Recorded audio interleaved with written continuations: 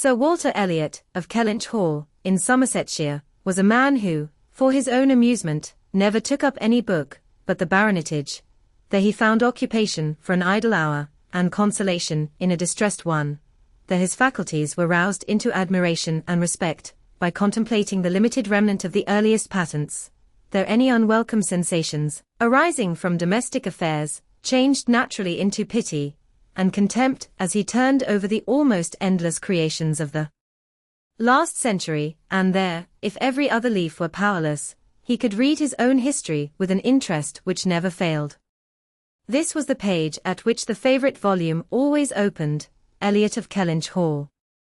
Walter Elliot, born March 1, 1760, married, July 15, 1784, Elizabeth, daughter of James Stevenson, Esquire of South Park, in the county of Gloucester, by which lady, who died 1800, he has issue Elizabeth, born June 1, 1785, Anne, born August 9, 1787, a stillborn son, November 5, 1789, Mary, born November 20, 1791. Precisely such had the paragraph originally stood from the printer's hands, but Sir Walter had improved it by adding, for the information of himself and his family, these words: after the date of Mary's birth, married, December 16, 1810, Charles, son and heir of Charles Musgrove, Esquire of Uppercross, in the county of Somerset, and by inserting most accurately the day of the month on which he had lost his wife. Then followed the history and rise of the ancient and respectable family, in the usual terms: how it had been first settled in Cheshire, how mentioned in Dugdale, serving the office of High Sheriff, representing a borough in 3 successive parliaments, exertions of loyalty and dignity of baronet, in the first year of Charles II, with all the Marys and Elizabeths they had married, forming altogether 2 handsome duodecimo pages, and concluding with the arms and motto, principal seat, Kellynch Hall, in the county of Somerset, and Sir Walter's handwriting again in this finale, heir presumptive, William Walter Elliot, Esquire, great-grandson of the second Sir Walter. Vanity was the beginning and the end of Sir Walter Elliot's character, vanity of person and of situation. He had been remarkably handsome in his youth, and at 54, was still a very fine man. Few women could think more of their personal appearance than he did, nor could the valet of any new-made lord be more delighted with the place he held in society. He considered the blessing of beauty as inferior only to the blessing of a baronetcy, and the Sir Walter Elliot, who united these gifts, was the constant object of his warmest respect and devotion. His good looks and his rank had one fair claim on his attachment, since to them he must have owed a wife of very superior character, to anything deserved by his own. Lady Elliot had been an excellent woman, sensible and amiable, whose judgment and conduct, if they might be pardoned the youthful infatuation, which made her Lady Elliot, had never acquired indulgence afterwards. She had humoured, or softened, or concealed his failings, and promoted his real respectability for 17 years, and though not the very happiest being in the world herself, had found enough in her duties, her friends, and her children, to attach her to life, and make it no matter of indifference to her when she was called on to quit them. 3 girls, the 2 eldest 16 and 14, was an awful legacy for a mother to bequeath, an awful charge rather, to confide to the authority and guidance of a conceited, silly father.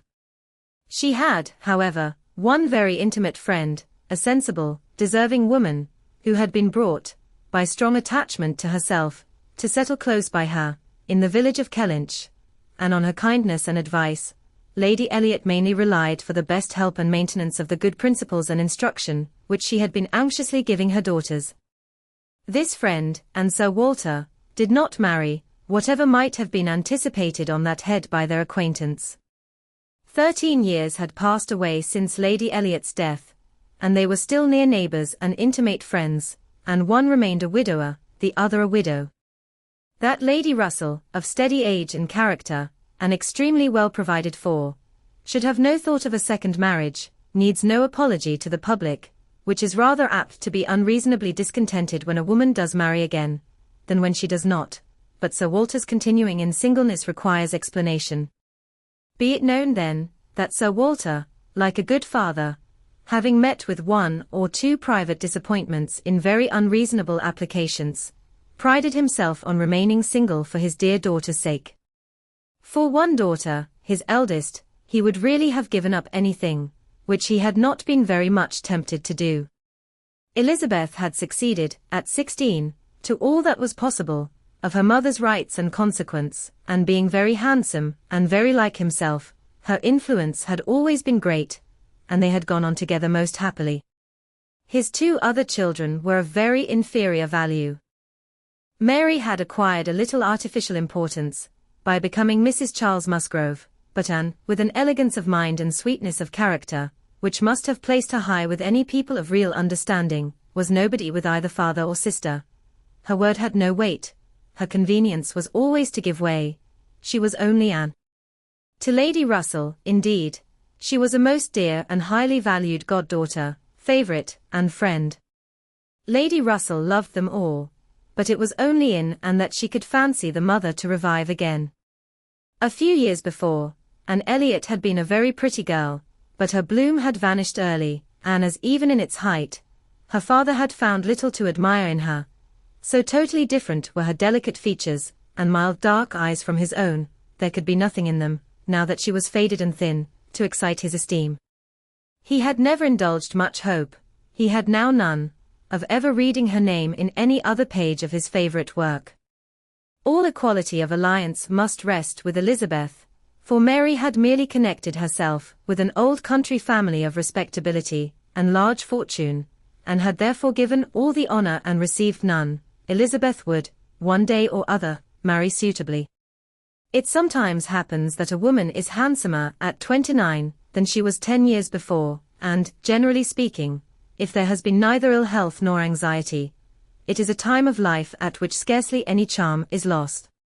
It was so with Elizabeth, still the same handsome Miss Elliot that she had begun to be 13 years ago, and Sir Walter might be excused, therefore, in forgetting her age, or at least, be deemed only half a fool, for thinking himself and Elizabeth as blooming as ever, amidst the wreck of the good looks of everybody else, for he could plainly see how old all the rest of his family and acquaintance were growing. Anne haggard, Mary coarse, every face in the neighbourhood worsting, and the rapid increase of the crow's foot about Lady Russell's temples had long been a distress to him. Elizabeth did not quite equal her father in personal contentment. 13 years had seen her mistress of Kellynch Hall, presiding and directing with a self-possession and decision which could never have given the idea of her being younger than she was.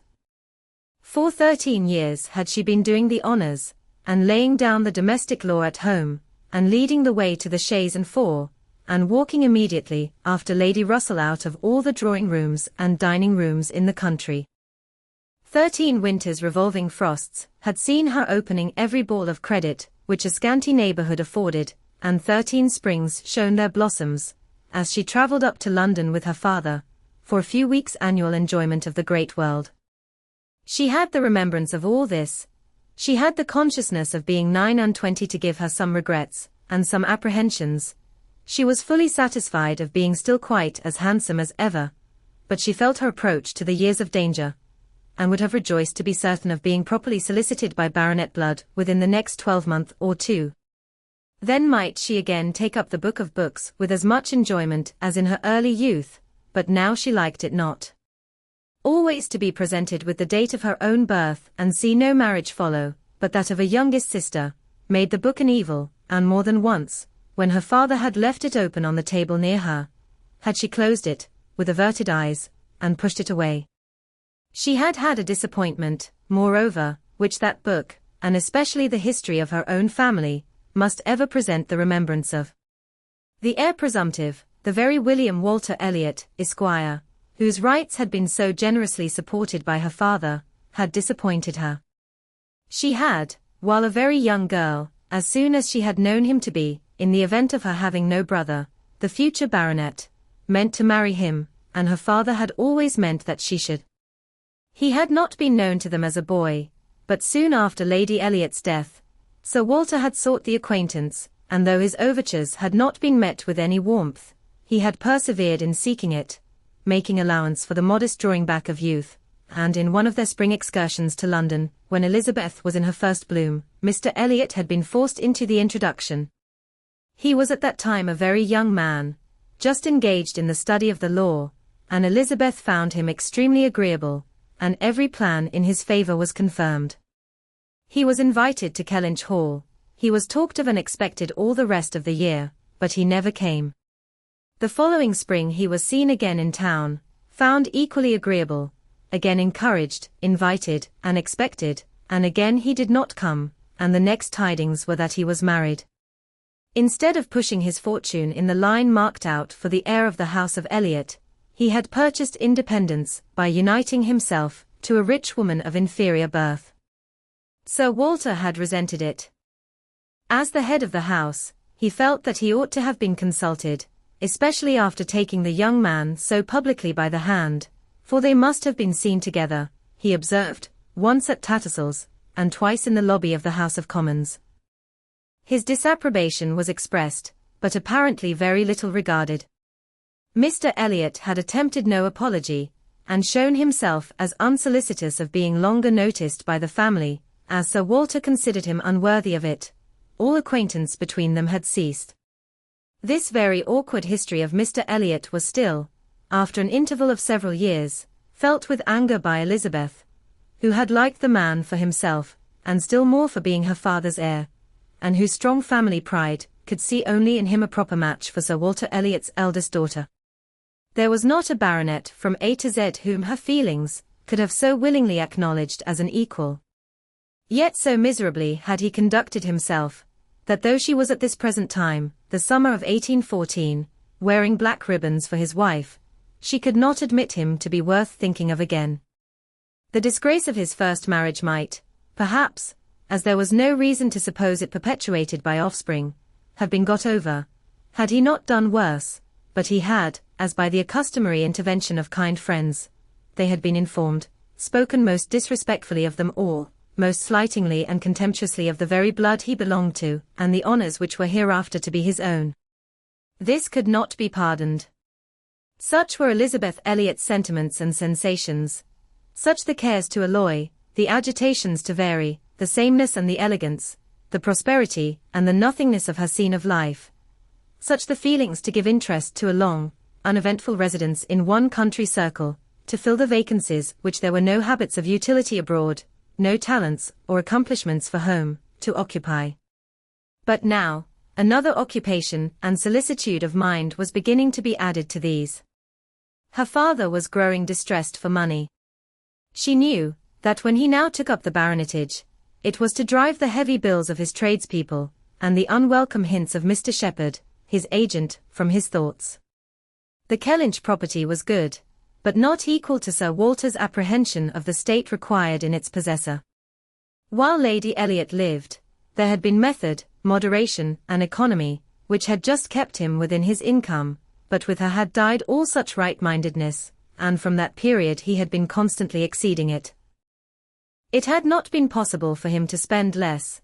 He had done nothing but what Sir Walter Elliot was imperiously called on to do, but blameless as he was not only growing dreadfully in debt, but was hearing of it so often, that it became vain to attempt concealing it longer, even partially, from his daughter. He had given her some hints of it the last spring in town. He had gone so far even as to say, "Can we retrench? Does it occur to you that there is any one article in which we can retrench?" And Elizabeth, to do her justice, had, in the first ardour of female alarm, set seriously to think what could be done, and had finally proposed these two branches of economy, to cut off some unnecessary charities, and to refrain from new furnishing the drawing-room, to which expedients she afterwards added the happy thought of their taking no present down to Anne, as had been the usual yearly custom. But these measures, however good in themselves, were insufficient for the real extent of the evil, the whole of which Sir Walter found himself obliged to confess to her soon afterwards. Elizabeth had nothing to propose of deeper efficacy. She felt herself ill-used and unfortunate, as did her father, and they were neither of them able to devise any means of lessening their expenses, without compromising their dignity, or relinquishing their comforts in a way not to be borne. There was only a small part of his estate that Sir Walter could dispose of, but had every acre been alienable, it would have made no difference. He had condescended to mortgage as far as he had the power, but he would never condescend to sell. No, he would never disgrace his name so far. The Kellynch estate should be transmitted whole and entire, as he had received it. Their two confidential friends, Mr. Shepherd, who lived in the neighbouring market town, and Lady Russell, were called on to advise them, and both father and daughter seemed to expect that something should be struck out by one or the other to remove their embarrassments and reduce their expenditure, without involving the loss of any indulgence of taste or pride. Chapter 2. Mr. Shepherd, a civil, cautious lawyer, who, whatever might be his hold or his views on Sir Walter, would rather have the disagreeable prompted by anybody else, excused himself from offering the slightest hint, and only begged leave to recommend an implicit reference to the excellent judgment of Lady Russell, from whose known good sense he fully expected to have just such resolute measures advised as he meant to see finally adopted. Lady Russell was most anxiously zealous on the subject, and gave it much serious consideration. She was a woman rather of sound than of quick abilities, whose difficulties in coming to any decision in this instance were great, from the opposition of two leading principles. She was of strict integrity herself, with a delicate sense of honor, but she was as desirous of saving Sir Walter's feelings, as solicitous for the credit of the family, as aristocratic in her ideas of what was due to them, as anybody of sense and honesty could well be. She was a benevolent, charitable, good woman, and capable of strong attachments, most correct in her conduct, strict in her notions of decorum, and with manners that were held a standard of good breeding. She had a cultivated mind, and was, generally speaking, rational and consistent, but she had prejudices on the side of ancestry. She had a value for rank and consequence, which blinded her a little to the faults of those who possessed them. Herself the widow of only a knight, she gave the dignity of a baronet all its due, and Sir Walter, independent of his claims as an old acquaintance, an attentive neighbour, an obliging landlord, the husband of her very dear friend, the father of Anne and her sisters, was, as being Sir Walter, in her apprehension, entitled to a great deal of compassion and consideration under his present difficulties. They must retrench, that did not admit of a doubt. But she was very anxious to have it done, with the least possible pain to him and Elizabeth. She drew up plans of economy, she made exact calculations, and she did what nobody else thought of doing. She consulted Anne, who never seemed considered by the others as having any interest in the question. She consulted, and in a degree was influenced by her in marking out the scheme of retrenchment, which was at last submitted to Sir Walter. Every emendation of Anne's had been on the side of honesty against importance. She wanted more vigorous measures, a more complete reformation, a quicker release from debt, a much higher tone of indifference for everything but justice and equity. "If we can persuade your father to all this," said Lady Russell, looking over her paper, "much may be done.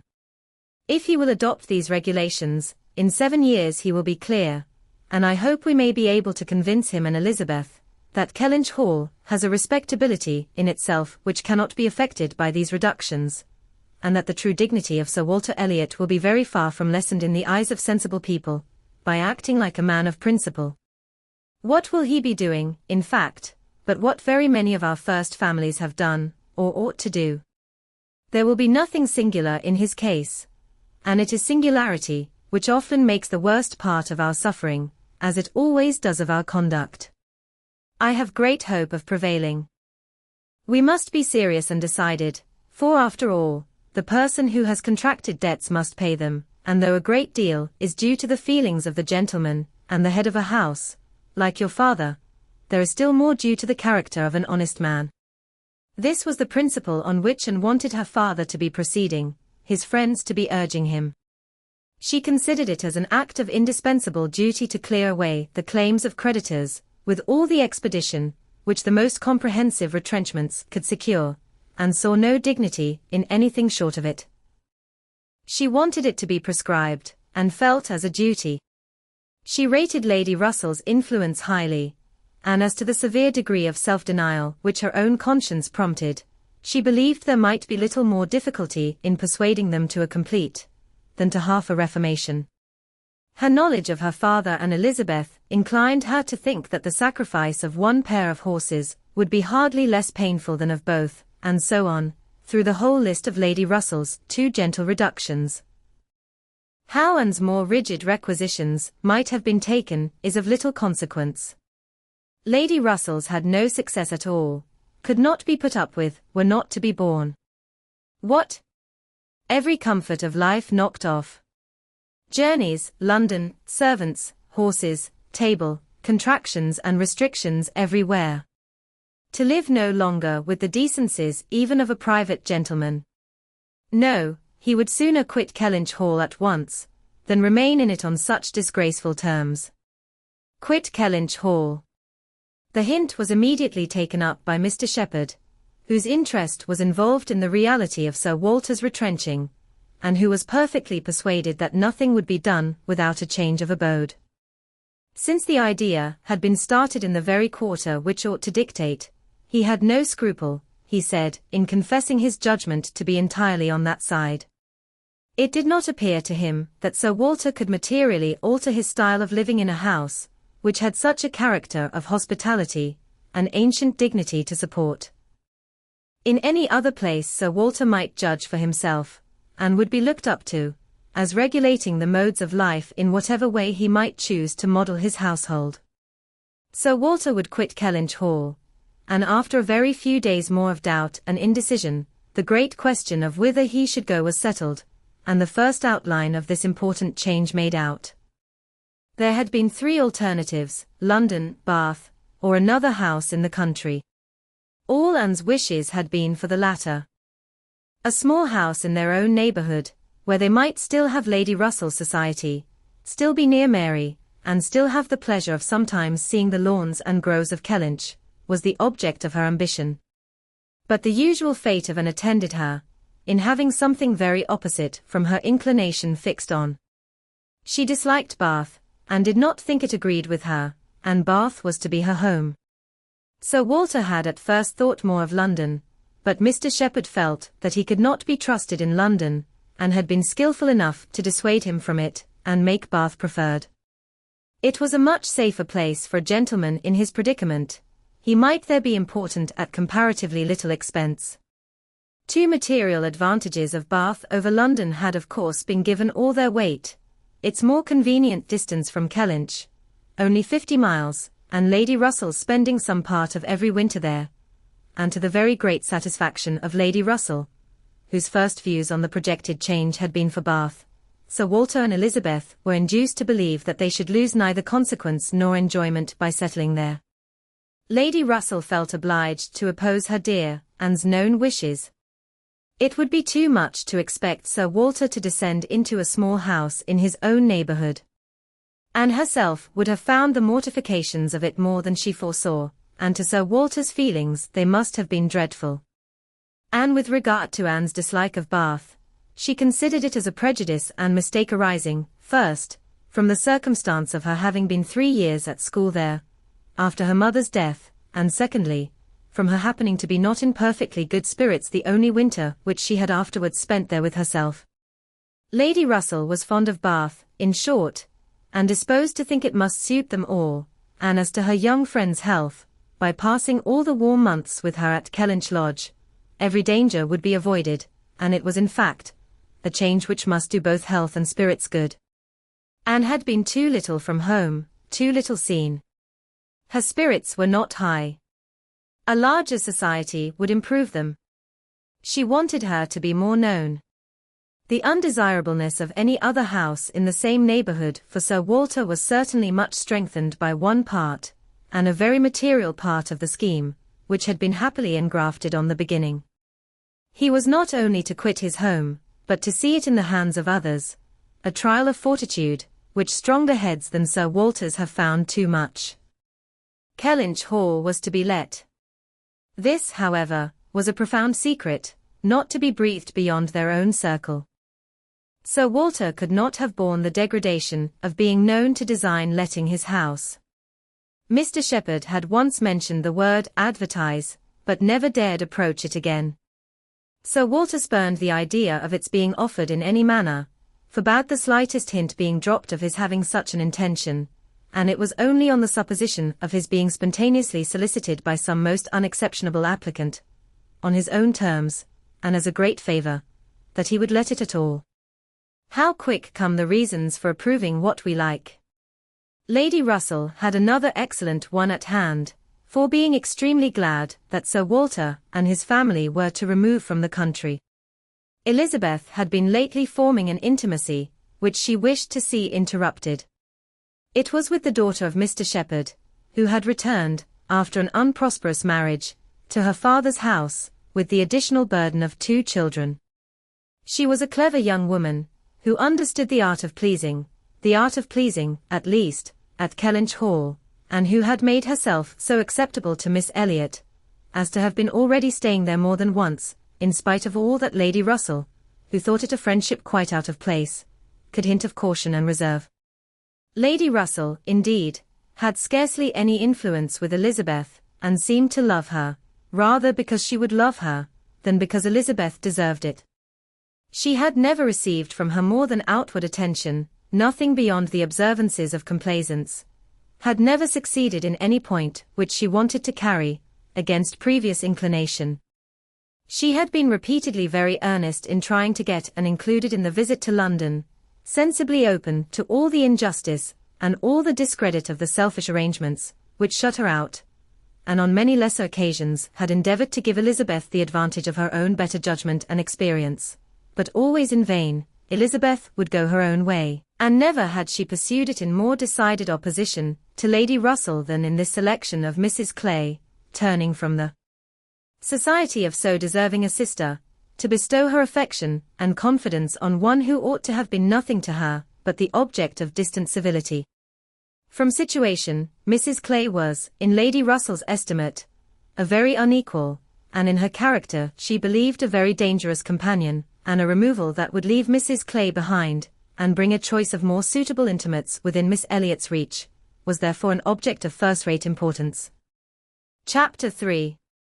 I must take leave to observe, Sir Walter, said Mr. Shepherd one morning at Kellynch Hall, as he laid down the newspaper, that the present juncture is much in our favour.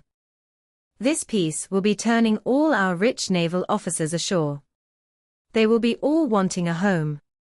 Could not be a better time, Sir Walter, for having a choice of tenants, very responsible tenants. Many a noble fortune has been made during the war. If a rich admiral were to come in our way, Sir Walter, he would be a very lucky man. Shepherd, replied Sir Walter, that's all I have to remark. A prize indeed would Kellynch Hall be to him, rather the greatest prize of all, let him have taken ever so many before. Hey, Shepherd? Mr. Shepherd laughed, as he knew he must, at this wit, and then added, I presume to observe, Sir Walter, that, in the way of business, gentlemen of the navy are well to deal with. I have had a little knowledge of their methods of doing business, and I am free to confess that they have very liberal notions, and are as likely to make desirable tenants, as any set of people one should meet with. Therefore, Sir Walter, what I would take leave to suggest is, that if in consequence of any rumours getting abroad of your intention, which must be contemplated as a possible thing, because we know how difficult it is to keep the actions and designs of one part of the world from the notice and curiosity of the other, consequence has its tax. I, John Shepherd, might conceal any family matters that I chose, for nobody would think it worth their while to observe me, but Sir Walter Elliot has eyes upon him which it may be very difficult to elude, and therefore, thus much I venture upon, that it will not greatly surprise me if, with all our caution, some rumour of the truth should get abroad, in the supposition of which, as I was going to observe, since applications will unquestionably follow, I should think any from our wealthy naval commanders particularly worth attending to, and beg leave to add, that 2 hours will bring me over at any time, to save you the trouble of replying. Sir Walter only nodded.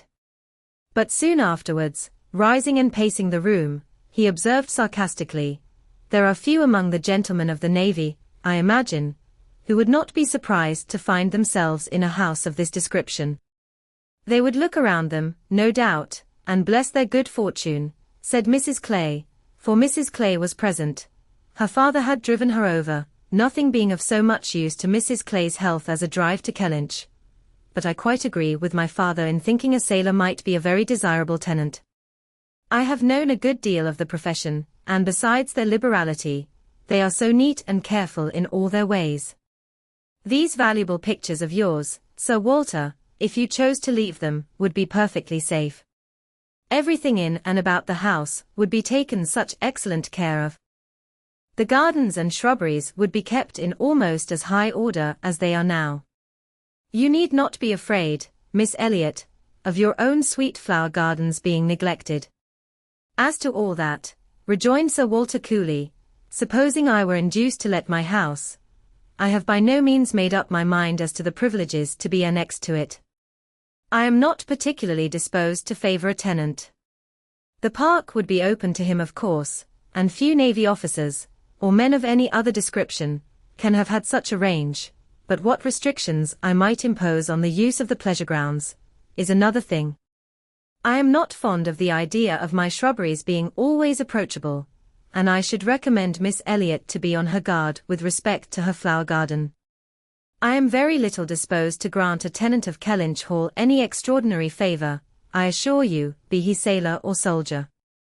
After a short pause, Mr. Shepherd presumed to say, in all these cases, there are established usages, which make everything plain and easy between landlord and tenant. Your interest, Sir Walter, is in pretty safe hands. Depend upon me for taking care that no tenant has more than his just rights. I venture to hint, that Sir Walter Elliot cannot be half so jealous for his own, as John Shepherd will be for him. Here and spoke, the Navy, I think, who have done so much for us, have at least an equal claim with any other set of men, for all the comforts and all the privileges which any home can give. Sailors work hard enough for their comforts, we must all allow. Very true, very true. What Miss Anne says, is very true, was Mr. Shepherd's rejoinder, and oh, certainly, was his daughter's, but Sir Walter's remark was, soon afterwards, the profession has its utility, but I should be sorry to see any friend of mine belonging to it.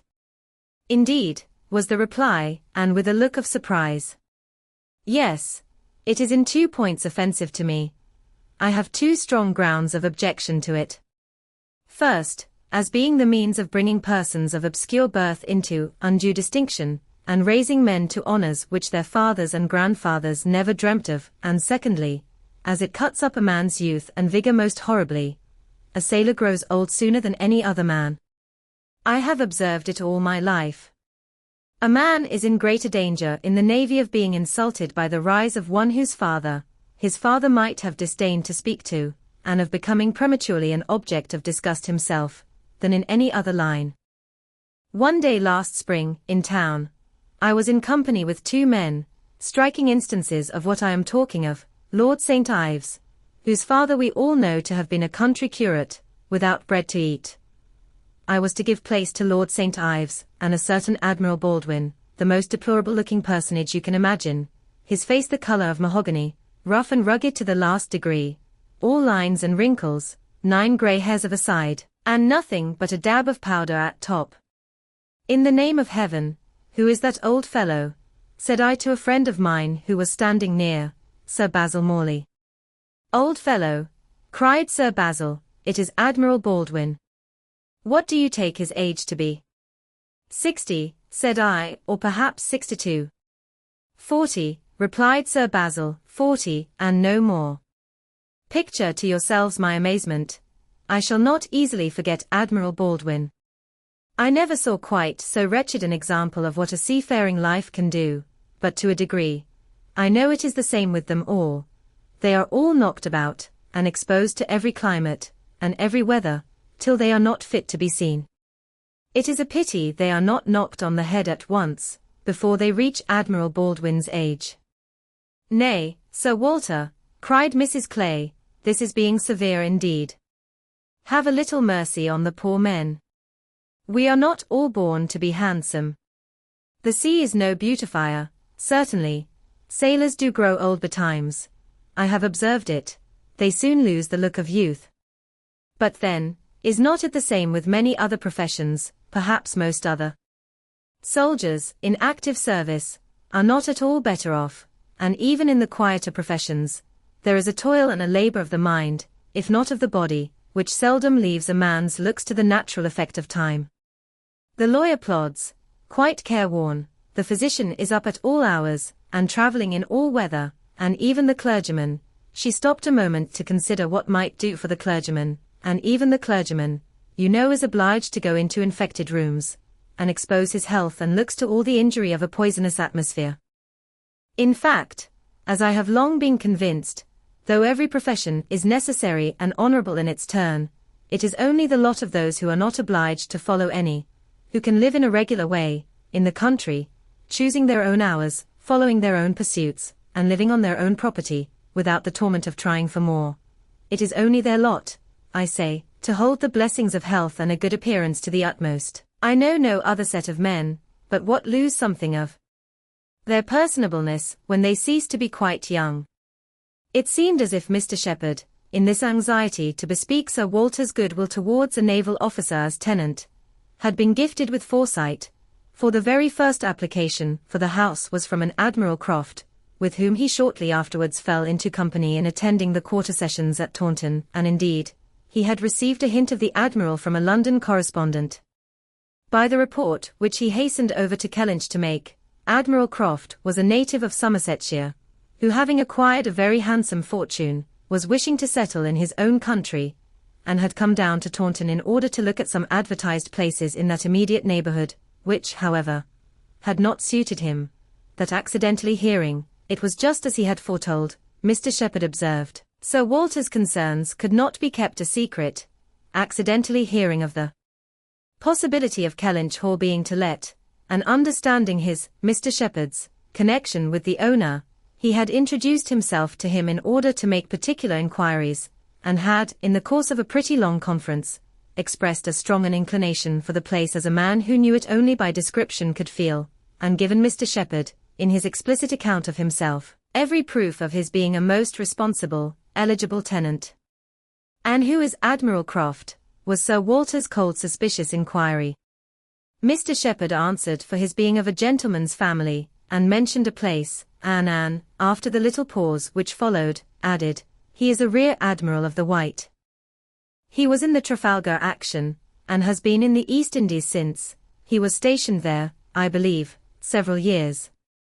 "Then I take it for granted," observed Sir Walter, "that his face is about as orange as the cuffs and capes of my livery." Mr. Shepherd hastened to assure him that Admiral Croft was a very hale, hearty, well-looking man, a little weather-beaten, to be sure, but not much, and quite the gentleman in all his notions and behaviour, not likely to make the smallest difficulty about terms, only wanted a comfortable home, and to get into it as soon as possible, knew he must pay for his convenience, knew what rent a ready-furnished house of that consequence might fetch, should not have been surprised if Sir Walter had asked more, had inquired about the manor, would be glad of the deputation, certainly, but made no great point of it, said he sometimes took out a gun, but never killed, quite the gentleman. Mr. Shepherd was eloquent on the subject, pointing out all the circumstances of the Admiral's family, which made him peculiarly desirable as a tenant.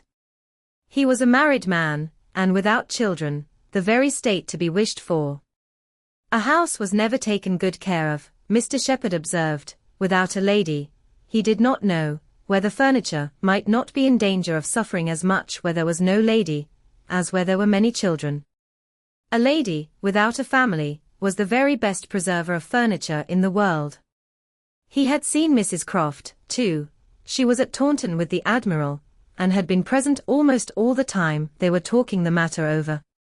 And a very well-spoken, genteel, shrewd lady, she seemed to be, continued he, asked more questions about the house, and terms, and taxes, than the Admiral himself, and seemed more conversant with business, and moreover, Sir Walter, I found she was not quite unconnected in this country, any more than her husband. That is to say, she is sister to a gentleman who did live amongst us once, she told me so herself, sister to the gentleman who lived a few years back at Monkford. Bless me! What was his name? At this moment I cannot recollect his name, though I have heard it so lately. Penelope, my dear, Can you help me to the name of the gentleman who lived at Monkford, Mrs. Croft's brother?" But Mrs. Clay was talking so eagerly with Miss Elliot that she did not hear the appeal. "I have no conception whom you can mean, Shepherd. I remember no gentleman resident at Monkford since the time of old Governor Trent." "Bless me! How very odd. I shall forget my own name soon, I suppose. A name that I am so very well acquainted with, knew the gentleman so well by sight, seen him 100 times, came to consult me once, I remember, about a trespass of one of his neighbors, farmer's man breaking into his orchard, wall torn down, apples stolen, caught in the fact, and afterwards, contrary to my judgment, submitted to an amicable compromise." "Very odd indeed." After waiting another moment, "You mean Mr. Wentworth, I suppose," said Anne. Mr. Shepherd was all gratitude. Wentworth was the very name. Mr. Wentworth was the very man. He had the curacy of Monkford, you know, Sir Walter, some time back, for 2 or 3 years. Came there about the year 5, I take it. You remember him, I am sure. Wentworth. Oh. Mr. Wentworth, the curate of Monkford. You misled me by the term gentleman. I thought you were speaking of some man of property. Mr. Wentworth was nobody, I remember, quite unconnected, nothing to do with the Strafford family. One wonders how the names of many of our nobility become so common."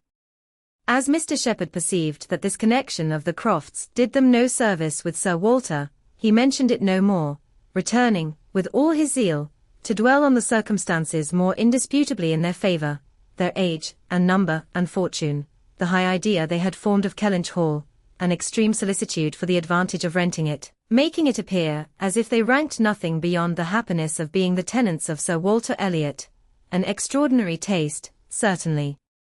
Could they have been supposed in the secret of Sir Walter's estimate of the dues of a tenant?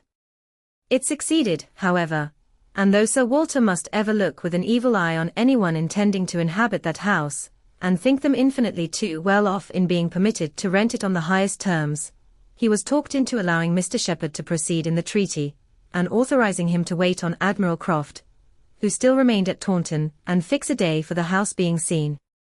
Sir Walter was not very wise, but still he had experience enough of the world to feel that a more unobjectionable tenant, in all essentials, than Admiral Croft bid fair to be, could hardly offer.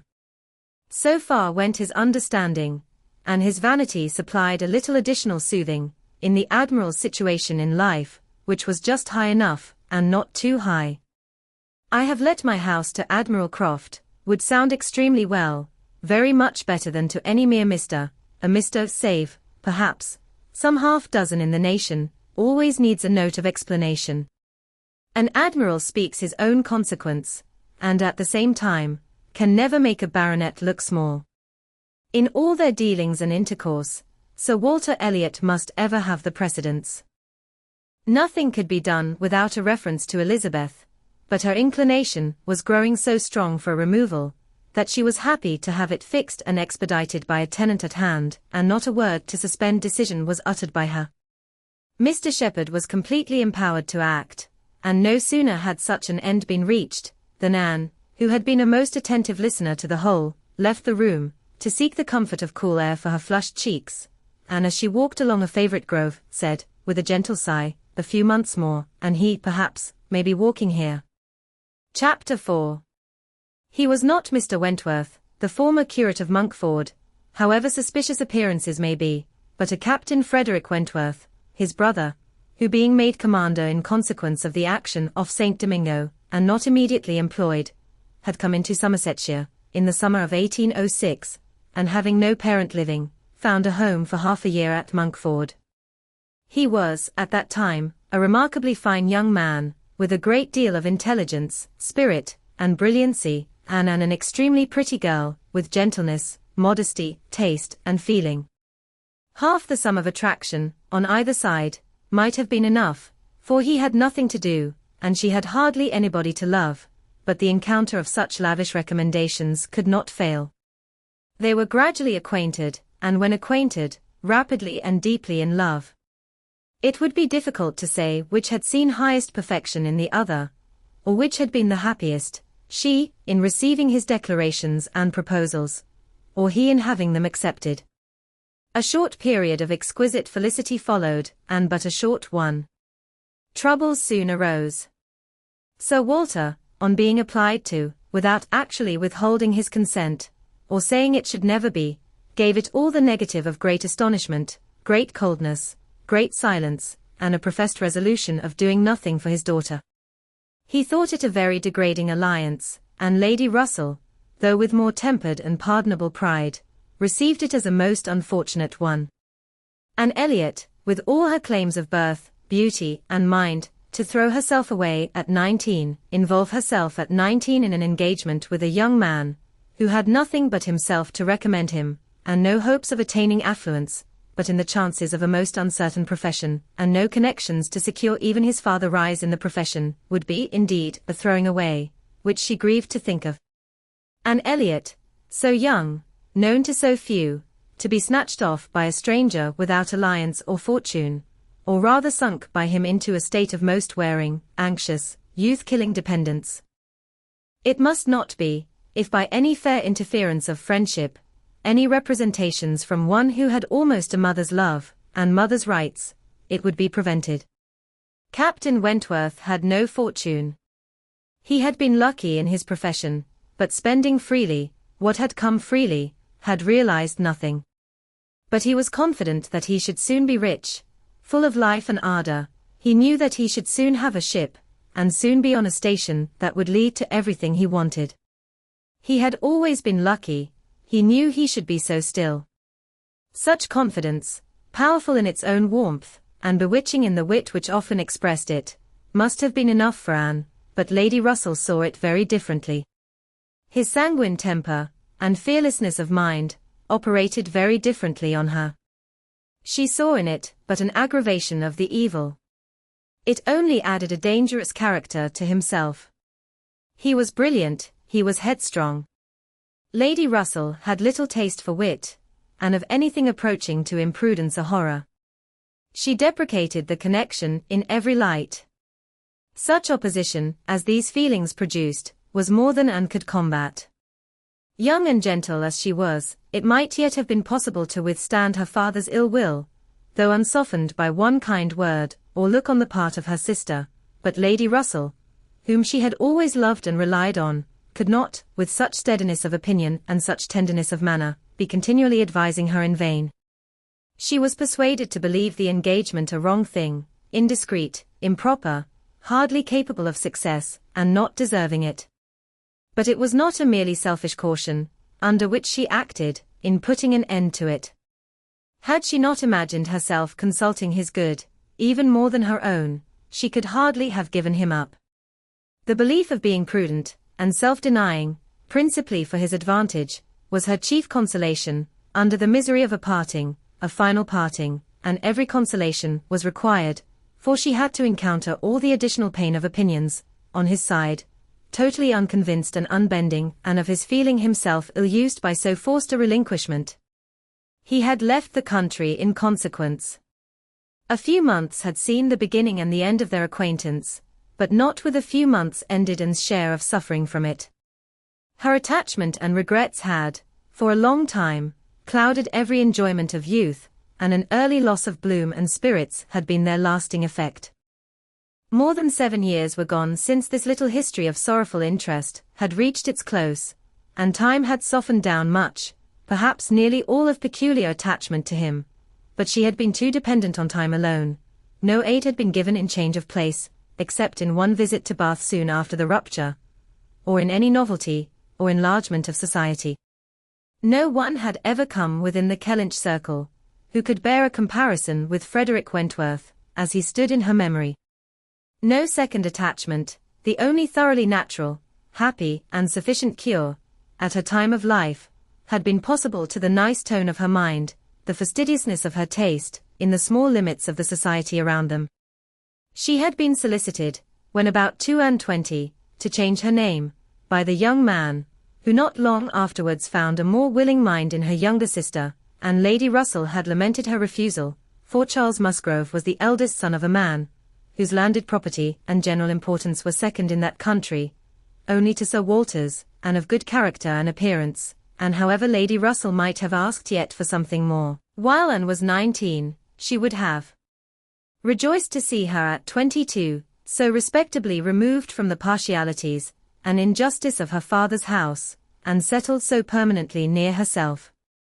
But in this case, Anne had left nothing for advice to do, and though Lady Russell, as satisfied as ever with her own discretion, never wished the past undone, she began now to have the anxiety which borders on hopelessness for Anne's being tempted, by some man of talents and independence, to enter a state for which she held her to be peculiarly fitted by her warm affections and domestic habits. They knew not each other's opinion, either its constancy, or its change, on the one leading point of Anne's conduct, for the subject was never alluded to, but Anne, at 27, thought very differently from what she had been made to think at 19. She did not blame Lady Russell, she did not blame herself for having been guided by her, but she felt that were any young person, in similar circumstances, to apply to her for counsel, they would never receive any of such certain immediate wretchedness, such uncertain future good. She was persuaded that under every disadvantage of disapprobation at home, and every anxiety attending his profession, all their probable fears, delays, and disappointments, she should yet have been a happier woman in maintaining the engagement, than she had been in the sacrifice of it, and this, she fully believed, had the usual share, had even more than the usual share of all such solicitudes and suspense been theirs, without reference to the actual results of their case, which, as it happened, would have bestowed earlier prosperity than could be reasonably calculated on. All his sanguine expectations, all his confidence had been justified. His genius and ardor had seemed to foresee, and to command his prosperous path. He had, very soon after their engagement ceased, got employ, and all that he had told her would follow, had taken place. He had distinguished himself, and early gained the other step in rank, and must now, by successive captures, have made a handsome fortune. She had only navy lists and newspapers for her authority, but she could not doubt his being rich, and in favor of his constancy, she had no reason to believe him married. How eloquent could an Elliot have been? How eloquent, at least, were her wishes on the side of early warm attachment, and a cheerful confidence in futurity, against that over-anxious caution, which seems to insult exertion, and distrust Providence. She had been forced into prudence in her youth, she learned romance as she grew older, the natural sequel of an unnatural beginning. With all these circumstances, recollections and feelings, she could not hear that Captain Wentworth's sister was likely to live at Kellynch without a revival of former pain, and many a stroll, and many a sigh, were necessary to dispel the agitation of the idea. She often told herself it was folly, before she could harden her nerves sufficiently to feel the continual discussion of the Crofts, and their business no evil. She was assisted, however, by that perfect indifference and apparent unconsciousness, among the only three of her own friends in the secret of the past, which seemed almost to deny any recollection of it. She could do justice to the superiority of Lady Russell's motives in this, over those of her father and Elizabeth. She could honor all the better feelings of her calmness, but the general air of oblivion among them was highly important from whatever it sprung. And in the event of Admiral Croft's really taking Kellynch Hall, she rejoiced anew over the conviction, which had always been most grateful to her, of the past being known to those three only among her connections, by whom no syllable, she believed, would ever be whispered, and in the trust that among his, the brother only with whom he had been residing, had received any information of their short-lived engagement. That brother had been long removed from the country, and being a sensible man, and, moreover, a single man at the time, she had a fond dependence on no human creatures having heard of it from him. The sister, Mrs. Croft, had then been out of England, accompanying her husband on a foreign station, and her own sister, Mary, had been at school while it all occurred, and never admitted by the pride of some, and the delicacy of others, to the smallest knowledge of it afterwards. With these supports, she hoped that the acquaintance between herself and the Crofts, which, with Lady Russell, still resident in Kellynch, and Mary fixed only 3 miles off, must be anticipated, need not involve any particular awkwardness. Chapter 5.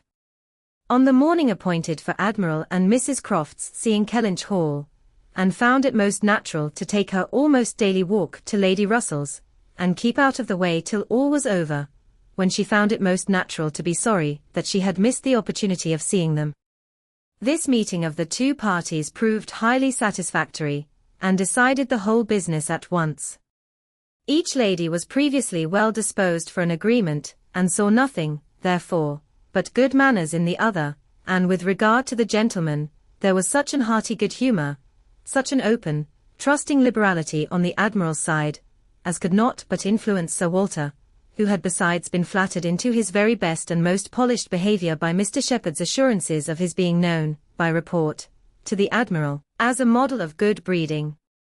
The house and grounds and furniture were approved, the Crofts were approved, terms, time, everything, and everybody, was right, and Mr. Shepherd's clerks were set to work, without there having been a single preliminary difference to modify of all that this indenture sheweth. Sir Walter, without hesitation, declared the Admiral to be the best-looking sailor he had ever met with, and went so far as to say, that if his own man might have had the arranging of his hair, he should not be ashamed of being seen with him anywhere, and the Admiral, with sympathetic cordiality, observed to his wife as they drove back through the park, "I thought we should soon come to a deal, my dear, in spite of what they told us at Taunton. The Baronet will never set the Thames on fire, but there seems to be no harm in him." Reciprocal compliments, which would have been esteemed about equal. The Crofts were to have possession at Michaelmas, and as Sir Walter proposed removing to Bath in the course of the preceding month, there was no time to be lost in making every dependent arrangement. Lady Russell, convinced that Anne would not be allowed to be of any use, or any importance, in the choice of the house which they were going to secure, was very unwilling to have her hurried away so soon, and wanted to make it possible for her to stay behind till she might convey her to Bath herself after Christmas. But having engagements of her own which must take her from Kellynch for several weeks, she was unable to give the full invitation she wished, and though dreading the possible heats of September in all the white glare of Bath, and grieving to forego all the influence so sweet and so sad of the autumnal months in the country, did not think that, everything considered, she wished to remain. It would be most right, and most wise, and therefore must involve least suffering to go with the others. Something occurred, however, to give her a different duty. Mary, often a little unwell, and always thinking a great deal of her own complaints, and always in the habit of claiming and when anything was the matter, was indisposed, and foreseeing that she should not have a day's health all the autumn, entreated, or rather required her, for it was hardly entreaty, to come to Uppercross Cottage, and bear her company as long as she should want her, instead of going to Bath.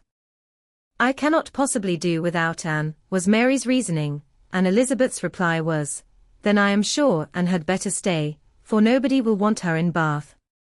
To be claimed as a good, though in an improper style, is at least better than being rejected as no good at all, and Anne, glad to be thought of some use, glad to have anything marked out as a duty, and certainly not sorry to have the scene of it in the country, and her own dear country, readily agreed to stay." This invitation of Mary's removed all Lady Russell's difficulties, and it was consequently soon settled that Anne should not go to Bath till Lady Russell took her, and that all the intervening time should be divided between Uppercross Cottage and Kellynch Lodge. So far all was perfectly right, but Lady Russell was almost startled by the wrong of one part of the Kellynch Hall plan, when it burst on her, which was Mrs. Clay's being engaged to go to Bath with Sir Walter and Elizabeth, as a most important and valuable assistant to the latter in all the business before her.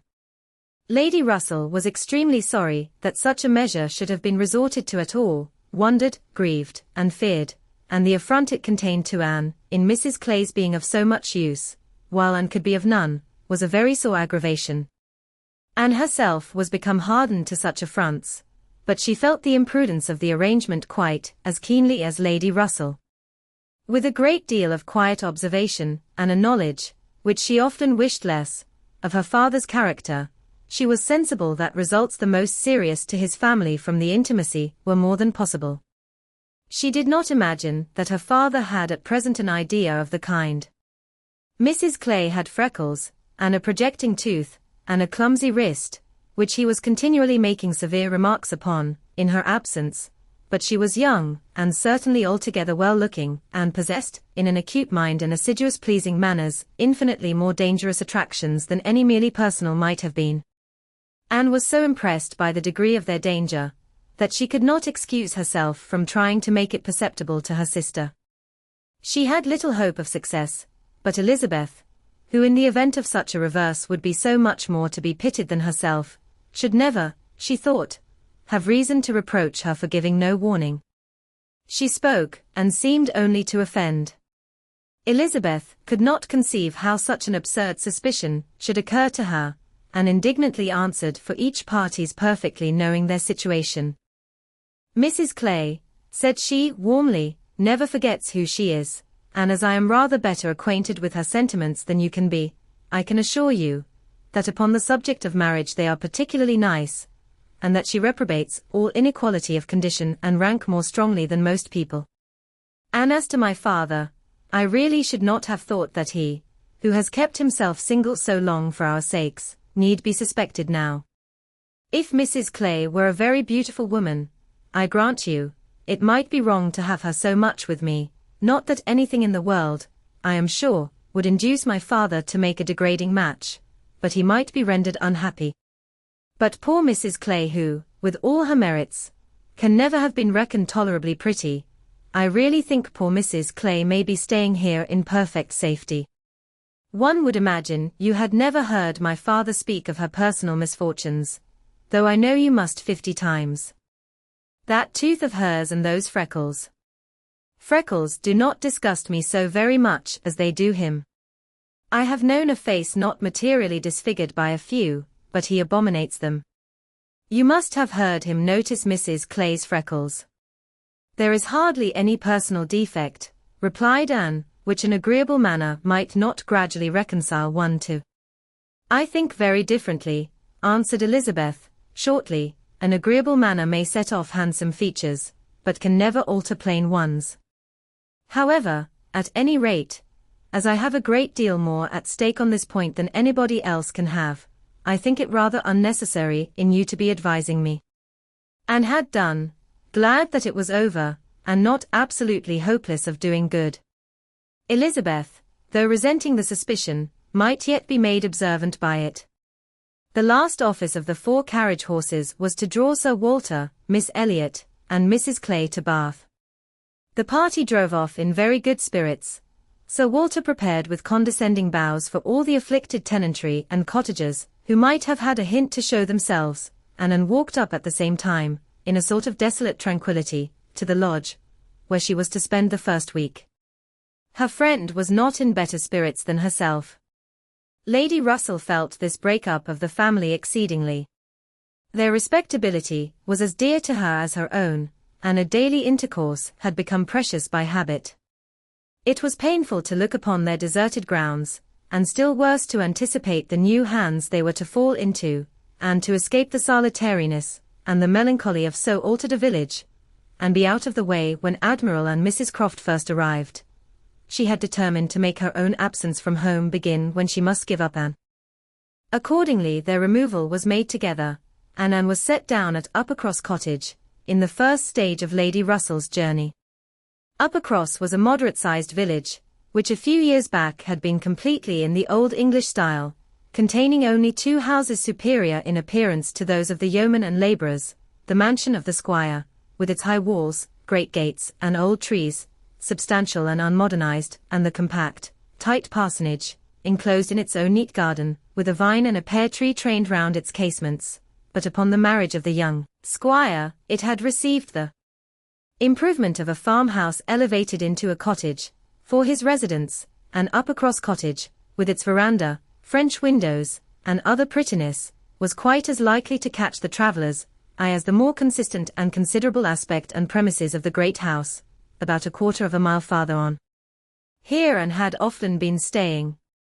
She knew the ways of Uppercross, as well as those of Kellynch. The 2 families were so continually meeting, so much in the habit of running in and out of each other's house at all hours, that it was rather a surprise to her to find Mary alone, but being alone, her being unwell and out of spirits was almost a matter of course. Though better endowed than the elder sister, Mary had not an understanding nor temper. While well and happy, and properly attended to, she had great good humor and excellent spirits, but any indisposition sunk her completely. She had no resources for solitude, and inheriting a considerable share of the Elliot self-importance, was very prone to add to every other distress that of fancying herself neglected and ill-used. In person, she was inferior to both sisters, and had, even in her bloom, only reached the dignity of being a fine girl. She was now lying on the faded sofa of the pretty little drawing-room, the once elegant furniture of which had been gradually growing shabby, under the influence of 4 summers and 2 children, and on Anne's appearing, greeted her with, "So, you are come at last. I began to think I should never see you. I am so ill I can hardly speak. I have not seen a creature the whole morning." "I am sorry to find you unwell," replied Anne. "You sent me such a good account of yourself on Thursday." "Yes, I made the best of it. I always do. But I was very far from well at the time, and I do not think I ever was so ill in my life as I have been all this morning, very unfit to be left alone, I am sure. Suppose I were to be seized of a sudden in some dreadful way, and not able to ring the bell. So, Lady Russell would not get out. I do not think she has been in this house 3 times this summer." Anne said what was proper, and inquired after her husband. "Oh, Charles is out shooting. I have not seen him since 7 o'clock. He would go, though I told him how ill I was.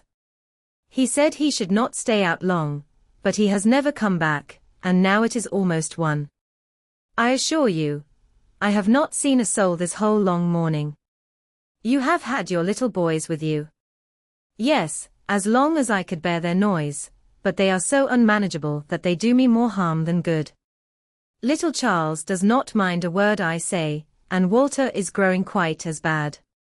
"Well, you will soon be better now," replied Anne, cheerfully. "You know I always cure you when I come. How are your neighbors at the great house?" "I can give you no account of them. I have not seen one of them today, except Mr. Musgrove, who just stopped and spoke through the window, but without getting off his horse, and though I told him how ill I was, not one of them have been near me. It did not happen to suit the Miss Musgroves, I suppose, and they never put themselves out of their way. You will see them yet, perhaps, before the morning is gone. It is early. I never want them, I assure you. They talk and laugh a great deal too much for me. Oh, Anne, I am so very unwell. It was quite unkind of you not to come on Thursday. My dear Mary, recollect what a comfortable account you sent me of yourself. You wrote in the cheerfulest manner, and said you were perfectly well, and in no hurry for me, and that being the case, you must be aware that my wish would be to remain with Lady Russell to the last, and besides what I felt on her account, I have really been so busy, have had so much to do, that I could not very conveniently have left Kellynch sooner. Dear me! What can you possibly have to do? A great many things, I assure you. More than I can recollect in a moment, but I can tell you some. I have been making a duplicate of the catalogue of my father's books and pictures. I have been several times in the garden with Mackenzie, trying to understand and make him understand which of Elizabeth's plants are for Lady Russell.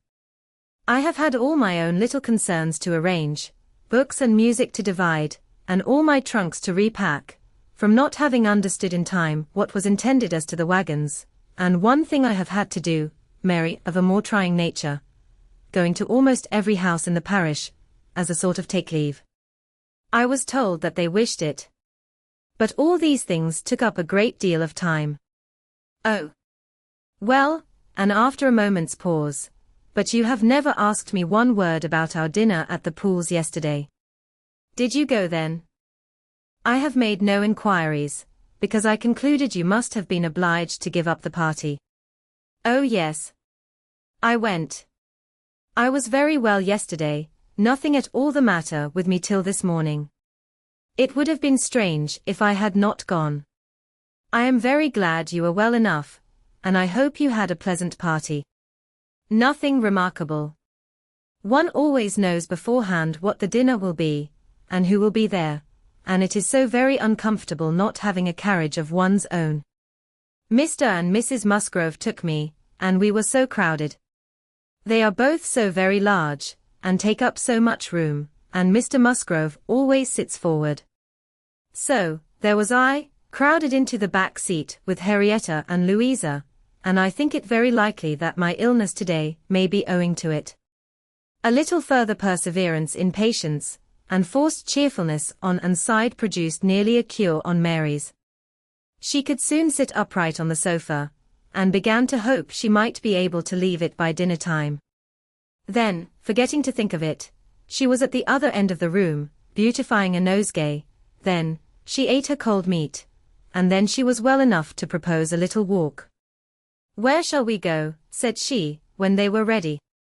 "I suppose you will not like to call at the great house, before they have been to see you." "I have not the smallest objection on that account," replied Anne. "I should never think of standing on such ceremony, with people I know so well as Mrs. and the Miss Musgroves." "Oh! But they ought to call upon you as soon as possible.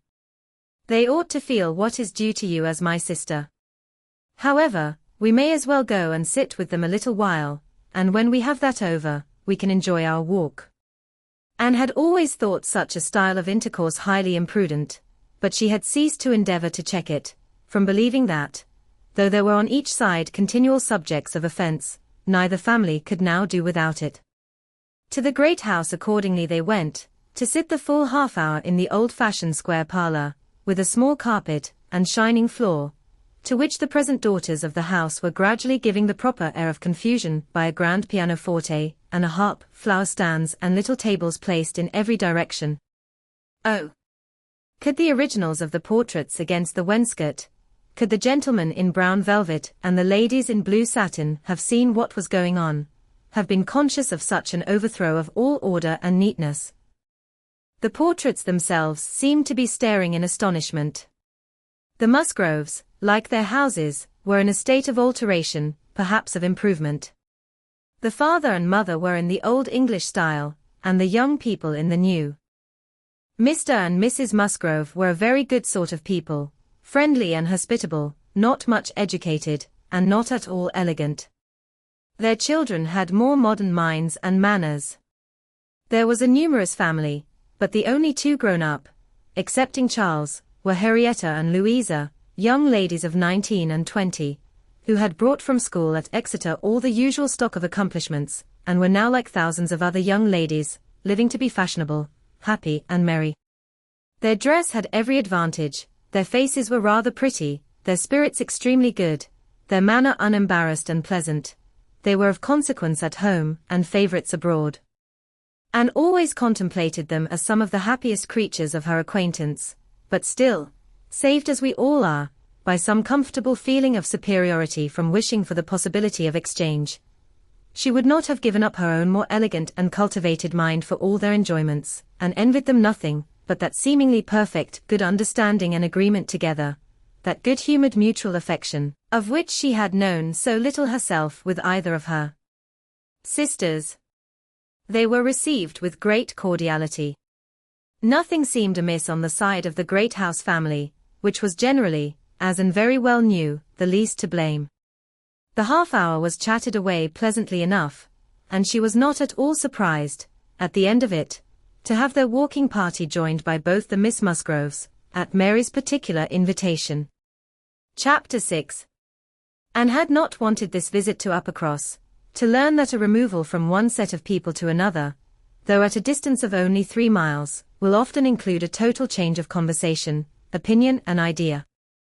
She had never been staying there before, without being struck by it, or without wishing that other Elliots could have her advantage in seeing how unknown, or unconsidered there, were the affairs which at Kellynch Hall were treated as of such general publicity and pervading interest.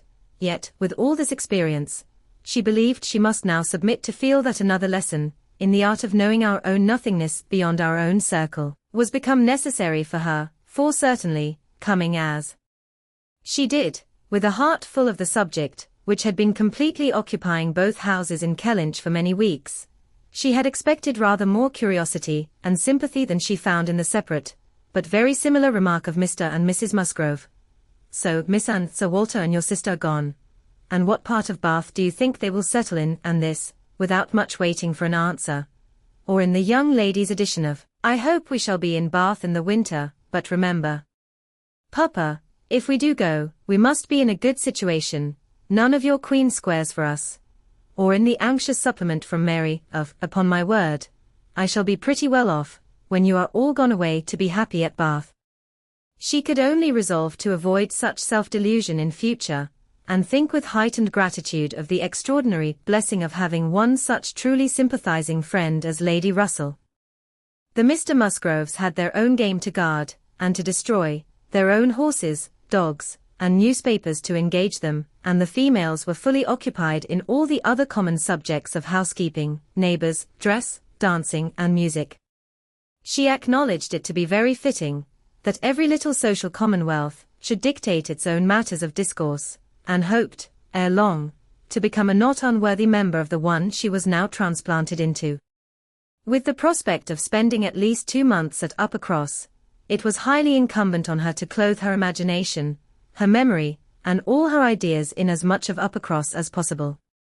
She had no dread of these 2 months. Mary was not so repulsive and unsisterly as Elizabeth, nor so inaccessible to all influence of hers, neither was there anything among the other component parts of the cottage inimical to comfort. She was always on friendly terms with her brother-in-law, and in the children, who loved her nearly as well, and respected her a great deal more than their mother, she had an object of interest, amusement, and wholesome exertion. Charles Musgrove was civil and agreeable, in sense and temper he was undoubtedly superior to his wife, but not of powers, or conversation, or grace, to make the past, as they were connected together, at all a dangerous contemplation, though, at the same time, and could believe, with Lady Russell, that a more equal match might have greatly improved him, and that a woman of real understanding might have given more consequence to his character, and more usefulness, rationality, and elegance to his habits and pursuits. As it was, he did nothing with much zeal, but sport, and his time was otherwise trifled away, without benefit from books or anything else. He had very good spirits, which never seemed much affected by his wife's occasional lowness, bore with her unreasonableness sometimes to Anne's admiration, and upon the whole, though there was very often a little disagreement, in which she had sometimes more share than she wished, being appealed to by both parties, they might pass for a happy couple. They were always perfectly agreed in the want of more money, and a strong inclination for a handsome present from his father, but here, as on most topics, he had the superiority, for while Mary thought it a great shame that such a present was not made, he always contended for his father's having many other uses for his money, and a right to spend it as he liked. As to the management of their children, his theory was much better than his wife's, and his practice not so bad.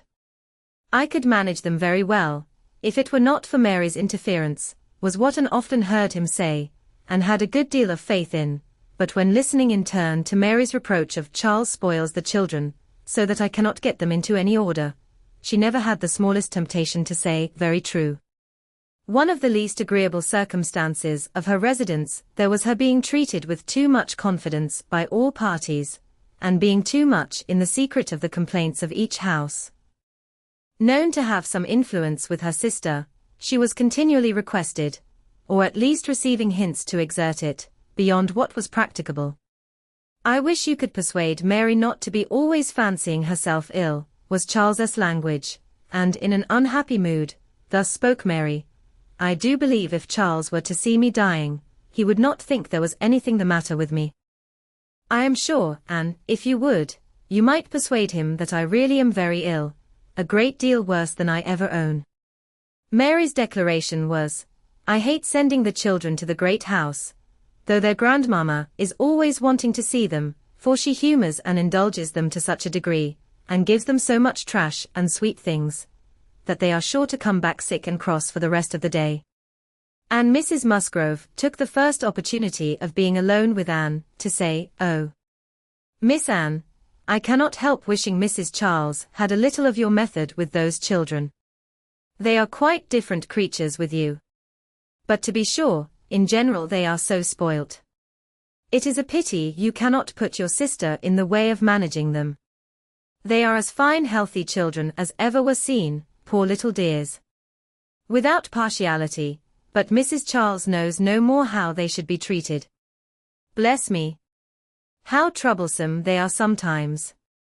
I assure you, Miss Anne, it prevents my wishing to see them at our house so often as I otherwise should. I believe Mrs. Charles is not quite pleased with my not inviting them oftener, but you know it is very bad to have children with one that one is obligated to be checking every moment. Don't do this, and don't do that. Or that one can only keep in tolerable order by more cake than is good for them. She had this communication, moreover, from Mary.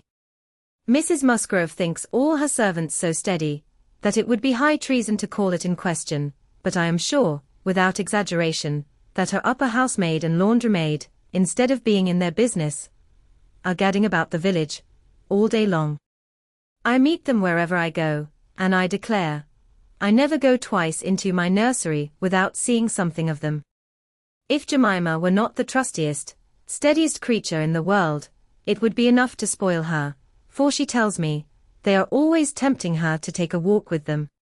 And on Mrs. Musgrove's side, it was, I make a rule of never interfering in any of my daughter-in-law's concerns, for I know it would not do, but I shall tell you, Miss Anne, because you may be able to set things to rights, that I have no very good opinion of Mrs. Charles's nursery-maid.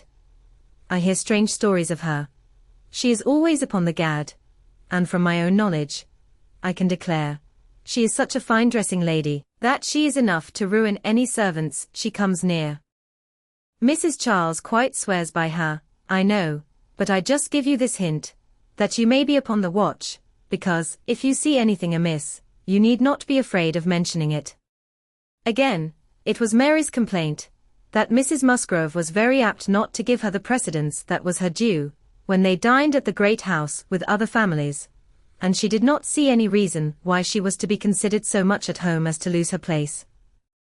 And one day when Anne was walking with only the Musgroves, one of them after talking of rank, people of rank, and jealousy of rank, said, I have no scruple of observing to you, how nonsensical some persons are about their place, because all the world knows how easy and indifferent you are about it. But I wish anybody could give Mary a hint that it would be a great deal better if she were not so very tenacious, especially if she would not be always putting herself forward to take place of Mamma. Nobody doubts her right to have precedence of Mamma, but it would be more becoming in her not to be always insisting on it. It is not that Mamma cares about it the least in the world, but I know it is taken notice of by many persons. How was Anne to set all these matters to rights? She could do little more than listen patiently, soften every grievance, and excuse each to the other, give them all hints of the forbearance necessary between such near neighbors, and make those hints broadest which were meant for her sister's benefit. In all other respects, her visit began and proceeded very well. Her own spirits improved by change of place and subject, by being removed 3 miles from Kellynch. Mary's ailments lessened by having a constant companion, and their daily intercourse with the other family, since there was neither superior affection, confidence, nor employment in the cottage, to be interrupted by it, was rather an advantage. It was certainly carried nearly as far as possible, for they met every morning, and hardly ever spent an evening asunder, but she believed they should not have done so well without the sight of Mr. and Mrs. Musgrove's respectable forms in the usual places, or without the talking, laughing, and singing of their daughters. She played a great deal better than either of the Miss Musgroves, but having no voice, no knowledge of the harp, and no fond parents, to sit by and fancy themselves delighted, her performance was little thought of, only out of civility, or to refresh the others, as she was well aware. She knew that when she played she was giving pleasure only to herself, but this was no new sensation. Excepting one short period of her life, she had never, since the age of 14, never since the loss of her dear mother, known the happiness of being listened to, or encouraged by any just appreciation, or real taste.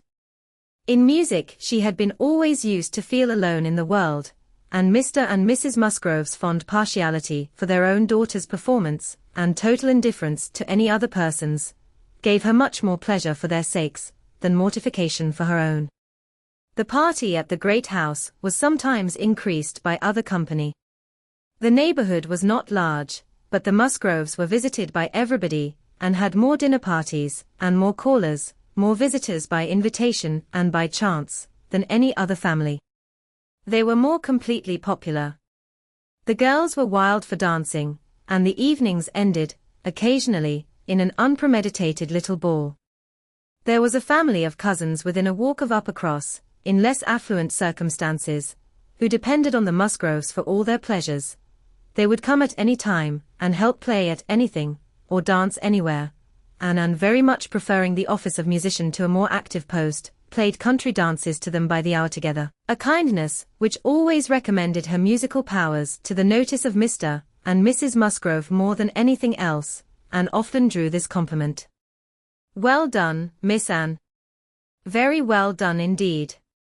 Lord bless me! How those little fingers of yours fly about!" So passed the first 3 weeks. Michaelmas came, and now Anne's heart must be in Kellynch again. A beloved home made over to others, all the precious rooms and furniture, groves, and prospects, beginning to own other eyes and other limbs. She could not think of much else on the 29th of September, and she had this sympathetic touch in the evening from Mary, who, on having occasion to note down the day of the month, exclaimed, "Dear me, is not this the day the Crofts were to come to Kellynch? I am glad I did not think of it before. How low it makes me." The Crofts took possession with true naval alertness, and were to be visited. Mary deplored the necessity for herself. Nobody knew how much she should suffer. She should put it off as long as she could, but was not easy till she had talked Charles into driving her over on an early day, and was in a very animated, comfortable state of imaginary agitation, when she came back. Anne had very sincerely rejoiced in there being no means of her going. She wished, however, to see the Crofts, and was glad to be within when the visit was returned. They came. The master of the house was not at home, but the two sisters were together, and as it chanced that Mrs. Croft fell to the share of Anne, while the Admiral sat by Mary and made himself very agreeable by his good-humoured notice of her little boys, she was well able to watch for a likeness, and if it failed her in the features, to catch it in the voice, or in the turn of sentiment and expression. Mrs. Croft, though neither tall nor fat, had a squareness, a brightness, and vigour of form, which gave importance to her person. She had bright dark eyes, good teeth, and altogether an agreeable face, though her reddened and weather-beaten complexion, the consequence of her having been almost as much at sea as her husband, made her seem to have lived some years longer in the world than her real 38. Her manners were open, easy, and decided, like one who had no distrust of herself, and no doubts of what to do, without any approach to coarseness, however, or any want of good humour. Anne gave her credit, indeed, for feelings of great consideration towards herself, in all that related to Kellynch, and it pleased her, especially, as she had satisfied herself in the very first half-minute, in the instant even of introduction, that there was not the smallest symptom of any knowledge or suspicion on Mrs. Croft's side, to give a bias of any sort.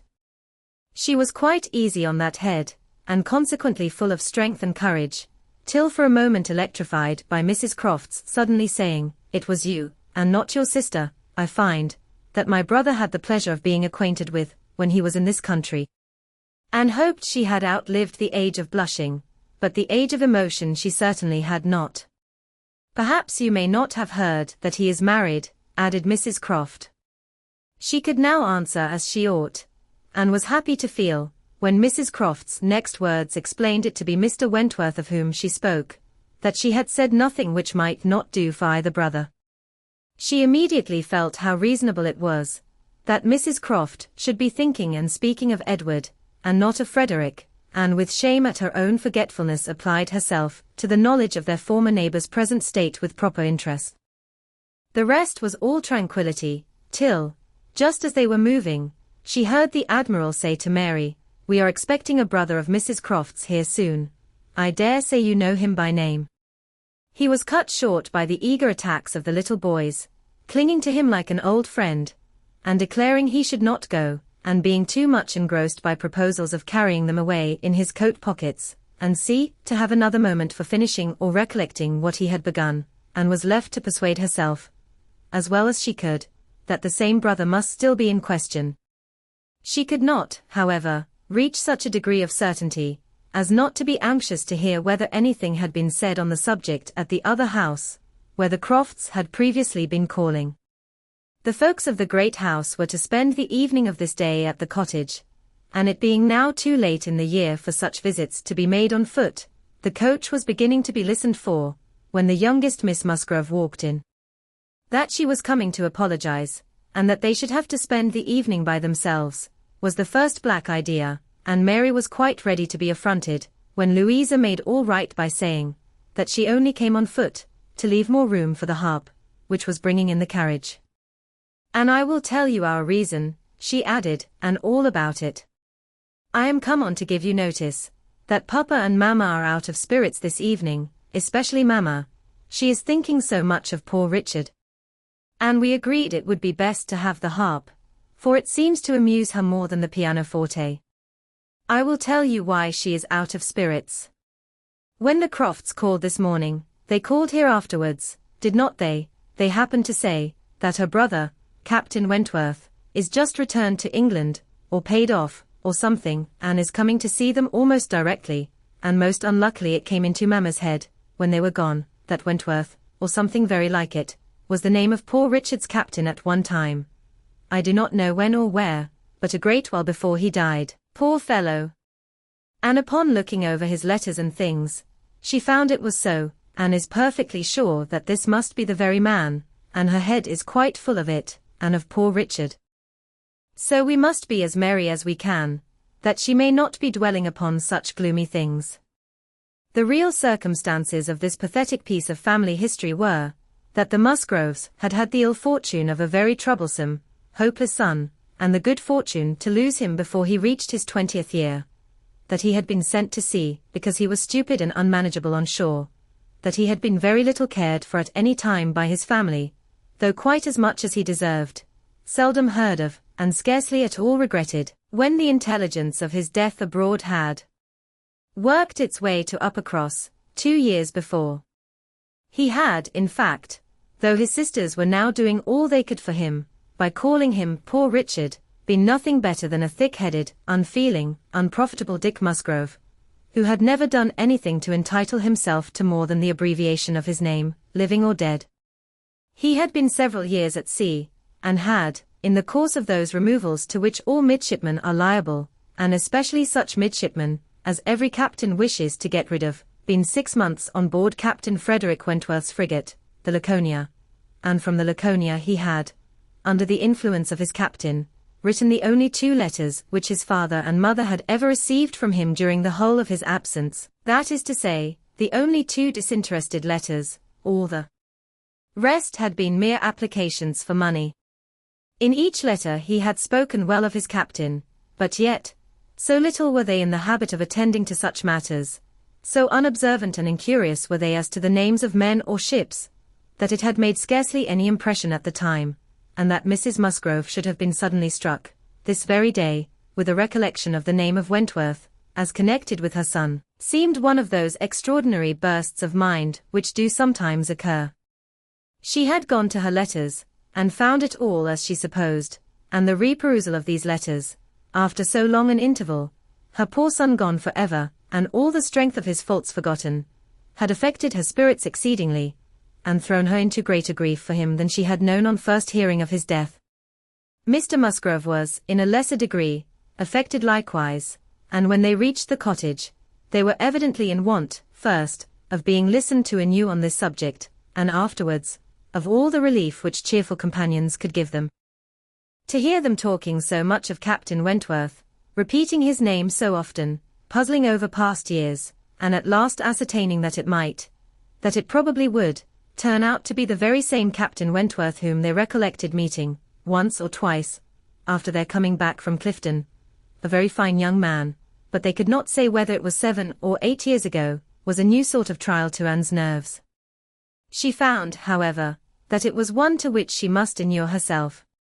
Since he actually was expected in the country, she must teach herself to be insensible on such points. And not only did it appear that he was expected, and speedily, but the Musgroves, in their warm gratitude for the kindness he had shown poor Dick, and very high respect for his character, stamped as it was by poor Dick's having been 6 months under his care, and mentioning him in strong, though not perfectly well-spelt praise, as a fine dashing fellow, only too particular about the schoolmaster, were bent on introducing themselves, and seeking his acquaintance, as soon as they could hear of his arrival. The resolution of doing so helped to form the comfort of their evening. Chapter 7. A very few days more, and Captain Wentworth was known to be at Kellynch, and Mr. Musgrove had called on him, and come back warm in his praise, and he was engaged with the Crofts to dine at Uppercross, by the end of another week.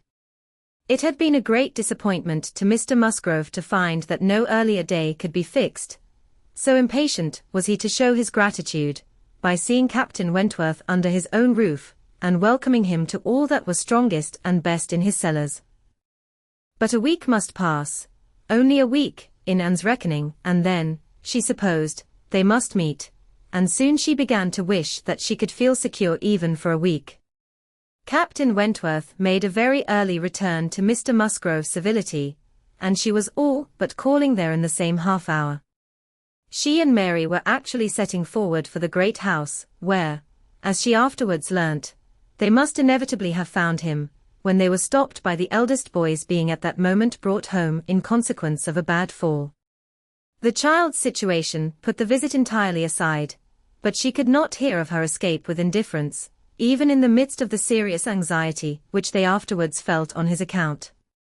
His collarbone was found to be dislocated, and such injury received in the back, as roused the most alarming ideas. It was an afternoon of distress, and Anne had everything to do at once, the apothecary to send for, the father to have pursued and informed, the mother to support and keep from hysterics, the servants to control, the youngest child to banish, and the poor suffering one to attend and soothe, besides sending, as soon as she recollected it, proper notice to the other house, which brought her an accession rather of frightened, inquiring companions, than of very useful assistants. Her brother's return was the first comfort, he could take best care of his wife, and the second blessing was the arrival of the apothecary. Till he came and had examined the child, their apprehensions were the worse for being vague. They suspected great injury, but knew not where, but now the collarbone was soon replaced, and though Mr. Robinson felt, and rubbed, and looked grave, and spoke low words both to the father and the aunt, still they were all to hope the best, and to be able to part and eat their dinner in tolerable ease of mind, and then it was, just before they parted, that the two young aunts were able so far to digress from their nephew's state, as to give the information of Captain Wentworth's visit, staying 5 minutes behind their father and mother, to endeavour to express how perfectly delighted they were with him, how much handsomer, how infinitely more agreeable they thought him than any individual among their male acquaintance, who had been at all a favourite before.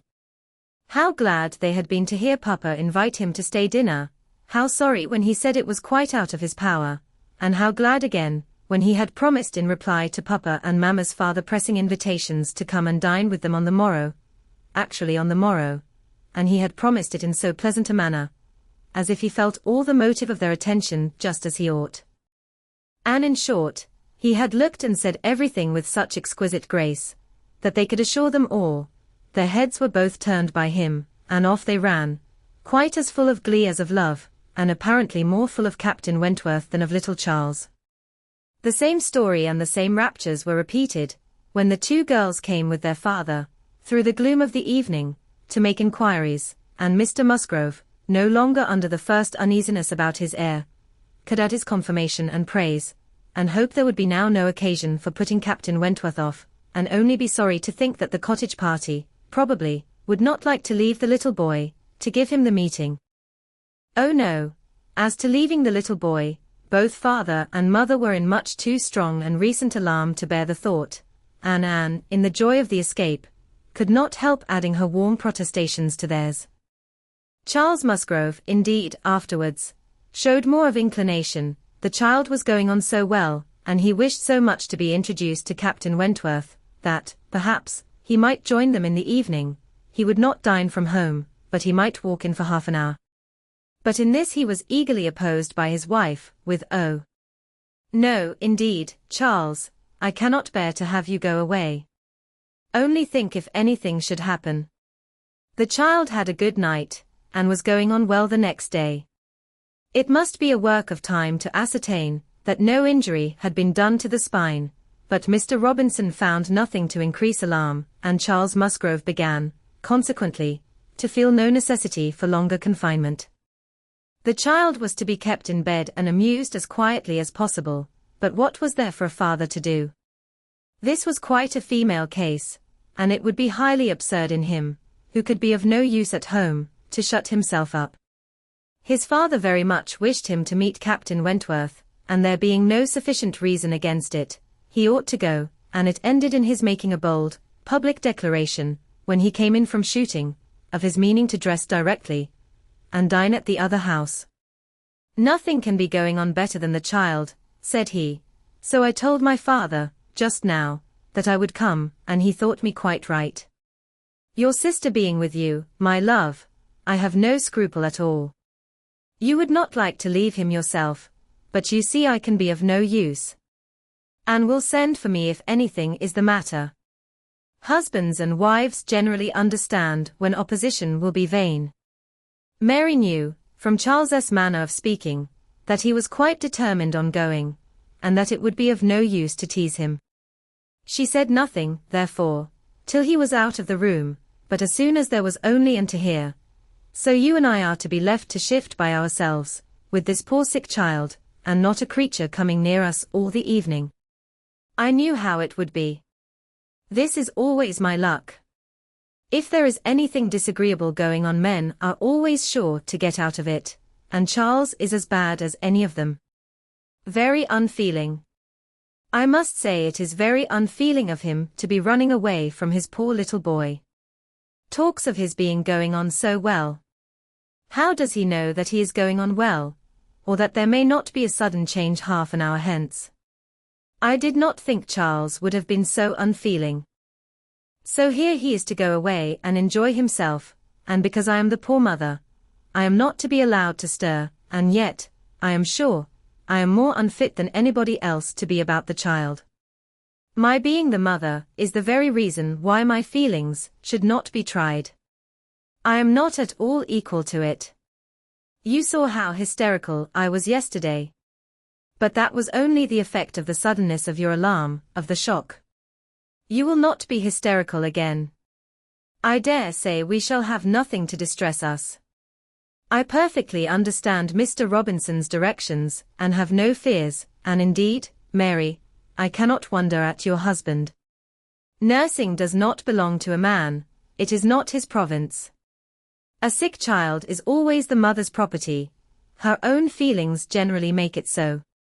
I hope I am as fond of my child as any mother, but I do not know that I am of any more use in the sick room than Charles, for I cannot be always scolding and teasing the poor child when it is ill, and you saw, this morning, that if I told him to keep quiet, he was sure to begin kicking about.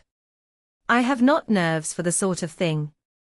But, could you be comfortable yourself, to be spending the whole evening away from the poor boy? Yes, you see as Papa can, and why should not I? Jemima is so careful, and she could send us word every hour how he was. I really think Charles might, as well have told his father we would all come. I am not more alarmed about little Charles now than he is. I was dreadfully alarmed yesterday, but the case is very different today. Well, if you do not think it too late to give notice for yourself, suppose you were to go, as well as your husband. Leave little Charles to my care. Mr. and Mrs. Musgrove cannot think it wrong while I remain with him. Are you serious? Cried Mary, her eyes brightening. Dear me. That's a very good thought, very good, indeed. To be sure, I may just as well go as not, for I am of no use at home, am I? And it only harasses me.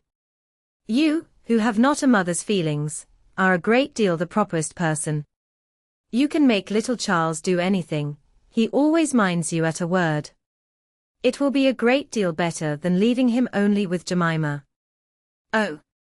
I shall certainly go. I am sure I ought if I can, quite as much as Charles, for they want me excessively to be acquainted with Captain Wentworth, and I know you do not mind being left alone. An excellent thought of yours, indeed, Anne. I will go and tell Charles, and get ready directly. You can send for us, you know, at a moment's notice, if anything is the matter, but I dare say there will be nothing to alarm you. I should not go, you may be sure, if I did not feel quite at ease about my dear child. The next moment she was tapping at her husband's dressing-room door, and as Anne followed her upstairs, she was in time for the whole conversation, which began with Mary's saying, in a tone of great exultation, "I mean to go with you, Charles, for I am of no more use at home than you are.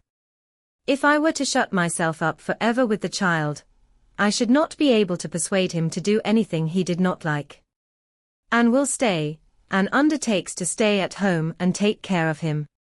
It is Anne's own proposal, and so I shall go with you, which will be a great deal better, for I have not dined at the other house since Tuesday." "This is very kind of Anne," was her husband's answer, "and I should be very glad to have you go, but it seems rather hard that she should be left at home by herself, to nurse our sick child." Anne was now at hand to take up her own cause, and the sincerity of her manner being soon sufficient to convince him, where conviction was at least very agreeable, he had no farther scruples as to her being left to dine alone, though he still wanted her to join them in the evening, when the child might be at rest for the night, and kindly urged her to let him come and fetch her, but she was quite unpersuadable, and this being the case, she had ere long the pleasure of seeing them set off together in high spirits. They were gone, she hoped, to be happy, however oddly constructed such happiness might seem. As for herself, she was left with as many sensations of comfort as were, perhaps, ever likely to be hers. She knew herself to be of the first utility to the child, and what was it to her if Frederick Wentworth were only half a mile distant, making himself agreeable to others? She would have liked to know how he felt as to a meeting. Perhaps indifferent, if indifference could exist under such circumstances. He must be either indifferent or unwilling.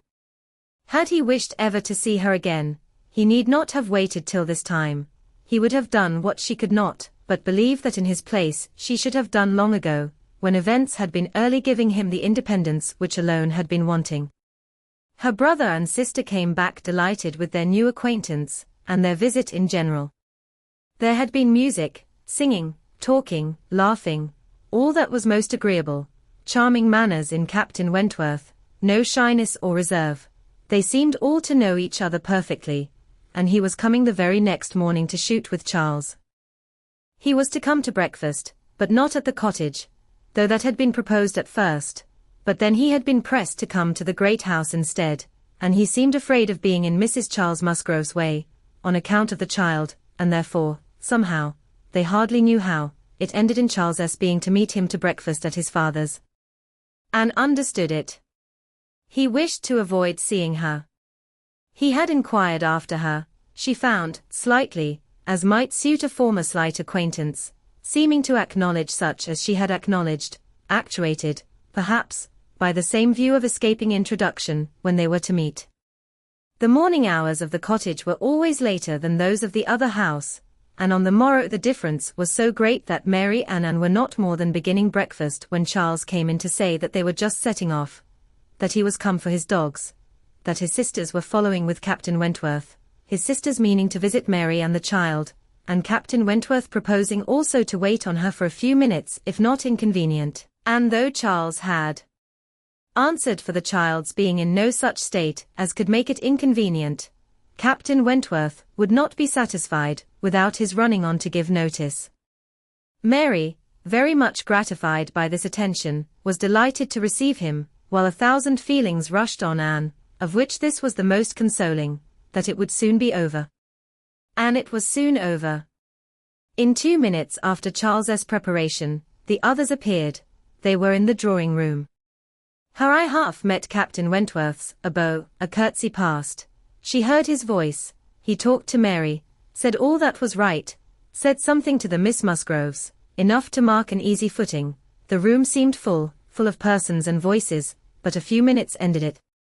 Charles showed himself at the window, all was ready, their visitor had bowed and was gone, the Miss Musgroves were gone too. Suddenly resolving to walk to the end of the village with the sportsmen, the room was cleared, and Anne might finish her breakfast as she could. It is over. It is over, she repeated to herself again and again, in nervous gratitude. The worst is over. Mary talked, but she could not attend. She had seen him. They had met. They had been once more in the same room. Soon, however, she began to reason with herself, and try to be feeling less. 8 years, almost 8 years had passed, since all had been given up. How absurd to be resuming the agitation, which such an interval had banished into distance and indistinctness. What might not 8 years do? Events of every description, changes, alienations, removals, all must be comprised in it, an oblivion of the past, how natural, how certain too. It included nearly a third part of her own life. Alas! With all her reasoning, she found that to retentive feelings 8 years may be little more than nothing. Now, how were his sentiments to be read? Was this like wishing to avoid her? And the next moment she was hating herself for the folly which asked the question. On one other question which perhaps her utmost wisdom might not have prevented, she was soon spared all suspense, for, after the Miss Musgroves had returned and finished their visit at the cottage, she had this spontaneous information from Mary. Captain Wentworth is not very gallant by you, Anne, though he was so attentive to me. Henrietta asked him what he thought of you, when they went away, and he said, you were so altered he should not have known you again. Mary had no feelings to make her respect her sisters in a common way, but she was perfectly unsuspicious of being inflicting any peculiar wound. Altered beyond his knowledge. Anne fully submitted, in silent, deep mortification. Doubtless it was so, and she could take no revenge, for he was not altered, or not for the worse. She had already acknowledged it to herself, and she could not think differently, let him think of her as he would. No, the years which had destroyed her youth and bloom had only given him a more glowing, manly, open look, in no respect lessening his personal advantages. She had seen the same Frederick Wentworth. So altered that he should not have known her again. These were words which could not but dwell with her. Yet she soon began to rejoice that she had heard them. They were of sobering tendency, they allayed agitation, they composed, and consequently must make her happier. Frederick Wentworth had used such words, or something like them, but without an idea that they would be carried round to her. He had thought her wretchedly altered, and in the first moment of appeal, had spoken as he felt. He had not forgiven an Elliot. She had used him ill, deserted and disappointed him, and worse, she had shown a feebleness of character in doing so, which his own decided, confident temper could not endure. She had given him up to oblige others. It had been the effect of over-persuasion. It had been weakness and timidity. He had been most warmly attached to her, and had never seen a woman since whom he thought her equal, but, except from some natural sensation of curiosity, he had no desire of meeting her again. Her power with him was gone forever. It was now his object to marry. He was rich, and being turned on shore, fully intended to settle as soon as he could be properly tempted, actually looking round, ready to fall in love with all the speed which a clear head and a quick taste could allow. He had a heart for either of the Miss Musgroves, if they could catch it, a heart, in short, for any pleasing young woman who came in his way, excepting an Elliot. This was his only secret exception, when he said to his sister, in answer to her suppositions, yes, here I am, Sophia, quite ready to make a foolish match. Anybody between 15 and 30 may have me for asking. A little beauty, and a few smiles, and a few compliments to the navy, and I am a lost man. Should not this be enough for a sailor, who has had no society among women to make him nice? He said it, she knew, to be contradicted. His bright proud eye spoke the conviction that he was nice, and an Elliot was not out of his thoughts, when he more seriously described the woman he should wish to meet with. A strong mind, with sweetness of manner, made the first and the last of the description. That is the woman I want, said he. Something a little inferior I shall of course put up with, but it must not be much. If I am a fool, I shall be a fool indeed, for I have thought on the subject more than most men. Chapter 8. From this time Captain Wentworth and an Elliot were repeatedly in the same circle. They were soon dining in company together at Mr. Musgrove's, for the little boy's state could no longer supply his aunt with a pretence for absenting herself, and this was but the beginning of other dinings and other meetings. Whether former feelings were to be renewed must be brought to the proof, former times must undoubtedly be brought to the recollection of each. They could not but be reverted to, the year of their engagement could not but be named by him, in the little narratives or descriptions which conversation called forth. His profession qualified him, his disposition lead him, to talk, and that was in the year 6. That happened before I went to sea in the year 6, occurred in the course of the first evening they spent together. And though his voice did not falter, and though she had no reason to suppose his eye wandering towards her while he spoke, and felt the utter impossibility, from her knowledge of his mind, that he could be unvisited by remembrance any more than herself. There must be the same immediate association of thought, though she was very far from conceiving it to be of equal pain. They had no conversation together, no intercourse, but what the commonest civility required. Once so much to each other. Now nothing. There had been a time, when of all the large party now filling the drawing-room at Uppercross, they would have found it most difficult to cease to speak to one another. With the exception, perhaps, of Admiral and Mrs. Croft, who seemed particularly attached and happy, and could allow no other exceptions even among the married couples, there could have been no two hearts so open, no tastes so similar, no feelings so in unison, no countenances so beloved. Now they were as strangers, nay, worse than strangers, for they could never become acquainted. It was a perpetual estrangement. When he talked, she heard the same voice, and discerned the same mind. There was a very general ignorance of all naval matters throughout the party, and he was very much questioned, and especially by the two Miss Musgroves, who seemed hardly to have any eyes but for him, as to the manner of living on board, daily regulations, food, hours, and sea, and their surprise at his accounts, at learning the degree of accommodation and arrangement which was practicable, drew from him some pleasant ridicule, which reminded Anne of the early days when she too had been ignorant. And she too had been accused of supposing sailors to be living on board without anything to eat, or any cook to dress it if there were, or any servant to wait, or any knife and fork to use. From thus listening and thinking, she was roused by a whisper of Mrs. Musgrove's who, overcome by fond regrets, could not help saying, "Ah, Miss Anne, if it had pleased heaven to spare my poor son, I dare say he would have been just such another by this time."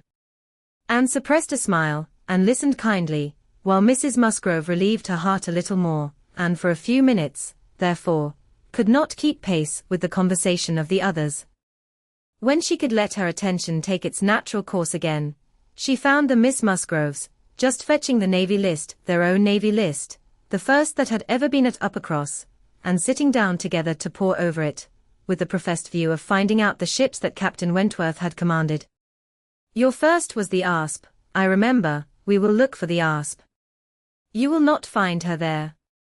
Quite worn out and broken up. I was the last man who commanded her. Hardly fit for service then.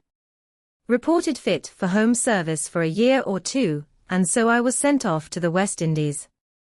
The girls looked all amazement.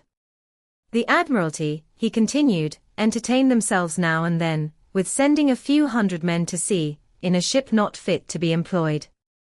But they have a great many to provide for, and among the thousands that may just as well go to the bottom as not, it is impossible for them to distinguish the very set who may be least missed. Phoo! Phoo, cried the Admiral, what stuff these young fellows talk. Never was a better sloop than the Asp in her day. For an old-built sloop, you would not see her equal. Lucky fellow to get her.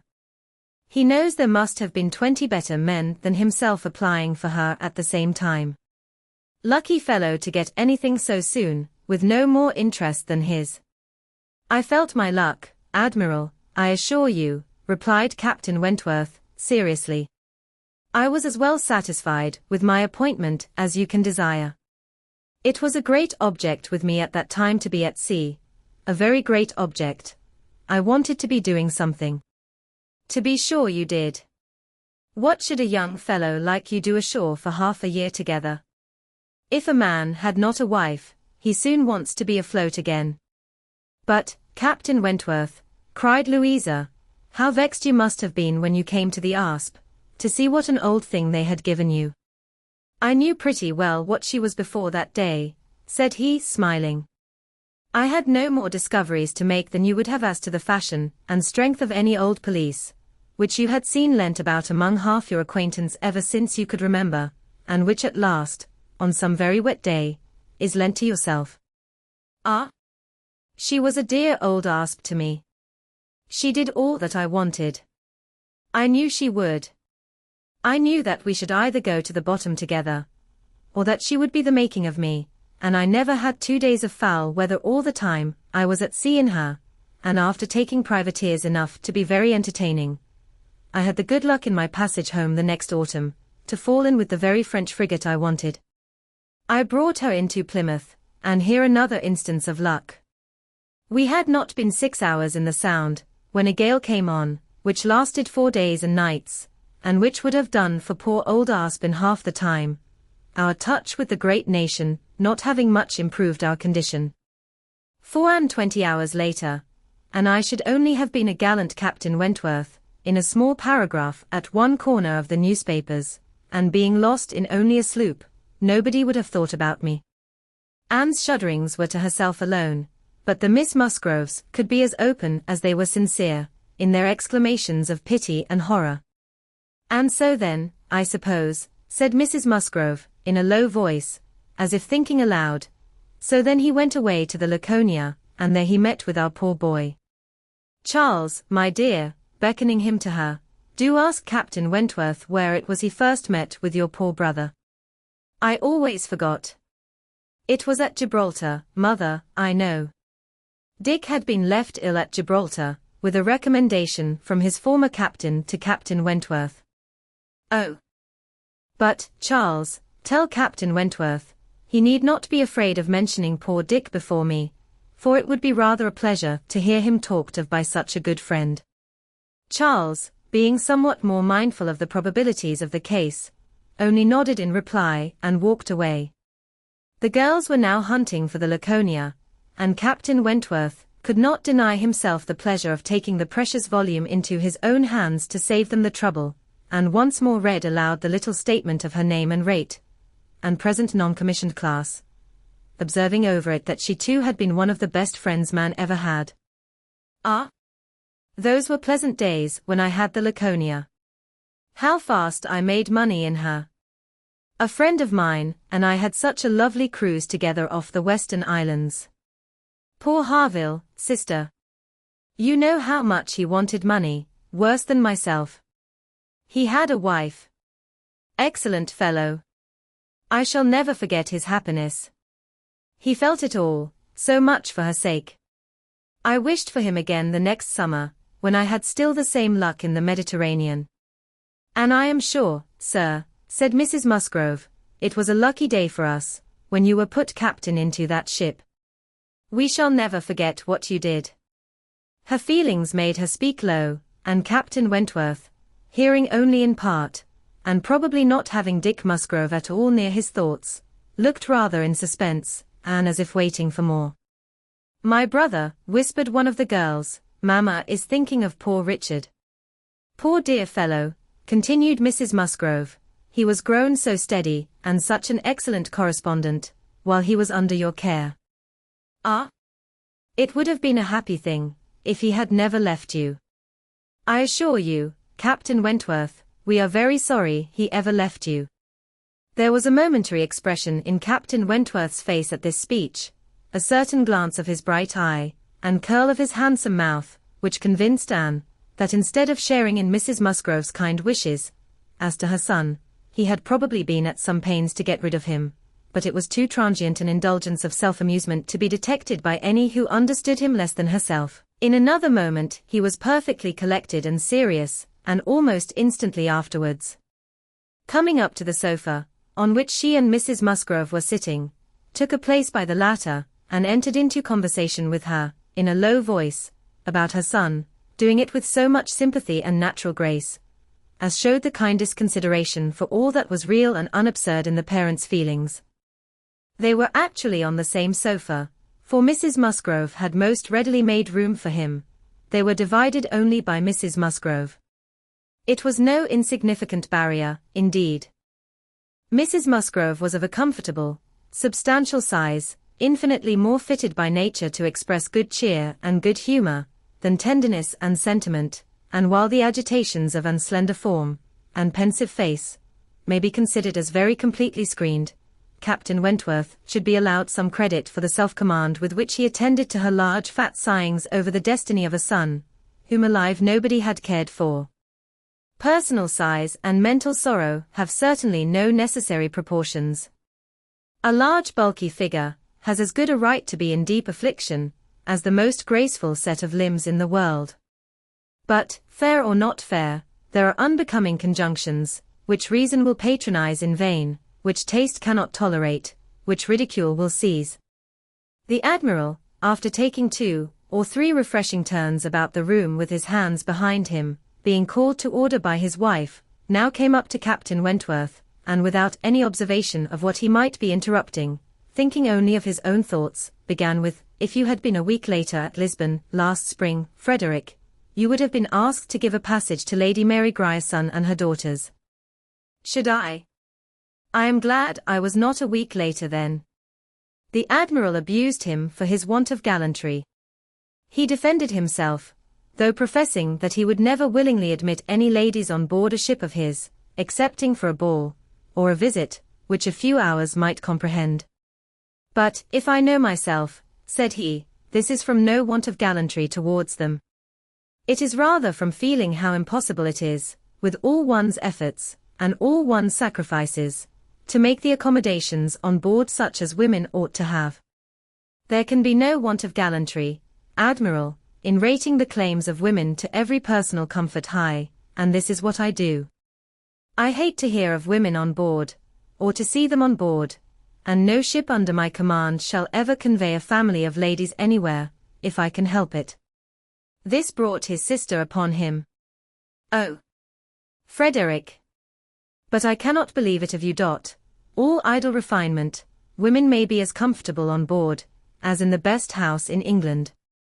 I believe I have lived as much on board as most women, and I know nothing superior to the accommodations of a man-of-war. I declare I have not a comfort, or an indulgence about me, even at Kellynch Hall, with a kind bow to Anne, beyond what I always had in most of the ships I have lived in, and they have been 5 altogether." "Nothing to the purpose," replied her brother. "You were living with your husband, and were the only woman on board. But you, yourself, brought Mrs. Harville, her sister, her cousin, and 3 children, round from Portsmouth to Plymouth. Where was this superfine, extraordinary sort of gallantry of yours then? All merged in my friendship, Sophia. I would assist any brother officer's wife that I could, and I would bring anything of Harville's from the world's end, if he wanted it. But do not imagine that I did not feel it an evil in itself. Depend upon it, they were all perfectly comfortable. I might not like them the better for that perhaps. Such a number of women and children have no right to be comfortable on board." "My dear Frederick, you are talking quite idly. Pray, what would become of us poor sailors' wives, who often want to be conveyed to one port or another, after our husbands, if everybody had your feelings?" "My feelings, you see, did not prevent my taking Mrs. Harville and all her family to Plymouth. But I hate to hear you talking so like a fine gentleman, and as if women were all fine ladies, instead of rational creatures. We none of us expect to be in smooth water all our days.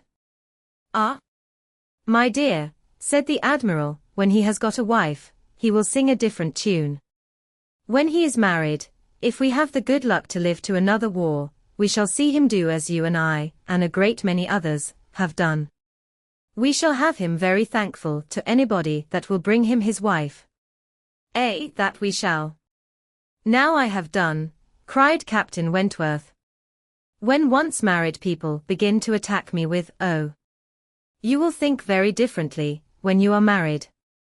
I can only say, no, I shall not, and then they say again, yes, you will, and there is an end of it. He got up and moved away. What a great traveller you must have been, said Mrs. Musgrove to Mrs. Croft. Pretty well, in the 15 years of my marriage, though many women have done more.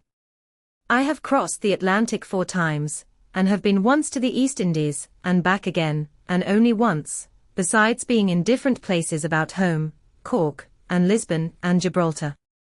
But I never went beyond the Straits, and never was in the West Indies. We do not call Bermuda or Bahama, you know, the West Indies. Mrs. Musgrove had not a word to say in dissent. She could not accuse herself of having ever called them anything in the whole course of her life. And I do assure you, pursued Mrs. Croft, that nothing can exceed the accommodations of a man-o'-war. I speak, you know, of the higher rates. When you come to a frigate, of course, you are more confined, though any reasonable woman may be perfectly happy in one of them, and I can safely say, that the happiest part of my life has been spent on board a ship. While we were together, you know, there was nothing to be feared. Thank God. I have always been blessed with excellent health, and no climate disagrees with me. A little disordered always the first 24 hours of going to sea, but never knew what sickness was afterwards. The only time I ever really suffered in body or mind, the only time that I ever fancied myself unwell, or had any ideas of danger, was the winter that I passed by myself at Deal, when the Admiral, Captain Croft then, was in the North Seas. I lived in perpetual fright at that time, and had all manner of imaginary complaints from not knowing what to do with myself, or when I should hear from him next, but as long as we could be together, nothing ever ailed me, and I never met with the smallest inconvenience. To be sure. Yes, indeed, oh yes. I am quite of your opinion, Mrs. Croft, was Mrs. Musgrove's hearty answer. There is nothing so bad as a separation. I am quite of your opinion.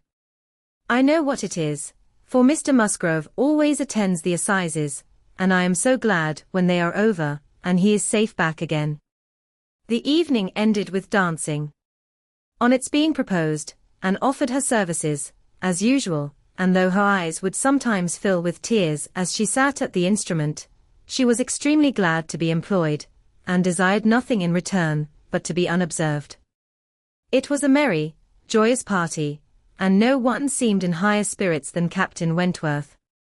She felt that he had everything to elevate him, which general attention and deference, and especially the attention of all the young women, could do.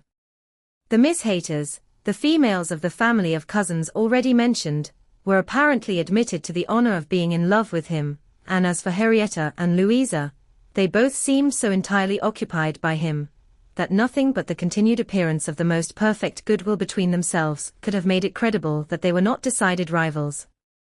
If he were a little spoilt by such universal, such eager admiration, who could wonder? These were some of the thoughts which occupied Anne, while her fingers were mechanically at work, proceeding for half an hour together, equally without error, and without consciousness. Once she felt that he was looking at herself, observing her altered features, perhaps, trying to trace in them the ruins of the face which had once charmed him, and once she knew that he must have spoken of her. She was hardly aware of it, till she heard the answer, but then she was sure of his having asked his partner whether Miss Elliot never danced. The answer was, oh, no, never, she has quite given up dancing. She had rather play. She is never tired of playing. Once, too, he spoke to her. She had left the instrument on the dancing being over, and he had sat down to try to make out an air which he wished to give the Miss Musgroves an idea of. Unintentionally she returned to that part of the room, he saw her, and instantly rising, said, with studied politeness, "I beg your pardon, madam, this is your seat." And though she immediately drew back with a decided negative, he was not to be induced to sit down again, and did not wish for more of such looks and speeches. His cold politeness, his ceremonious grace, were worse than anything. Chapter 9. Captain Wentworth was come to Kellynch as to a home, to stay as long as he liked, being as thoroughly the object of the Admiral's fraternal kindness, as of his wife's. He had intended, on first arriving, to proceed very soon into Shropshire, and visit the brother settled in that country, but the attractions of Uppercross induced him to put this off. There was so much of friendliness, and of flattery, and of everything most bewitching in his reception there, the old were so hospitable, the young so agreeable, that he could not but resolve to remain where he was, and take all the charms and perfections of Edward's wife upon credit a little longer. It was soon Uppercross with him almost every day. The Musgroves could hardly be more ready to invite than he to come, particularly in the morning, when he had no companion at home, for the Admiral and Mrs. Croft were generally out of doors together, interesting themselves in their new possessions, their grass, and their sheep, and dawdling about in a way not endurable to a third person, or driving out in a gig, lately added to their establishment. Hitherto there had been but one opinion of Captain Wentworth among the Musgroves and their dependencies. It was unvarying, warm admiration everywhere, but this intimate footing was not more than established, when a certain Charles Hayter returned among them, to be a good deal disturbed by it, and to think Captain Wentworth very much in the way. Charles Hayter was the eldest of all the cousins, and a very amiable, pleasing young man, between whom and Henrietta there had been a considerable appearance of attachment previous to Captain Wentworth's introduction. He was in orders, and having a curacy in the neighbourhood, where residence was not required, lived at his father's house, only 2 miles from Uppercross. A short absence from home had left his fair one unguarded by his attentions at this critical period, and when he came back he had the pain of finding very altered manners, and of seeing Captain Wentworth. Mrs. Musgrove and Mrs. Hayter were sisters. They had each had money, but their marriages had made a material difference in their degree of consequence. Mr. Hayter had some property of his own, but it was insignificant compared with Mr. Musgrove's, and while the Musgroves were in the first class of society in the country, the young Hayters would, from their parents' inferior, retired and unpolished way of living, and their own defective education, have been hardly in any class at all, but for their connection with Uppercross, this eldest son of course excepted, who had chosen to be a scholar and a gentleman, and who was very superior in cultivation and manners to all the rest. The two families had always been on excellent terms, there being no pride on one side, and no envy on the other, and only such a consciousness of superiority in the Miss Musgroves, as made them pleased to improve their cousins. Charles's attentions to Henrietta had been observed by her father and mother without any disapprobation. It would not be a great match for her, but if Henrietta liked him, and Henrietta did seem to like him. Henrietta fully thought so herself, before Captain Wentworth came, but from that time cousin Charles had been very much forgotten. Which of the two sisters was preferred by Captain Wentworth was as yet quite doubtful, as far as Anne's observation reached. Henrietta was perhaps the prettiest, Louisa had the higher spirits, and she knew not now, whether the more gentle, or the more lively character were most likely to attract him. Mr. and Mrs. Musgrove, either from seeing little, or from an entire confidence in the discretion of both their daughters, and of all the young men who came near them, seemed to leave everything to take its chance. There was not the smallest appearance of solicitude or remark about them in the mansion house, but it was different at the cottage. The young couple there were more disposed to speculate and wonder, and Captain Wentworth had not been above 4 or 5 times in the Miss Musgrove's company, and Charles Hayter had but just reappeared, when Anne had to listen to the opinions of her brother and sister, as to which was the one liked best. Charles gave it for Louisa, Mary for Henrietta, but quite agreeing that to have him marry either could be extremely delightful. Charles, had never seen a pleasanter man in his life, and from what he had once heard Captain Wentworth himself say, was very sure that he had not made less than £20,000 by the war. Here was a fortune at once, besides which, there would be the chance of what might be done in any future war, and he was sure Captain Wentworth was as likely a man to distinguish himself as any officer in the navy. Oh! It would be a capital match for either of his sisters. Upon my word it would, replied Mary. Dear me! If he should rise to any very great honours. If he should ever be made a baronet. Lady Wentworth sounds very well. That would be a noble thing, indeed, for Henrietta. She would take place of me then, and Henrietta would not dislike that. Sir Frederick and Lady Wentworth. It would be but a new creation, however, and I never think much of your new creations. It suited Mary best to think Henrietta the one preferred on the very account of Charles Hayter, whose pretensions she wished to see put an end to. She looked down very decidedly upon the Hayters, and thought it would be quite a misfortune to have the existing connection between the families renewed, very sad for herself and her children. You know, said she, I cannot think him at all a fit match for Henrietta, and considering the alliances which the Musgroves have made, she has no right to throw herself away. I do not think any young woman has a right to make a choice that may be disagreeable and inconvenient to the principal part of her family, and be giving bad connections to those who have not been used to them. And, pray, who is Charles Hayter? Nothing but a country curate. A most improper match for Miss Musgrove of Uppercross. Her husband, however, would not agree with her here, for besides having a regard for his cousin, Charles Hayter was an eldest son, and he saw things as an eldest son himself. Now you are talking nonsense, Mary, was therefore his answer. It would not be a great match for Henrietta, but Charles has a very fair chance, through the Spicers, of getting something from the bishop in the course of a year or two, and you will please to remember that he is the eldest son. Whenever my uncle dies, he steps into very pretty property.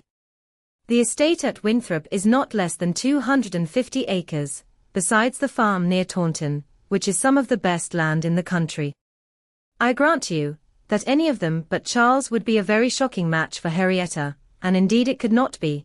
He is the only one that could be possible, but he is a very good-natured, good sort of a fellow, and whenever Winthrop comes into his hands, he will make a different sort of place of it, and live in a very different sort of way, and with that property, he will never be a contemptible man. Good, freehold property. No, no, Henrietta might do worse than marry Charles Hayter, and if she has him, and Louisa can get Captain Wentworth, I shall be very well satisfied. Charles may say what he pleases, cried Mary to Anne, as soon as he was out of the room, but it would be shocking to have Henrietta marry Charles Hayter. A very bad thing for her, and still worse for me, and therefore it is very much to be wished that Captain Wentworth may soon put him quite out of her head, and I have very little doubt that he has. She took hardly any notice of Charles Hayter yesterday. I wish you had been there to see her behaviour. And as to Captain Wentworth's liking Louisa, as well as Henrietta, it is nonsense to say so, for he certainly does like Henrietta a great deal the best. But Charles is so positive. I wish you had been with us yesterday, for then you might have decided between us, and I am sure you would have thought as I did, unless you had been determined to give it against me. A dinner at Mr. Musgrove's had been the occasion when all these things should have been seen by Anne, but she had stayed at home, under the mixed plea of a headache of her own, and some return of indisposition in little Charles. She had thought only of avoiding Captain Wentworth, but an escape from being appealed to as umpire was now added to the advantages of a quiet evening.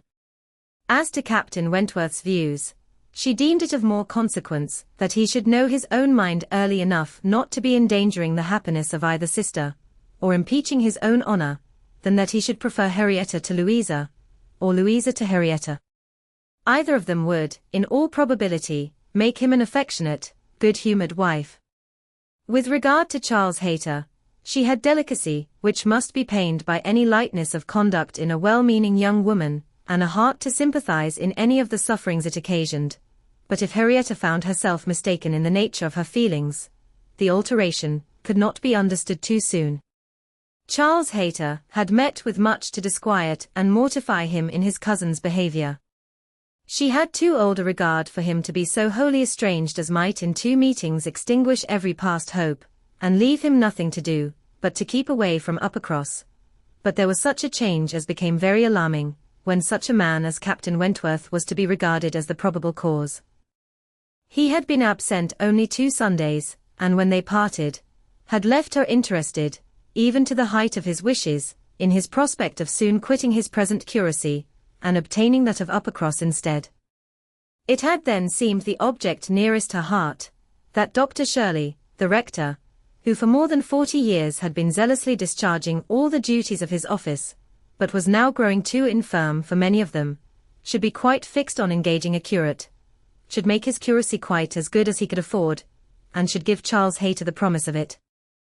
The advantage of his having to come only to Uppercross, instead of going 6 miles another way, of his having, in every respect, a better curacy, of his belonging to their dear Dr. Shirley, and of dear, good Dr. Shirley's being relieved from the duty which he could no longer get through without most injurious fatigue, had been a great deal, even to Louisa, but had been almost everything to Henrietta. When he came back, alas! The zeal of the business was gone by. Louisa could not listen at all to his account of a conversation, which he had just held with Dr. Shirley.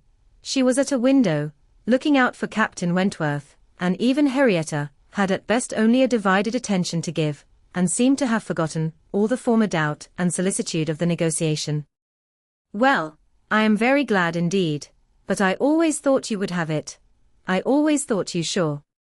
It did not appear to me that, in short, you know, Dr. Shirley must have a curate, and you had secured his promise. Is he coming, Louisa?" One morning, very soon after the dinner at the Musgroves, at which Anne had not been present, Captain Wentworth walked into the drawing-room at the cottage, where were only herself and the little invalid Charles, who was lying on the sofa. The surprise of finding himself almost alone with an Elliot deprived his manners of their usual composure. He started, and could only say, "I thought the Miss Musgroves had been here.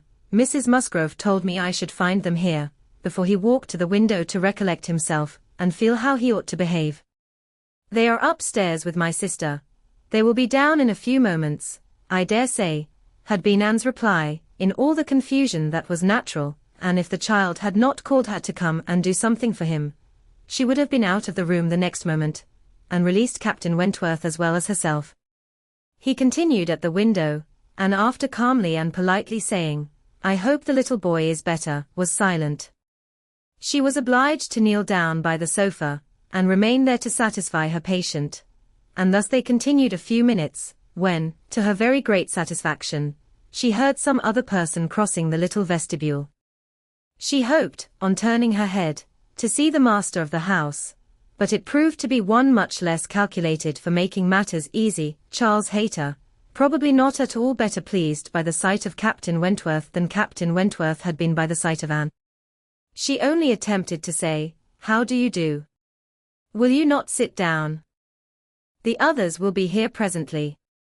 Captain Wentworth, however, came from his window, apparently not ill-disposed for conversation, but Charles Hayter soon put an end to his attempts by seating himself near the table, and taking up the newspaper, and Captain Wentworth returned to his window. Another minute brought another addition. The younger boy, a remarkable stout, forward child, of 2 years old, having got the door opened for him by some one without, made his determined appearance among them, and went straight to the sofa to see what was going on, and put in his claim to anything good that might be giving away. There being nothing to eat, he could only have some play, and as his aunt would not let him tease his sick brother, he began to fasten himself upon her, as she knelt, in such a way that, busy as she was about Charles, she could not shake him off. She spoke to him, ordered, entreated, and insisted in vain. Once she did contrive to push him away, but the boy had the greater pleasure in getting upon her back again directly. "Walter," said she, "get down this moment. You are extremely troublesome. I am very angry with you." "Walter, cried Charles Hayter, why do you not do as you are bid? Do not you hear your aunt speak? Come to me, Walter, come to cousin Charles. But not a bit did Walter stir. In another moment, however, she found herself in the state of being released from him. Someone was taking him from her, though he had bent down her head so much that his little sturdy hands were unfastened from around her neck, and he was resolutely borne away, before she knew that Captain Wentworth had done it. Her sensations on the discovery made her perfectly speechless. She could not even thank him. She could only hang over little Charles, with most disordered feelings. His kindness in stepping forward to her relief, the manner, the silence in which it had passed, the little particulars of the circumstance, with the conviction soon forced on her by the noise he was studiously making with the child, that he meant to avoid hearing her thanks, and rather sought to testify that her conversation was the last of his wants, produced such a confusion of varying, but very painful agitation, as she could not recover from, till enabled by the entrance of Mary and the Miss Musgroves to make over her little patient to their cares, and leave the room. She could not stay. It might have been an opportunity of watching the loves and jealousies of the four, they were now all together, but she could stay for none of it. It was evident that Charles Hayter was not well inclined towards Captain Wentworth. She had a strong impression of his having said, in a vexed tone of voice, after Captain Wentworth's interference, "You ought to have minded me, Walter. I told you not to tease your aunt," and could comprehend his regretting that Captain Wentworth should do what he ought to have done himself. But neither Charles Hayter's feelings, nor anybody's feelings, could interest her, till she had a little better arranged her own. She was ashamed of herself, quite ashamed of being so nervous, so overcome by such a trifle, but so it was, and it required a long application of solitude and reflection to recover her. Chapter 10. Other opportunities of making her observations could not fail to occur. Anne had soon been in company with all the four together often enough to have an opinion, though too wise to acknowledge as much at home, where she knew it would have satisfied neither husband nor wife, for while she considered Louisa to be rather the favourite, she could not but think, as far as she might dare to judge from memory and experience, that Captain Wentworth was not in love with either. They were more in love with him, yet there it was not love. It was a little fever of admiration, but it might, probably must, end in love with some. Charles Hayter seemed aware of being slighted, and yet Henrietta had sometimes the air of being divided between them, and longed for the power of representing to them all what they were about, and of pointing out some of the evils they were exposing themselves to. She did not attribute guile to any. It was the highest satisfaction to her to believe Captain Wentworth not in the least aware of the pain he was occasioning. There was no triumph, no pitiful triumph in his manner. He had, probably, never heard, and never thought of any claims of Charles Hayter. He was only wrong in accepting the attentions, for accepting must be the word, of two young women at once. After a short struggle, however, Charles Hayter seemed to quit the field. 3 days had passed without his coming once to Uppercross, a most decided change. He had even refused one regular invitation to dinner, and having been found on the occasion by Mr. Musgrove with some large books before him, Mr. and Mrs. Musgrove were sure all could not be right, and talked, with grave faces, of his studying himself to death. It was Mary's hope and belief that he had received a positive dismissal from Henrietta, and her husband lived under the constant dependence of seeing him tomorrow. Anne could only feel that Charles Hayter was wise. One morning, about this time Charles Musgrove and Captain Wentworth being gone a-shooting together, as the sisters in the cottage were sitting quietly at work, they were visited at the window by the sisters from the mansion house. It was a very fine November day, and the Miss Musgroves came through the little grounds, and stopped for no other purpose than to say that they were going to take a long walk, and therefore concluded Mary could not like to go with them, and when Mary immediately replied, with some jealousy at not being supposed a good walker, "Oh, yes, I should like to join you very much. I am very fond of a long walk," and felt persuaded, by the looks of the two girls, that it was precisely what they did not wish, and admired again the sort of necessity which the family habits seemed to produce, of everything being to be communicated, and everything being to be done together, however undesired and inconvenient.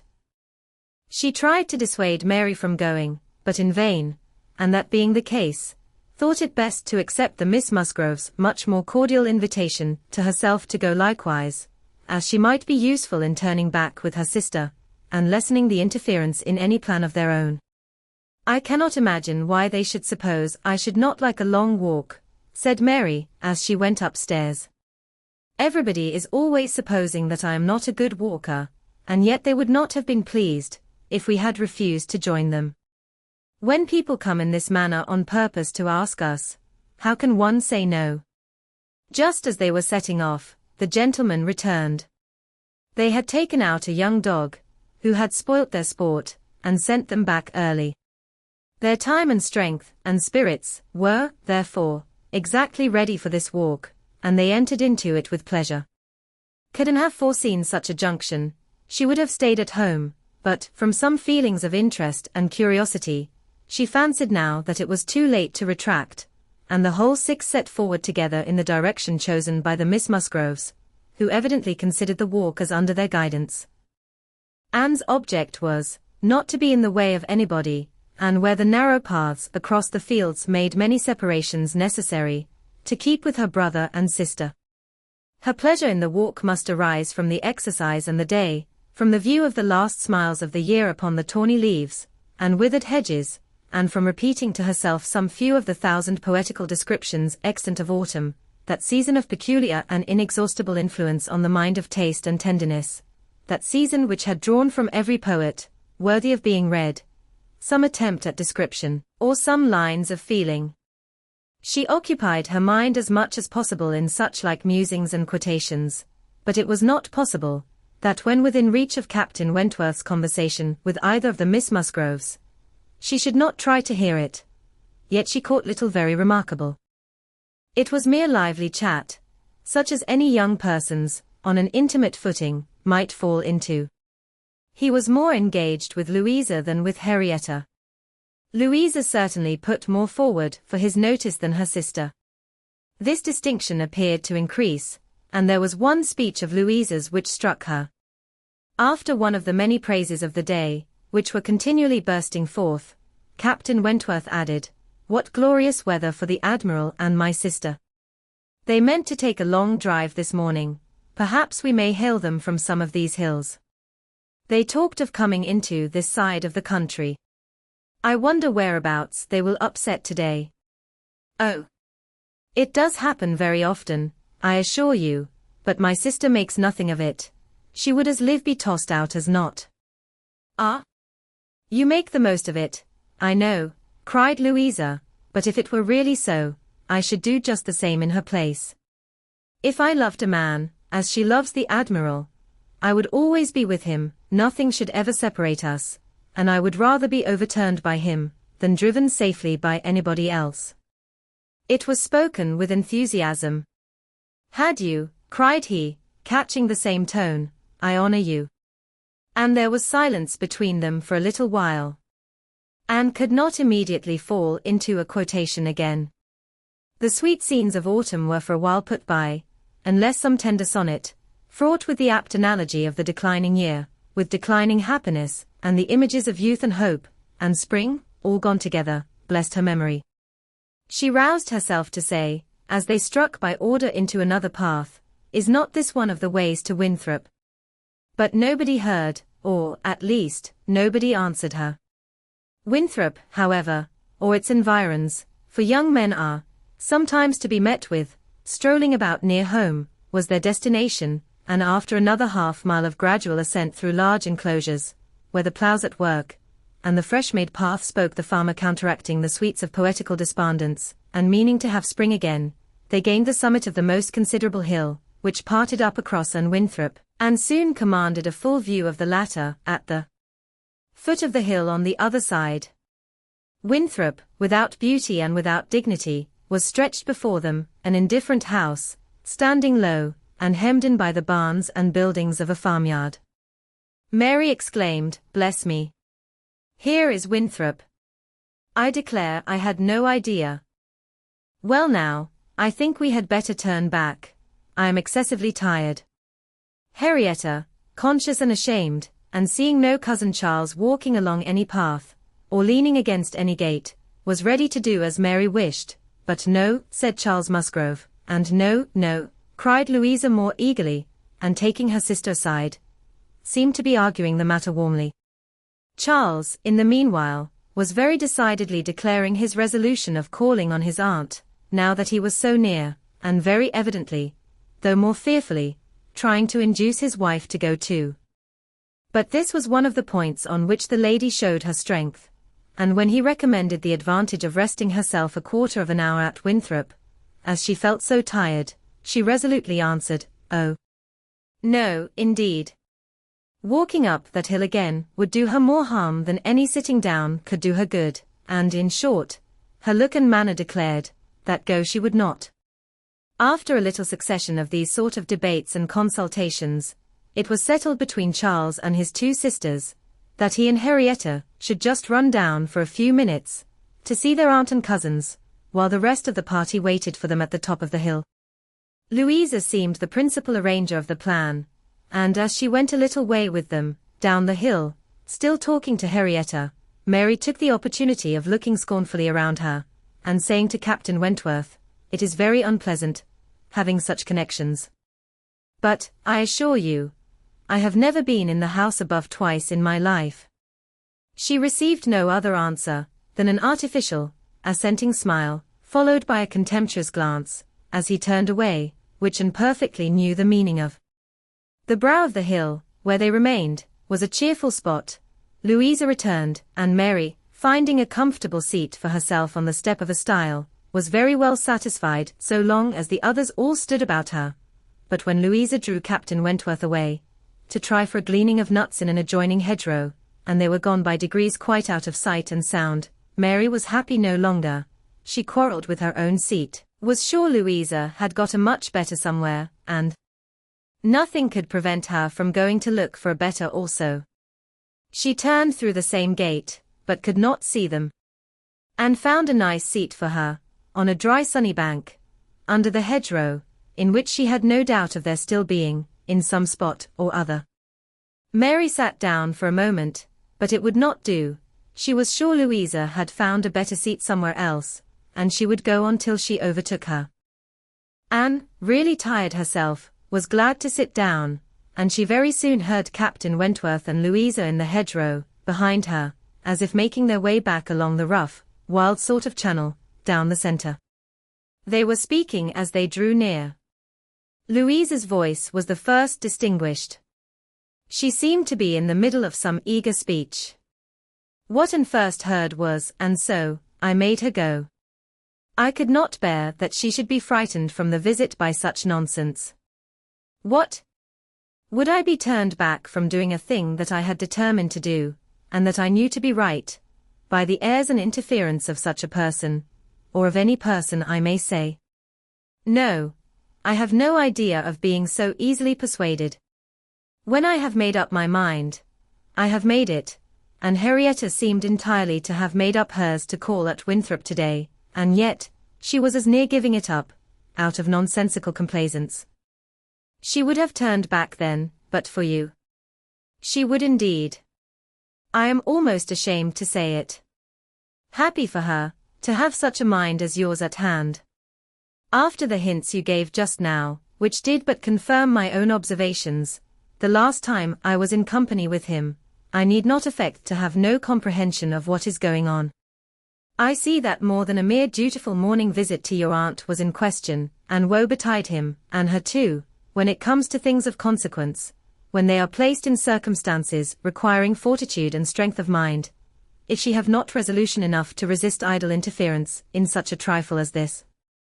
Your sister is an amiable creature, but yours is the character of decision and firmness, I see.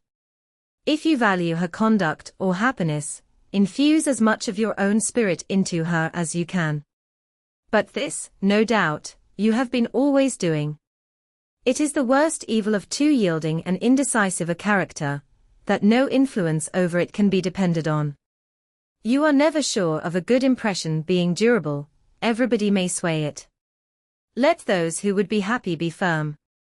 Here is a nut, said he, catching one down from an upper bough, to exemplify. A beautiful glossy nut, which, blessed with original strength, has outlived all the storms of autumn. Not a puncture, not a weak spot anywhere. This nut, he continued, with playful solemnity, while so many of his brethren have fallen and been trodden under foot, is still in possession of all the happiness that a hazel nut can be supposed capable of. Then returning to his former earnest tone, my first wish for all whom I am interested in, is that they should be firm. If Louisa Musgrove would be beautiful and happy in her November of life, she will cherish all her present powers of mind. He had done, and was unanswered. It would have surprised and if Louisa could have readily answered such a speech, words of such interest, spoken with such serious warmth. She could imagine what Louisa was feeling. For herself, she feared to move, lest she should be seen. While she remained, a bush of low rambling holly protected her, and they were moving on. Before they were beyond her hearing, however, Louisa spoke again. Mary is good-natured enough in many respects, said she, but she does sometimes provoke me excessively, by her nonsense and pride, the Elliot pride. She has a great deal too much of the Elliot pride. We do so wish that Charles had married Anne instead. I suppose you know he wanted to marry Anne. After a moment's pause, Captain Wentworth said, Do you mean that she refused him? Oh. Yes, certainly. When did that happen? I do not exactly know, for Henrietta and I were at school at the time, but I believe about a year before he married Mary. I wish she had accepted him. We should all have liked her a great deal better, and Papa and Mamma always think it was her great friend Lady Russell's doing, that she did not. They think Charles might not be learned and bookish enough to please Lady Russell, and that therefore, she persuaded Anne to refuse him. The sounds were retreating, and Anne distinguished no more. Her own emotions still kept her fixed. She had much to recover from, before she could move. The listener's proverbial fate was not absolutely hers. She had heard no evil of herself, but she had heard a great deal of very painful import. She saw how her own character was considered by Captain Wentworth, and there had been just that degree of feeling and curiosity about her in his manner which must give her extreme agitation. As soon as she could, she went after Mary, and having found, and walked back with her to their former station, by the stile, felt some comfort in their whole party being immediately afterwards collected, and once more in motion together. Her spirits wanted the solitude and silence which only numbers could give. Charles and Henrietta returned, bringing, as may be conjectured, Charles Hayter with them. The minutiae of the business, Anne could not attempt to understand. Even Captain Wentworth did not seem admitted to perfect confidence here, but that there had been a withdrawing on the gentleman's side, and a relenting on the ladies', and that they were now very glad to be together again, did not admit a doubt. Henrietta looked a little ashamed, but very well pleased, Charles Hayter exceedingly happy, and they were devoted to each other almost from the first instant of their all setting forward for Uppercross. Everything now marked out Louisa for Captain Wentworth. Nothing could be plainer, and where many divisions were necessary, or even where they were not, they walked side by side nearly as much as the other two. In a long strip of meadow land, where there was ample space for all, they were thus divided, forming three distinct parties, and to that party of the three which boasted least animation and least complaisance, Anne necessarily belonged. She joined Charles and Mary, and was tired enough to be very glad of Charles's other arm, but Charles, though in very good humor with her, was out of temper with his wife. Mary had shown herself disobliging to him, and was now to reap the consequence, which consequence was his dropping her arm almost every moment to cut off the heads of some nettles in the hedge with his switch. And when Mary began to complain of it, and lament her being ill-used, according to custom, in being on the hedge side, while Anne was never incommoded on the other, he dropped the arms of both to hunt after a weasel which he had a momentary glance of, and they could hardly get him along at all. This long meadow bordered a lane, which their footpath, at the end of it was to cross, and when the party had all reached the gate of exit, the carriage advancing in the same direction, which had been some time heard, was just coming up, and proved to be Admiral Croft's gig. He and his wife had taken their intended drive, and were returning home. Upon hearing how long a walk the young people had engaged in, they kindly offered a seat to any lady who might be particularly tired. It would save her a full mile, and they were going through Uppercross. The invitation was general, and generally declined. The Miss Musgroves were not at all tired, and Mary was either offended by not being asked before any of the others, or what Louisa called the Elliot pride, could not endure to make a third in a one-horse chaise. The walking party had crossed the lane, and were surmounting an opposite stile, and the Admiral was putting his horse in motion again, when Captain Wentworth cleared the hedge, in a moment to say something to his sister. The something might be guessed by its effects. "Miss Elliot, I am sure you are tired," cried Mrs. Croft. "Do let us have the pleasure of taking you home. Here is excellent room for 3, I assure you. If we were all like you, I believe we might sit 4. You must, indeed, you must." Anne was still in the lane, and though instinctively beginning to decline, she was not allowed to proceed. The Admiral's kind urgency came in support of his wife's. They would not be refused.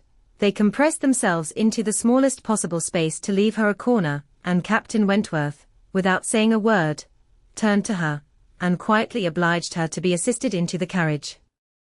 Yes, he had done it. She was in the carriage, and felt that he had placed her there, that his will and his hands had done it, that she owed it to his perception of her fatigue, and his resolution to give her rest. She was very much affected by the view of his disposition towards her, which all these things made apparent. This little circumstance seemed the completion of all that had gone before. She understood him. He could not forgive her, but he could not be unfeeling. Though condemning her for the past, and considering it with high and unjust resentment, though perfectly careless of her, and though becoming attached to another, still he could not see her suffer, without the desire of giving her relief. It was a remainder of former sentiment, it was an impulse of pure, though unacknowledged friendship, it was a proof of his own warm and amiable heart, which she could not contemplate without emotions so compounded of pleasure and pain, that she knew not which prevailed. Her answers to the kindness and the remarks of her companions were at first unconsciously given. They had travelled half their way along the rough lane, before she was quite awake to what they said. She then found them talking of Frederick. "He certainly means to have one or other of those 2 girls, Sophie," said the Admiral, "but there is no saying which. He has been running after them, too, long enough, one would think, to make up his mind. This comes of the peace. If it were war now, he would have settled it long ago. We sailors, Miss Elliot, cannot afford to make long courtships in time of war. How many days was it, my dear, between the first time of my seeing you and our sitting down together in our lodgings at North Yarmouth?" "We had better not talk about it, my dear," replied Mrs. Croft, pleasantly, "for if Miss Elliot were to hear how soon we came to an understanding, she would never be persuaded that we could be happy together. I had known you by character, however, long before. Well, and I had heard of you as a very pretty girl, and what were we to wait for besides? I do not like having such things so long in hand. I wish Frederick would spread a little more canvas, and bring us home one of these young ladies to Kellynch. Then there would always be company for them. And very nice young ladies they both are. I hardly know one from the other. Very good-humoured, unaffected girls, indeed," said Mrs. Croft, in a tone of calmer praise, such as made Anne suspect that her keener powers might not consider either of them as quite worthy of her brother, and a very respectable family. One could not be connected with better people. "My dear Admiral, that post. We shall certainly take that post." But by coolly giving the reins a better direction herself they happily passed the danger, and by once afterwards judiciously putting out her hand they neither fell into a rut, nor ran foul of a dung cart. And Anne, with some amusement at their style of driving, which she imagined no bad representation of the general guidance of their affairs, found herself safely deposited by them at the cottage. Chapter 11. The time now approached for Lady Russell's return. The day was even fixed, and Anne, being engaged to join her as soon as she was resettled, was looking forward to an early removal to Kellynch, and beginning to think how her own comfort was likely to be affected by it. It would place her in the same village with Captain Wentworth, within half a mile of him. They would have to frequent the same church, and there must be intercourse between the two families. This was against her, but on the other hand, he spent so much of his time at Uppercross, that in removing thence she might be considered rather as leaving him behind, than as going towards him, and upon the whole, she believed she must, on this interesting question, be the gainer, almost as certainly as in her change of domestic society, in leaving poor Mary for Lady Russell. She wished it might be possible for her to avoid ever seeing Captain Wentworth at the Hall. Those rooms had witnessed former meetings, which would be brought too painfully before her.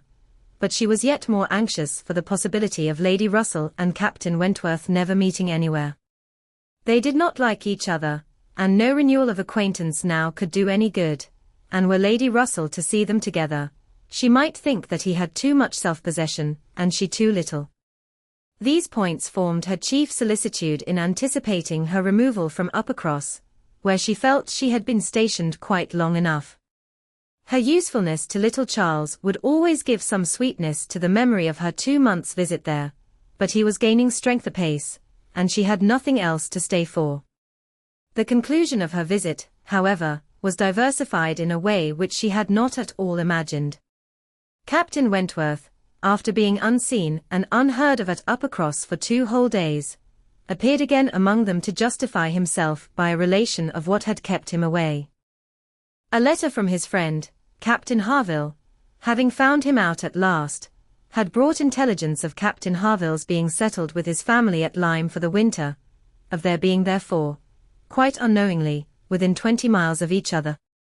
Captain Harville had never been in good health since a severe wound, which he received 2 years before, and Captain Wentworth's anxiety to see him had determined him to go immediately to Lyme. He had been there for 24 hours.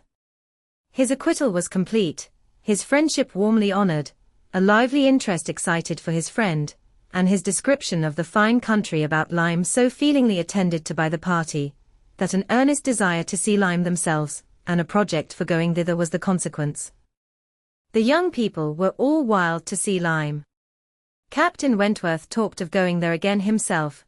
It was only 17 miles from Uppercross, though November, the weather was by no means bad, and in short, Louisa, who was the most eager of the eager, having formed the resolution to go, and besides the pleasure of doing as she liked, being now armed with the idea of merit in maintaining her own way, bore down all the wishes of her father and mother for putting it off till summer, and to Lyme they were to go, Charles, Mary, Anne, Henrietta, Louisa, and Captain Wentworth. The first heedless scheme had been to go in the morning and return at night, but to this Mr. Musgrove, for the sake of his horses, would not consent, and when it came to be rationally considered, a day in the middle of November would not leave much time for seeing a new place, after deducting 7 hours, as the nature of the country required, for going and returning. They were, consequently, to stay the night there, and not to be expected back till the next day's dinner. This was felt to be a considerable amendment, and though they all met at the great house at rather an early breakfast hour, and set off very punctually, it was so much past noon before the 2 carriages, Mr. Musgrove's coach containing the 4 ladies, and Charles's curricle, in which he drove Captain Wentworth, were descending the long hill into Lyme, and entering upon the still steeper street of the town itself, that it was very evident they would not have more than time for looking about them before the light and warmth of the day were gone. After securing accommodations, and ordering a dinner at one of the inns, the next thing to be done was unquestionably to walk directly down to the sea. They were come too late in the year for any amusement, or variety which Lyme, as a public place, might offer. The rooms were shut up, the lodgers almost all gone, scarcely any family but of the residents left, and as there is nothing to admire in the buildings themselves, the remarkable situation of the town, the principal street almost hurrying into the water, the walk to the Cobb, skirting round the pleasant little bay, which, in the season, is animated with bathing machines and company, the Cobb itself, its old wonders and new improvements, with the very beautiful line of cliffs stretching out to the east of the town, are what the strangers I will seek, and a very strange stranger it must be, who does not see charms in the immediate environs of Lyme, to make him wish to know it better. The scenes in its neighborhood, Charmouth, with its high grounds and extensive sweeps of country, and still more, its sweet, retired bay, backed by dark cliffs, where fragments of low rock among the sands, make it the happiest spot for watching the flow of the tide, for sitting in unwearied contemplation, the woody varieties of the cheerful village of Uplyme, and above all, Pinny, with its green chasms between romantic rocks, where the scattered forest trees and orchards of luxuriant growth declare that many a generation must have passed away since the first partial falling of the cliff prepared the ground for such a state, where a scene so wonderful and so lovely is exhibited, as may more than equal any of the resembling scenes of the far-famed Isle of Wight. These places must be visited, and visited again, to make the worth of Lyme understood. The party from Uppercross passing down by the now deserted and melancholy-looking rooms, and still descending, soon found themselves on the seashore, and lingering only, as all must linger and gaze on a first return to the sea, whoever deserved to look on it at all, proceeded towards the Cobb, equally their object in itself and on Captain Wentworth's account, for in a small house, near the foot of an old pier of unknown date, were the Harvilles settled. Captain Wentworth turned in to call on his friend, the others walked on, and he was to join them on the Cobb. They were by no means tired of wondering and admiring, and not even Louisa seemed to feel that they had parted with Captain Wentworth long, when they saw him coming after them, with 3 companions, all well known already, by description, to be Captain and Mrs. Harville and a Captain Benwick, who was staying with them. Captain Benwick had some time ago been first lieutenant of the Laconia, and the account which Captain Wentworth had given of him, on his return from Lyme before, his warm praise of him as an excellent young man and an officer, whom he had always valued highly, which must have stamped him well in the esteem of every listener, had been followed by a little history of his private life, which rendered him perfectly interesting in the eyes of all the ladies. He had been engaged to Captain Harville's sister, and was now mourning her loss. They had been a year or 2 waiting for fortune and promotion. Fortune came, his prize money as lieutenant being great. Promotion, too, came at last, but Fanny Harville did not live to know it. She had died the preceding summer while he was at sea. Captain Wentworth believed it impossible for man to be more attached to woman than poor Benwick had been to Fanny Harville, or to be more deeply afflicted under the dreadful change. He considered his disposition as of the sort which must suffer heavily, uniting very strong feelings with quiet, serious, and retiring manners, and a decided taste for reading and sedentary pursuits. To finish the interest of the story, the friendship between him and the Harvilles seemed, if possible, augmented by the event which closed all their views of alliance, and Captain Benwick was now living with them entirely. Captain Harville had taken his present house for half a year, his taste, and his health, and his fortune, all directing him to a residence inexpensive, and by the sea, and the grandeur of the country, and the retirement of Lyme in the winter, appeared exactly adapted to Captain Benwick's state of mind. The sympathy and goodwill excited towards Captain Benwick was very great. And yet, said unto herself, as they now moved forward to meet the party, he has not, perhaps, a more sorrowing heart than I have. I cannot believe his prospects, so blighted for ever. He is younger than I am, younger in feeling, if not in fact, younger as a man. He will rally again, and be happy with another. They all met, and were introduced. Captain Harville was a tall, dark man, with a sensible, benevolent countenance, a little lame, and from strong features, and want of health, looking much older than Captain Wentworth. Captain Benwick looked, and was, the youngest of the 3, and, compared with either of them, a little man. He had a pleasing face and a melancholy air, just as he ought to have, and drew back from conversation. Captain Harville, though not equaling Captain Wentworth in manners, was a perfect gentleman, unaffected, warm, and obliging.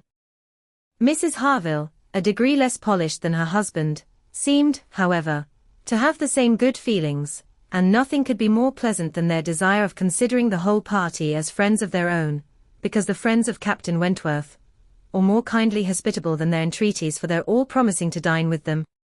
The dinner, already ordered at the inn, was at last, though unwillingly, accepted as an excuse, but they seemed almost hurt that Captain Wentworth should have brought any such party to Lyme, without considering it as a thing of course that they should dine with them.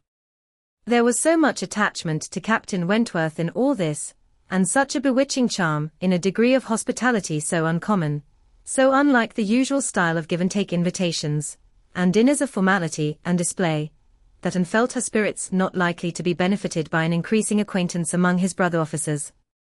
These would have been all my friends, was her thought, and she had to struggle against a great tendency to lowness.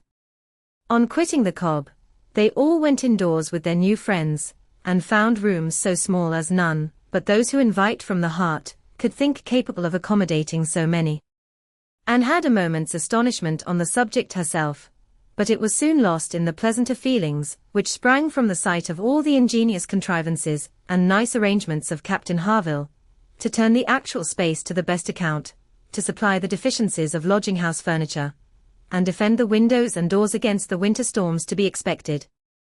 The varieties in the fitting up of the rooms, where the common necessaries provided by the owner, in the common indifferent plight, were contrasted with some few articles of a rare species of wood, excellently worked up, and with something curious and valuable from all the distant countries Captain Harville had visited, were more than amusing to Anne, connected as it all was with his profession, the fruit of its labors, the effect of its influence on his habits, the picture of repose and domestic happiness it presented, made it to her a something more, or less, than gratification.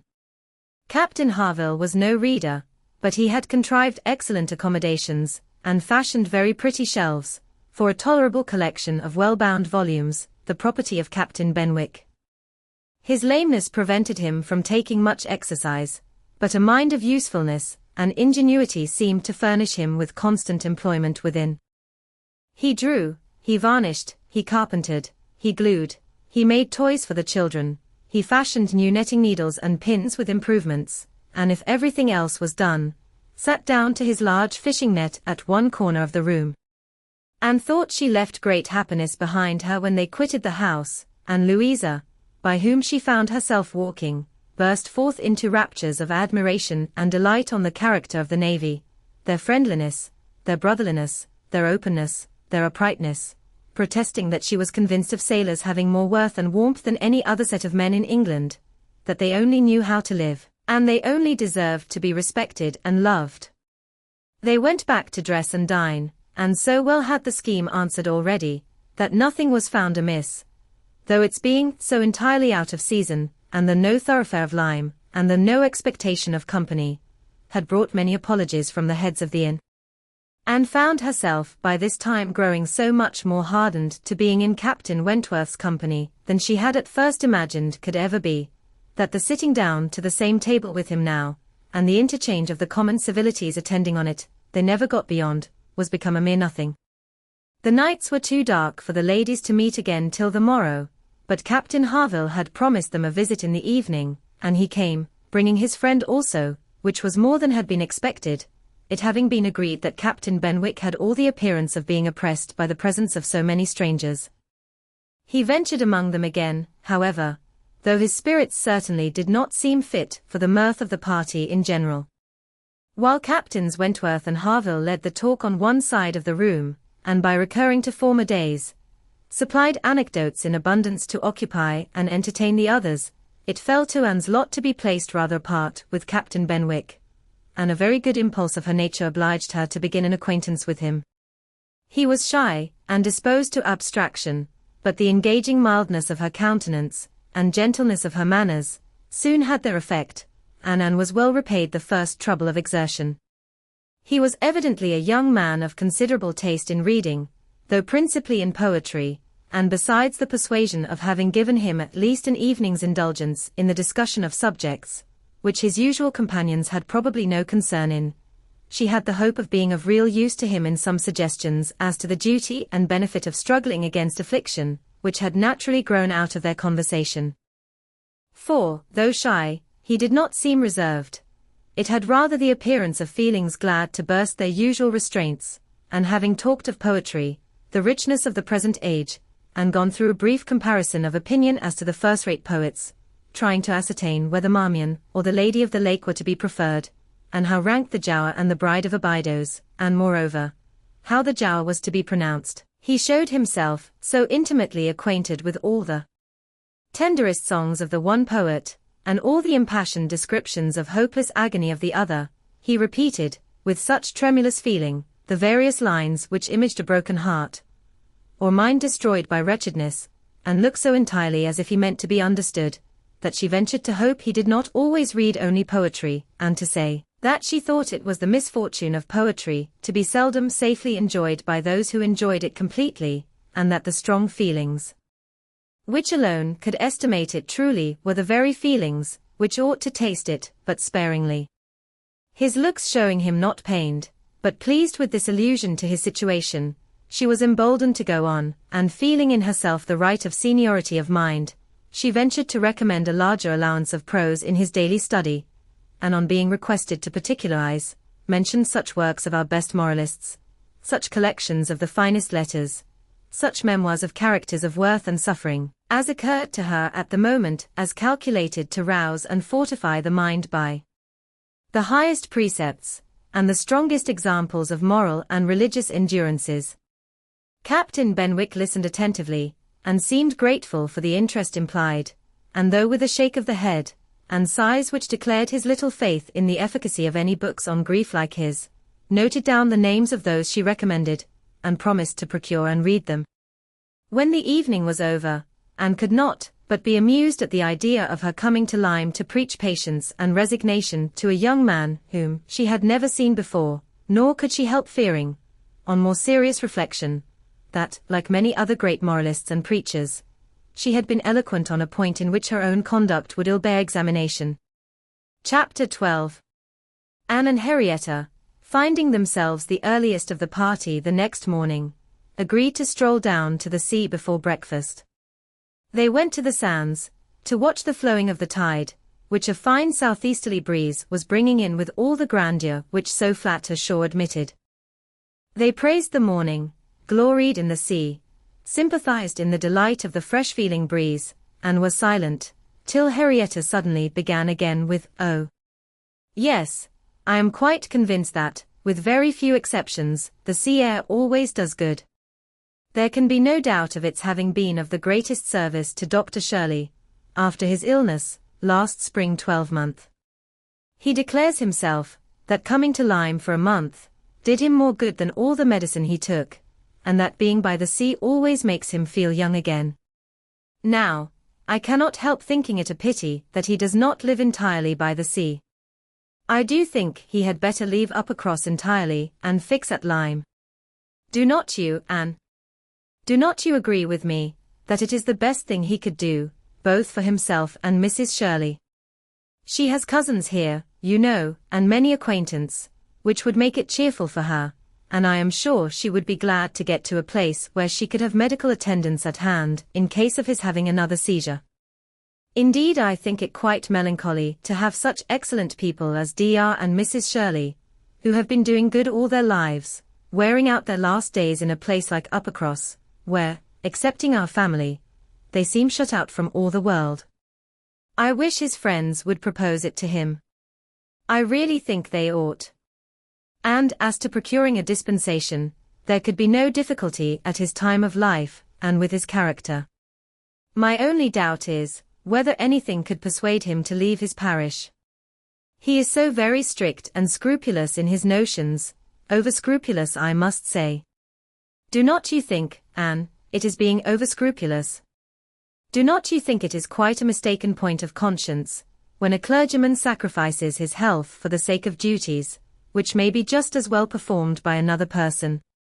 And at Lyme too, only 17 miles off, he would be near enough to hear, if people thought there was anything to complain of. Anne smiled more than once to herself during this speech, and entered into the subject, as ready to do good by entering into the feelings of a young lady as of a young man, though here it was good of a lower standard, for what could be offered but general acquiescence. She said all that was reasonable and proper on the business, felt the claims of Dr. Shirley to repose as she ought, saw how very desirable it was that he should have some active, respectable young man, as a resident curate, and was even courteous enough to hint at the advantage of such resident curates being married. "I wish," said Henrietta, very well pleased with her companion, "I wish Lady Russell lived at Uppercross, and were intimate with Dr. Shirley. I have always heard of Lady Russell as a woman of the greatest influence with everybody. I always look upon her as able to persuade a person to anything. I am afraid of her, as I have told you before, quite afraid of her, because she is so very clever, but I respect her amazingly, and wish we had such a neighbour at Uppercross."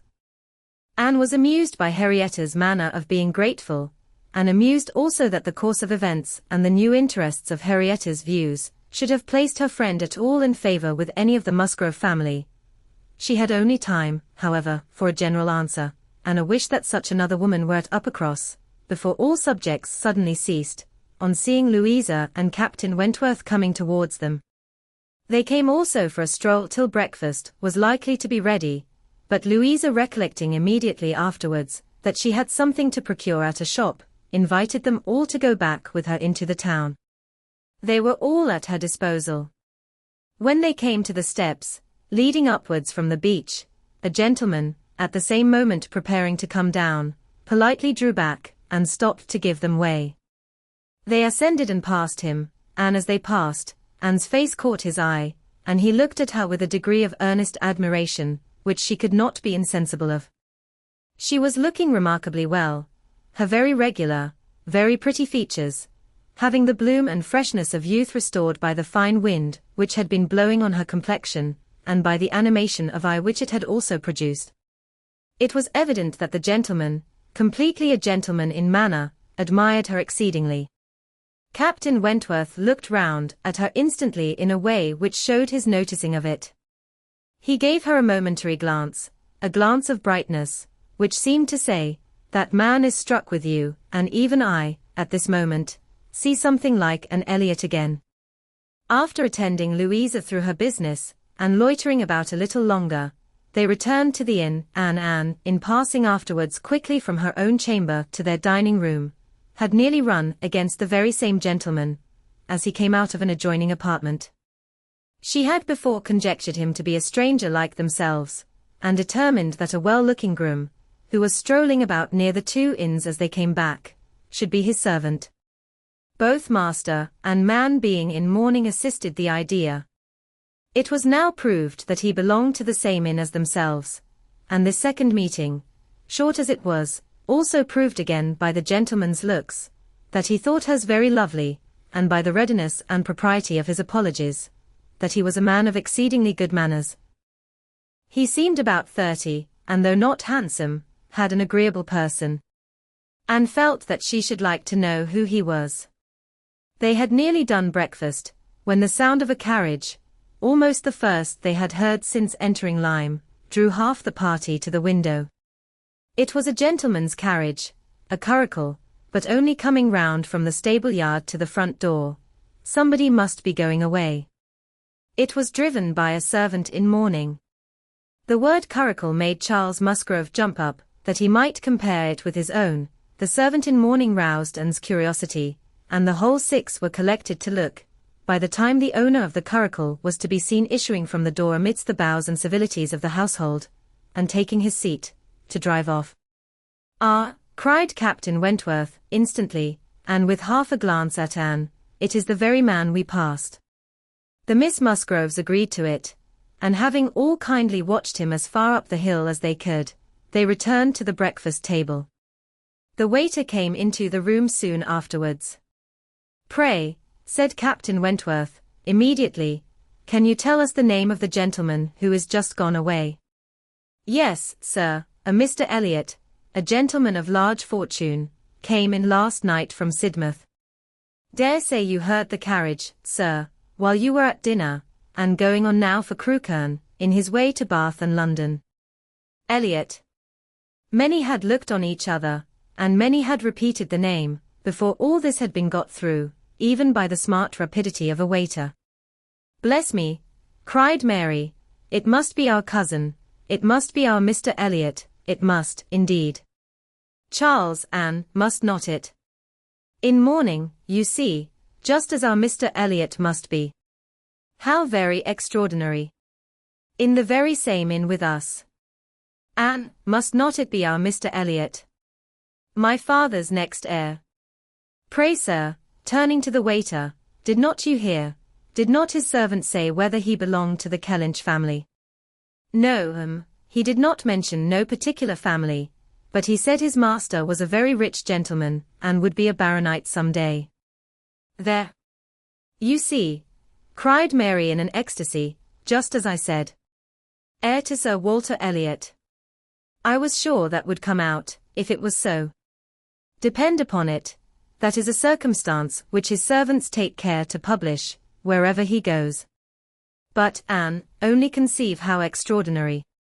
I wish I had looked at him more. I wish we had been aware in time, who it was, that he might have been introduced to us.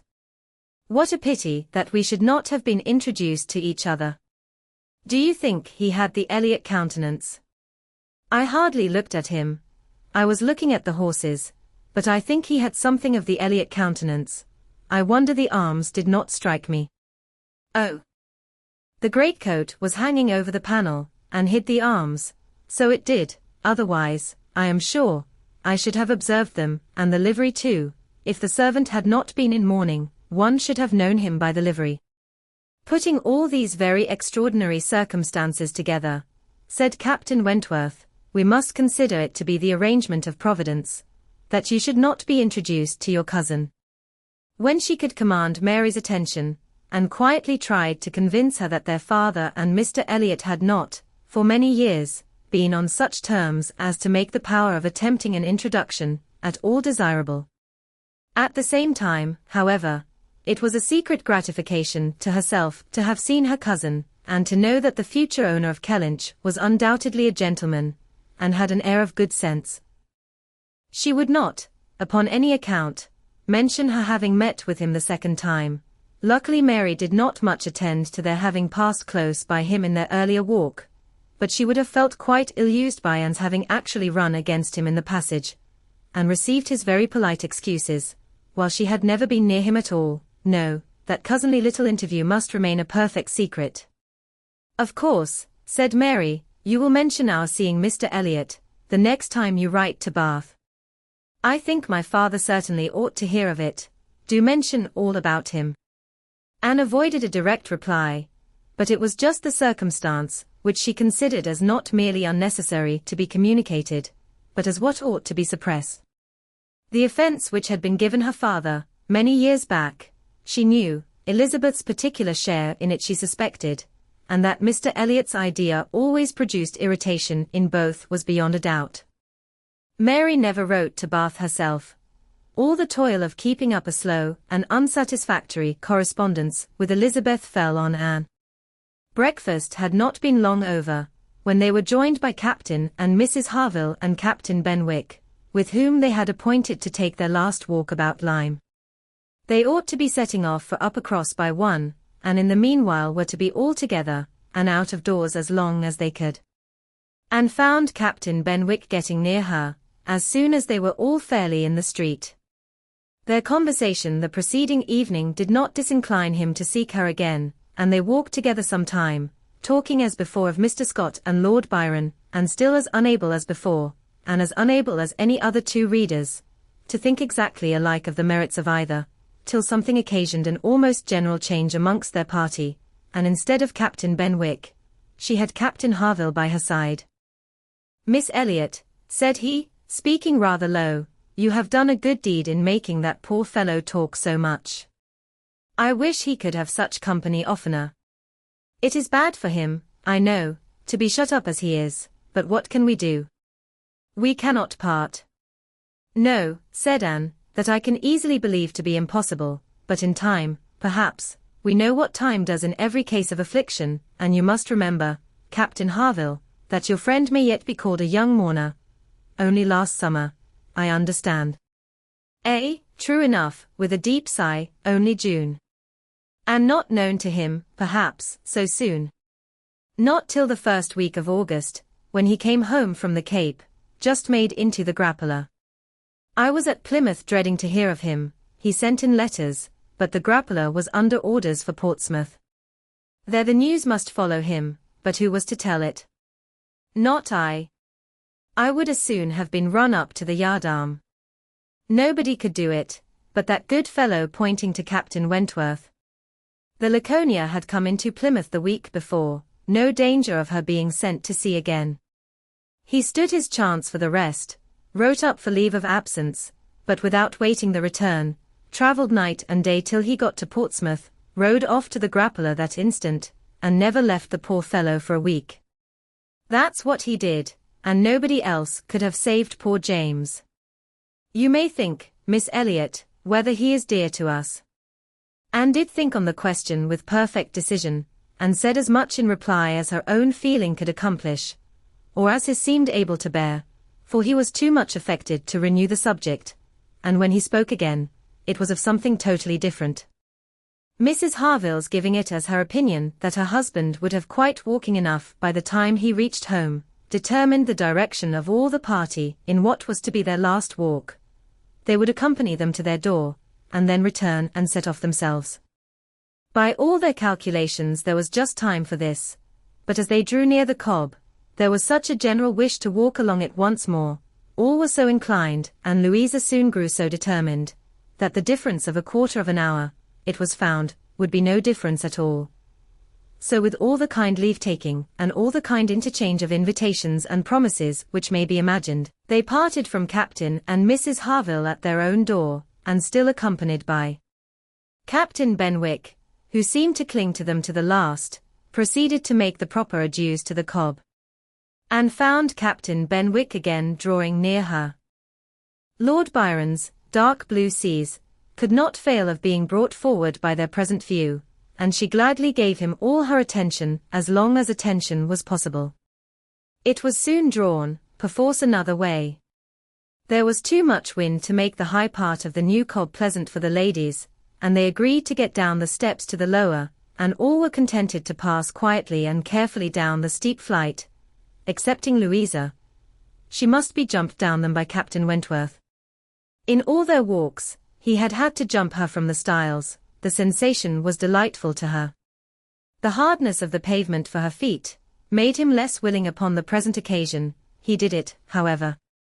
She was safely down, and instantly, to show her enjoyment, ran up the steps to be jumped down again. He advised her against it, thought the jar too great, but no, he reasoned and talked in vain. She smiled and said, "I am determined I will." He put out his hands. She was too precipitate by half a second. She fell on the pavement on the lower Cobb, and was taken up lifeless. There was no wound, no blood, no visible bruise, but her eyes were closed, she breathed not, her face was like death. The horror of the moment to all who stood around. Captain Wentworth, who had caught her up, knelt with her in his arms, looking on her with a face as pallid as her own, in an agony of silence. "She is dead. She is dead," screamed Mary, catching hold of her husband, and contributing with his own horror to make him immovable, and in another moment, Henrietta, sinking under the conviction, lost her senses too, and would have fallen on the steps, but for Captain Benwick and Anne, who caught and supported her between them. "Is there no one to help me?" were the first words which burst from Captain Wentworth, in a tone of despair, and as if all his own strength were gone. Go to him, cried Anne, "for heaven's sake go to him. I can support her myself. Leave me, and go to him. Rub her hands, rub her temples, here are salts, take them, take them." Captain Benwick obeyed, and Charles at the same moment, disengaging himself from his wife, they were both with him, and Louisa was raised up and supported more firmly between them, and everything was done that Anne had prompted, but in vain, while Captain Wentworth, staggering against the wall for his support, exclaimed in the bitterest agony, "O God! Her father and mother!" "A surgeon," said Anne. He caught the word, it seemed to rouse him at once, and saying only, "True, true," a surgeon this instant, was darting away, when Anne eagerly suggested, "Captain Benwick, would not it be better for Captain Benwick? He knows where a surgeon is to be found." Every one capable of thinking felt the advantage of the idea, and in a moment, it was all done in rapid moments. Captain Benwick had resigned the poor corpse-like figure entirely to the brother's care, and was off for the town with the utmost rapidity. As to the wretched party left behind, it could scarcely be said which of the three, who were completely rational, was suffering most, Captain Wentworth, Anne, or Charles, who, really a very affectionate brother, hung over Louisa with sobs of grief, and could only turn his eyes from one sister, to see the other in a state as insensible, or to witness the hysterical agitations of his wife, calling on him for help which he could not give. Anne, attending with all the strength and zeal and thought, which instinct supplied, to Henrietta, still tried, at intervals, to suggest comfort to the others, tried to quiet Mary, to animate Charles, to assuage the feelings of Captain Wentworth. Both seemed to look to her for directions. "Anne," cried Charles, "what is to be done next? What, in heaven's name, is to be done next?" Captain Wentworth's eyes were also turned towards her. Had not she better be carried to the inn? "Yes, I am sure. Carry her gently to the inn." Yes, to the inn," repeated Captain Wentworth, comparatively collected, and eager to be doing something. "I will carry her myself. Musgrove, take care of the others." By this time the report of the accident had spread among the workmen and boatmen about the Cobb, and many were collected near them, to be useful if wanted, at any rate, to enjoy the sight of a dead young lady, nay, 2 dead young ladies, for it proved twice as fine as the first report.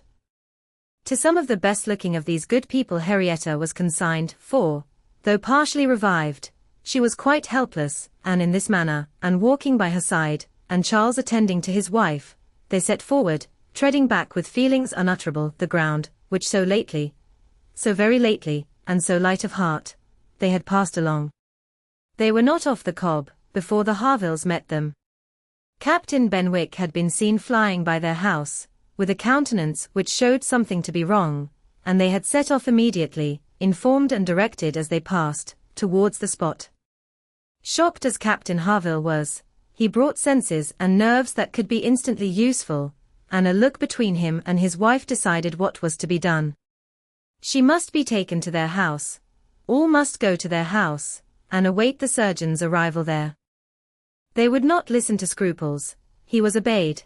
They were all beneath his roof, and while Louisa, under Mrs. Harville's direction, was conveyed upstairs, and given possession of her own bed, assistance, cordials, restoratives were supplied by her husband to all who needed them. Louisa had once opened her eyes, but soon closed them again, without apparent consciousness. This had been a proof of life, however, of service to her sister, and Henrietta, though perfectly incapable of being in the same room with Louisa, was kept, by the agitation of hope and fear, from a return of her own insensibility.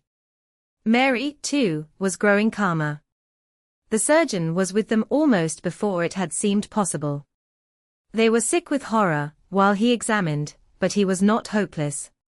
The head had received a severe contusion, but he had seen greater injuries recovered from. He was by no means hopeless, he spoke cheerfully. That he did not regard it as a desperate case, that he did not say a few hours must end it, was at first felt, beyond the hope of most, and the ecstasy of such a reprieve, the rejoicing, deep and silent, after a few fervent ejaculations of gratitude to heaven had been offered, may be conceived. The tone, the look, with which, thank God, was uttered by Captain Wentworth, and was sure could never be forgotten by her, nor the sight of him afterwards, as he sat near a table, leaning over it with folded arms and face concealed, as if overpowered by the various feelings of his soul, and trying by prayer and reflection to calm them. Louisa's limbs had escaped. There was no injury but to the head. It now became necessary for the party to consider what was best to be done, as to their general situation. They were now able to speak to each other and consult. That Louisa must remain where she was, however distressing to her friends to be involving the Harvilles in such trouble, did not admit a doubt. Her removal was impossible. The Harvilles silenced all scruples, and as much as they could, all gratitude. They had looked forward and arranged everything before the others began to reflect. Captain Benwick must give up his room to them, and get another bed elsewhere, and the whole was settled. They were only concerned that the house could accommodate no more, and yet perhaps, by putting the children away in the maid's room, or swinging a cot somewhere, they could hardly bear to think of not finding room for 2 or 3 besides, supposing they might wish to stay, though, with regard to any attendance on Miss Musgrove, there need not be the least uneasiness in leaving her to Mrs. Harville's care entirely. Mrs. Harville was a very experienced nurse, and her nursery maid, who had lived with her long, and gone about with her everywhere, was just such another. Between these two, she could want no possible attendance by day or night. And all this was said with a truth and sincerity of feeling irresistible. Charles, Henrietta, and Captain Wentworth were the 3 in consultation, and for a little while it was only an interchange of perplexity and terror. Uppercross, the necessity of some one's going to Uppercross, the news to be conveyed, how it could be broken to Mr. and Mrs. Musgrove, the lateness of the morning, an hour already gone since they ought to have been off, the impossibility of being in tolerable time. At first, they were capable of nothing more to the purpose than such exclamations, but after a while, Captain Wentworth, exerting himself, said, "We must be decided, and without the loss of another minute. Every minute is valuable. Some one must resolve on being off for Uppercross instantly. Musgrove, either you or I must go." Charles agreed, but declared his resolution of not going away. He would be as little encumbrance as possible to Captain and Mrs. Harville, but as to leaving his sister in such a state, he neither ought nor would. So far it was decided, and Henrietta at first declared the same. She, however, was soon persuaded to think differently. The usefulness of her staying. She who had not been able to remain in Louisa's room, or to look at her, without sufferings which made her worse than helpless. She was forced to acknowledge that she could do no good, yet was still unwilling to be away, till, touched by the thought of her father and mother, she gave it up. She consented. She was anxious to be at home. The plan had reached this point, when Anne, coming quietly down from Louisa's room, could not but hear what followed, for the parlour door was open. "Then it is settled, Musgrove," cried Captain Wentworth, "that you stay, and that I take care of your sister home. But as to the rest, as to the others, if one stays to assist Mrs. Harville, I think it need be only one. Mrs. Charles Musgrove will, of course, wish to get back to her children, but if Anne will stay, no one so proper, so capable as Anne." She paused a moment to recover from the emotion of hearing herself so spoken of. The other 2 warmly agreed with what he said, and she then appeared. "You will stay, I am sure, you will stay and nurse her," cried he, turning to her and speaking with a glow, and yet a gentleness, which seemed almost restoring the past. She coloured deeply, and he recollected himself and moved away. She expressed herself most willing, ready, happy to remain. It was what she had been thinking of, and wishing to be allowed to do. A bed on the floor in Louisa's room would be sufficient for her, if Mrs. Harville would but think so. One thing more, and all seemed arranged. Though it was rather desirable that Mr. and Mrs. Musgrove should be previously alarmed by some share of delay, yet the time required by the Uppercross horses to take them back would be a dreadful extension of suspense, and Captain Wentworth proposed, and Charles Musgrove agreed, that it would be much better for him to take a chaise from the inn, and leave Mr. Musgrove's carriage and horses to be sent home the next morning early, when there would be the farther advantage of sending an account of Louisa's night.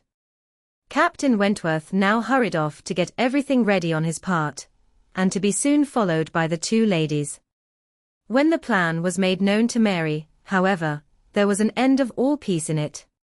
She was so wretched and so vehement, complained so much of injustice in being expected to go away instead of Anne, who was nothing to Louisa, while she was her sister, and had the best right to stay in Henrietta's stead. Why was not she to be as useful as Anne? And to go home without Charles, too, without her husband? No, it was too unkind. And in short, she said more than her husband could long withstand, and as none of the others could oppose when he gave way, there was no help for it. The change of Mary for Anne was inevitable.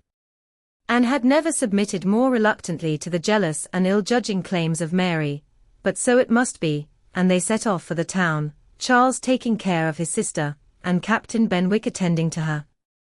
She gave a moment's recollection, as they hurried along, to the little circumstances, which the same spots had witnessed earlier in the morning.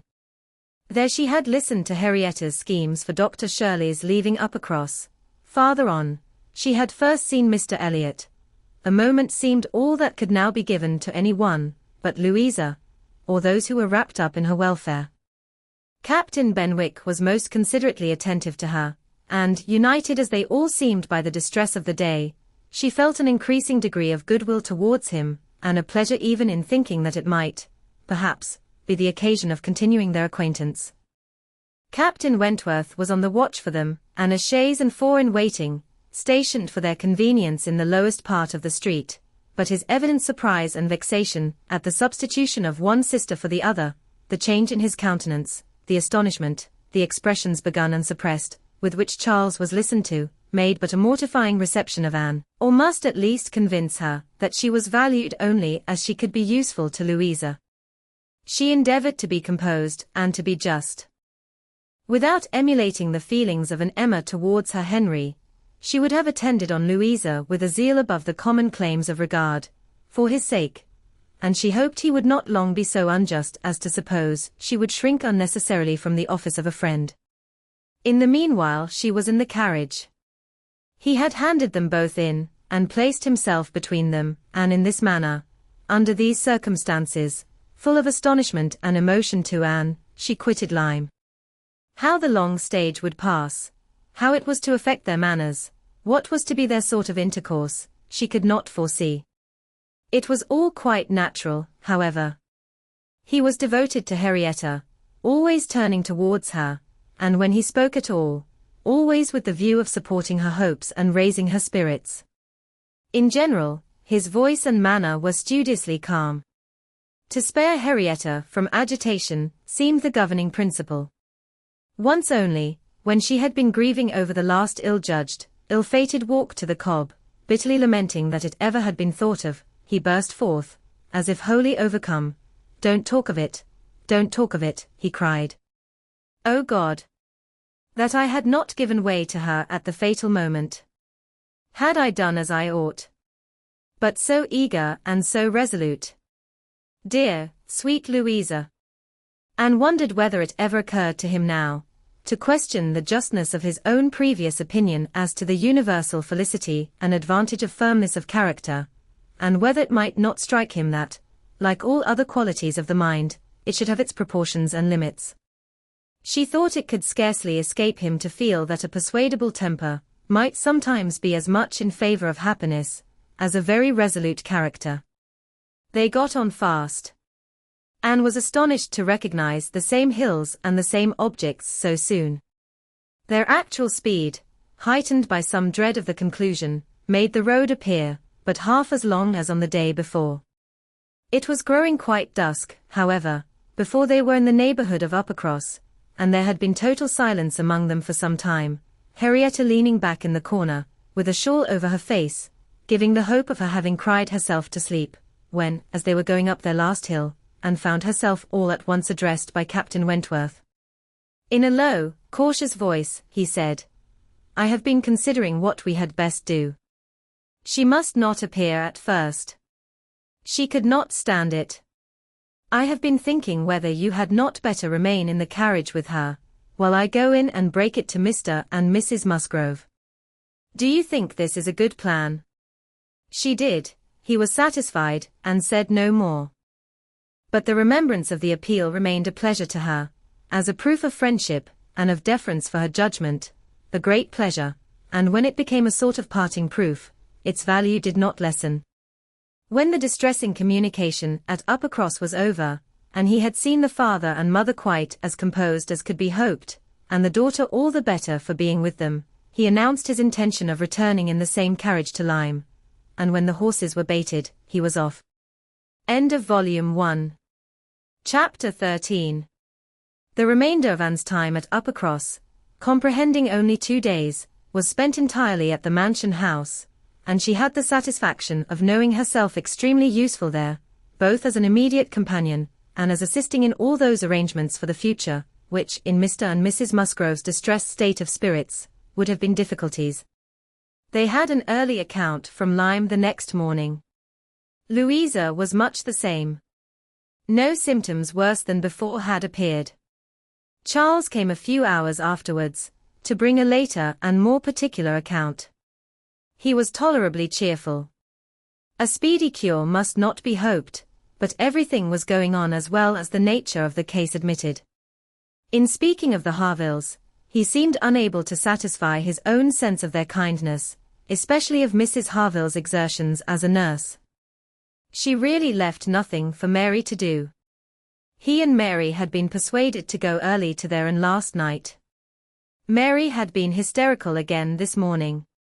When he came away, she was going to walk out with Captain Benwick, which, he hoped, would do her good. He almost wished she had been prevailed on to come home the day before, but the truth was, that Mrs. Harville left nothing for anybody to do. Charles was to return to Lyme the same afternoon, and his father had at first half a mind to go with him, but the ladies could not consent. It would be going only to multiply trouble to the others, and increase his own distress, and a much better scheme followed and was acted upon.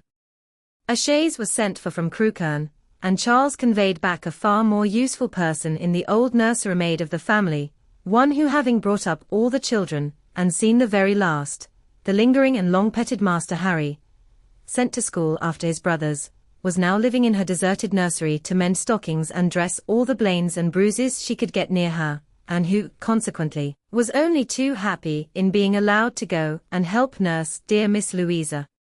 Vague wishes of getting Sarah thither had occurred before to Mrs. Musgrove and Henrietta, but without Anne, it would hardly have been resolved on, and found practicable so soon.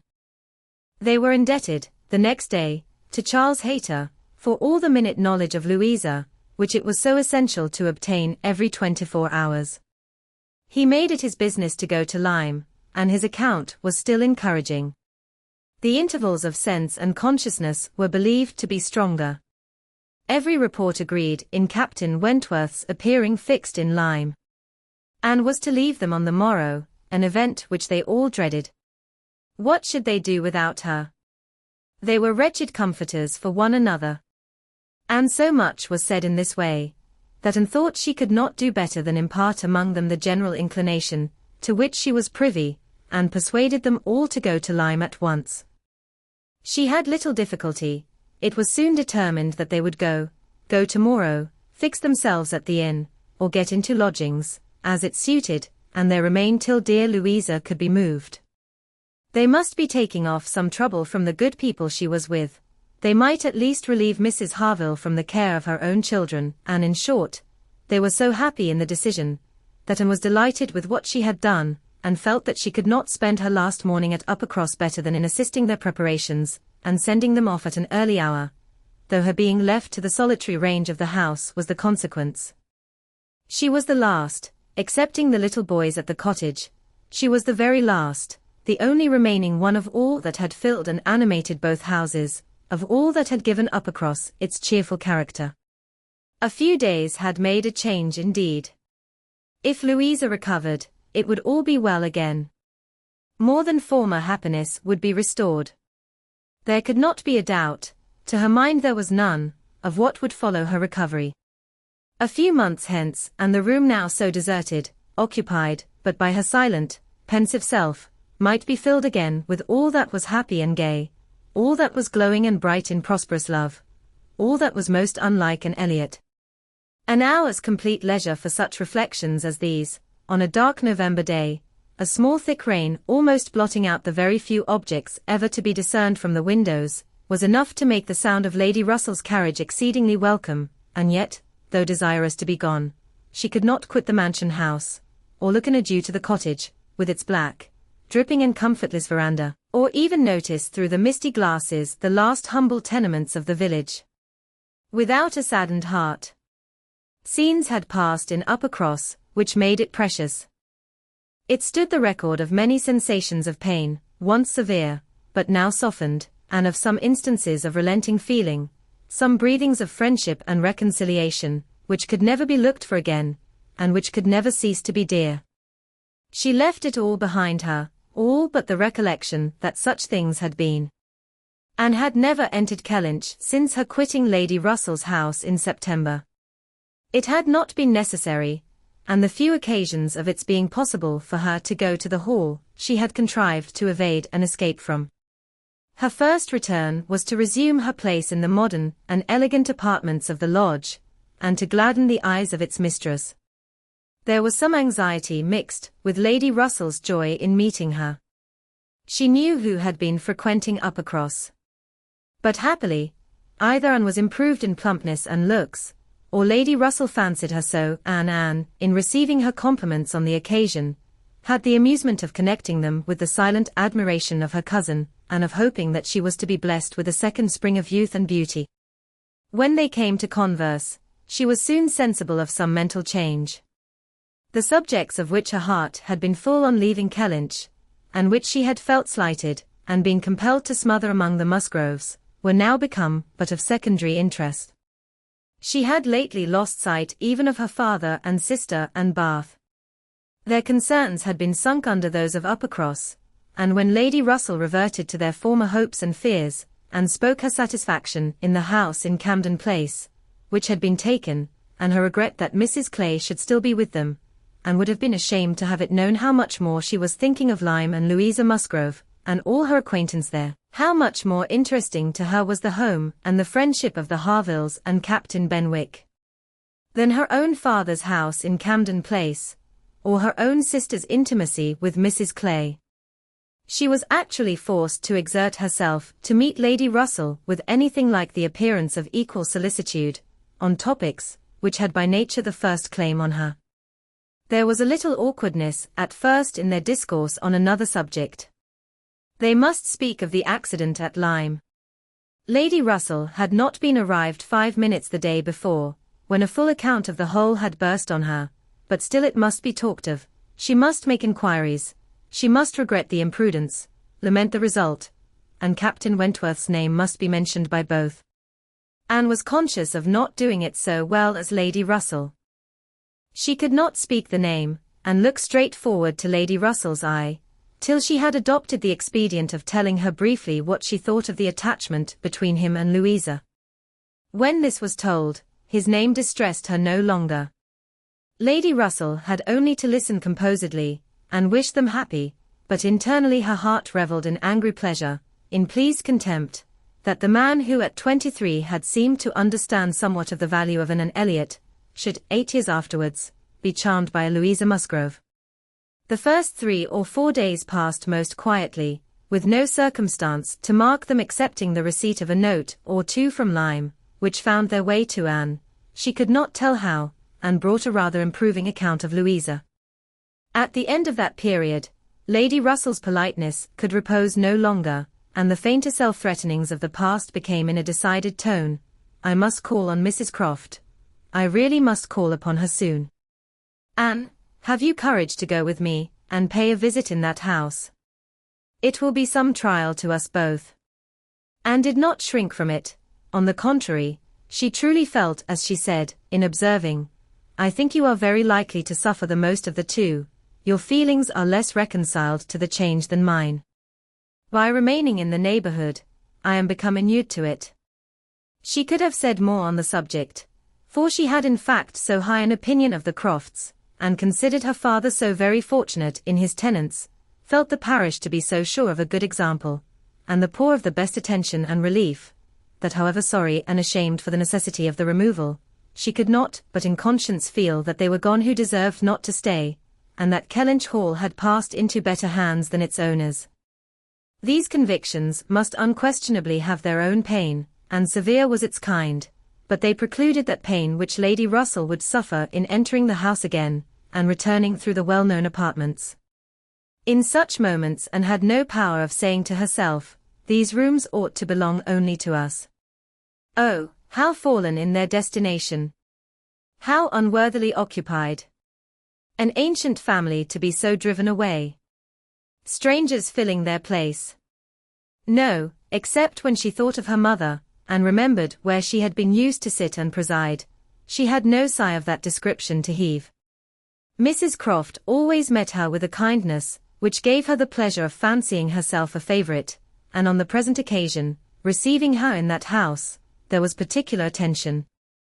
The sad accident at Lyme was soon the prevailing topic, and on comparing their latest accounts of the invalid, it appeared that each lady dated her intelligence from the same hour of yestermorn, that Captain Wentworth had been in Kellynch yesterday, the first time since the accident, had brought on the last note, which she had not been able to trace the exact steps of, had stayed a few hours and then returned again to Lyme, and without any present intention of quitting it any more.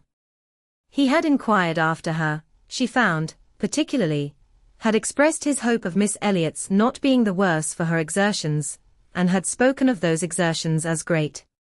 This was handsome, and gave her more pleasure than almost anything else could have done.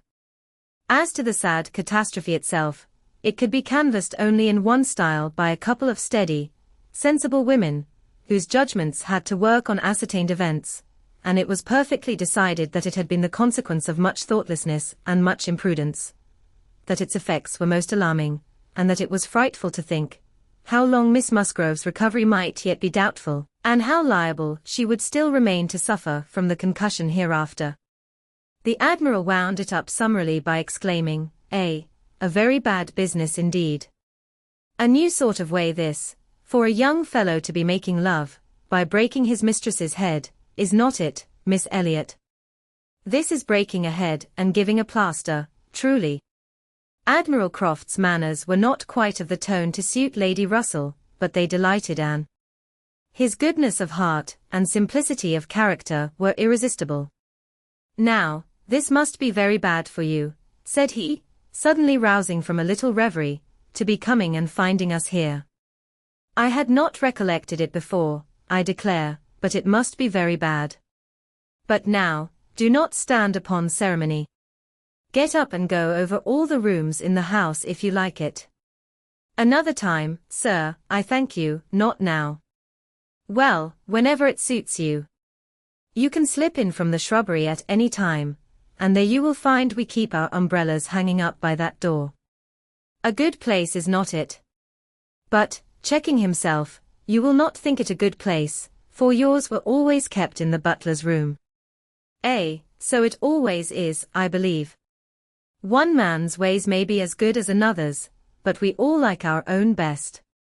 And so you must judge for yourself, whether it would be better for you to go about the house or not. Anne, finding she might decline it, did so, very gratefully. We have made very few changes either, continued the Admiral, after thinking a moment. Very few.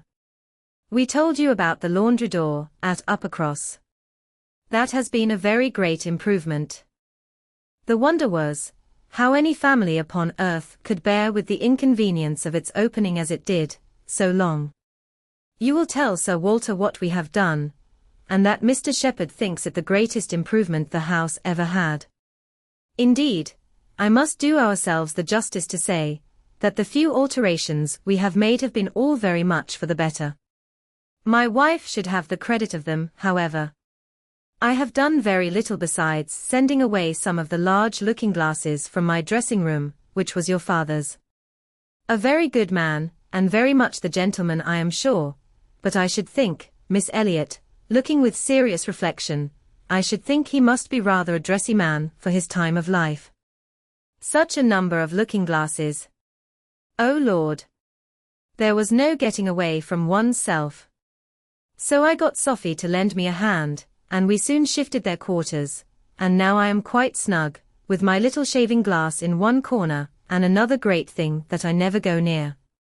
Anne, amused in spite of herself, was rather distressed for an answer, and the Admiral, fearing he might not have been civil enough, took up the subject again, to say, the next time you write to your good father, Miss Elliot, pray give him my compliments and Mrs. Croft's, and say that we are settled here quite to our liking, and have no fault at all to find with the place.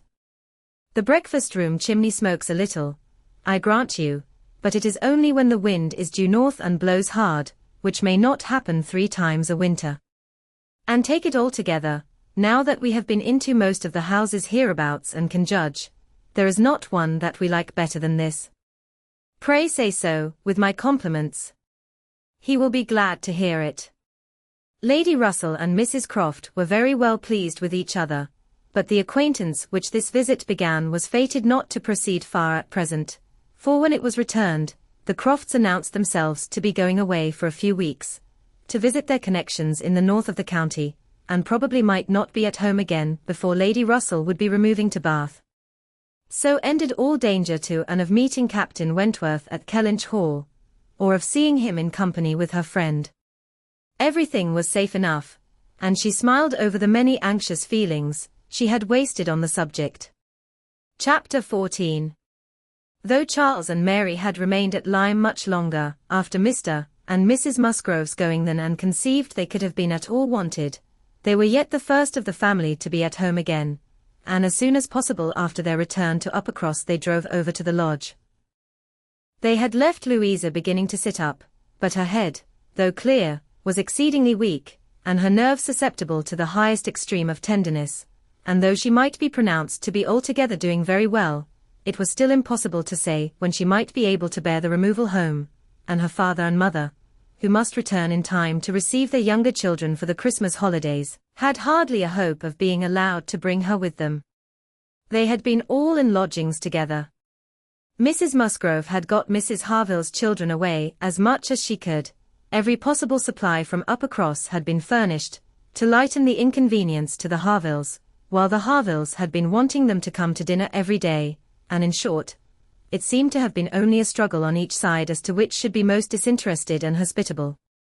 Mary had had her evils, but upon the whole, as was evident by her staying so long, she had found more to enjoy than to suffer.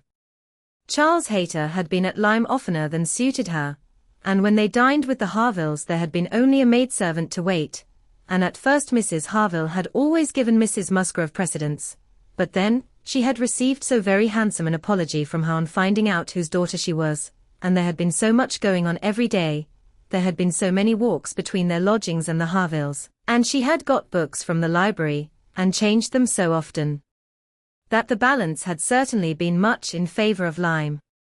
She had been taken to Charmouth too, and she had bathed, and she had gone to church, and there were a great many more people to look at in the church at Lyme than at Uppercross, and all this, joined to the sense of being so very useful, had made really an agreeable fortnight. Anne inquired after Captain Benwick. Mary's face was clouded directly.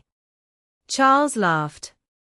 "Oh, Captain Benwick is very well, I believe, but he is a very odd young man. I do not know what he would be at. We asked him to come home with us for a day or two. Charles undertook to give him some shooting, and he seemed quite delighted, and for my part, I thought it was all settled, when behold, on Tuesday night, he made a very awkward sort of excuse.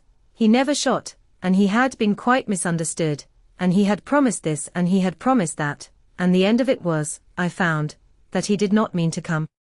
I suppose he was afraid of finding it dull, but upon my word I should have thought we were lively enough at the cottage for such a heartbroken man as Captain Benwick."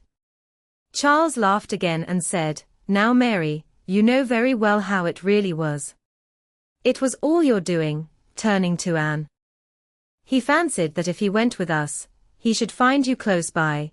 He fancied everybody to be living in Uppercross, and when he discovered that Lady Russell lived 3 miles off, his heart failed him, and he had not courage to come.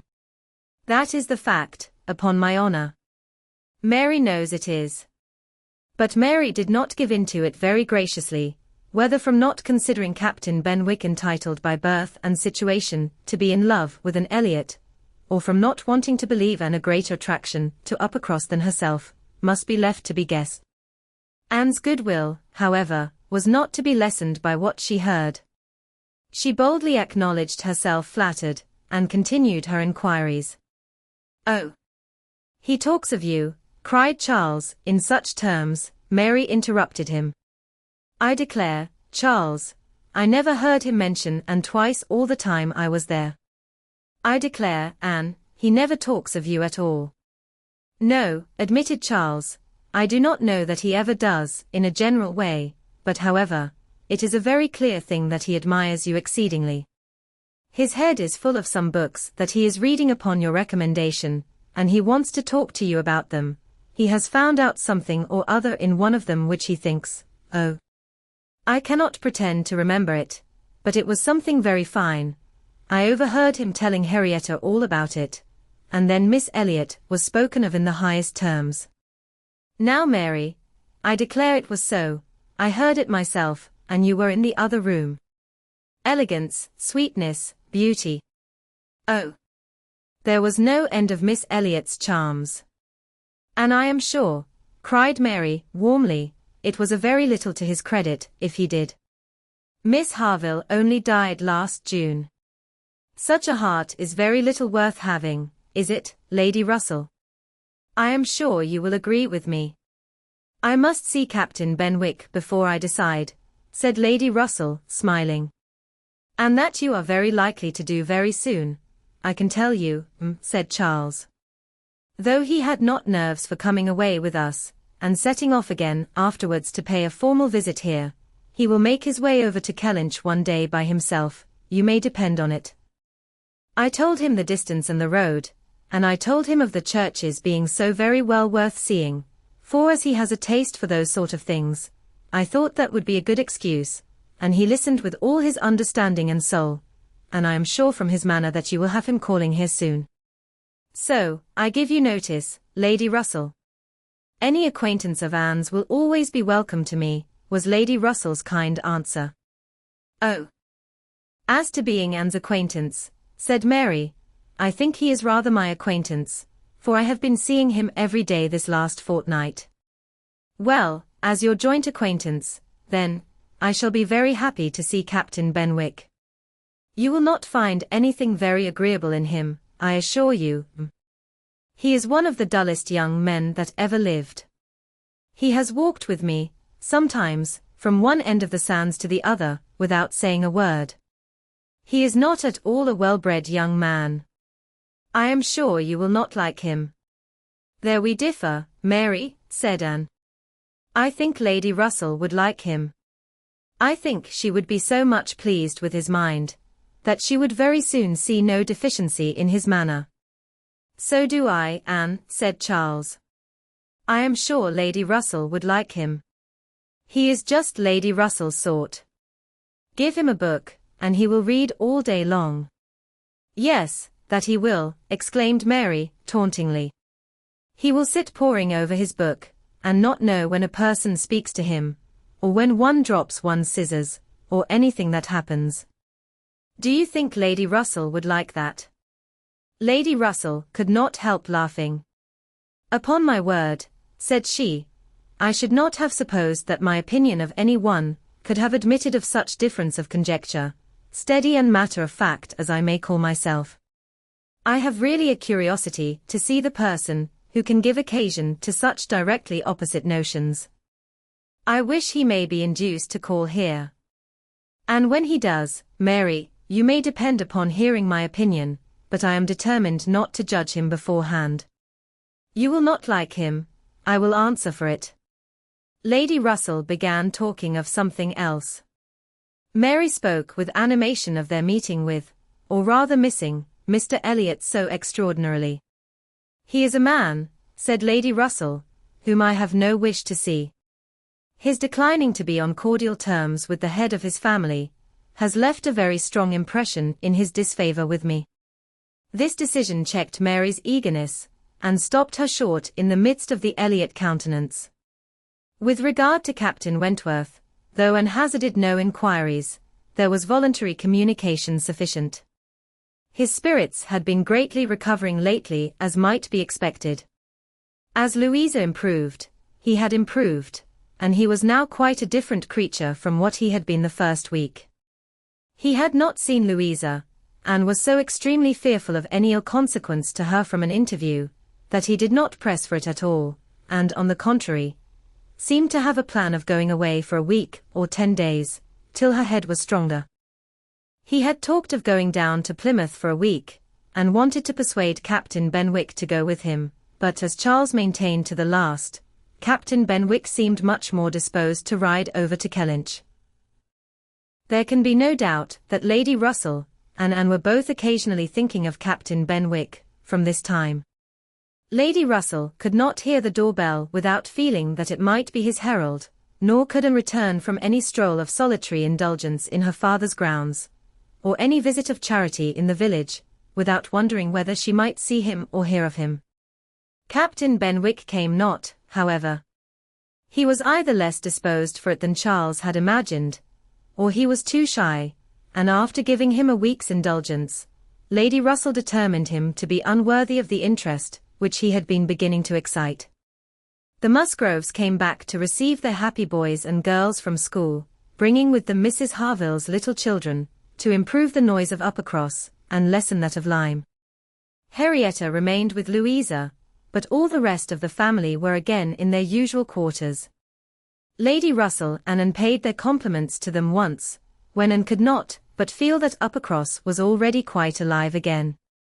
Though neither Henrietta, nor Louisa, nor Charles Hayter, nor Captain Wentworth were there, the room presented as strong a contrast as could be wished to the last state she had seen it in.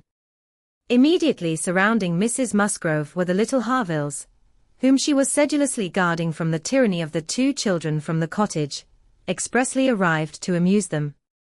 On one side was a table occupied by some chattering girls, cutting up silk and gold paper, and on the other were trestles and trays, bending under the weight of brawn and cold pies, where riotous boys were holding high revel, the whole completed by a roaring Christmas fire, which seemed determined to be heard, in spite of all the noise of the others. Charles and Mary also came in, of course, during their visit, and Mr. Musgrove made a point of paying his respects to Lady Russell, and sat down close to her for 10 minutes, talking with a very raised voice, but from the clamour of the children on his knees, generally in vain. It was a fine family piece. Anne, judging from her own temperament, would have deemed such a domestic hurricane a bad restorative of the nerves, which Louisa's illness must have so greatly shaken. But Mrs. Musgrove, who got near her on purpose to thank her most cordially, again and again, for all her attentions to them, concluded a short recapitulation of what she had suffered herself by observing, with a happy glance round the room, that after all she had gone through, nothing was so likely to do her good as a little quiet cheerfulness at home. Louisa was now recovering apace. Her mother could even think of her being able to join their party at home, before her brothers and sisters went to school again. The Harvilles had promised to come with her and stay at Uppercross, whenever she returned. Captain Wentworth was gone, for the present, to see his brother in Shropshire. "I hope I shall remember, in future," said Lady Russell, as soon as they were reseated in the carriage, "not to call at Uppercross in the Christmas holidays. Everybody has their taste in noises as well as in other matters, and sounds are quite innoxious, or most distressing, by their sort rather than their quantity." When Lady Russell not long afterwards, was entering Bath on a wet afternoon, and driving through the long course of streets from the Old Bridge to Camden Place, amidst the dash of other carriages, the heavy rumble of carts and drays, the bawling of newspapermen, muffin men and milkmen, and the ceaseless clink of pattens, she made no complaint. No, these were noises which belonged to the winter pleasures. Her spirits rose under their influence, and like Mrs. Musgrove, she was feeling, though not saying, that after being long in the country, nothing could be so good for her as a little quiet cheerfulness. Anne did not share these feelings. She persisted in a very determined, though very silent disinclination for Bath, caught the first dim view of the extensive buildings, smoking in rain, without any wish of seeing them better, felt their progress through the streets to be, however disagreeable, yet too rapid, for who would be glad to see her when she arrived? And looked back, with fond regret, to the bustles of Uppercross and the seclusion of Kellynch. Elizabeth's last letter had communicated a piece of news of some interest. Mr. Elliot was in Bath. He had called in Camden Place, had called a second time, a third, had been pointedly attentive. If Elizabeth and her father did not deceive themselves, had been taking much pains to seek the acquaintance, and proclaim the value of the connection, as he had formerly taken pains to show neglect. This was very wonderful if it were true, and Lady Russell was in a state of very agreeable curiosity and perplexity about Mr. Elliot, already recanting the sentiment she had so lately expressed to Mary, of his being a man whom she had no wish to see. She had a great wish to see him. If he really sought to reconcile himself like a dutiful branch, he must be forgiven for having dismembered himself from the paternal tree. Anne was not animated to an equal pitch by the circumstance, but she felt that she would rather see Mr. Elliot again than not, which was more than she could say for many other persons in Bath. She was put down in Camden Place, and Lady Russell then drove to her own lodgings, in Rivers Street. Chapter 15. Sir Walter had taken a very good house in Camden Place, a lofty dignified situation, such as becomes a man of consequence, and both he and Elizabeth were settled there, much to their satisfaction. Anne entered it with a sinking heart, anticipating an imprisonment of many months, and anxiously saying to herself, "Oh, when shall I leave you again?" A degree of unexpected cordiality, however, in the welcome she received, did her good. Her father and sister were glad to see her, for the sake of showing her the house and furniture, and met her with kindness. Her making a fourth, when they sat down to dinner, was noticed as an advantage. Mrs. Clay was very pleasant, and very smiling, but her courtesies and smiles were more a matter of course. Anne had always felt that she would pretend what was proper on her arrival, but the complaisance of the others was unlooked for. They were evidently in excellent spirits, and she was soon to listen to the causes. They had no inclination to listen to her. After laying out for some compliments of being deeply regretted in their old neighborhood, which Anne could not pay, they had only a few faint inquiries to make, before the talk must be all their own. Uppercross excited no interest, Kellynch very little, it was all Bath. They had the pleasure of assuring her that Bath more than answered their expectations in every respect. Their house was undoubtedly the best in Camden Place.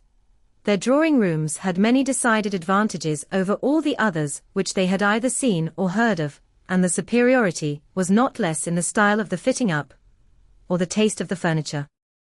Their acquaintance was exceedingly sought after. Everybody was wanting to visit them. They had drawn back from many introductions, and still were perpetually having cards left by people of whom they knew nothing. Here were funds of enjoyment.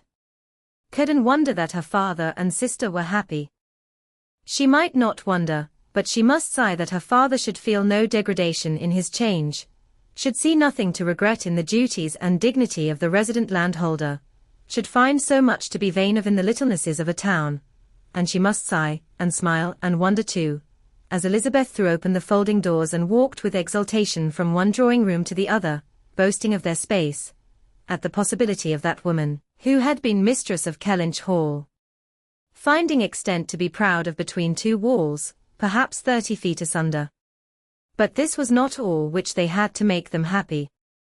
They had Mr. Elliot too. Anne had a great deal to hear of Mr. Elliot. He was not only pardoned, they were delighted with him.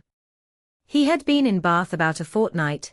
He had passed through Bath in November, in his way to London, when the intelligence of Sir Walter's being settled there had of course reached him, though only 24 hours in the place, but he had not been able to avail himself of it. Winking Smiley, but he had now been a fortnight in Bath, and his first object on arriving had been to leave his card in Camden Place, following it up by such assiduous endeavours to meet, and when they did meet, by such great openness of conduct, such readiness to apologize for the past, such solicitude to be received as a relation again, that their former good understanding was completely re-established.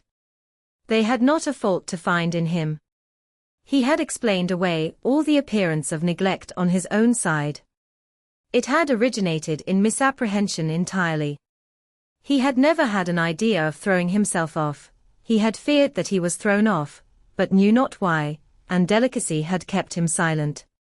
Upon the hint of having spoken disrespectfully or carelessly of the family and the family honors, he was quite indignant. He, who had ever boasted of being an Elliot, and whose feelings, as to connection, were only too strict to suit the unfeudal tone of the present day. He was astonished, indeed, but his character and general conduct must refute it. He could refer Sir Walter to all who knew him, and certainly, the pains he had been taking on this, the first opportunity of reconciliation, to be restored to the footing of a relation and heir presumptive, was a strong proof of his opinions on the subject. The circumstances of his marriage, too, were found to admit of much extenuation. This was an article not to be entered on by himself, but a very intimate friend of his, a Colonel Wallace, a highly respectable man, perfectly the gentleman, and not an ill-looking man, Sir Walter added, who was living in very good style in Marlborough Buildings, and had, at his own particular request, been admitted to their acquaintance through Mr. Elliot, had mentioned one or two things relative to the marriage, which made a material difference in the discredit of it. Colonel Wallace had known Mr. Elliot long, had been well acquainted also with his wife, had perfectly understood the whole story. She was certainly not a woman of family, but well educated, accomplished, rich, and excessively in love with his friend. There had been the charm. She had sought him. Without that attraction, not all her money would have tempted Elliot, and Sir Walter was, moreover, assured of her having been a very fine woman. Here was a great deal to soften the business. A very fine woman with a large fortune, in love with him.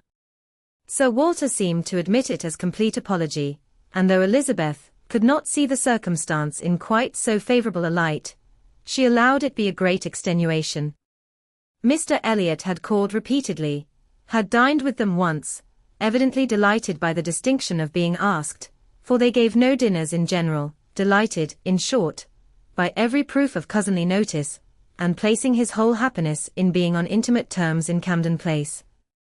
Anne listened, but without quite understanding it.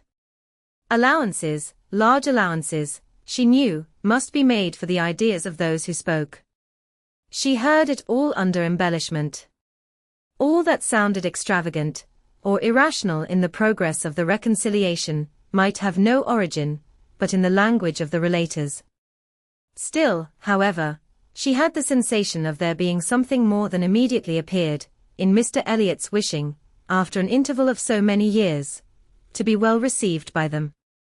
In a worldly view, he had nothing to gain by being on terms with Sir Walter, nothing to risk by a state of variance.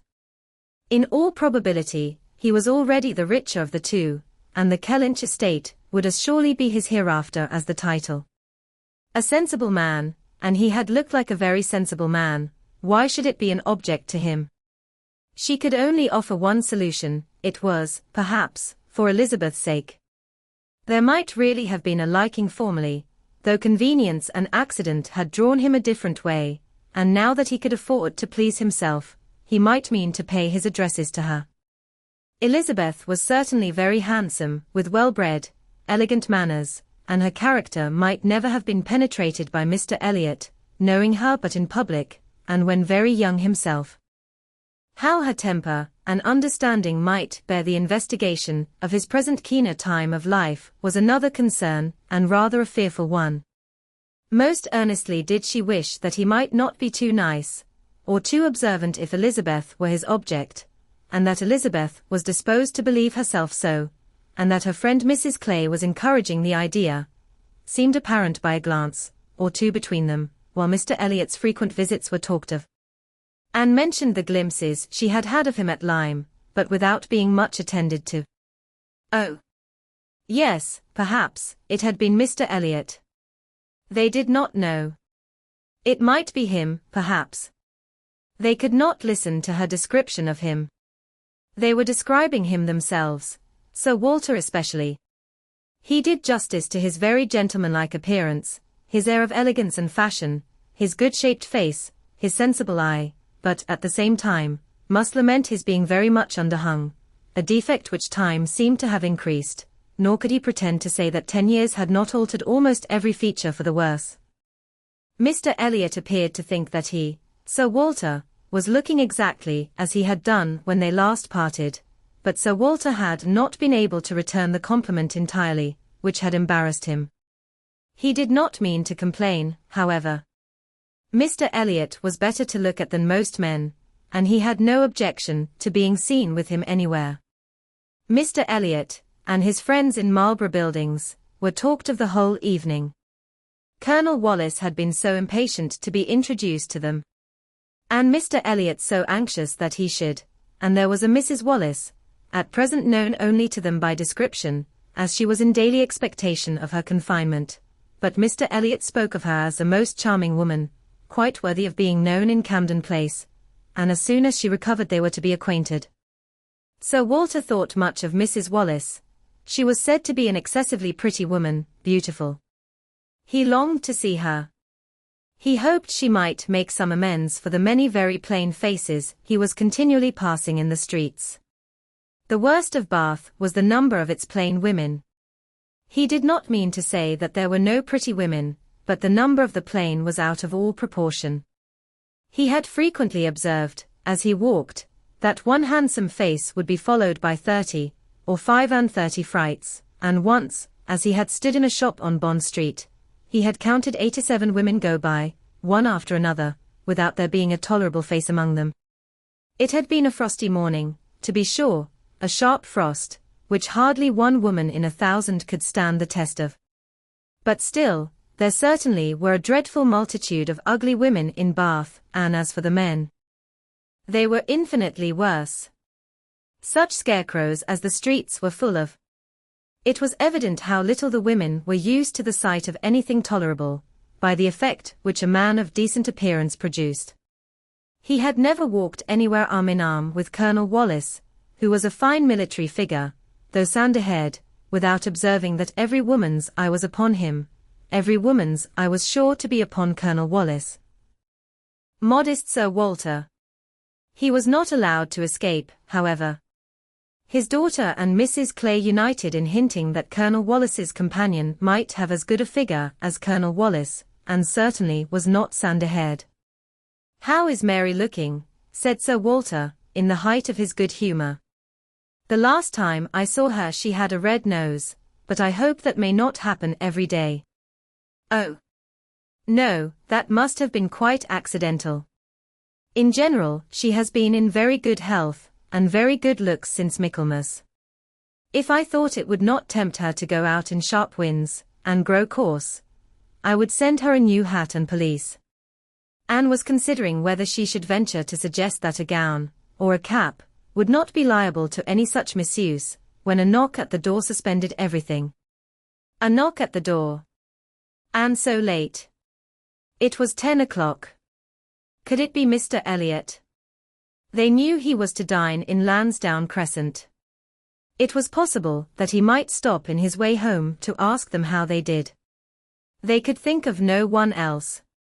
Mrs. Clay decidedly thought it Mr. Elliot's knock. Mrs. Clay was right. With all the state which a butler and footboy could give, Mr. Elliot was ushered into the room. It was the very same man, with no difference but of dress. Anne drew a little back, while the others received his compliments, and her sister his apologies for calling at so unusual an hour, but he could not be so near without wishing to know that neither she nor her friend had taken cold the day before, and see, which was all as politely done, and as politely taken, as possible, but her part must follow then. Sir Walter talked of his youngest daughter. Mr. Elliot must give him leave to present him to his youngest daughter. There was no occasion for remembering Mary. Anne, smiling and blushing, very becomingly showed to Mr. Elliot the pretty features, which he had by no means forgotten, and instantly saw, with amusement at his little start of surprise, that he had not been at all aware of who she was. He looked completely astonished, but not more astonished than pleased. His eyes brightened. And with the most perfect alacrity he welcomed the relationship, alluded to the past, and entreated to be received as an acquaintance already. He was quite as good-looking as he had appeared at Lyme, his countenance improved by speaking, and his manners were so exactly what they ought to be, so polished, so easy, so particularly agreeable, that she could compare them in excellence to only one person's manners. They were not the same, but they were, perhaps, equally good. He sat down with them, and improved their conversation very much. There could be no doubt of his being a sensible man. 10 minutes were enough to certify that. His tone, his expressions, his choice of subject, his knowing where to stop, it was all the operation of a sensible, discerning mind. As soon as he could, he began to talk to her of Lyme, wanting to compare opinions respecting the place, but especially wanting to speak of the circumstance of their happening to be guests in the same inn at the same time, to give his own route, understand something of hers, and regret that he should have lost such an opportunity of paying his respects to her. She gave him a short account of her party and business at Lyme. His regret increased as he listened. He had spent his whole solitary evening in the room adjoining theirs, had heard voices, mirth continually, thought they must be a most delightful set of people, longed to be with them, but certainly without the smallest suspicion of his possessing the shadow of a right to introduce himself. If he had but asked who the party were, the name of Musgrove would have told him enough. Well, it would serve to cure him of an absurd practice of never asking a question at an inn, which he had adopted, when quite a young man, on the principle of its being very ungenteel to be curious. The notions of a young man of 1 or 22, said he, as to what is necessary in manners to make him quite the thing, are more absurd, I believe, than those of any other set of beings in the world. The folly of the means they often employ is only to be equalled by the folly of what they have in view. But he must not be addressing his reflections to an alone, he knew it, he was soon diffused again among the others, and it was only at intervals that he could return to Lyme. His inquiries, however, produced at length an account of the scene she had been engaged in there, soon after his leaving the place. Having alluded to an accident, he must hear the whole. When he questioned, Sir Walter and Elizabeth began to question also, but the difference in their manner of doing it could not be infelt. She could only compare Mr. Elliot to Lady Russell, in the wish of really comprehending what had passed, and in the degree of concern for what she must have suffered in witnessing it. He stayed an hour with them. The elegant little clock on the mantelpiece had struck 11 with its silver sounds, and the watchman was beginning to be heard at a distance telling the same tale, before Mr. Elliot, or any of them seemed to feel that he had been there long. Anne could not have supposed it possible that her first evening in Camden Place could have passed so well. Chapter 16. There was one point which Anne, on returning to her family, would have been more thankful to ascertain even than Mr. Elliot's being in love with Elizabeth, which was, her father's not being in love with Mrs. Clay. And she was very far from easy about it, when she had been at home a few hours. On going down to breakfast the next morning, she found there had just been a decent pretence on the ladies' side of meaning to leave them. She could imagine Mrs. Clay to have said, that now Miss Anne was come, she could not suppose herself at all wanted, for Elizabeth was replying in a sort of whisper, that must not be any reason, indeed. I assure you I feel it none. She is nothing to me, compared with you, and she was in full time to hear her father say, my dear madam, this must not be. As yet, you have seen nothing of Bath. You have been here only to be useful. You must not run away from us now. You must stay to be acquainted with Mrs. Wallace, the beautiful Mrs. Wallace. To your fine mind, I well know the sight of beauty is a real gratification. He spoke and looked so much in earnest, that Anne was not surprised to see Mrs. Clay stealing a glance at Elizabeth and herself. Her countenance, perhaps, might express some watchfulness, but the praise of the fine mind did not appear to excite a thought in her sister. The lady could not but yield to such joint entreaties, and promised to stay. In the course of the same morning, Anne and her father chancing to be alone together, he began to compliment her on her improved looks. He thought her less thin in her person, in her cheeks, her skin, her complexion, greatly improved, clearer, fresher. Had she been using anything in particular? No, nothing. Merely Gowland, he supposed. No, nothing at all. Ha! He was surprised at that, and added, certainly you cannot do better than to continue as you are, you cannot be better than well, or I should recommend Gowland, the constant use of Gowland, during the spring months. Mrs. Clay has been using it at my recommendation, and you see what it has done for her. You see how it has carried away her freckles. If Elizabeth could but have heard this. Such personal praise might have struck her, especially as it did not appear to, and that the freckles were at all lessened. But everything must take its chance. The evil of a marriage would be much diminished, if Elizabeth were also to marry. As for herself, she might always command a home with Lady Russell. Lady Russell's composed mind and polite manners were put to some trial on this point, in her intercourse in Camden Place. The sight of Mrs. Clay in such favour, and so overlooked, was a perpetual provocation to her there, and vexed her as much when she was away, as a person in Bath who drinks the water, gets all the new publications, and has a very large acquaintance, has time to be vexed. As Mr. Elliot became known to her, she grew more charitable, or more indifferent, towards the others. His manners were an immediate recommendation, and on conversing with him she found the solid so fully supporting the superficial, that she was at first, as she told Anne, almost ready to exclaim, "Can this be Mr. Elliot?" and could not seriously picture to herself a more agreeable, or estimable man. Everything united in him, good understanding, correct opinions, knowledge of the world, and a warm heart. He had strong feelings of family attachment and family honor, without pride or weakness. He lived with the liberality of a man of fortune, without display. He judged for himself in everything essential, without defying public opinion in any point of worldly decorum. He was steady, observant, moderate, candid, never run away with by spirits or by selfishness, which fancied itself strong feeling, and yet, with a sensibility to what was amiable and lovely, and a value for all the felicities of domestic life, which characters of fancied enthusiasm and violent agitation seldom really possess. She was sure that he had not been happy in marriage. Colonel Wallis said it, and Lady Russell saw it, but it had been no unhappiness to sour his mind, nor, she began pretty soon to suspect, to prevent his thinking of a second choice. Her satisfaction in Mr. Elliot outweighed all the plague of Mrs. Clay. It was now some years since Anne had begun to learn that she and her excellent friend could sometimes think differently, and it did not surprise her, therefore, that Lady Russell should see nothing suspicious, or inconsistent, nothing to require more motives than appeared, in Mr. Elliot's great desire of a reconciliation. In Lady Russell's view, it was perfectly natural that Mr. Elliot, at a mature time of life, should feel it a most desirable object, and what would very generally recommend him among all sensible people, to be on good terms with the head of his family, the simplest process in the world of time upon a head naturally clear, and only erring in the heyday of youth.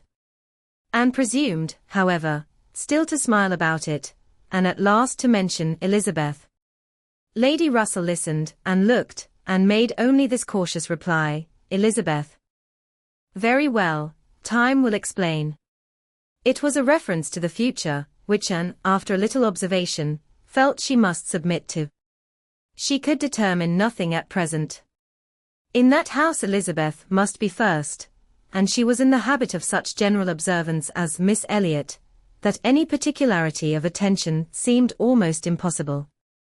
Mr. Elliot, too, it must be remembered, had not been a widower 7 months.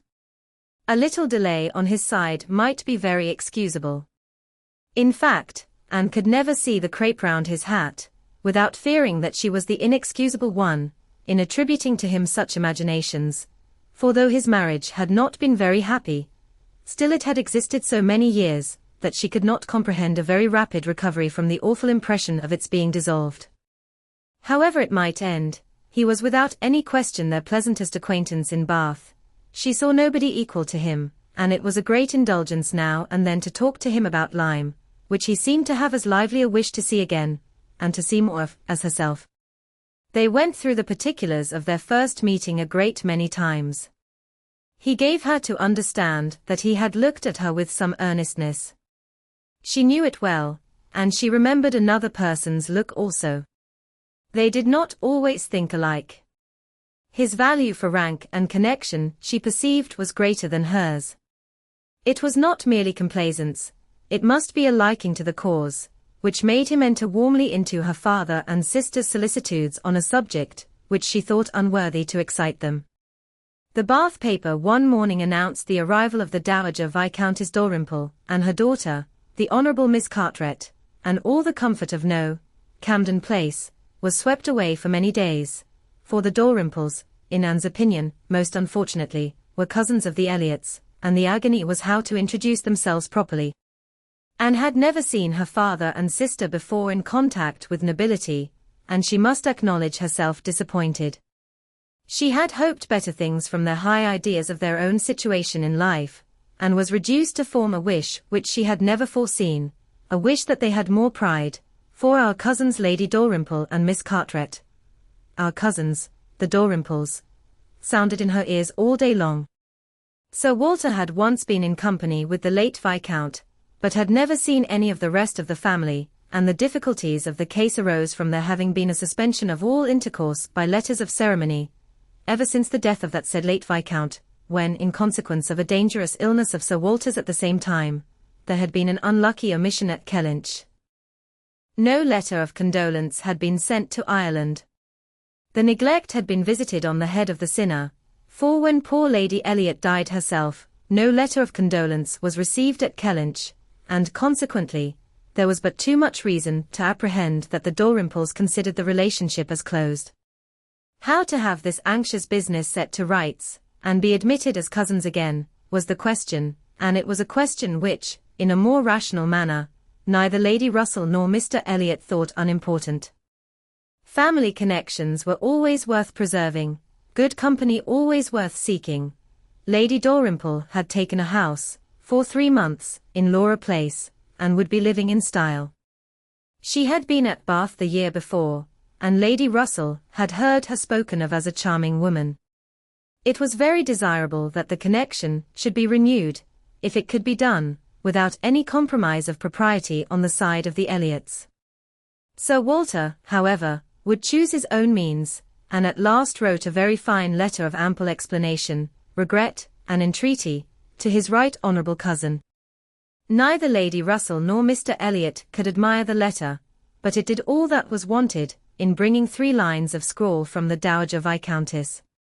She was very much honoured, and should be happy in their acquaintance. The toils of the business were over, the sweets began. They visited in Laura Place. They had the cards of Dowager Viscountess Dalrymple, and the Honourable Miss Carteret, to be arranged wherever they might be most visible, and our cousins in Laura Place, our cousin, Lady Dalrymple and Miss Carteret, were talked of to everybody. Anne was ashamed. Had Lady Dalrymple and her daughter even been very agreeable, she would still have been ashamed of the agitation they created, but they were nothing. There was no superiority of manner, accomplishment, or understanding. Lady Dalrymple had acquired the name of a charming woman, because she had a smile and a civil answer for everybody. Miss Carteret, with still less to say, was so plain and so awkward, that she would never have been tolerated in Camden Place, but for her birth. Lady Russell confessed she had expected something better, but yet it was an acquaintance worth having, and when Anne ventured to speak her opinion of them to Mr. Elliot, he agreed to their being nothing in themselves, but still maintained that, as a family connection, as good company, as those who would collect good company around them, they had their value. Anne smiled and said, "My idea of good company, Mr. Elliot, is the company of clever, well-informed people, who have a great deal of conversation. That is what I call good company." "You are mistaken," said he gently, "that is not good company, that is the best. Good company requires only birth, education, and manners, and with regard to education, is not very nice. Birth and good manners are essential, but a little learning is by no means a dangerous thing in good company. On the contrary, it will do very well." My cousin Anne shakes her head. She is not satisfied. She is fastidious. My dear cousin, sitting down by her, you have a better right to be fastidious than almost any other woman I know, but will it answer? Will it make you happy? Will it not be wiser to accept the society of those good ladies in Laura Place, and enjoy all the advantages of the connection as far as possible? You may depend upon it, that they will move in the first set in Bath this winter, and as rank is rank, your being known to be related to them will have its use in fixing your family, our family, let me say, in that degree of consideration, which we must all wish for. Yes, sighed Anne, we shall, indeed, be known to be related to them. Then recollecting herself, and not wishing to be answered, she added, I certainly do think there has been by far too much trouble taken to procure the acquaintance. I suppose, smiling, I have more pride than any of you, but I confess it does vex me, that we should be so solicitous to have the relationship acknowledged, which we may be very sure, is a matter of perfect indifference to them. Pardon me, dear cousin, you are unjust in your own claims.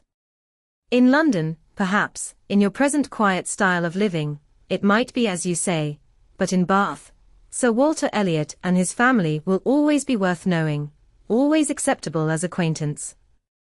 Well, said Anne, I certainly am proud, too proud to enjoy a welcome which depends so entirely upon place. I love your indignation, said he, it is very natural.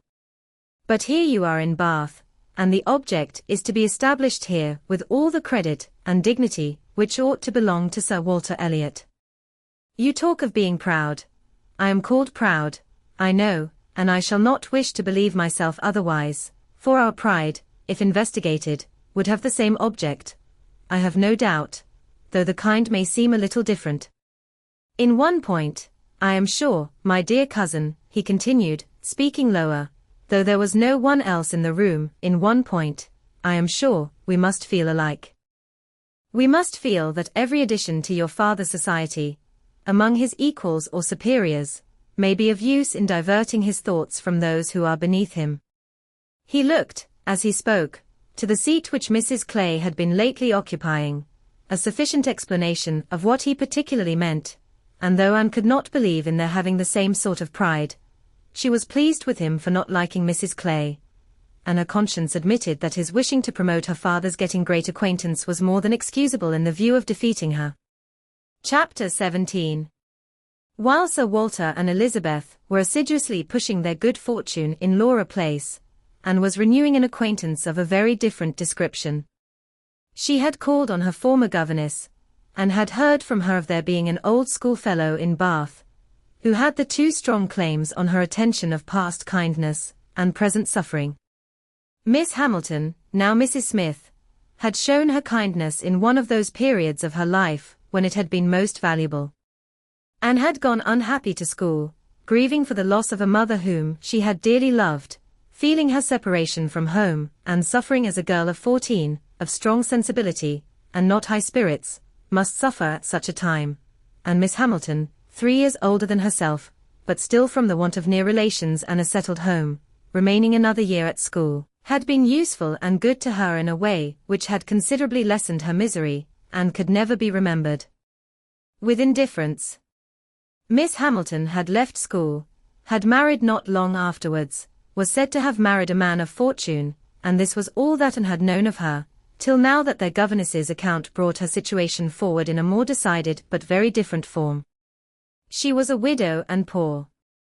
Her husband had been extravagant, and at his death, about 2 years before, had left his affairs dreadfully involved.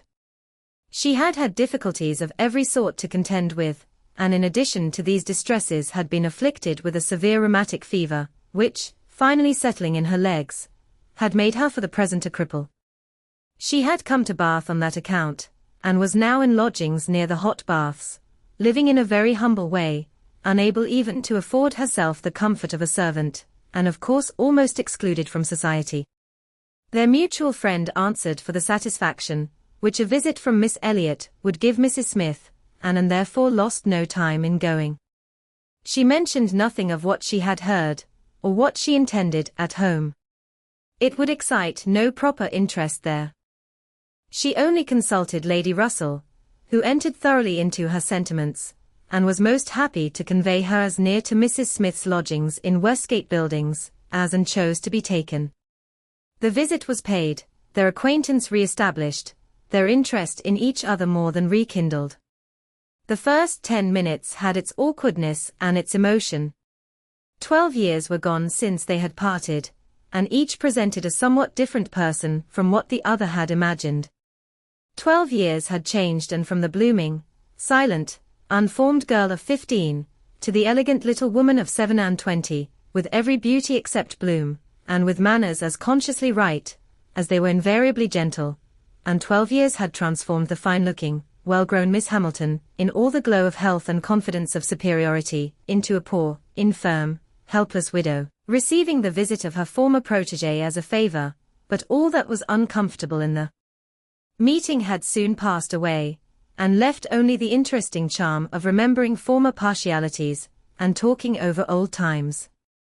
And found in Mrs. Smith the good sense and agreeable manners, which she had almost ventured to depend on, and a disposition to converse, and be cheerful beyond her expectation. Neither the dissipations of the past, and she had lived very much in the world, nor the restrictions of the present, neither sickness nor sorrow seemed to have closed her heart, or ruined her spirits. In the course of a second visit she talked with great openness, and Anne's astonishment increased. She could scarcely imagine a more cheerless situation, in itself, than Mrs. Smith's. She had been very fond of her husband, she had buried him. She had been used to affluence, it was gone. She had no child to connect her with life and happiness again, no relations to assist in the arrangement of perplexed affairs, no health to make all the rest supportable.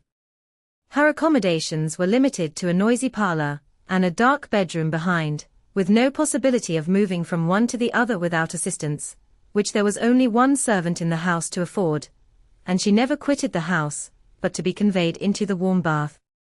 Yet, in spite of all this, Anne had reason to believe that she had moments only of languor and depression, to hours of occupation and enjoyment.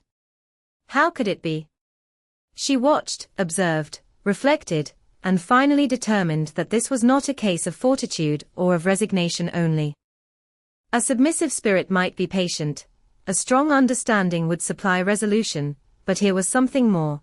Here was that elasticity of mind, that disposition to be comforted, that power of turning readily from evil to good, and of finding employment which carried her out of herself, which was from nature alone. It was the choicest gift of heaven, Anne viewed her friend as one of those instances in which, by a merciful appointment, it seems designed to counterbalance almost every other want. There had been a time, Mrs. Smith told her, when her spirits had nearly failed. She could not call herself an invalid now, compared with her state on first reaching Bath. Then she had, indeed, been a pitiable object, for she had caught cold on the journey, and had hardly taken possession of her lodgings before she was again confined to her bed and suffering under severe and constant pain, and all this among strangers, with the absolute necessity of having a regular nurse, and finances at that moment particularly unfit to meet any extraordinary expense. She had weathered it, however, and could truly say that it had done her good. It had increased her comforts, by making her feel herself to be in good hands. She had seen too much of the world to expect sudden or disinterested attachment anywhere, but her illness had proved to her that her landlady had a character to preserve, and would not use her ill, and she had been particularly fortunate in her nurse, as a sister of her landlady, a nurse by profession, and who had always a home in that house when unemployed, chanced to be at liberty just in time to attend her. And she, said Mrs. Smith, besides nursing me most admirably, has really proved an invaluable acquaintance.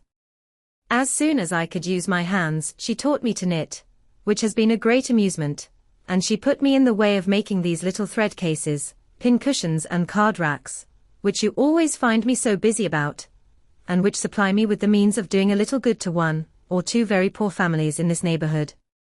She had a large acquaintance, of course professionally, among those who can afford to buy, and she disposes of my merchandise. She always takes the right time for applying. Everybody's heart is open, you know, when they have recently escaped from severe pain, or are recovering the blessing of health, and Nurse Rook thoroughly understands when to speak. She is a shrewd, intelligent, sensible woman. Hers is a line for seeing human nature, and she has a fund of good sense and observation, which, as a companion, make her infinitely superior to thousands of those who, having only received the best education in the world, know nothing worth attending to.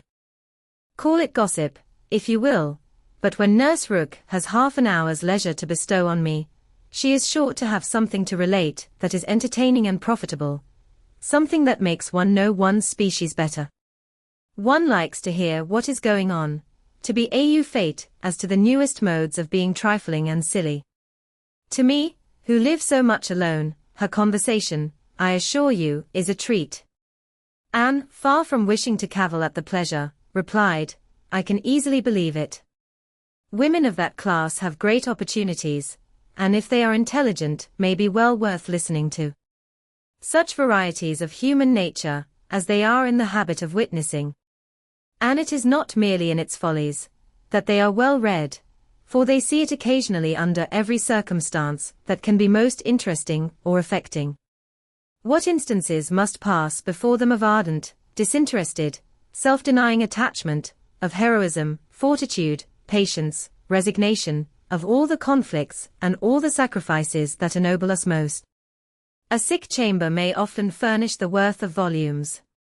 Yes, said Mrs. Smith more doubtingly, sometimes it may, though I fear its lessons are not often in the elevated style you describe. Here and there, human nature may be great in times of trial, but generally speaking, it is its weakness, and not its strength that appears in a sick chamber. It is selfishness and impatience rather than generosity and fortitude, that one hears of. There is so little real friendship in the world. And unfortunately, speaking low and tremulously, there are so many who forget to think seriously till it is almost too late. Anne saw the misery of such feelings. The husband had not been what he ought, and the wife had been led among that part of mankind, which made her think worse of the world than she hoped it deserved. It was but a passing emotion, however, with Mrs. Smith.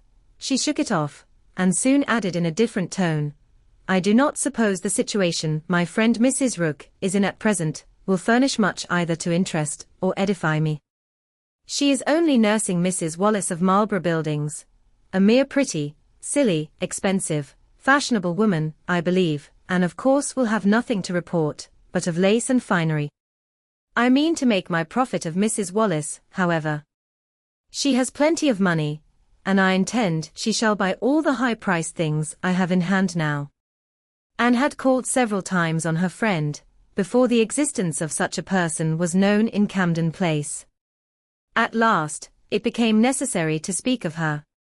Sir Walter, Elizabeth and Mrs. Clay, returned one morning from Laura Place, with a sudden invitation from Lady Dalrymple for the same evening, and Anne was already engaged to spend that evening in Westgate Buildings.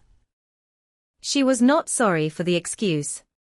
They were only asked, she was sure, because Lady Dalrymple, being kept at home by a bad cold, was glad to make use of the relationship which had been so pressed on her, and she declined on her own account with great alacrity. She was engaged to spend the evening with an old schoolfellow. They were not much interested in anything relative to Anne, but still there were questions enough asked, to make it understood what this old schoolfellow was, and Elizabeth was disdainful, and Sir Walter severe. Westgate Buildings, said he, and who is Miss and Elliot to be visiting in Westgate Buildings? A Mrs. Smith. A widow Mrs. Smith, and who was her husband? One of 5,000 Mr. Smiths, whose names are to be met with everywhere. And what is her attraction? That she is old and sickly. Upon my word, Miss and Elliot, you have the most extraordinary taste. Everything that revolts other people, low company, paltry rooms, foul air, disgusting associations are inviting to you. But surely you may put off this old lady till tomorrow. She is not so near her end, I presume, but that she may hope to see another day. What is her age? 40. No, sir, she is not 31, but I do not think I can put off my engagement, because it is the only evening for some time which will at once suit her and myself. She goes into the warm bath tomorrow, and for the rest of the week, you know, we are engaged. But what does Lady Russell think of this acquaintance? Asked Elizabeth. She sees nothing to blame in it, replied Anne, on the contrary, she approves it, and has generally taken me when I have called on Mrs. Smith. Westgate Buildings must have been rather surprised by the appearance of a carriage drawn up near its pavement, observed Sir Walter. Sir Henry Russell's widow, indeed, has no honours to distinguish her arms, but still it is a handsome equipage, and no doubt is well known to convey a Miss Elliot. A widow Mrs. Smith lodging in Westgate Buildings. A poor widow barely able to live, between 30 and 40, a mere Mrs. Smith, an everyday Mrs. Smith, of all people and all names in the world, to be the chosen friend of Miss Anne Elliot, and to be preferred by her to her own family connections among the nobility of England and Ireland. Mrs. Smith. Such a name. Mrs. Clay, who had been present while all this passed, now thought it advisable to leave the room, and could have said much, and did long to say a little in defence of her friends' not very dissimilar claims to theirs, but a sense of personal respect to her father prevented her. She made no reply. She left it to himself to recollect that Mrs. Smith was not the only widow in Bath between 30 and 40, with little to live on, and no surname of dignity. Anne kept her appointment, the others kept theirs, and of course she heard the next morning that they had had a delightful evening. She had been the only one of the set absent, for Sir Walter and Elizabeth had not only been quite at her ladyship's service themselves, but had actually been happy to be employed by her in collecting others, and had been at the trouble of inviting both Lady Russell and Mr. Elliot. And Mr. Elliot had made a point of leaving Colonel Wallis early, and Lady Russell had fresh arranged all her evening engagements in order to wait on her. And had the whole history of all that such an evening could supply from Lady Russell. To her, its greatest interest must be, in having been very much talked of between her friend and Mr. Elliot, in having been wished for, regretted, and at the same time honoured for staying away, in such a cause. Her kind, compassionate visits to this old schoolfellow, sick and reduced, seemed to have quite delighted Mr. Elliot. He thought her a most extraordinary young woman, in her temper, manners, mind, a model of female excellence. He could meet even Lady Russell in a discussion of her merits, and could not be given to understand so much by her friend, could not know herself to be so highly rated by a sensible man, without many of those agreeable sensations which her friend meant to create. Lady Russell was now perfectly decided in her opinion of Mr. Elliot. She was as much convinced of his meaning to gain and in time as of his deserving her, and was beginning to calculate the number of weeks, which would free him from all the remaining restraints of widowhood, and leave him at liberty to exert his most open powers of pleasing. She would not speak to Anne with half the certainty she felt on the subject. She would venture on little more than hints of what might be hereafter, of a possible attachment on his side, of the desirableness of the alliance, supposing such attachment to be real and returned. Anne heard her, and made no violent exclamations. She only smiled, blushed, and gently shook her head. "I am no matchmaker, as you well know," said Lady Russell, being much too well aware of the uncertainty of all human events and calculations. "I only mean that if Mr. Elliot should some time hence pay his addresses to you, and if you should be disposed to accept him, I think there would be every possibility of your being happy together. A most suitable connection, everybody must consider it, but I think it might be a very happy one.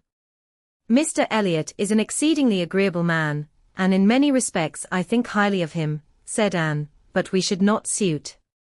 Lady Russell let this pass, and only said in rejoinder, "I own that to be able to regard you as the future mistress of Kellynch, the future Lady Elliot, to look forward and see you occupying your dear mother's place, succeeding to all her rights, and all her popularity, as well as to all her virtues, would be the highest possible gratification to me.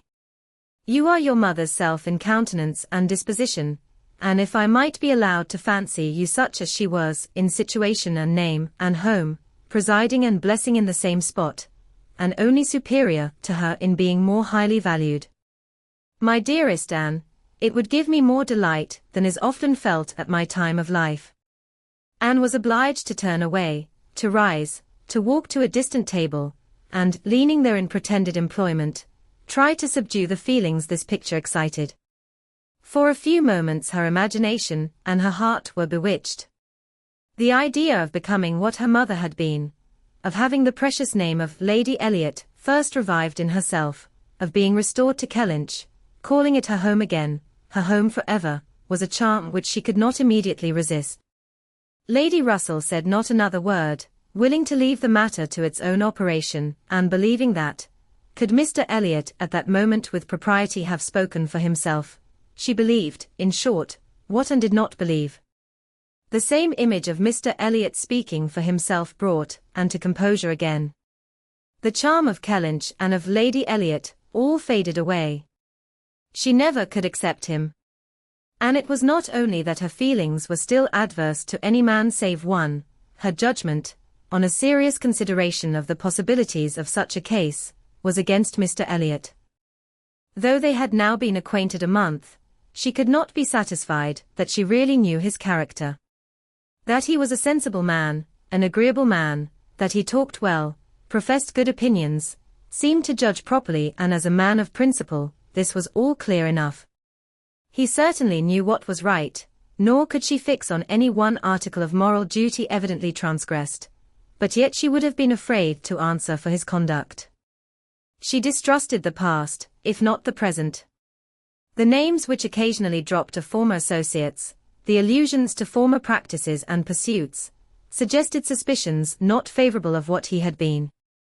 She saw that there had been bad habits, that Sunday travelling had been a common thing, that there had been a period of his life, and probably not a short one, when he had been, at least, careless in all serious matters, and though he might now think very differently, who could answer for the true sentiments of a clever, cautious man, grown old enough to appreciate a fair character?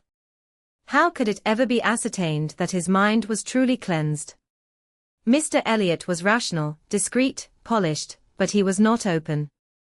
There was never any burst of feeling, any warmth of indignation, or delight, at the evil or good of others. This, to Anne, was a decided imperfection. Her early impressions were incurable. She prized the frank, the open-hearted, the eager character beyond all others. Warmth and enthusiasm did captivate her still. She felt that she could so much more depend upon the sincerity of those who sometimes looked or said a careless, or a hasty thing, than of those whose presence of mind never varied, whose tongue never slipped. Mr. Elliot was too generally agreeable. Various as were the tempers in her father's house, he pleased them all.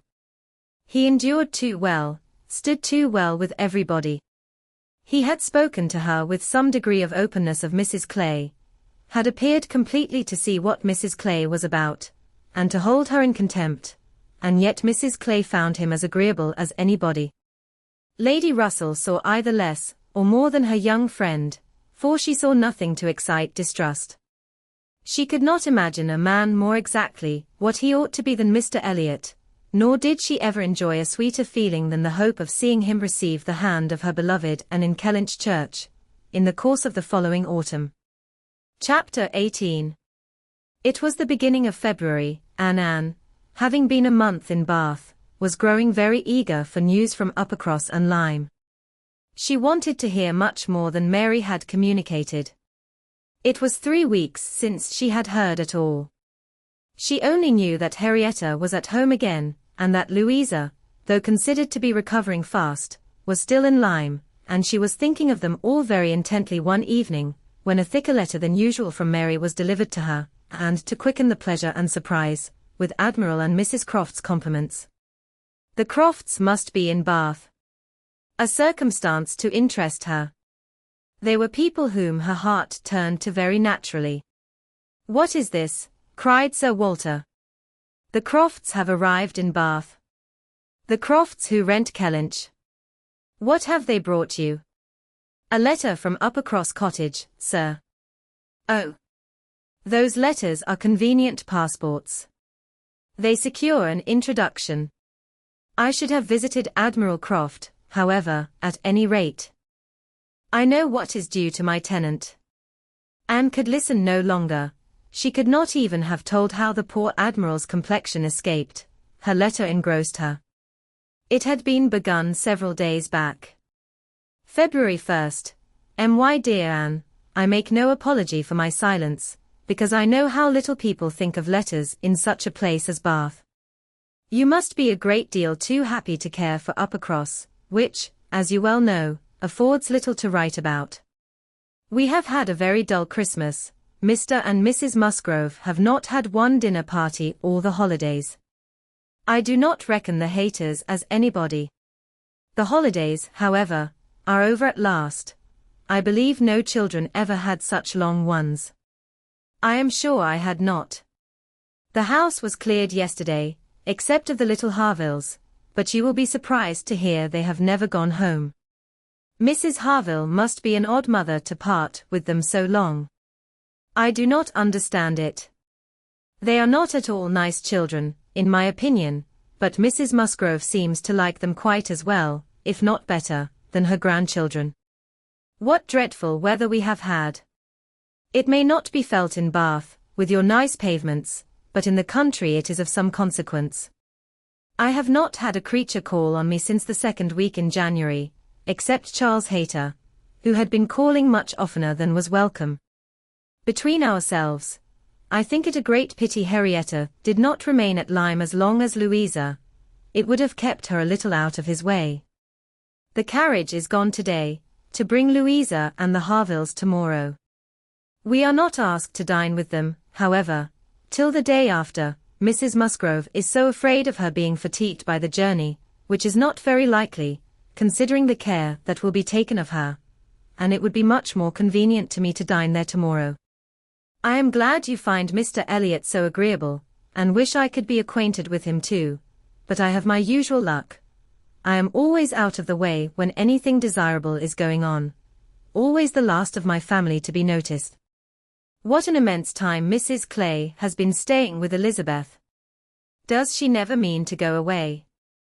But perhaps if she were to leave the room vacant, we might not be invited. Let me know what you think of this. I do not expect my children to be asked, you know. I can leave them at the great house very well, for a month or 6 weeks. I have this moment heard that the Crofts are going to Bath almost immediately. They think the Admiral gouty. Charles heard it quite by chance. They have not had the civility to give me any notice, or of offering to take anything. I do not think they improve at all as neighbours. We see nothing of them, and this is really an instance of gross inattention. Charles joins me in love, and everything proper. Yours affectionately, Mary M. I am sorry to say that I am very far from well, and Jemima has just told me that the butcher says there is a bad sore throat very much about. I dare say I shall catch it, and my sore throats, you know, are always worse than anybody's. So ended the first part, which had been afterwards put into an envelope, containing nearly as much more. I kept my letter open, that I might send you word how Louisa bore her journey, and now I am extremely glad I did, having a great deal to add.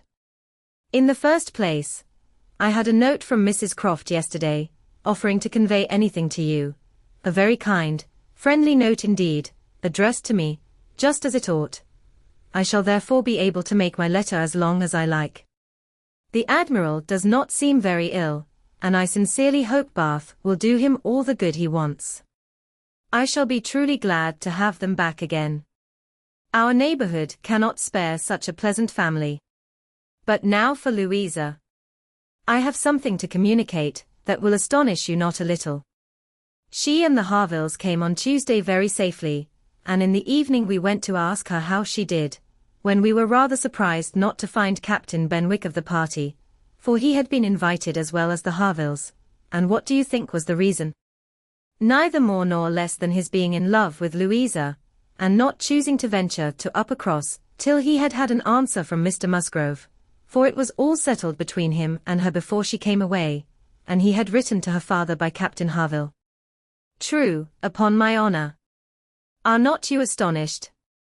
I shall be surprised at least if you ever received a hint of it, for I never did.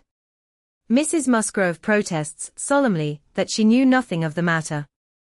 We are all very well pleased, however, for though it is not equal to her marrying Captain Wentworth, it is infinitely better than Charles Hayter, and Mr. Musgrove has written his consent, and Captain Benwick is expected today. Mrs. Harville says her husband feels a good deal on his poor sister's account, but, however, Louisa is a great favourite with both. Indeed, Mrs. Harville and I quite agree that we love her the better for having nursed her. Charles wonders what Captain Wentworth will say, but if you remember, I never thought him attached to Louisa. I never could see anything of it. And this is the end, you see, of Captain Benwick's being supposed to be an admirer of yours. How Charles could take such a thing into his head was always incomprehensible to me. I hope he will be more agreeable now. Certainly not a great match for Louisa Musgrove, but a million times better than marrying among the haters. Mary need not have feared her sisters being in any degree prepared for the news. She had never in her life been more astonished. Captain Benwick and Louisa Musgrove. It was almost too wonderful for belief, and it was with the greatest effort that she could remain in the room, preserve an air of calmness, and answer the common questions of the moment. Happily for her, they were not many. Sir Walter wanted to know whether the Crofts travelled with 4 horses, and whether they were likely to be situated in such a part of Bath as it might suit Miss Elliot and himself to visit in, but had little curiosity beyond. "How is Mary?" said Elizabeth, and without waiting for an answer, "and pray what brings the Crofts to Bath?" "They come on the Admiral's account. He is thought to be gouty." "Gout and decrepitude," said Sir Walter. "Poor old gentleman." "Have they any acquaintance here?" asked Elizabeth. "I do not know, but I can hardly suppose that, at Admiral Croft's time of life, and in his profession, he should not have many acquaintance in such a place as this. I suspect," said Sir Walter coolly, "that Admiral Croft will be best known in Bath as the renter of Kellynch Hall. Elizabeth, may we venture to present him and his wife in Laura Place?" "Oh, no. I think not. Situated as we are with Lady Dalrymple, cousins, we ought to be very careful not to embarrass her with acquaintance she might not approve. If we were not related, it would not signify, but as cousins, she would feel scrupulous as to any proposal of ours. We had better leave the Crofts to find their own level. There are several odd-looking men walking about here, who, I am told, are sailors. The Crofts will associate with them." This was Sir Walter and Elizabeth's share of interest in the letter, when Mrs. Clay had paid her tribute of more decent attention, in an inquiry after Mrs. Charles Musgrove, and her fine little boys, and was at liberty. In her own room, she tried to comprehend it. Well might Charles wonder how Captain Wentworth would feel. Perhaps he had quitted the field, had given Louisa up, had ceased to love, had found he did not love her. She could not endure the idea of treachery or levity, or anything akin to ill usage between him and his friend. She could not endure that such a friendship as theirs should be severed unfairly. Captain Benwick and Louisa Musgrove. The high-spirited, joyous-talking Louisa Musgrove, and the dejected, thinking, feeling, reading, Captain Benwick, seemed each of them everything that would not suit the other. Their minds most dissimilar. Where could have been the attraction? The answer soon presented itself. It had been in situation. They had been thrown together several weeks. They had been living in the same small family party. Since Henrietta's coming away, they must have been depending almost entirely on each other, and Louisa, just recovering from illness, had been in an interesting state, and Captain Benwick was not inconsolable. That was a point which Anne had not been able to avoid suspecting before, and instead of drawing the same conclusion as Mary, from the present course of events, they served only to confirm the idea of his having felt some dawning of tenderness toward herself. She did not mean, however, to derive much more from it to gratify her vanity, than Mary might have allowed. She was persuaded that any tolerably pleasing young woman, who had listened and seemed to feel for him, would have received the same compliment. He had an affectionate heart. He must love somebody. She saw no reason against their being happy. Louisa had fine naval fervour to begin with, and they would soon grow more alike. He would gain cheerfulness, and she would learn to be an enthusiast for Scott and Lord Byron. Nay, that was probably learnt already. Of course they had fallen in love over poetry. The idea of Louisa Musgrove turned into a person of literary taste, and sentimental reflection was amusing, but she had no doubt of its being so. The day at Lyme, the fall from the cob, might influence her health, her nerves, her courage, her character to the end of her life, as thoroughly as it appeared to have influenced her fate. The conclusion of the whole was, that if the woman, who had been sensible of Captain Wentworth's merits, could be allowed to prefer another man, there was nothing in the engagement to excite lasting wonder, and if Captain Wentworth lost no friend by it, certainly nothing to be regretted. No, it was not regret which made Anne's heart beat in spite of herself, and brought the colour into her cheeks, when she thought of Captain Wentworth unshackled and free. She had some feelings, which she was ashamed to investigate. They were too much like joy, senseless joy.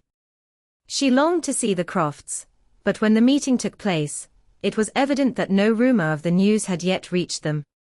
The visit of ceremony was paid and returned, and Louisa Musgrove was mentioned, and Captain Benwick, too, without even half a smile. The Crofts had placed themselves in lodgings in Gay Street, perfectly to Sir Walter's satisfaction. He was not at all ashamed of the acquaintance, and did, in fact, think and talk a great deal more about the Admiral, than the Admiral ever thought, or talked about him. The Crofts knew quite as many people in Bath as they wished for, and considered their intercourse with the Elliots as a mere matter of form, and not in the least likely to afford them any pleasure. They brought with them their country habit of being almost always together. He was ordered to walk to keep off the gout, and Mrs. Croft seemed to go shares with him in everything, and to walk for her life to do him good. Anne saw them wherever she went. Lady Russell took her out in her carriage almost every morning, and she never failed to think of them, and never failed to see them. Knowing their feelings as she did, it was a most attractive picture of happiness to her. She always watched them as long as she could, delighted to fancy she understood what they might be talking of, as they walked along in happy independence, or equally delighted to see the Admiral's hearty shake of the hand when he encountered an old friend, and observe their eagerness of conversation when occasionally forming into a little knot of the Navy, Mrs. Croft looking as intelligent and keen as any of the officers around her. Anne was too much engaged with Lady Russell to be often walking herself, but it so happened that one morning, about a week or 10 days after the Crofts' arrival, it suited her best to leave her friend, or her friend's carriage, in the lower part of the town, and return alone to Camden Place, and in walking up Milsham Street, she had the good fortune to meet with the Admiral. He was standing by himself at a print shop window, with his hands behind him, in earnest contemplation of some print, and she not only might have passed him unseen, but was obliged to touch as well as address him before she could catch his notice. When he did perceive and acknowledge her, however, it was done with all his usual frankness and good humour. "Ha! Is it you? Thank you, thank you. This is treating me like a friend. Here I am, you see, staring at a picture. I can never get by this shop without stopping. But what a thing here is, by way of a boat. Do look at it. Did you ever see the like? What queer fellows your fine painters must be, to think that anybody would venture their lives in such a shapeless old cockleshell as that. And yet here are two gentlemen stuck up in it mightily at their ease, and looking about them at the rocks and mountains, as if they were not to be upset the next moment, which they certainly must be. I wonder where that boat was built." Laughing heartily, "I would not venture over a horse pond in it." "Well, turning away, now, where are you bound? Can I go anywhere for you, or with you? Can I be of any use?" "None, I thank you, unless you will give me the pleasure of your company the little way our road lies together." "I am going home."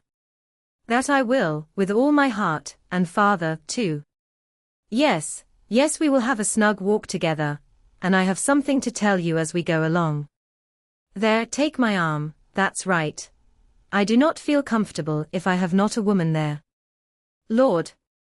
What a boat it is," taking a last look at the picture, as they began to be in motion. "Did you say that you had something to tell me, sir?" "Yes, I have, presently. But here comes a friend, Captain Brigden. I shall only say, how d'ye do, as we pass, however. I shall not stop. How do ye do? Brigden stares to see anybody with me but my wife. She, poor soul, is tied by the leg. She has a blister on one of her heels, as large as a 3-shilling piece. If you look across the street, you will see Admiral Brand coming down and his brother. Shabby fellows, both of them. I am glad they are not on this side of the way. Sophie cannot bear them. They played me a pitiful trick once, got away with some of my best men. I will tell you the whole story another time. There comes old Sir Archibald Drew and his grandson. Look, he sees us, he kisses his hand to you, he takes you for my wife. Ah? The peace has come too soon for that younker. Poor old Sir Archibald. How do you like Bath, Miss Elliot? It suits us very well. We are always meeting with some old friend or other, the streets full of them every morning, sure to have plenty of chat, and then we get away from them all, and shut ourselves in our lodgings, and draw in our chairs, and are as snug as if we were at Kellynch, or as we used to be even at North Yarmouth and Deal. We do not like our lodgings here the worse, I can tell you, for putting us in mind of those we first had at North Yarmouth. The wind blows through one of the cupboards just in the same way.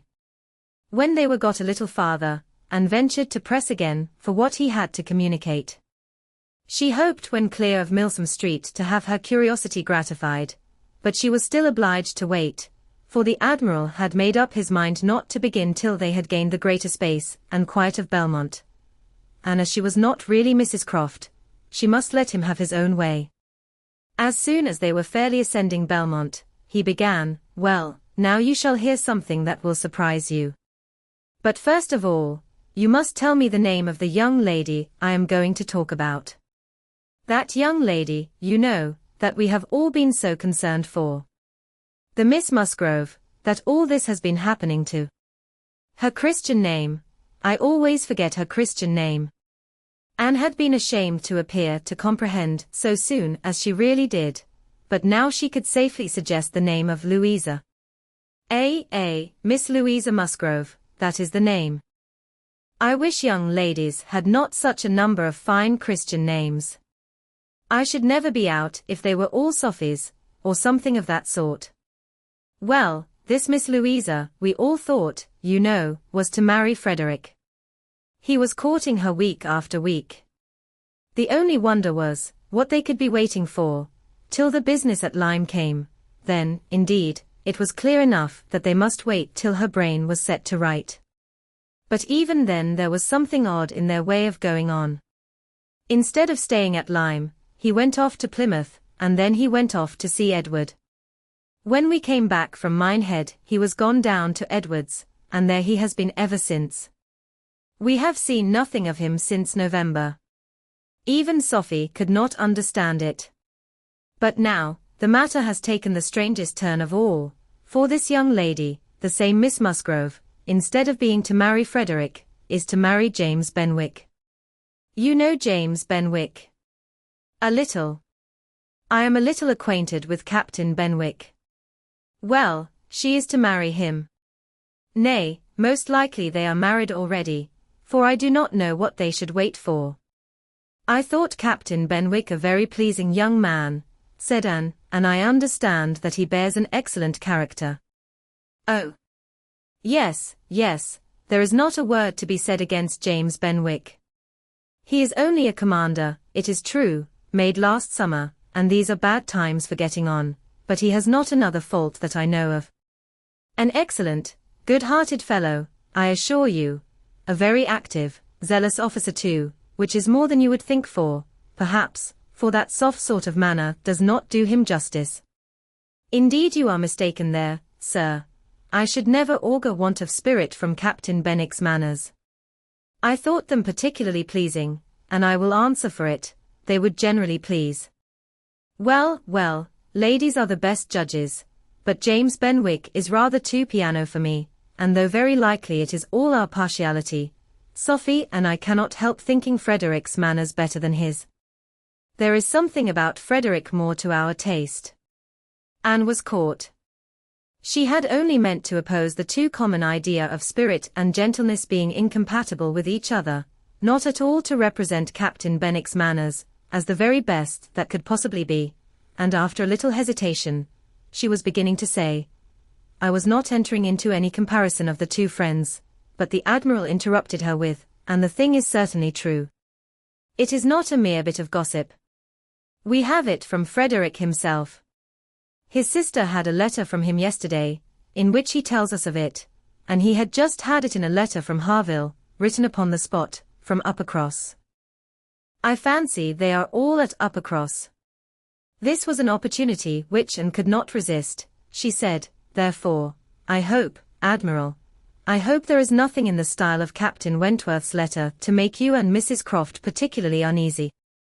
It did seem, last autumn, as if there were an attachment between him and Louisa Musgrove, but I hope it may be understood to have worn out on each side equally, and without violence. I hope his letter does not breathe the spirit of an ill-used man.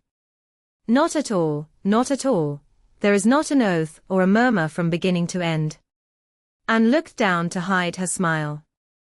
"No, no, Frederick is not a man to whine and complain, he has too much spirit for that. If the girl likes another man better, it is very fit she should have him. Certainly. But what I mean is, that I hope there is nothing in Captain Wentworth's manner of writing to make you suppose he thinks himself ill-used by his friend, which might appear, you know, without its being absolutely said. I should be very sorry that such a friendship as has subsisted between him and Captain Benwick should be destroyed, or even wounded, by a circumstance of this sort. Yes, yes, I understand you. But there is nothing at all of that nature in the letter.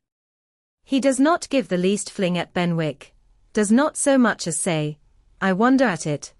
I have a reason of my own for wondering at it.' No, you would not guess, from his way of writing, that he had ever thought of this Miss, what's her name, for himself. He very handsomely hopes they will be happy together, and there is nothing very unforgiving in that, I think." Anne did not receive the perfect conviction which the Admiral meant to convey, but it would have been useless to press the inquiry farther. She therefore satisfied herself with commonplace remarks, or quiet attention, and the Admiral had it all his own way. "Poor Frederick," said he at last. "Now he must begin all over again with somebody else. I think we must get him to Bath. Sophie must write, and beg him to come to Bath. Here are pretty girls enough, I am sure. It would be of no use to go to Uppercross again, for that other Miss Musgrove, I find, is bespoke by her cousin, the young parson.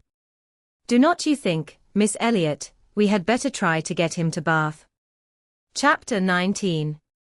While Admiral Croft was taking this walk with Anne, and expressing his wish of getting Captain Wentworth to Bath, Captain Wentworth was already on his way thither.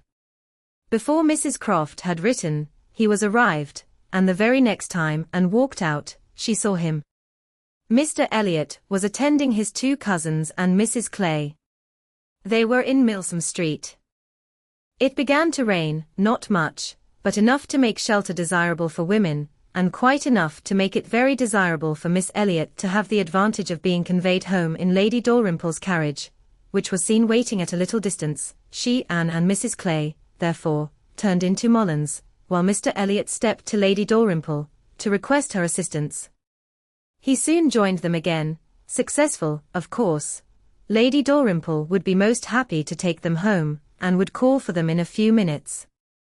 Her ladyship's carriage was a barouche, and did not hold more than 4 with any comfort. Miss Carteret was with her mother, consequently it was not reasonable to expect accommodation for all the 3 Camden Place ladies. There could be no doubt as to Miss Elliot. Whoever suffered inconvenience, she must suffer none, but it occupied a little time to settle the point of civility between the other 2. The rain was a mere trifle, and Anne was most sincere in preferring a walk with Mr. Elliot. But the rain was also a mere trifle to Mrs. Clay. She would hardly allow it even to drop at all, and her boots were so thick. Much thicker than Miss Anne's, and, in short, her civility rendered her quite as anxious to be left to walk with Mr. Elliot as Anne could be, and it was discussed between them with a generosity so polite, and so determined, that the others were obliged to settle it for them, Miss Elliot maintaining that Mrs. Clay had a little cold already, and Mr. Elliot deciding on appeal, that his cousin Anne's boots were rather the thickest. It was fixed accordingly, that Mrs. Clay should be of the party in the carriage, and they had just reached this point, when Anne, as she sat near the window, descried, most decidedly and distinctly, Captain Wentworth walking down the street. Her start was perceptible only to herself, but she instantly felt that she was the greatest simpleton in the world, the most unaccountable and absurd. For a few minutes, she saw nothing before her, it was all confusion. She was lost, and when she had scolded back her senses, she found the others still waiting for the carriage, and Mr. Elliot, always obliging, just setting off for Union Street on a commission of Mrs. Clay's. She now felt a great inclination to go to the outer door. She wanted to see if it rained. Why was she to suspect herself of another motive? Captain Wentworth must be out of sight. She left her seat. She would go. One half of her should not be always so much wiser than the other half, or always suspecting the other of being worse than it was. She would see if it rained. She was sent back, however, in a moment by the entrance of Captain Wentworth himself, among a party of gentlemen and ladies, evidently his acquaintance, and whom he must have joined a little below Milsom Street. He was more obviously struck and confused by the sight of her than she had ever observed before. He looked quite red. For the first time, since their renewed acquaintance, she felt that she was betraying the least sensibility of the two. She had the advantage of him in the preparation of the last few moments. All the overpowering, blinding, bewildering, first effects of strong surprise were over with her. Still, however, she had enough to feel. It was agitation, pain, pleasure, a something between delight and misery. He spoke to her, and then turned away. The character of his manner was embarrassment. She could not have called it either cold or friendly, or anything so certainly as embarrassed.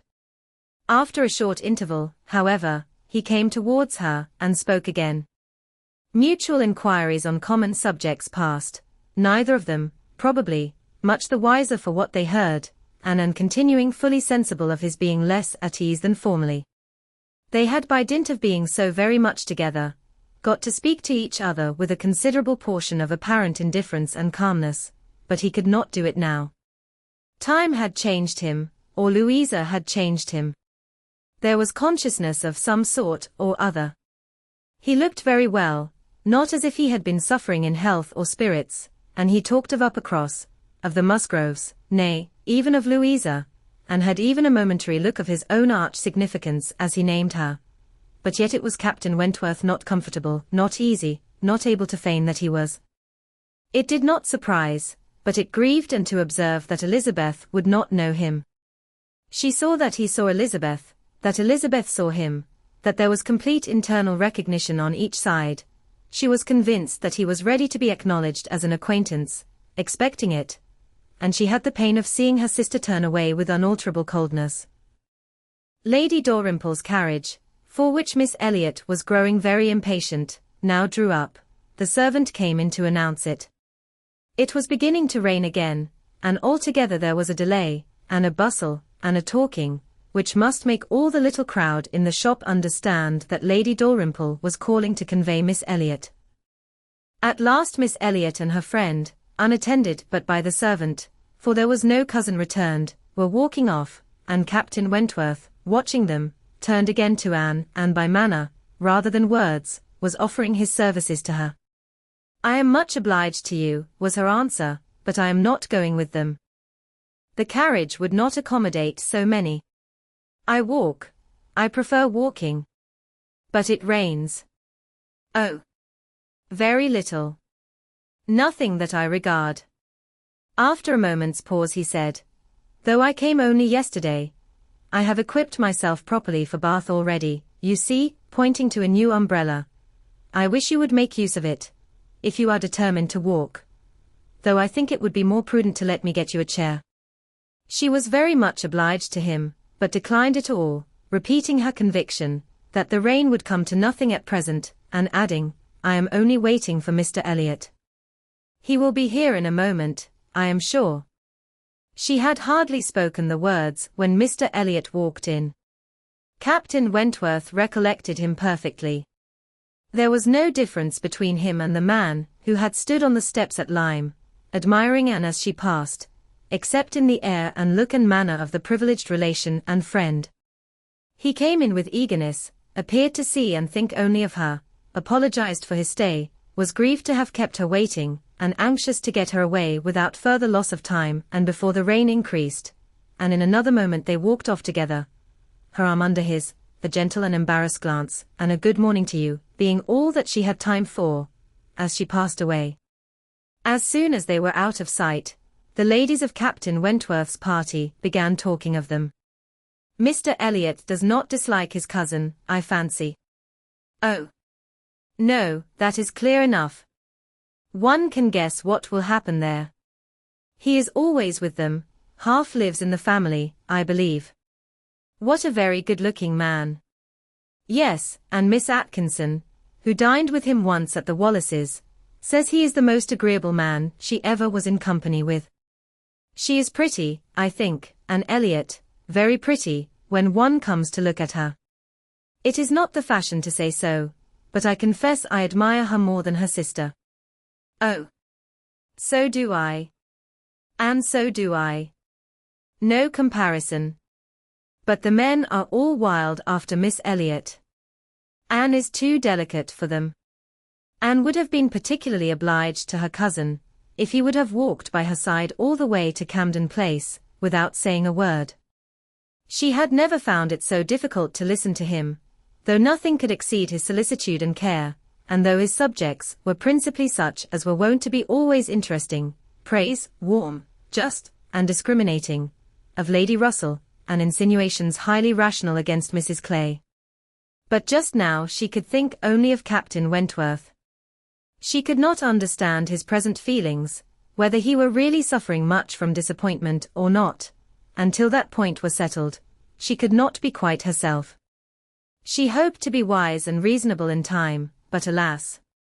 Alas! She must confess to herself that she was not wise yet. Another circumstance very essential for her to know was how long he meant to be in Bath.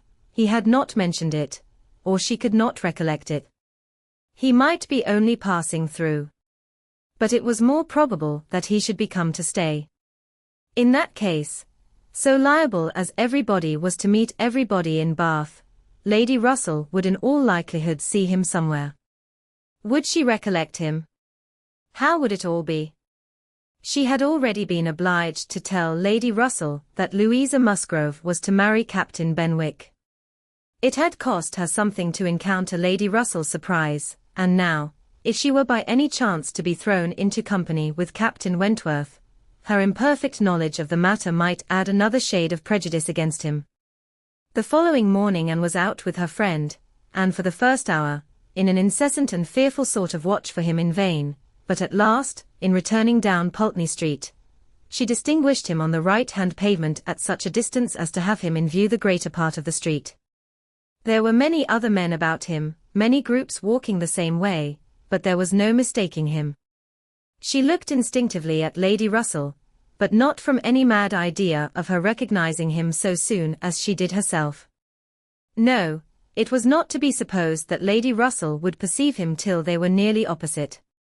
She looked at her, however, from time to time, anxiously, and when the moment approached which must point him out, though not daring to look again, for her own countenance she knew was unfit to be seen, she was yet perfectly conscious of Lady Russell's eyes being turned exactly in the direction for him, of her being, in short, intently observing him. She could thoroughly comprehend the sort of fascination he must possess over Lady Russell's mind, the difficulty it must be for her to withdraw her eyes, the astonishment she must be feeling that 8 or 9 years should have passed over him, and in foreign climes and in active service too, without robbing him of one personal grace. At last, Lady Russell drew back her head. Now, how would she speak of him?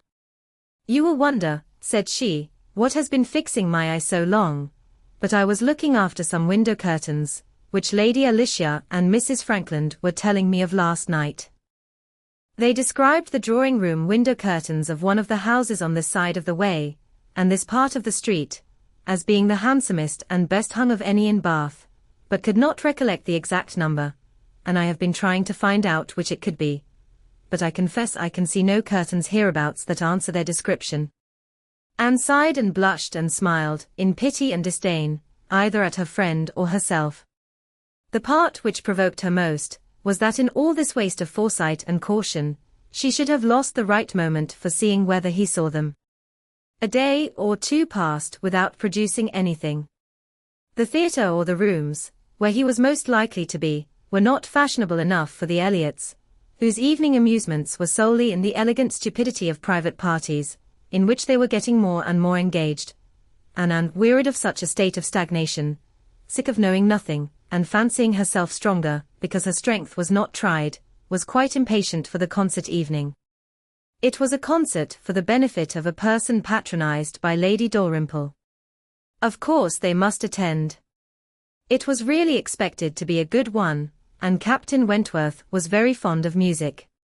If she could only have a few minutes' conversation with him again, she fancied she should be satisfied, and as to the power of addressing him, she felt all over courage if the opportunity occurred. Elizabeth had turned from him, Lady Russell overlooked him, her nerves were strengthened by these circumstances, she felt that she owed him attention.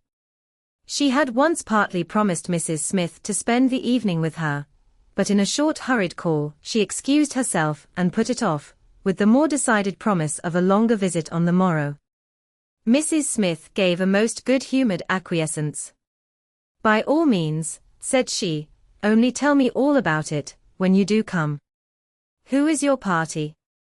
Anne named them all. Mrs. Smith made no reply, but when she was leaving her said, and with an expression half serious, half arch, "Well, I heartily wish your concert may answer, and do not fail me tomorrow if you can come, for I begin to have a foreboding that I may not have many more visits from you." Anne was startled and confused, but after standing in a moment's suspense, was obliged, and not sorry to be obliged, to hurry away. Chapter 20. Sir Walter, his two daughters, and Mrs. Clay, were the earliest of all their party at the rooms in the evening, and as Lady Dalrymple must be waited for, they took their station by one of the fires in the octagon room. But hardly were they so settled, when the door opened again, and Captain Wentworth walked in alone. Anne was the nearest to him, and making yet a little advance, she instantly spoke. He was preparing only to bow and pass on, but her gentle, "How do you do?" brought him out of the straight line to stand near her, and make inquiries in return, in spite of the formidable father and sister in the background. Their being in the background was a support to Anne. She knew nothing of their looks, and felt equal to everything which she believed right to be done. While they were speaking, a whispering between her father and Elizabeth caught her ear. She could not distinguish, but she must guess the subject, and on Captain Wentworth's making a distant bow, she comprehended that her father had judged so well as to give him that simple acknowledgment of acquaintance, and she was just in time by a side glance to see a slight curtsy from Elizabeth herself. This, though late, and reluctant, and ungracious, was yet better than nothing, and her spirits improved. After talking, however, of the weather, and Bath, and the concert, their conversation began to flag, and so little was said at last, that she was expecting him to go every moment, but he did not. He seemed in no hurry to leave her, and presently with renewed spirit, with a little smile, a little glow, he said, "I have hardly seen you since our day at Lyme. I am afraid you must have suffered from the shock, and the more from its not overpowering you at the time." She assured him that she had not. "It was a frightful hour," said he, "a frightful day," and he passed his hand across his eyes, as if the remembrance were still too painful, but in a moment, half smiling again, added, "The day has produced some effects however, has had some consequences which must be considered as the very reverse of frightful. When you had the presence of mind to suggest that Benwick would be the properest person to fetch a surgeon, you could have little idea of his being eventually one of those most concerned in her recovery." Certainly I could have none. But it appears, I should hope it would be a very happy match. There are on both sides good principles and good temper. Yes, said he, looking not exactly forward, but there, I think, ends the resemblance. With all my soul I wish them happy, and rejoice over every circumstance in favor of it. They have no difficulties to contend with at home, no opposition, no caprice, no delays. The Musgroves are behaving like themselves, most honorably and kindly, only anxious with true parental hearts to promote their daughter's comfort. All this is much, very much in favor of their happiness, more than perhaps. He stopped.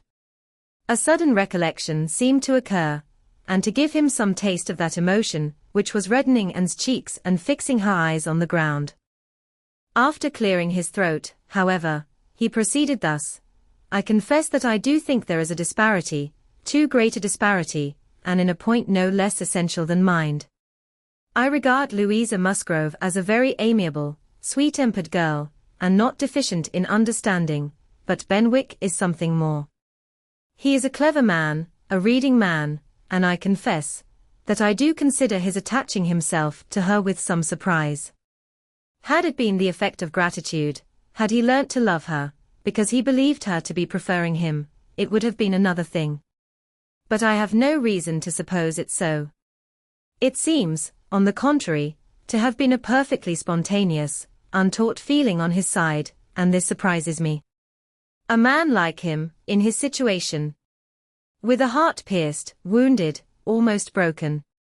Fanny Harville was a very superior creature, and his attachment to her was indeed attachment. A man does not recover from such a devotion of the heart to such a woman. He ought not, he does not. Either from the consciousness, however, that his friend had recovered, or from other consciousness, he went no farther, and who, in spite of the agitated voice in which the latter part had been uttered, and in spite of all the various noises of the room, the almost ceaseless slam of the door and ceaseless buzz of persons walking through, had distinguished every word, was struck, gratified, confused, and beginning to breathe very quick, and feel 100 things in a moment. It was impossible for her to enter on such a subject, and yet, after a pause, feeling the necessity of speaking, and having not the smallest wish for a total change, she only deviated so far as to say, "You were a good while at Lyme, I think." "About a fortnight. I could not leave it till Louisa's doing well was quite ascertained. I had been too deeply concerned in the mischief to be soon at peace. It had been my doing, solely mine. She would not have been obstinate, if I had not been weak. The country round Lyme is very fine. I walked and rode a great deal, and the more I saw, the more I found to admire. I should very much like to see Lyme again," said Anne. "Indeed. I should not have supposed that you could have found anything in Lyme to inspire such a feeling. The horror and distress you were involved in, the stretch of mind, the wear of spirits. I should have thought your last impressions of Lyme must have been strong disgust." "The last hours were certainly very painful," replied Anne, "but when pain is over, the remembrance of it often becomes a pleasure. One does not love a place the less for having suffered in it, unless it has been all suffering, nothing but suffering, which was by no means the case at Lyme. We were only in anxiety and distress during the last 2 hours, and previously there had been a great deal of enjoyment. So much novelty and beauty. I have travelled so little, that every fresh place would be interesting to me, but there is real beauty at Lyme, and in short, with a faint blush at some recollections, altogether my impressions of the place are very agreeable."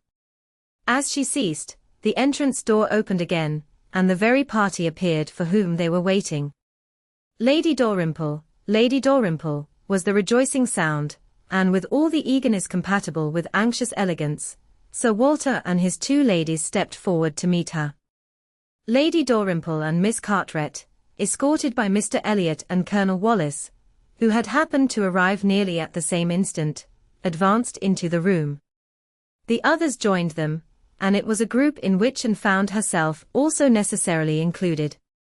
She was divided from Captain Wentworth. Their interesting, almost too interesting conversation, must be broken up for a time, but slight was the penance compared with the happiness which brought it on.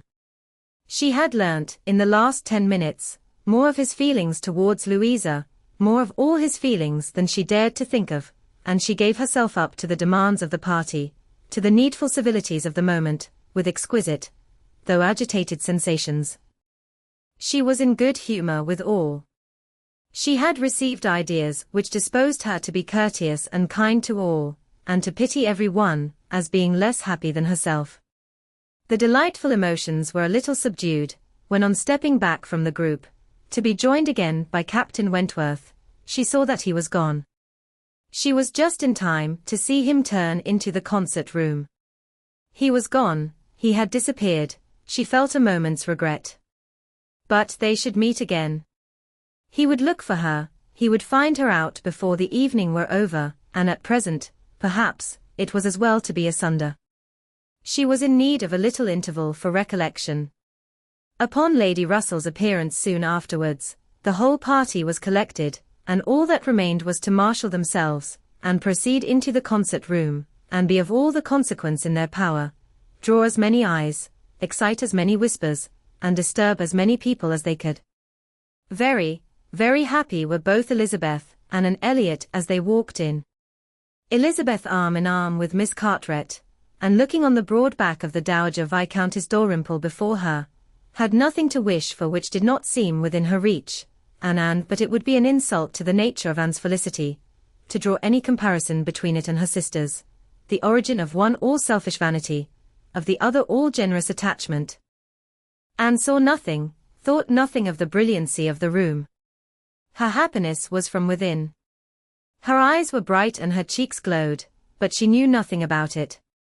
She was thinking only of the last half-hour, and as they passed to their seats, her mind took a hasty range over it. His choice of subjects, his expressions, and still more his manner and look, had been such as she could see in only one light. His opinion of Louisa Musgrove's inferiority, an opinion which he had seemed solicitous to give, his wonder at Captain Benwick, his feelings as to a first, strong attachment, sentences begun which he could not finish, his half-averted eyes and more than half-expressive glance, all declared that he had a heart returning to her at least, that anger, resentment, avoidance, were no more, and that they were succeeded, not merely by friendship and regard, but by the tenderness of the past. Yes, some share of the tenderness of the past. She could not contemplate the change as implying less. He must love her. These were thoughts, with their attendant visions, which occupied and flurried her too much to leave her any power of observation, and she passed along the room without having a glimpse of him, without even trying to discern him. When their places were determined on, and they were all properly arranged, she looked round to see if he should happen to be in the same part of the room, but he was not. Her eye could not reach him, and the concert being just opening, she must consent for a time to be happy in a humbler way. The party was divided and disposed of on two contiguous benches, and was among those on the foremost, and Mr. Elliot had manoeuvred so well, with the assistance of his friend Colonel Wallis, as to have a seat by her. Miss Elliot, surrounded by her cousins, and the principal object of Colonel Wallis's gallantry, was quite contented. Anne's mind was in a most favourable state for the entertainment of the evening. It was just occupation enough. She had feelings for the tender, spirits for the gay, attention for the scientific, and patience for the wearisome, and had never liked a concert better, at least during the first act. Towards the close of it, in the interval succeeding an Italian song, she explained the words of the song to Mr. Elliot. They had a concert bill between them. "This," said she, "is nearly the sense, or rather the meaning of the words, for certainly the sense of an Italian love song must not be talked of, but it is as nearly the meaning as I can give, for I do not pretend to understand the language. I am a very poor Italian scholar." "Yes, yes, I see you are. I see you know nothing of the matter. You have only knowledge enough of the language to translate at sight these inverted, transposed, curtailed Italian lines into clear, comprehensible, elegant English. You need not say anything more of your ignorance. Here is complete proof. I will not oppose such kind politeness, but I should be sorry to be examined by a real proficient. I have not had the pleasure of visiting in Camden Place so long, replied he, without knowing something of Miss Anne Elliot, and I do regard her as one who is too modest for the world in general to be aware of half her accomplishments, and too highly accomplished for modesty to be natural in any other woman. For shame. For shame. This is too much flattery. I forget what we are to have next, turning to the bill. Perhaps, said Mr. Elliot, speaking low, I have had a longer acquaintance with your character than you are aware of. Indeed. How so? You can have been acquainted with it only since I came to Bath, excepting as you might hear me previously spoken of in my own family. I knew you by report long before you came to Bath. I had heard you described by those who knew you intimately. I have been acquainted with you by character many years. Your person, your disposition, accomplishments, manner, they were all present to me. Mr. Elliot was not disappointed in the interest he hoped to raise. No one can withstand the charm of such a mystery. To have been described long ago to a recent acquaintance, by nameless people, is irresistible. Anne was all curiosity. She wondered and questioned him eagerly, but in vain. He delighted in being asked, but he would not tell. No, some time or other, perhaps, but not now. He would mention no names now, but such, he could assure her, had been the fact. He had many years ago received such a description of Miss Anne Elliot as had inspired him with the highest idea of her merit, and excited the warmest curiosity to know her. Anne could think of no one so likely to have spoken with partiality of her many years ago as the Mr. Wentworth of Monkford, Captain Wentworth's brother. He might have been in Mr. Elliot's company, but she had not courage to ask the question. The name of an Elliot, said he, has long had an interesting sound to me. Very long has it possessed a charm over my fancy, and if I dared, I would breathe my wishes that the name might never change. Such, she believed, were his words, but scarcely had she received their sound, than her attention was caught by other sounds immediately behind her, which rendered everything else trivial. Her father and Lady Dalrymple were speaking. A well-looking man, said Sir Walter, a very well-looking man. A very fine young man indeed, said Lady Dalrymple. More air than one often sees in Bath. Irish, I dare say. No, I just know his name. A bowing acquaintance. Wentworth, Captain Wentworth of the Navy. His sister married my tenant in Somersetshire, the Croft, who rents Kellynch. Before Sir Walter had reached this point, Anne's eyes had caught the right direction, and distinguished Captain Wentworth standing among a cluster of men at a little distance. As her eyes fell on him, his seemed to be withdrawn from her. It had that appearance. It seemed as if she had been one moment too late, and as long as she dared observe, he did not look again, but the performance was recommencing, and she was forced to seem to restore her attention to the orchestra, and look straight forward. When she could give another glance, he had moved away. He could not have come nearer to her if he would. She was so surrounded and shut in, but she would rather have caught his eye. Mr. Elliot's speech, too, distressed her. She had no longer any inclination to talk to him. She wished him not so near her. The first act was over. Now she hoped for some beneficial change, and after a period of nothing saying amongst the party, some of them did decide on going in quest of tea. Anne was one of the few who did not choose to move. She remained in her seat, and so did Lady Russell, but she had the pleasure of getting rid of Mr. Elliot, and she did not mean, whatever she might feel on Lady Russell's account, to shrink from conversation with Captain Wentworth, if he gave her the opportunity. She was persuaded by Lady Russell's countenance that she had seen him. He did not come, however. Anne sometimes fancied she discerned him at a distance, but he never came. The anxious interval wore away unproductively. The others returned, the room filled again, benches were reclaimed and repossessed, and another hour of pleasure, or of penance, was to be sat out, another hour of music was to give delight, or the gapes, as real or affected taste for it prevailed. To Anne, it chiefly wore the prospect of an hour of agitation. She could not quit that room in peace without seeing Captain Wentworth once more, without the interchange of one friendly look. In resettling themselves there were now many changes, the result of which was favourable for her.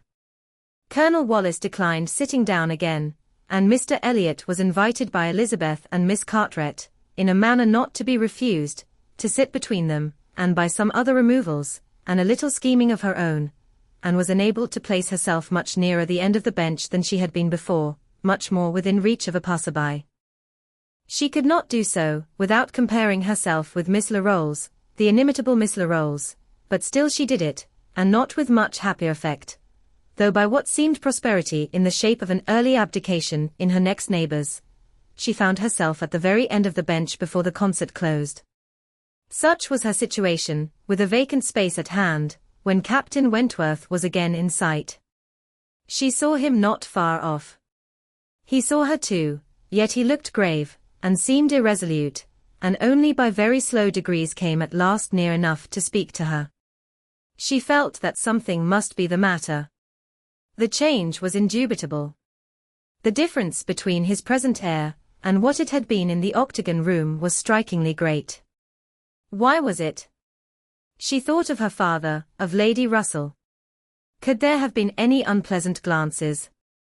He began by speaking of the concert gravely, more like the Captain Wentworth of Uppercross, owned himself disappointed, had expected singing, and in short, must confess that he should not be sorry when it was over.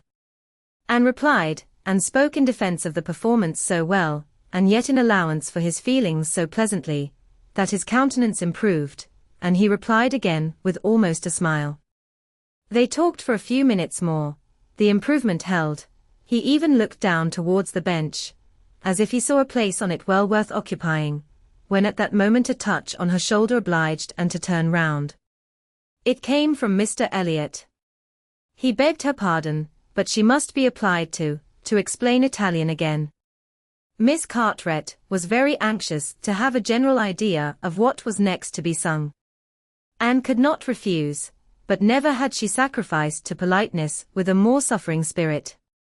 A few minutes, though as few as possible, were inevitably consumed, and when her own mistress again, when able to turn and look as she had done before, she found herself accosted by Captain Wentworth, in a reserved yet hurried sort of farewell. He must wish her good night, he was going, he should get home as fast as he could. "Is not this song worth staying for?" said Anne, suddenly struck by an idea which made her yet more anxious to be encouraging. "No," he replied impressively, "there is nothing worth my staying for," and he was gone directly. Jealousy of Mr. Elliot. It was the only intelligible motive. Captain Wentworth jealous of her affection.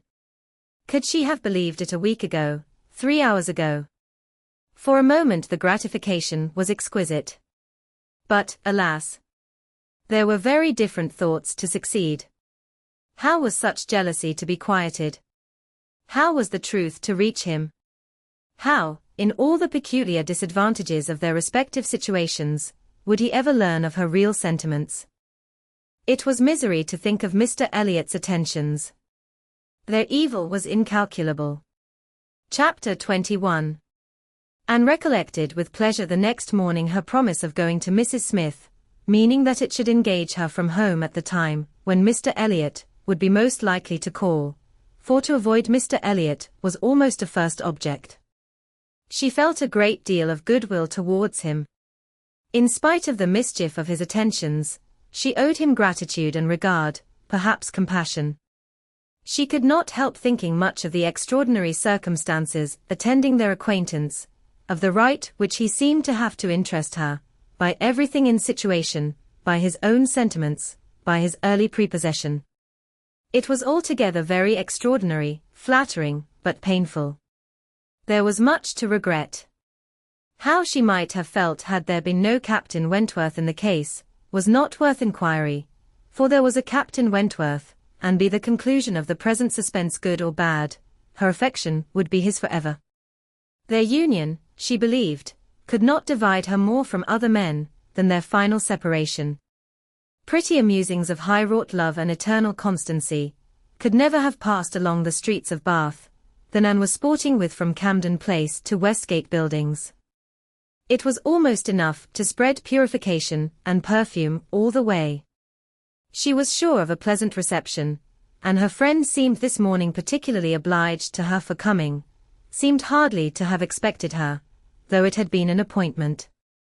An account of the concert was immediately claimed, and Anne's recollections of the concert were quite happy enough to animate her features and make her rejoice to talk of it. All that she could tell she told most gladly, but the all was little for one who had been there, and unsatisfactory for such an inquirer as Mrs. Smith, who had already heard, through the short cut of a laundress and a waiter, rather more of the general success and produce of the evening than Anne could relate, and who now asked in vain for several particulars of the company. Everybody of any consequence, or notoriety, in Bath was well known by name to Mrs. Smith. The little Durands were there, I conclude, said she, with their mouths open to catch the music, like unfledged sparrows ready to be fed. They never miss a concert. Yes. I did not see them myself, but I heard Mr. Elliot say they were in the room. The Ibbotsons, were they there?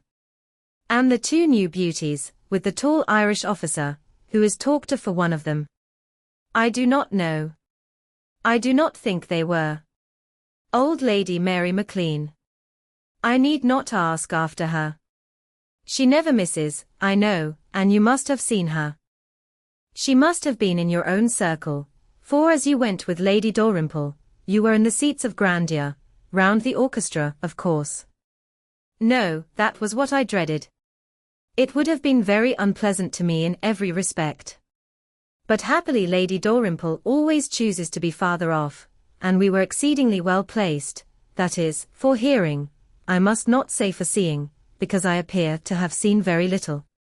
Oh. You saw enough for your own amusement. I can understand. There is a sort of domestic enjoyment to be known even in a crowd, and this you had.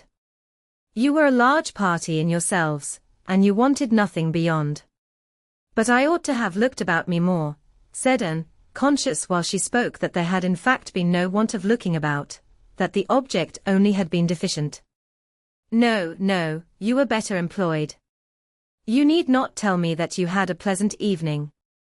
I see it in your eye. I perfectly see how the hours passed, that you had always something agreeable to listen to. In the intervals of the concert it was conversation. Anne half smiled and said, Do you see that in my eye? Yes, I do.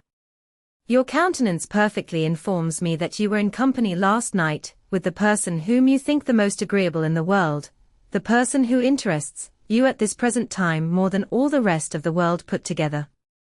A blush overspread Anne's cheeks. She could say nothing.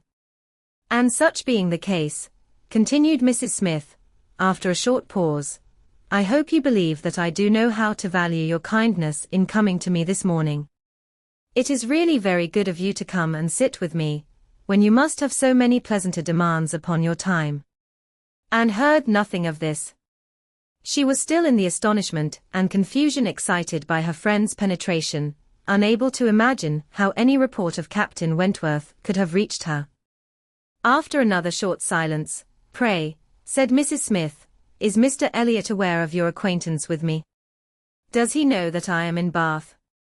Mr. Elliot, repeated Anne, looking up surprised. A moment's reflection showed her the mistake she had been under.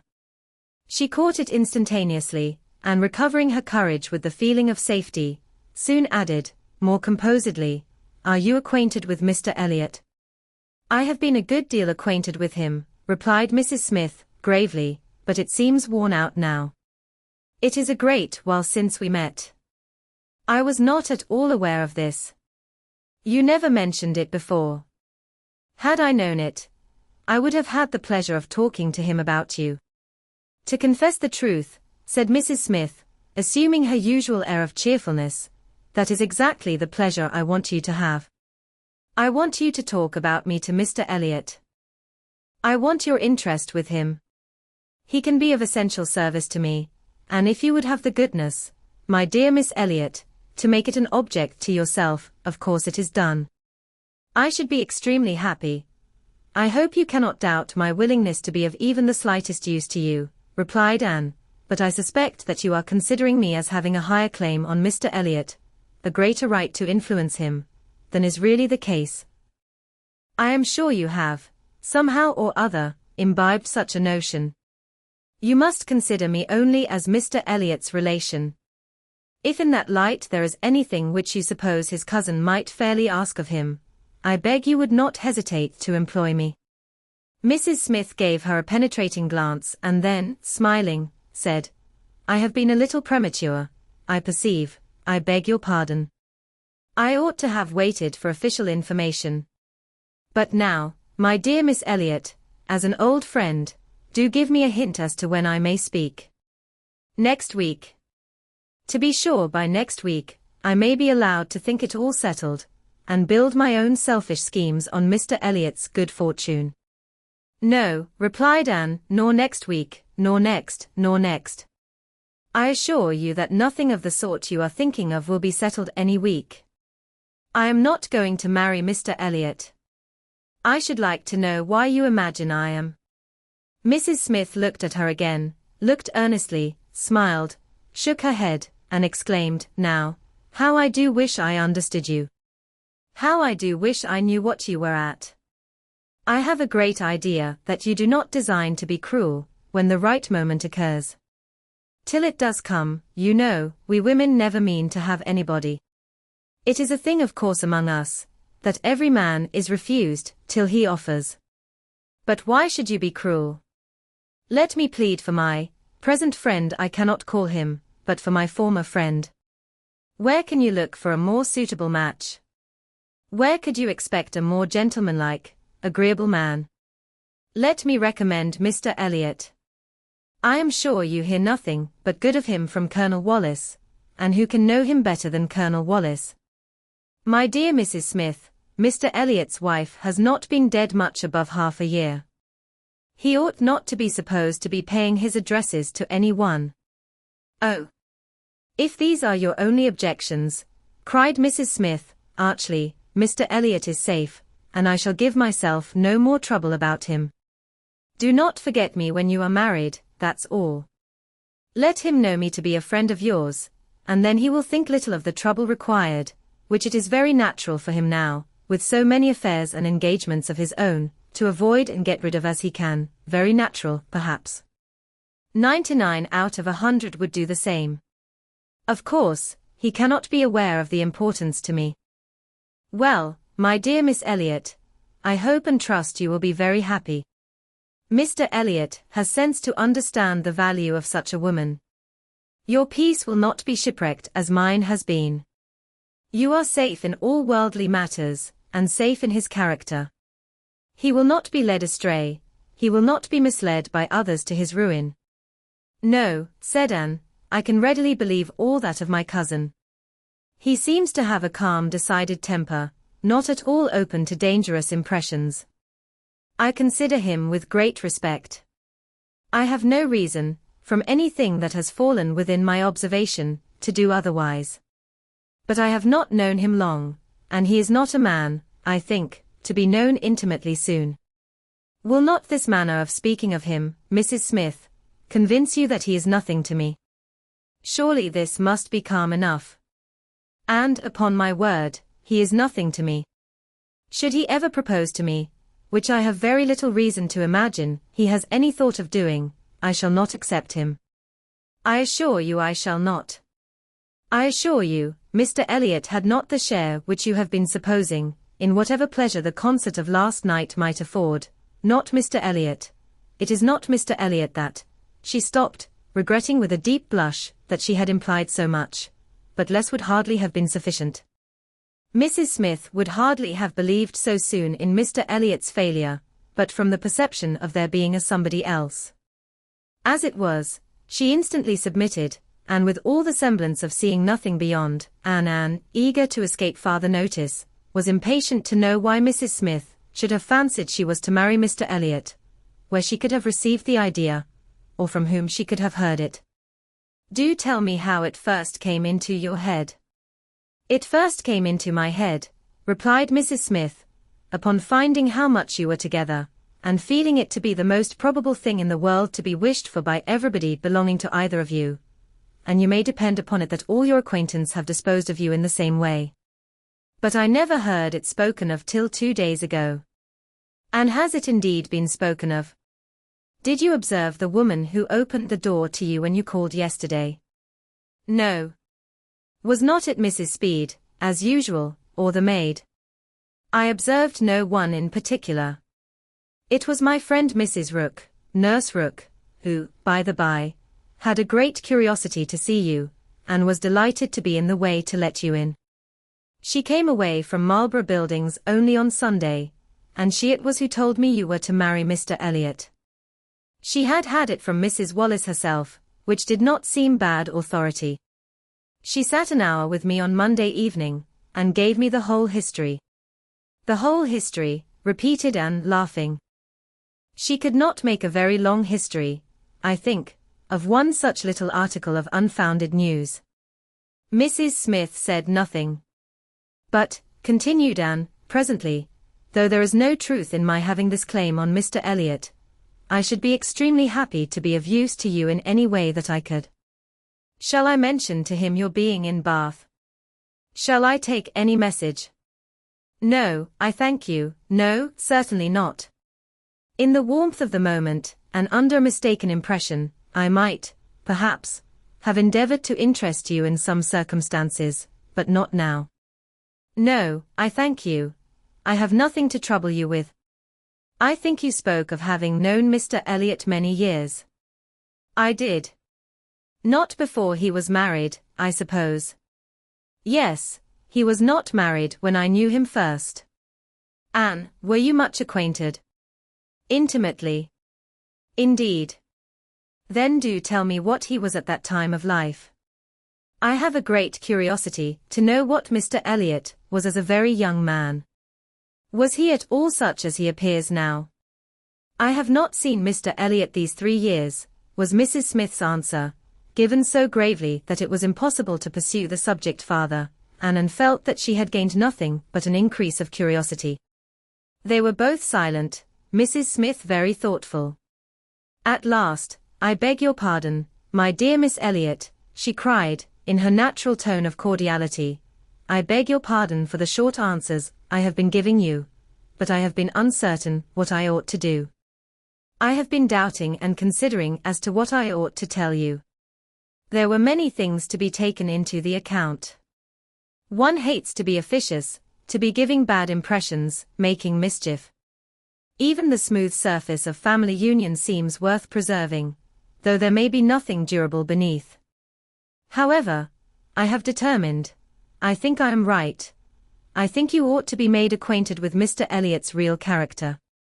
Though I fully believe that, at present, you have not the smallest intention of accepting him, there is no saying what may happen.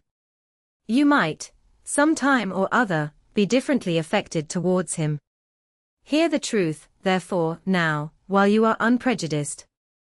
Mr. Elliot is a man without heart or conscience, a designing, wary, cold-blooded being, who thinks only of himself, whom for his own interest or ease, would be guilty of any cruelty, or any treachery, that could be perpetrated without risk of his general character. He has no feeling for others. Those whom he has been the chief cause of leading into ruin, he can neglect and desert without the smallest compunction. He is totally beyond the reach of any sentiment of justice or compassion. Oh! He is black at heart, hollow and black. Anne's astonished air, an exclamation of wonder, made her pause, and in a calmer manner, she added, my expressions startle you. You must allow for an injured, angry woman. But I will try to command myself. I will not abuse him. I will only tell you what I have found him. Facts shall speak. He was the intimate friend of my dear husband, who trusted and loved him, and thought him as good as himself. The intimacy had been formed before our marriage. I found them most intimate friends, and I, too, became excessively pleased with Mr. Elliot, and entertained the highest opinion of him. At 19, you know, one does not think very seriously, but Mr. Elliot appeared to me quite as good as others, and much more agreeable than most others, and we were almost always together. We were principally in town, living in very good style. He was then the inferior in circumstances, he was then the poor one, he had chambers in the Temple, and it was as much as he could do to support the appearance of a gentleman. He had always a home with us whenever he chose it, he was always welcome, he was like a brother. My poor Charles, who had the finest, most generous spirit in the world, would have divided his last farthing with him, and I know that his purse was open to him, I know that he often assisted him. This must have been about that very period of Mr. Elliot's life, said Anne, which has always excited my particular curiosity. It must have been about the same time that he became known to my father and sister. I never knew him myself, I only heard of him, but there was a something in his conduct then, with regard to my father and sister, and afterwards in the circumstances of his marriage, which I never could quite reconcile with present times. It seemed to announce a different sort of man. I know it all, I know it all, cried Mrs. Smith. He had been introduced to Sir Walter and your sister before I was acquainted with him, but I heard him speak of them forever. I know he was invited and encouraged, and I know he did not choose to go. I can satisfy you, perhaps, on points which you would little expect, and as to his marriage, I knew all about it at the time. I was privy to all the for's and againsts. I was the friend to whom he confided his hopes and plans, and though I did not know his wife previously, her inferior situation in society, indeed, rendered that impossible, yet I knew her all her life afterwards, or at least till within the last 2 years of her life, and can answer any question you may wish to put. Nay, said Anne, I have no particular inquiry to make about her. I have always understood they were not a happy couple. But I should like to know why, at that time of his life, he should slight my father's acquaintance as he did. My father was certainly disposed to take very kind and proper notice of him. Why did Mr. Elliot draw back? Mr. Elliot, replied Mrs. Smith, at that period of his life, had one object in view, to make his fortune, and by a rather quicker process than the law. He was determined to make it by marriage. He was determined, at least, not to mar it by an imprudent marriage, and I know it was his belief, whether justly or not, of course I cannot decide, that your father and sister, in their civilities and invitations, were designing a match between the heir and the young lady, and it was impossible that such a match should have answered his ideas of wealth and independence. That was his motive for drawing back, I can assure you. He told me the whole story. He had no concealments with me. It was curious, that having just left you behind me in Bath, my first and principal acquaintance on marrying should be your cousin, and that, through him, I should be continually hearing of your father and sister. He described one Miss Elliot, and I thought very affectionately of the other. Perhaps, cried Anne, struck by a sudden idea, you sometimes spoke of me to Mr. Elliot. To be sure I did, very often.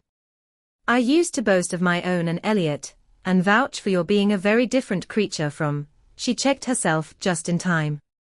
This accounts for something which Mr. Elliot said last night, cried Anne. This explains it. I found he had been used to hear of me. I could not comprehend how. What wild imaginations one forms where dear self is concerned. How sure to be mistaken. But I beg your pardon, I have interrupted you. Mr. Elliot married then completely for money. The circumstances, probably, which first opened your eyes to his character. Mrs. Smith hesitated a little here.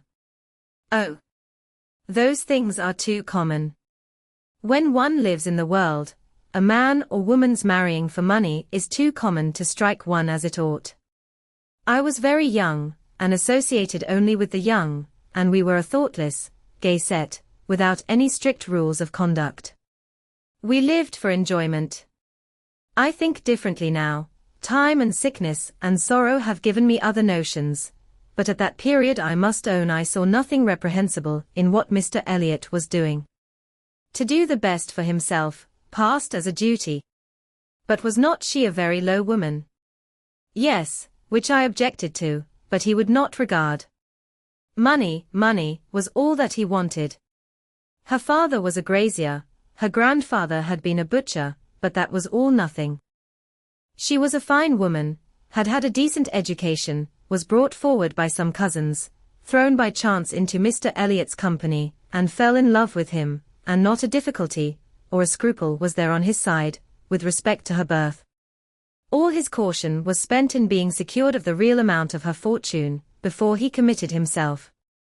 Depend upon it, whatever esteem Mr. Elliot may have for his own situation in life now, as a young man, he had not the smallest value for it. His chance for the Kellynch estate was something, but all the honour of the family he held as cheap as dirt. I have often heard him declare, that if baronetcies were saleable, anybody should have his for £50, arms and motto, name and livery included, but I will not pretend to repeat half that I used to hear him say on that subject.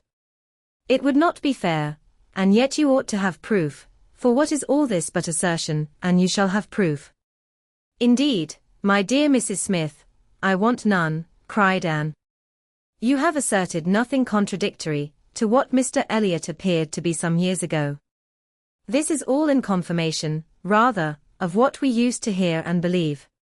I am more curious to know why he should be so different now. But for my satisfaction, if you will have the goodness to ring for Mary, stay. I am sure you will have the still greater goodness of going yourself into my bedroom, and bringing me the small inlaid box, which you will find on the upper shelf of the closet. Anne, seeing her friend to be earnestly bent on it, did as she was desired. The box was brought and placed before her, and Mrs. Smith, sighing over it as she unlocked it, said, "This is full of papers belonging to him, to my husband, a small portion only of what I had to look over when I lost him. The letter I am looking for was one written by Mr. Elliot to him before our marriage, and happened to be saved. Why, one can hardly imagine. But he was careless and immethodical, like other men, about those things, and when I came to examine his papers, I found it with others still more trivial, from different people scattered here and there, while many letters and memorandums of real importance had been destroyed. Here it is. I would not burn it, because being even then very little satisfied with Mr. Elliot, I was determined to preserve every document of former intimacy. I have now another motive for being glad that I can produce it. This was the letter, directed to Charles Smith, Esquire, Tunbridge Wells, and dated from London, as far back as July, 1803. Dear Smith, I have received yours. Your kindness almost overpowers me. I wish nature had made such hearts as yours more common, but I have lived 23 years in the world, and have seen none like it. At present, believe me, I have no need of your services, being in cash again. Give me joy. I have got rid of Sir Walter and Miss. They are gone back to Kellynch, and almost made me swear to visit them this summer, but my first visit to Kellynch will be with a surveyor, to tell me how to bring it with best advantage to the hammer. The baronet, nevertheless, is not unlikely to marry again, he is quite fool enough. If he does, however, they will leave me in peace, which may be a decent equivalent for the reversion. He is worse than last year. I wish I had any name but Elliot. I am sick of it. The name of Walter I can drop, thank God. And I desire you will never insult me with my second W, again, meaning, for the rest of my life, to be only yours truly, W.M. Elliot. Such a letter could not be read without putting Anne in a glow, and Mrs. Smith, observing the high colour in her face, said, "The language, I know, is highly disrespectful. Though I have forgot the exact terms, I have a perfect impression of the general meaning. But it shows you the man. Mark his professions to my poor husband. Can anything be stronger?" Anne could not immediately get over the shock and mortification of finding such words applied to her father. She was obliged to recollect that her seeing the letter was a violation of the laws of honour, that no one ought to be judged or to be known by such testimonies, that no private correspondence could bear the eye of others, before she could recover calmness enough to return the letter which she had been meditating over, and say thank you. This is full proof undoubtedly, proof of everything you were saying. But why be acquainted with us now? I can explain this too, cried Mrs. Smith, smiling. Can you really? Yes.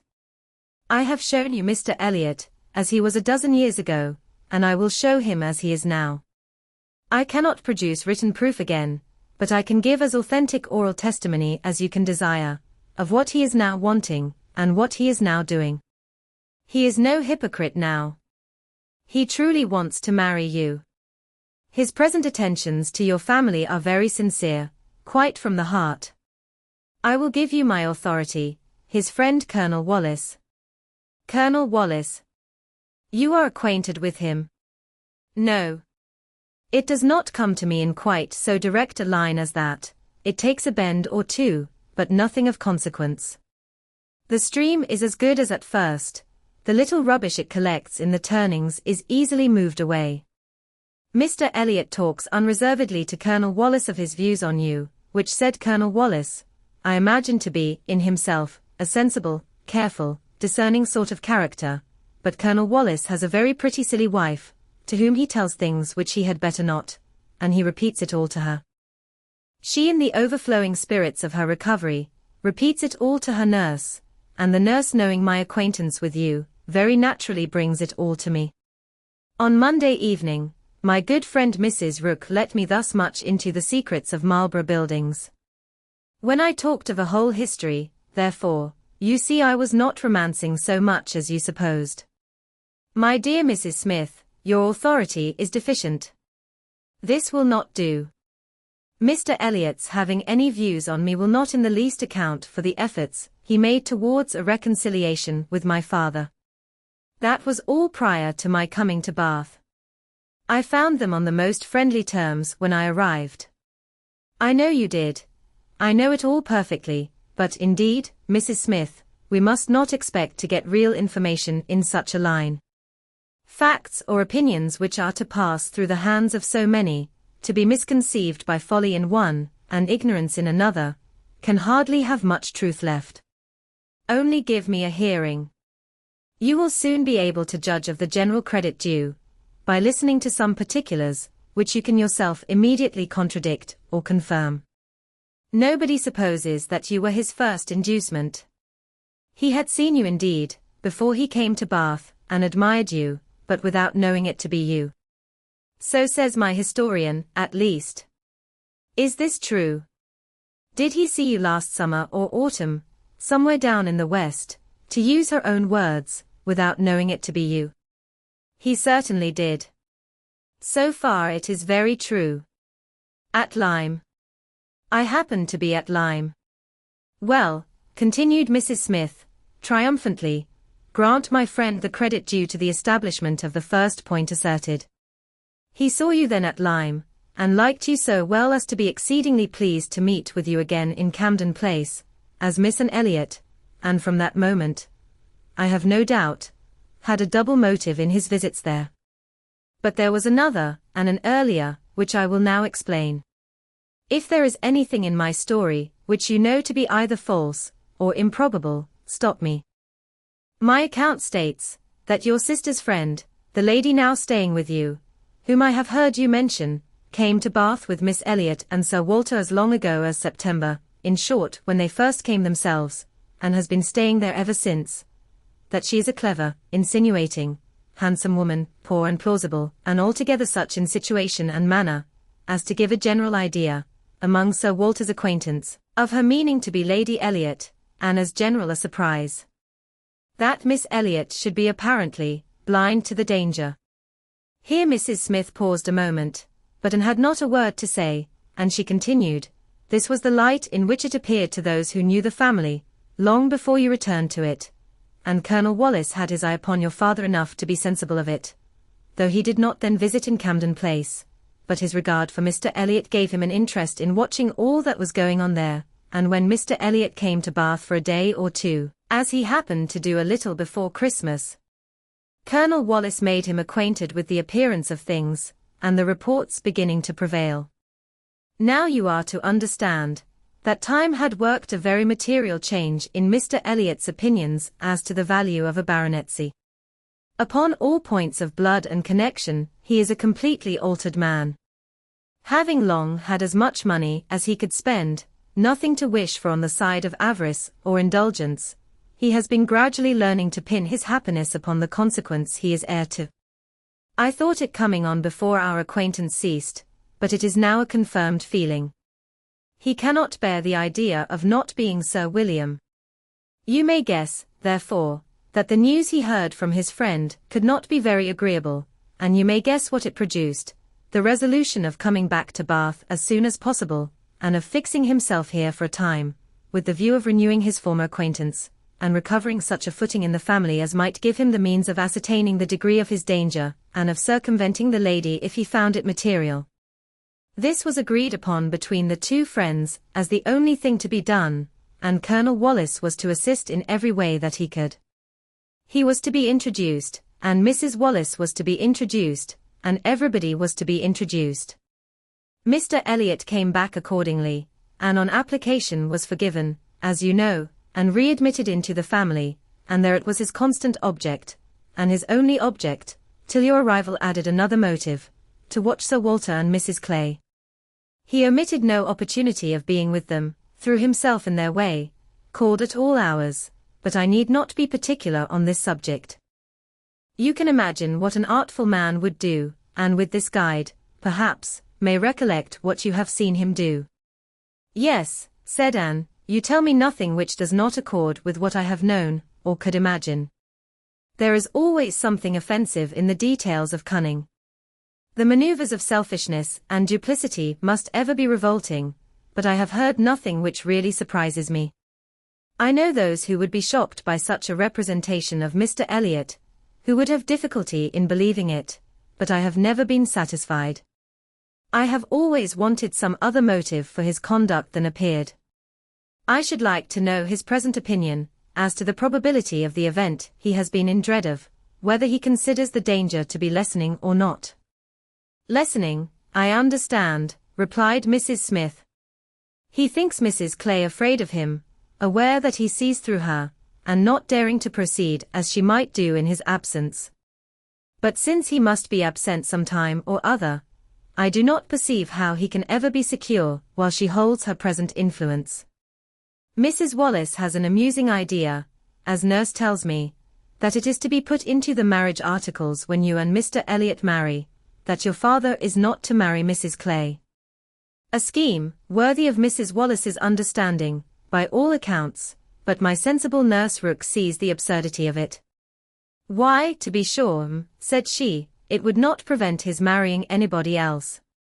And indeed, to own the truth, I do not think nurse, in her heart, is a very strenuous opposer of Sir Walter's making a second match.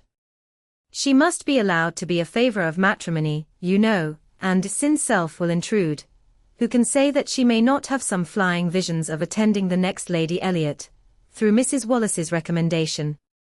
I am very glad to know all this, said Anne, after a little thoughtfulness. It will be more painful to me in some respects to be in company with him, but I shall know better what to do. My line of conduct will be more direct. Mr. Elliot is evidently a disingenuous, artificial, worldly man, who has never had any better principle to guide him than selfishness. But Mr. Elliot was not done with. Mrs. Smith had been carried away from her first direction, and had forgotten, in the interest of her own family concerns, how much had been originally implied against him, but her attention was now called to the explanation of those first hints, and she listened to a recital which, if it did not perfectly justify the unqualified bitterness of Mrs. Smith, proved him to have been very unfeeling in his conduct towards her, very deficient both in justice and compassion.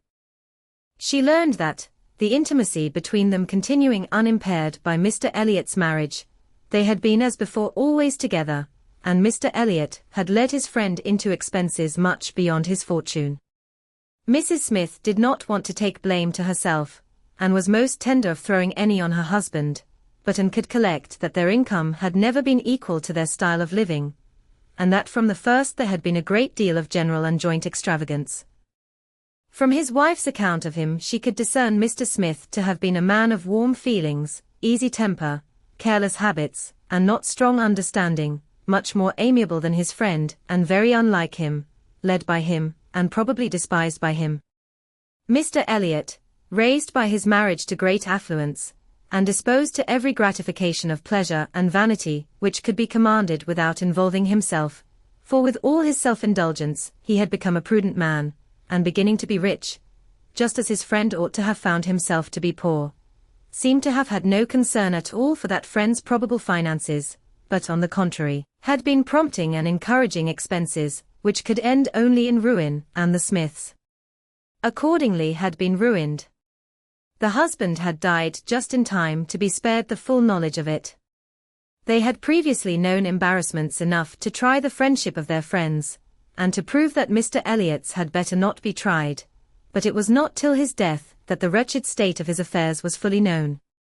With a confidence in Mr. Elliot's regard, more creditable to his feelings than his judgment, Mr. Smith had appointed him the executor of his will, but Mr. Elliot would not act, and the difficulties and distress which this refusal had heaped on her, in addition to the inevitable sufferings of her situation, had been such as could not be related without anguish of spirit, or listened to without corresponding indignation. Anne was shown some letters of his on the occasion, answers to urgent applications from Mrs. Smith, which all breathed the same stern resolution of not engaging in a fruitless trouble, and under cold civility, the same hard-hearted indifference to any of the evils it might bring on her. It was a dreadful picture of ingratitude and inhumanity, Anne felt, at some moments, that no flagrant open crime could have been worse. She had a great deal to listen to, all the particulars of past sad scenes, all the minutiae of distress upon distress, which in former conversations had been merely hinted at, were dwelt on now with a natural indulgence. Anne could perfectly comprehend the exquisite relief, and was only the more inclined to wonder at the composure of her friend's usual state of mind. There was one circumstance in the history of her grievances of particular irritation. She had good reason to believe that some property of her husband in the West Indies, which had been for many years under a sort of sequestration for the payment of its own encumbrances, might be recoverable by proper measures, and this property, though not large, would be enough to make her comparatively rich. But there was nobody to stir in it. Mr. Elliot would do nothing, and she could do nothing herself, equally disabled from personal exertion, by her state of bodily weakness, and from employing others by her want of money. She had no natural connections to assist her even with their counsel, and she could not afford to purchase the assistance of the law. This was a cruel aggravation of actually straitened means. To feel that she ought to be in better circumstances, that a little trouble in the right place might do it, and to fear that delay might be even weakening her claims, was hard to bear. It was on this point that she had hoped to engage Anne's good offices with Mr. Elliot. She had previously, in the anticipation of their marriage, been very apprehensive of losing her friend by it, but on being assured that he could have made no attempt of that nature, since he did not even know her to be in Bath, it immediately occurred that something might be done in her favor by the influence of the woman he loved, and she had been hastily preparing to interest Anne's feelings, as far as the observances due to Mr. Elliot's character would allow, when Anne's refutation of the supposed engagement changed the face of everything, and while it took from her the new-formed hope of succeeding in the object of her first anxiety, left her at least the comfort of telling the whole story her own way. After listening to this full description of Mr. Elliot, Anne could not but express some surprise at Mrs. Smith's having spoken of him so favorably in the beginning of their conversation. She had seemed to recommend and praise him. "My dear," was Mrs. Smith's reply, "there was nothing else to be done.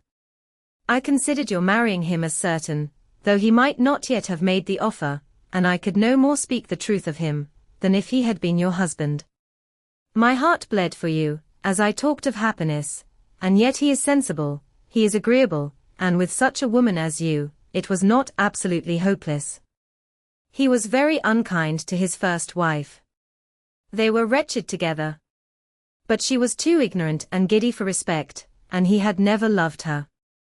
I was willing to hope that you must fare better. Anne could just acknowledge within herself such a possibility of having been induced to marry him, as made her shudder at the idea of the misery which must have followed. It was just possible that she might have been persuaded by Lady Russell. And under such a supposition, which would have been most miserable, when time had disclosed all, too late. It was very desirable that Lady Russell should be no longer deceived, and one of the concluding arrangements of this important conference, which carried them through the greater part of the morning, was, that Anne had full liberty to communicate to her friend everything relative to Mrs. Smith, in which his conduct was involved. Chapter 22. Anne went home to think over all that she had heard. In one point, her feelings were relieved by this knowledge of Mr. Elliot. There was no longer anything of tenderness due to him. He stood as opposed to Captain Wentworth, in all his own unwelcome obtrusiveness, and the evil of his attentions last night, the irremediable mischief he might have done, was considered with sensations unqualified, unperplexed.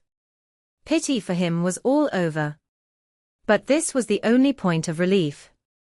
In every other respect, in looking around her, or penetrating forward, she saw more to distrust and to apprehend. She was concerned for the disappointment and pain Lady Russell would be feeling, for the mortifications which must be hanging over her father and sister, and had all the distress of foreseeing many evils, without knowing how to avert any one of them. She was most thankful for her own knowledge of him. She had never considered herself as entitled to reward for not slighting an old friend like Mrs. Smith, but here was a reward indeed springing from it. Mrs. Smith had been able to tell her what no one else could have done. Could the knowledge have been extended through her family? But this was a vain idea. She must talk to Lady Russell, tell her, consult with her, and having done her best, wait the event with as much composure as possible, and after all, her greatest want of composure would be in that quarter of the mind which could not be open to Lady Russell, in that flow of anxieties and fears which must be all to herself. She found, on reaching home, that she had, as she intended, escaped seeing Mr. Elliot, that he had called and paid them a long morning visit, but hardly had she congratulated herself, and felt safe, when she heard that he was coming again in the evening. "I had not the smallest intention of asking him," said Elizabeth, with affected carelessness, "but he gave so many hints, so Mrs. Clay says, at least. Indeed, I do say it. I never saw anybody in my life spell harder for an invitation. Poor man. I was really in pain for him, for your hard-hearted sister, Miss Anne, seems bent on cruelty." "Oh," cried Elizabeth, "I have been rather too much used to the game to be soon overcome by a gentleman's hints. However, when I found how excessively he was regretting that he should miss my father this morning, I gave way immediately, for I would never really omit an opportunity of bringing him and Sir Walter together. They appear to so much advantage in company with each other. Each behaving so pleasantly. Mr. Elliot looking up with so much respect. Quite delightful," cried Mrs. Clay, not daring, however, to turn her eyes towards Anne. "Exactly like father and son. Dear Miss Elliot, may I not say father and son?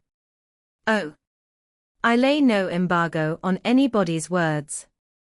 If you will have such ideas. But, upon my word, I am scarcely sensible of his attentions being beyond those of other men." "My dear Miss Elliot," exclaimed Mrs. Clay, lifting her hands and eyes, and sinking all the rest of her astonishment in a convenient silence. "Well, my dear Penelope, you need not be so alarmed about him. I did invite him, you know. I sent him away with smiles.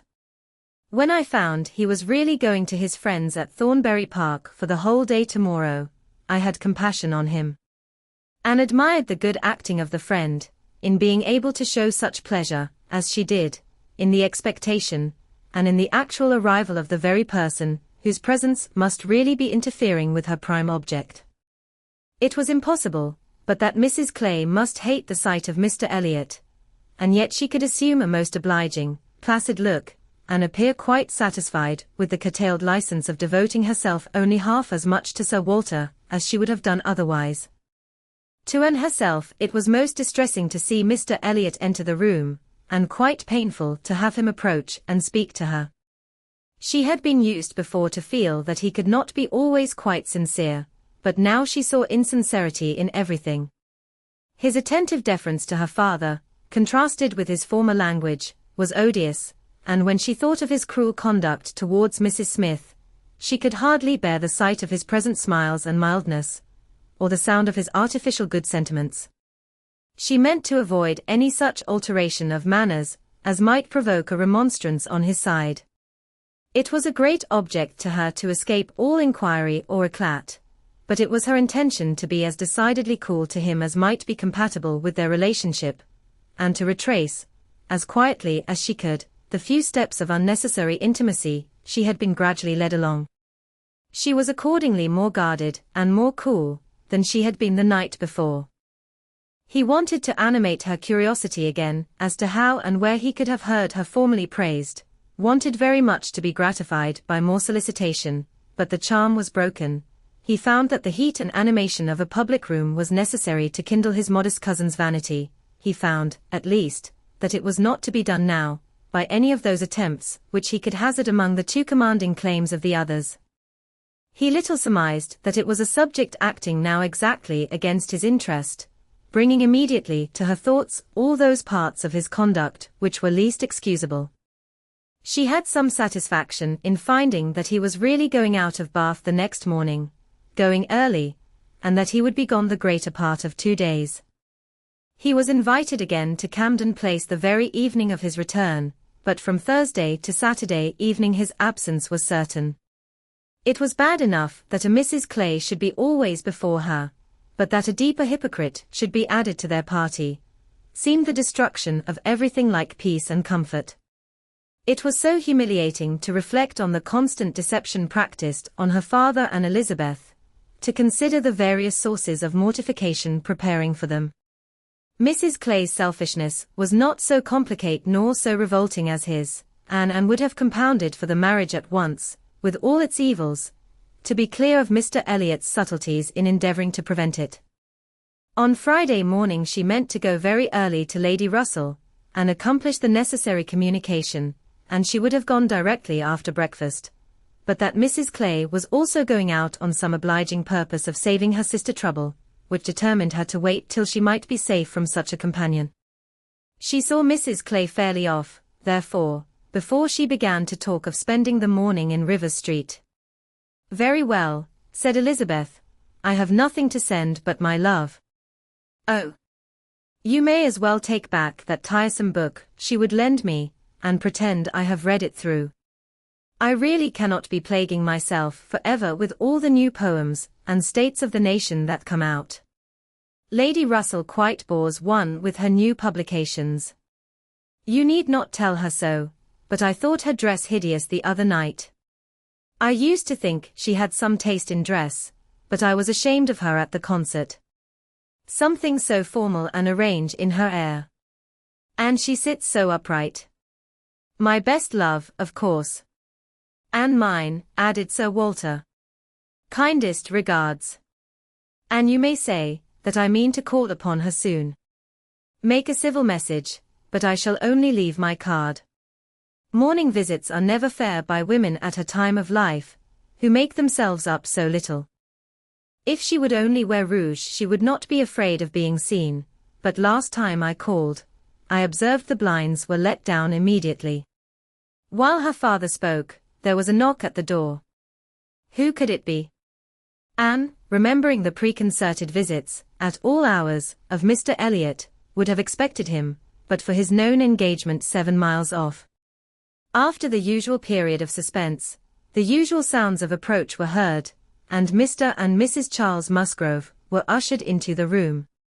Surprise was the strongest emotion raised by their appearance, but Anne was really glad to see them, and the others were not so sorry, but that they could put on a decent air of welcome, and as soon as it became clear that these, their nearest relations, were not arrived with any views of accommodation in that house, Sir Walter and Elizabeth were able to rise in cordiality, and do the honours of it very well.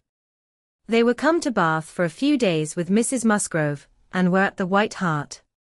So much was pretty soon understood, but till Sir Walter and Elizabeth were walking Mary into the other drawing-room, and regaling themselves with her admiration, and could not draw upon Charles's brain for a regular history of their coming, or an explanation of some smiling hints of particular business, which had been ostentatiously dropped by Mary, as well as of some apparent confusion as to whom their party consisted of. She then found that it consisted of Mrs. Musgrove, Henrietta, and Captain Harville, beside their two selves. He gave her a very plain, intelligible account of the whole, a narration, in which she saw a great deal of most characteristic proceeding. The scheme had received its first impulse, by Captain Harville's wanting to come to Bath on business. He had begun to talk of it a week ago, and by way of doing something, as shooting was over, Charles had proposed coming with him, and Mrs. Harville had seemed to like the idea of it very much, as an advantage to her husband, but Mary could not bear to be left, and had made herself so unhappy about it, that for a day or two everything seemed to be in suspense, or at an end. But then, it had been taken up by his father and mother. His mother had some old friends in Bath whom she wanted to see. It was thought a good opportunity for Henrietta to come and buy wedding clothes for herself and her sister, and in short, it ended in being his mother's party, that everything might be comfortable and easy to Captain Harville, and he and Mary were included in it by way of general convenience. They had arrived late the night before. Mrs. Harville, her children, and Captain Benwick, remained with Mr. Musgrove and Louisa at Uppercross. Anne's only surprise was, that affairs should be in forwardness enough for Henrietta's wedding clothes to be talked of.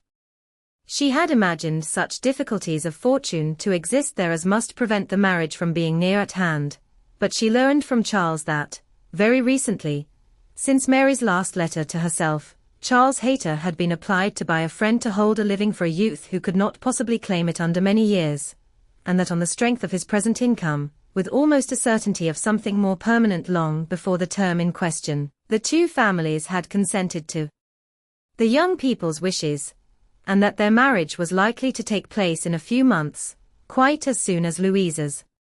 And a very good living it was, Charles added, only 25 miles from Uppercross, and in a very fine country, fine part of Dorsetshire.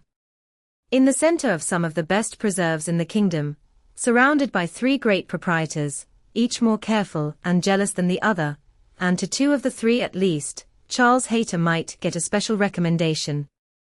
Not that he will value it as he ought, he observed, Charles is too cool about sporting. That's the worst of him. I am extremely glad, indeed, cried Anne, particularly glad that this should happen, and that of 2 sisters, who both deserve equally well, and who have always been such good friends, the pleasant prospect of one should not be dimming those of the other, that they should be so equal in their prosperity and comfort. I hope your father and mother are quite happy with regard to both. Oh, yes. My father would be well pleased if the gentleman were richer, but he has no other fault to find. Money, you know, coming down with money, 2 daughters at once, it cannot be a very agreeable operation, and it straightens him as to many things. However, I do not mean to say they have not a right to it. It is very fit they should have daughters' shares, and I am sure he has always been a very kind, liberal father to me. Mary does not above half like Henrietta's match. She never did, you know. But she does not do him justice, nor think enough about Winthrop. I cannot make her attend to the value of the property. It is a very fair match, as times go, and I have liked Charles Hayter all my life, and I shall not leave off now. Such excellent parents as Mr. and Mrs. Musgrove, exclaimed Anne, should be happy in their children's marriages. They do everything to confer happiness, I am sure. What a blessing to young people to be in such hands. Your father and mother seem so totally free from all those ambitious feelings, which have led to so much misconduct and misery, both in young and old. I hope you think Louisa perfectly recovered now. He answered rather hesitatingly, yes, I believe I do, very much recovered, but she is altered, There is no running or jumping about, no laughing or dancing. It is quite different. If one happens only to shut the door a little hard, she starts and wriggles like a young dabchick in the water, and Benwick sits at her elbow, reading verses, or whispering to her, all day long. Anne could not help laughing. That cannot be much to your taste, I know, said she, but I do believe him to be an excellent young man. To be sure he is. Nobody doubts it. And I hope you do not think I am so illiberal as to want every man to have the same objects and pleasures as myself. I have a great value for Benwick, and when one can but get him to talk, he has plenty to say. His reading has done him no harm, for he has fought as well as read. He is a brave fellow. I got more acquainted with him last Monday than ever I did before. We had a famous set-to at rat hunting all the morning in my father's great barns, and he played his part so well that I have liked him the better ever since. Here they were interrupted by the absolute necessity of Charles following the others to admire mirrors and china, but Anne had heard enough to understand the present state of Uppercross, and rejoice in its happiness, and though she sighed as she rejoiced, her sigh had none of the ill will of envy in it. She would certainly have risen to their blessings if she could, but she did not want to lessen theirs. The visit passed off altogether in high good humor. Mary was in excellent spirits, enjoying the gaiety and the change, and so well satisfied with the journey in her mother-in-law's carriage with 4 horses, and with her own complete independence of Camden Place, that she was exactly in a temper to admire everything as she ought, and enter most readily into all the superiorities of the house, as they were detailed to her. She had no demands on her father or sister, and her consequence was just enough increased by their handsome drawing-rooms. Elizabeth was, for a short time, suffering a good deal. She felt that Mrs. Musgrove and all her party ought to be asked to dine with them, but she could not bear to have the difference of style, the reduction of servants, which a dinner must betray, witnessed by those who had been always so inferior to the Elliots of Kellynch. It was a struggle between propriety and vanity, but vanity got the better, and then Elizabeth was happy again. These were her internal persuasions, old-fashioned notions, country hospitality. We do not profess to give dinners, few people in Bath do, Lady Alicia never does, did not even ask her own sister's family, though they were here a month, and I dare say it would be very inconvenient to Mrs. Musgrove, put her quite out of her way. I am sure she would rather not come, she cannot feel easy with us. I will ask them all for an evening, that will be much better, that will be a novelty and a treat. They have not seen 2 such drawing-rooms before. They will be delighted to come tomorrow evening. It shall be a regular party, small, but most elegant.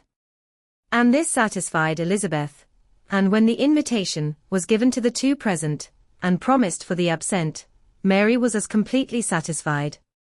She was particularly asked to meet Mr. Elliot, and be introduced to Lady Dalrymple and Miss Carteret, who were fortunately already engaged to come, and she could not have received a more gratifying attention.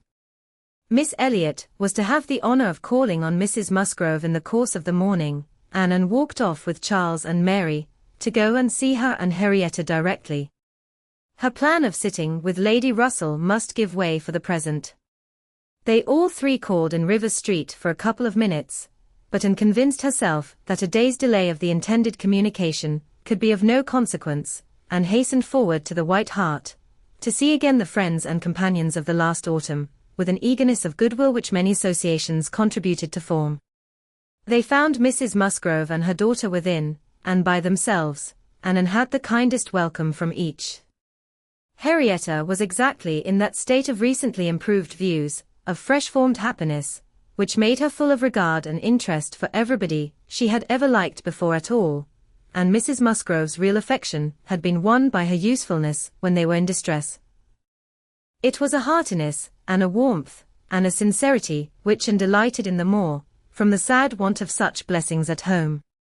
She was entreated to give them as much of her time as possible, invited for every day and all day long, or rather claimed as part of the family, and in return, she naturally fell into all her wonted ways of attention and assistance, and on Charles leaving them together, was listening to Mrs. Musgrove's history of Louisa, and to Henrietta's of herself, giving opinions on business, and recommendations to shops, with intervals of every help which Mary required, from altering her ribbon to settling her accounts, from finding her keys, and assorting her trinkets, to trying to convince her that she was not ill-used by anybody, which Mary, well amused as she generally was, in her station at a window overlooking the entrance to the pump-room, could not but have her moments of imagining.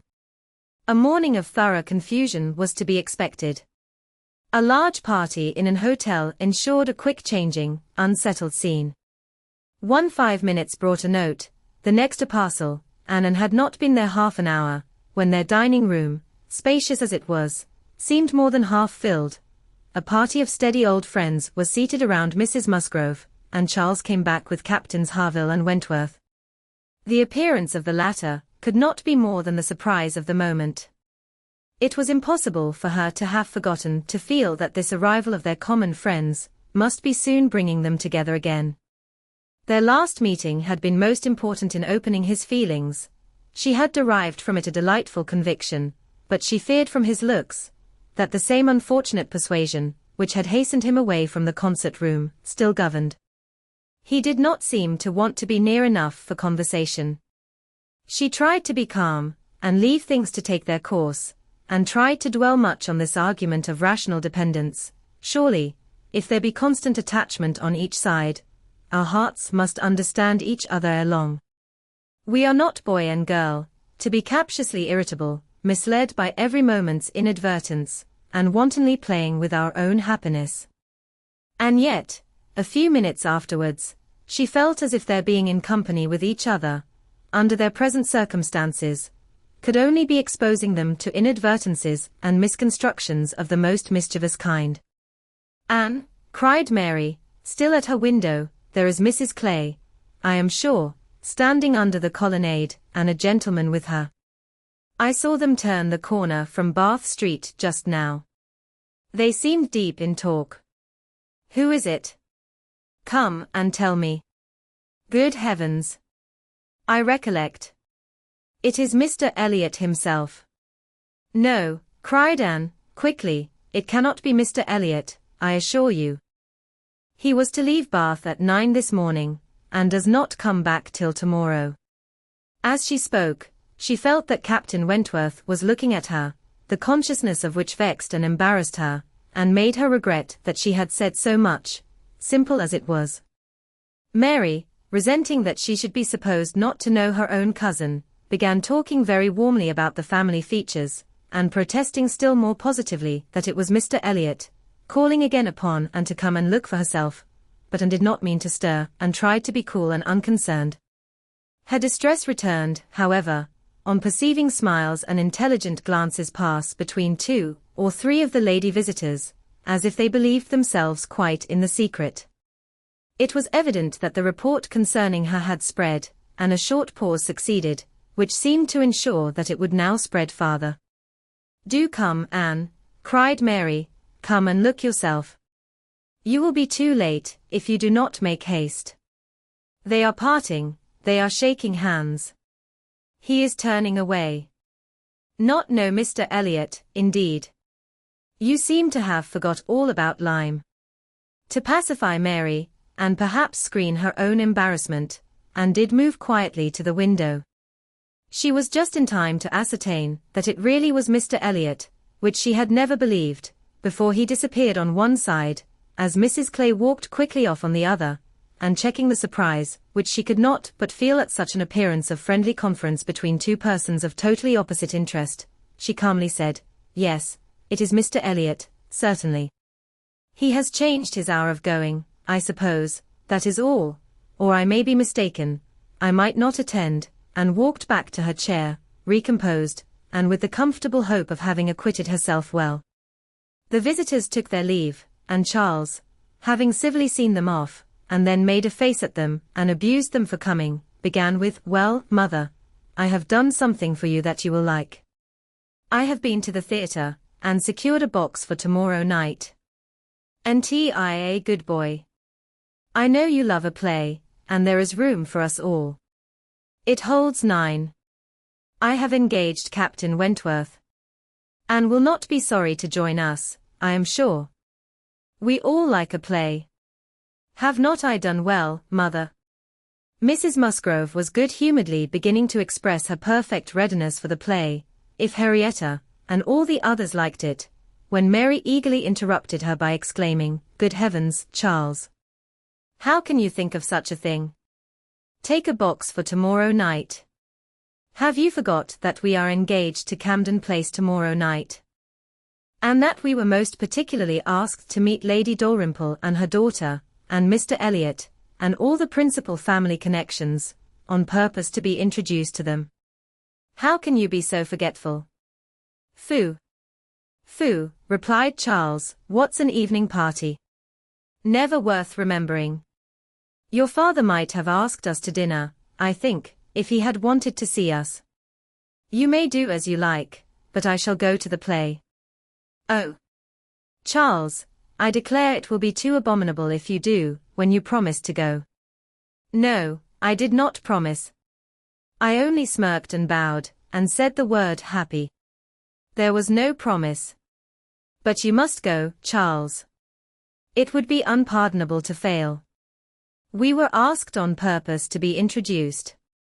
There was always such a great connection between the Dalrymples and ourselves. Nothing ever happened on either side that was not announced immediately. We are quite near relations, you know, and Mr. Elliot too, whom you ought so particularly to be acquainted with. Every attention is due to Mr. Elliot. Consider, my father's heir, the future representative of the family." "Don't talk to me about heirs and representatives," cried Charles. "I am not one of those who neglect the reigning power to bow to the rising sun. If I would not go for the sake of your father, I should think it scandalous to go for the sake of his heir. What is Mr. Elliot to me?" The careless expression was life to Anne, who saw that Captain Wentworth was all attention, looking and listening with his whole soul, and that the last words brought his inquiring eyes from Charles to herself.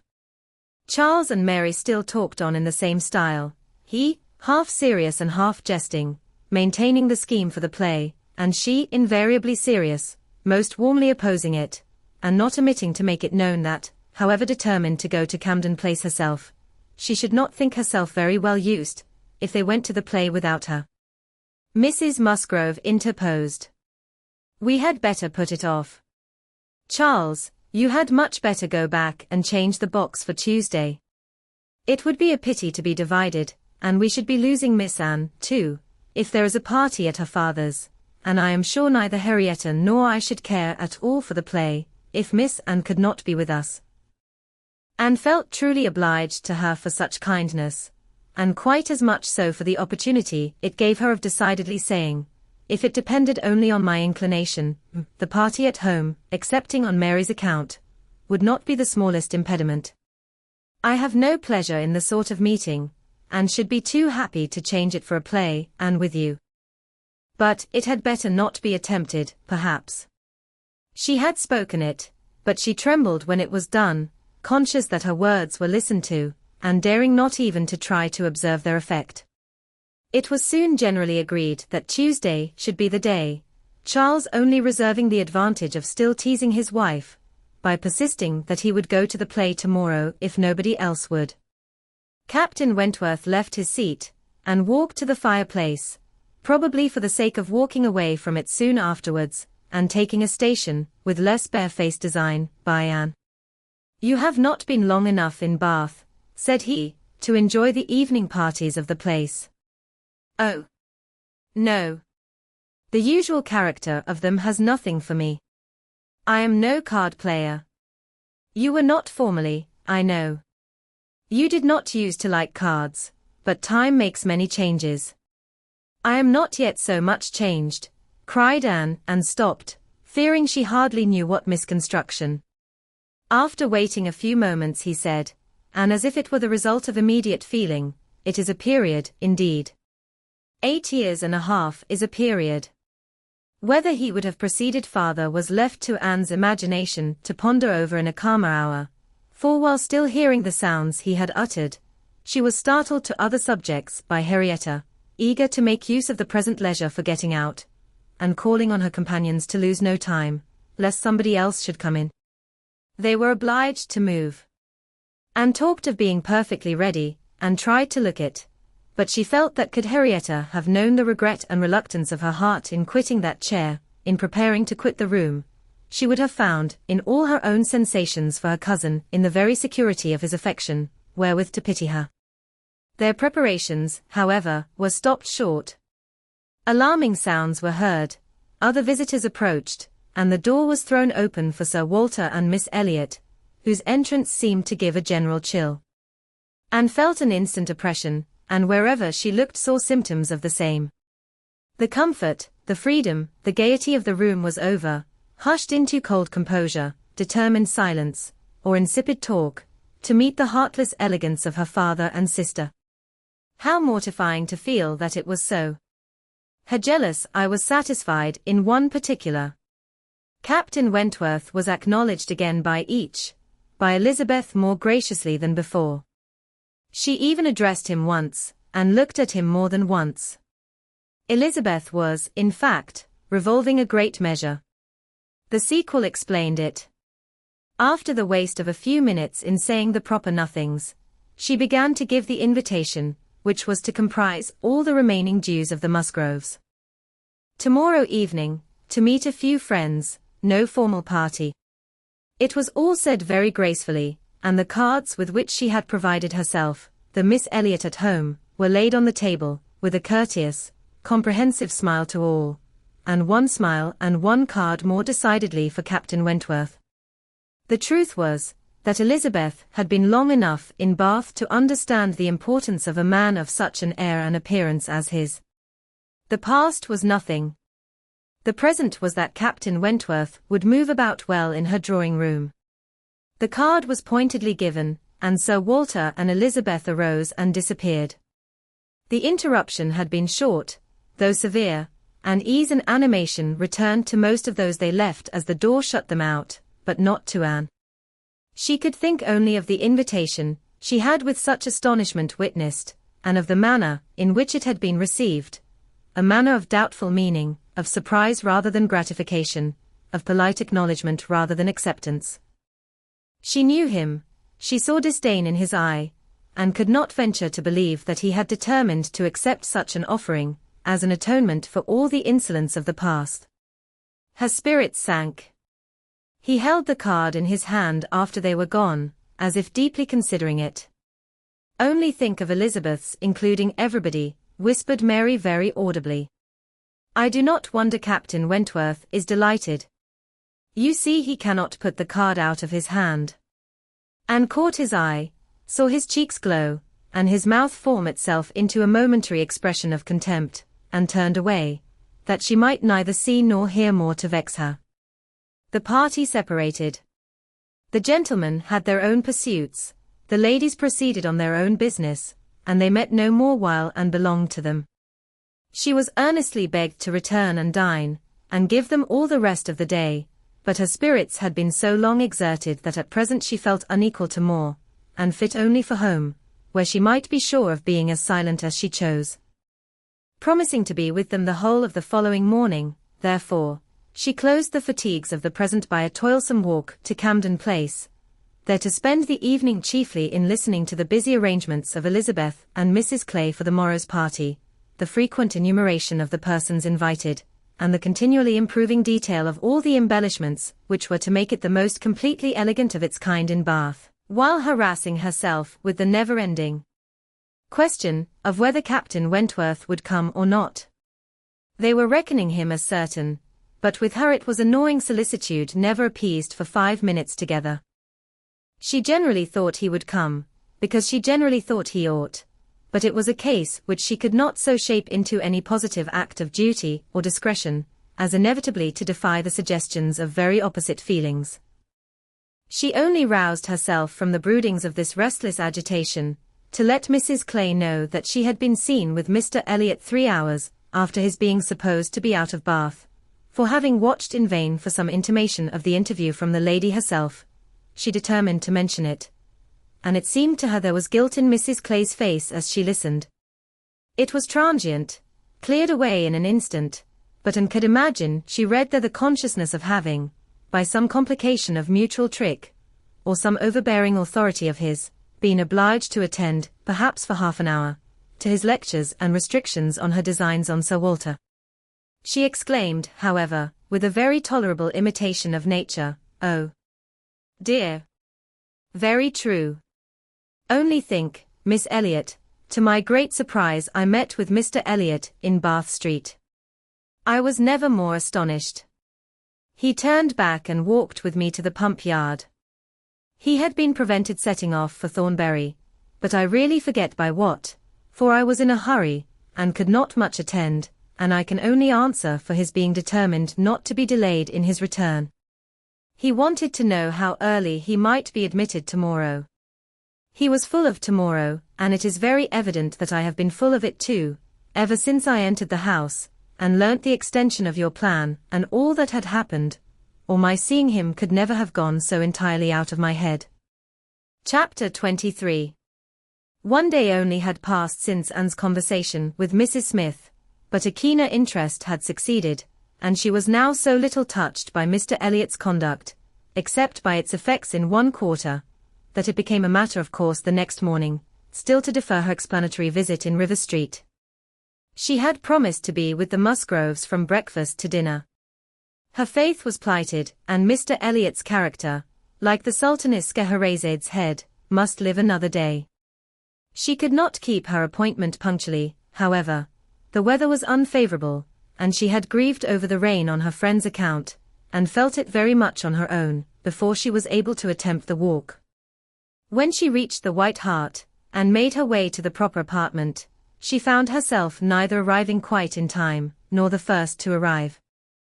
The party before her were, Mrs. Musgrove, talking to Mrs. Croft, and Captain Harville to Captain Wentworth, and she immediately heard that Mary and Henrietta, too impatient to wait, had gone out the moment it had cleared, but would be back again soon, and that the strictest injunctions had been left with Mrs. Musgrove to keep her there till they returned.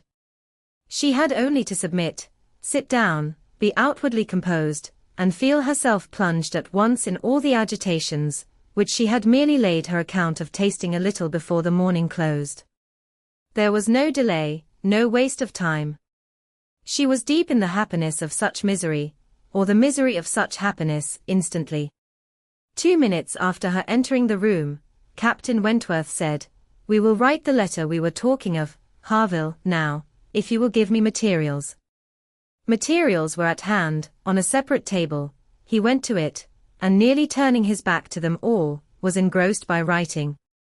Mrs. Musgrove was giving Mrs. Croft the history of her eldest daughter's engagement, and just in that inconvenient tone of voice, which was perfectly audible while it pretended to be a whisper.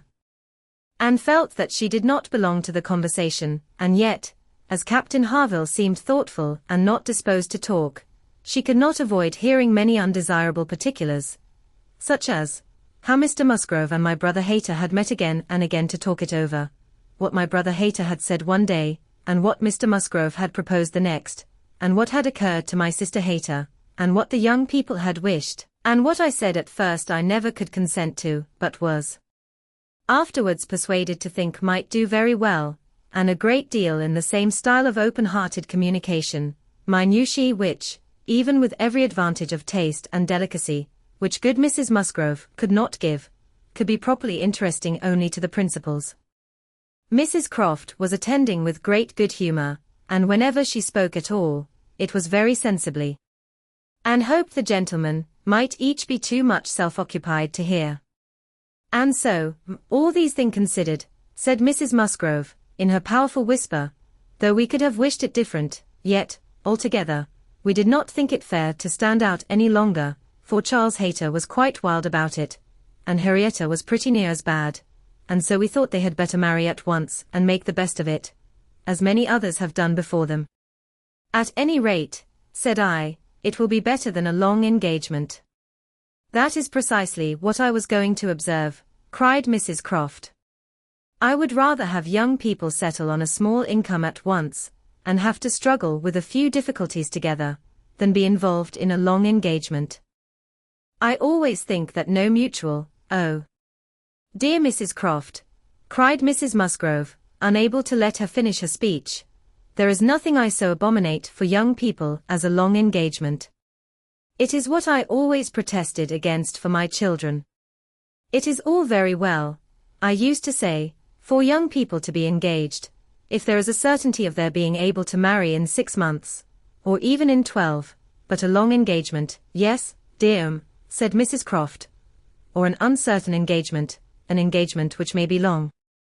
To begin without knowing that at such a time there will be the means of marrying, I hold to be very unsafe and unwise, and what I think all parents should prevent as far as they can. Anne found an unexpected interest here. She felt its application to herself, felt it in a nervous thrill all over her, and at the same moment that her eyes instinctively glanced towards the distant table, Captain Wentworth's pen ceased to move, his head was raised, pausing, listening, and he turned round the next instant to give a look, one quick, conscious look at her. The two ladies continued to talk, to re-urge the same admitted truths, and enforce them with such examples of the ill effect of a contrary practice, as had fallen within their observation, but Anne heard nothing distinctly. It was only a buzz of words in her ear. Her mind was in confusion. Captain Harville, who had in truth been hearing none of it, now left his seat, and moved to a window, and seeming to watch him, though it was from thorough absence of mind, became gradually sensible that he was inviting her to join him where he stood. He looked at her with a smile, and a little motion of the head, which expressed, "Come to me. I have something to say," and the unaffected, easy kindness of manner which denoted the feelings of an older acquaintance than he really was strongly enforced the invitation. She roused herself and went to him. The window at which he stood was at the other end of the room from where the two ladies were sitting, and though nearer to Captain Wentworth's table, not very near. As she joined him, Captain Harville's countenance reassumed the serious, thoughtful expression, which seemed its natural character. "Look here," said he, unfolding a parcel in his hand, and displaying a small miniature painting, "do you know who that is?" "Certainly, Captain Benwick." "Yes, and you may guess who it is for." But, in a deep tone, it was not done for her. "Miss Elliot, do you remember our walking together at Lyme, and grieving for him? I little thought then, but no matter. This was drawn at the Cape. He met with a clever young German artist at the Cape, and in compliance with a promise to my poor sister, sat to him, and was bringing it home for her, and I have now the charge of getting it properly set for another. It was a commission to me. But who else was there to employ? I hope I can allow for him. I am not sorry, indeed, to make it over to another. He undertakes it," looking towards Captain Wentworth, "he is writing about it now." And with a quivering lip he wound up the whole by adding, "Poor Fanny. She would not have forgotten him so soon." "No," replied Anne in a low, feeling voice. "That I can easily believe. It was not in her nature. She doted on him. It would not be the nature of any woman who truly loved."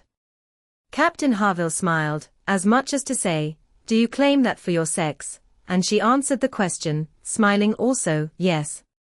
We certainly do not forget you as soon as you forget us. It is, perhaps, our fate rather than our merit. We cannot help ourselves. We live at home, quiet, confined, and our feelings prey upon us. You are forced on exertion. You have always a profession, pursuits, business of some sort or other, to take you back into the world immediately, and continual occupation, and change soon weaken impressions. Granting your assertion that the world does all this so soon for men, which, however, I do not think I shall grant, it does not apply to Benwick. He has not been forced upon any exertion. The peace turned him on shore at the very moment, and he has been living with us, in our little family circle, ever since." "True," said Anne, "very true. I did not recollect, but what shall we say now, Captain Harville? If the change be not from outward circumstances, it must be from within, it must be nature, man's nature, which has done the business for Captain Benwick." "No, no, it is not man's nature. I will not allow it to be more man's nature than woman's to be inconstant and forget those they do love, or have loved. I believe the reverse. I believe in a true analogy between our bodily frames and our mental, and that as our bodies are the strongest, so are our feelings, capable of bearing most rough usage, and riding out the heaviest weather. Your feelings may be the strongest, replied Anne, but the same spirit of analogy will authorize me to assert that ours are the most tender.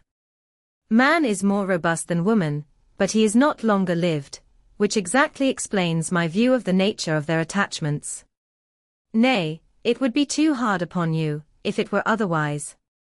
You have difficulties, and privations, and dangers enough to struggle with. You are always laboring and toiling, exposed to every risk and hardship. Your home, country, friends, all quitted. Neither time, nor health, nor life, to be called your own. It would be hard, indeed, with a faltering voice, if woman's feelings were to be added to all this. We shall never agree upon this question, Captain Harville was beginning to say, when a slight noise called their attention to Captain Wentworth's hitherto perfectly quiet division of the room. It was nothing more than that his pen had fallen down, but Anne was startled at finding him nearer than she had supposed, and half inclined to suspect that the pen had only fallen, because he had been occupied by them, striving to catch sounds, which yet she did not think he could have caught. "Have you finished your letter?" said Captain Harville. "Not quite, a few lines more. I shall have done in 5 minutes. There is no hurry on my side. I am only ready whenever you are. I am in very good anchorage here," smiling at Anne, "well supplied, and want for nothing. No hurry for a signal at all. Well, Miss Elliot," lowering his voice, "as I was saying, we shall never agree, I suppose, upon this point. No man and woman would, probably. But let me observe that all histories are against you, all stories, prose and verse. If I had such a memory as Benwick, I could bring you 50 quotations in a moment on my side the argument, and I do not think I ever opened a book in my life, which had not something to say upon woman's inconstancy. Songs and proverbs, all talk of woman's fickleness. But perhaps you will say, these were all written by men. Perhaps I shall. Yes, if you please, no reference to examples in books. Men have had every advantage of us in telling their own story. Education has been theirs in so much higher a degree, the pen has been in their hands. I will not allow books to prove anything. But how shall we prove anything? We never shall. We never can expect to prove anything upon such a point. It is a difference of opinion which does not admit of proof. We each begin, probably, with a little bias towards our own sex, and upon that bias build every circumstance in favor of it which has occurred within our own circle, many of which circumstances, perhaps those very cases, which strike us the most, may be precisely such as cannot be brought forward without betraying a confidence, or in some respect saying what should not be said.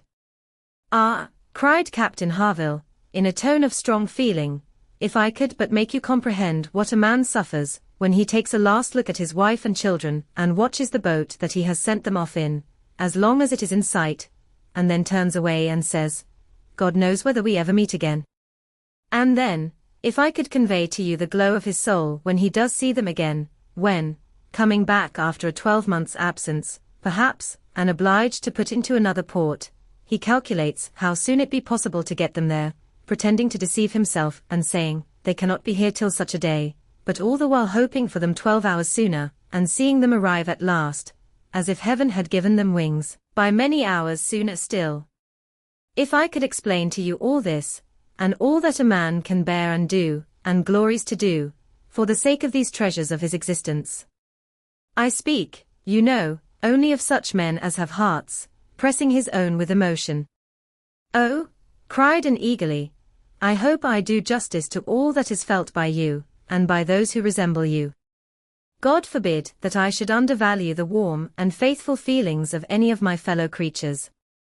I should deserve utter contempt if I dared to suppose that true attachment and constancy were known only by woman.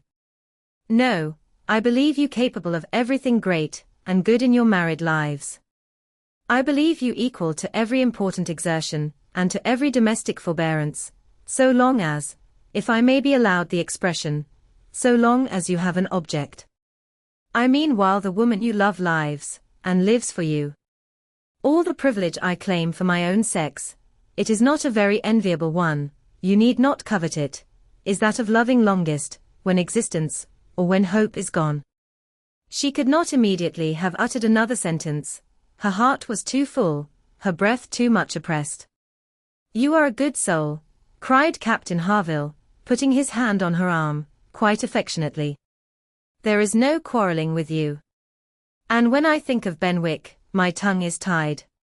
Their attention was called towards the others.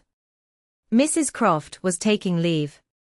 Here, Frederick, you and I part company, I believe, said she. I am going home, and you have an engagement with your friend.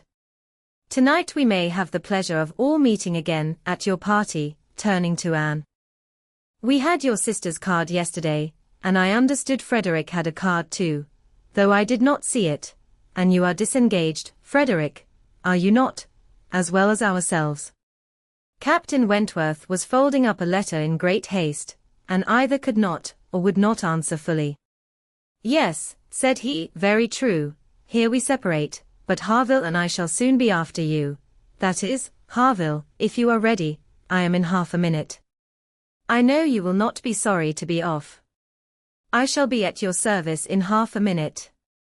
Mrs. Croft left them, and Captain Wentworth, having sealed his letter with great rapidity, was indeed ready, and had even a hurried, agitated air, which showed impatience to be gone. Anne knew not how to understand it.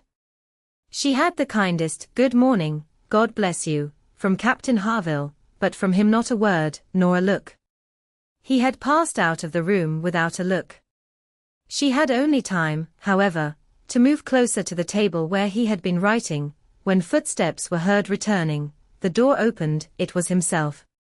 He begged their pardon, but he had forgotten his gloves, and instantly crossing the room to the writing table, he drew out a letter from under the scattered paper, placed it before Anne with eyes of glowing entreaty fixed on her for a time, and hastily collecting his gloves, was again out of the room, almost before Mrs. Musgrove was aware of his being in it. The work of an instant. The revolution which one instant had made in Anne was almost beyond expression. The letter, with a direction hardly legible, to Miss A. E. was evidently the one which he had been folding so hastily. While supposed to be writing only to Captain Benwick, he had been also addressing her. On the contents of that letter depended all which this world could do for her. Anything was possible, anything might be defied rather than suspense.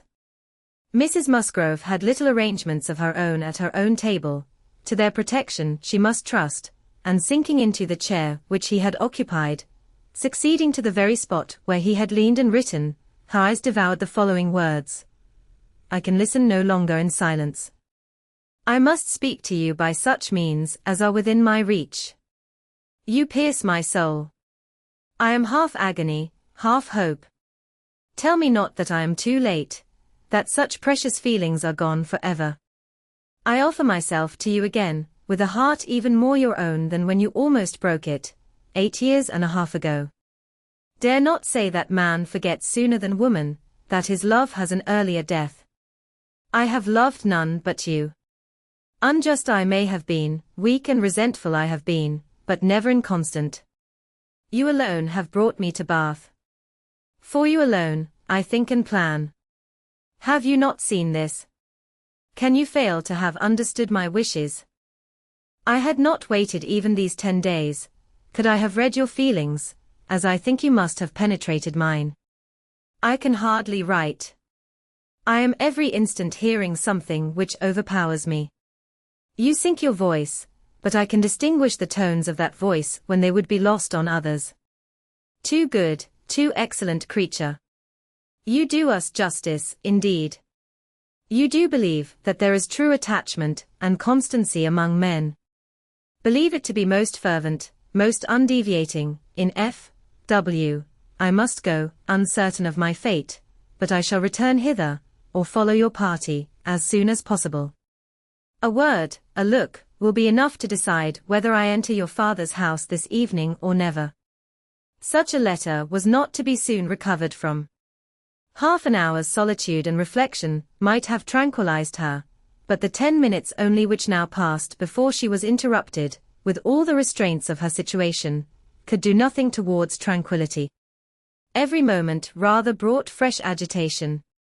It was overpowering happiness. And before she was beyond the first stage of full sensation, Charles, Mary, and Henrietta all came in. The absolute necessity of seeming like herself produced then an immediate struggle, but after a while she could do no more. She began not to understand a word they said, and was obliged to plead indisposition and excuse herself.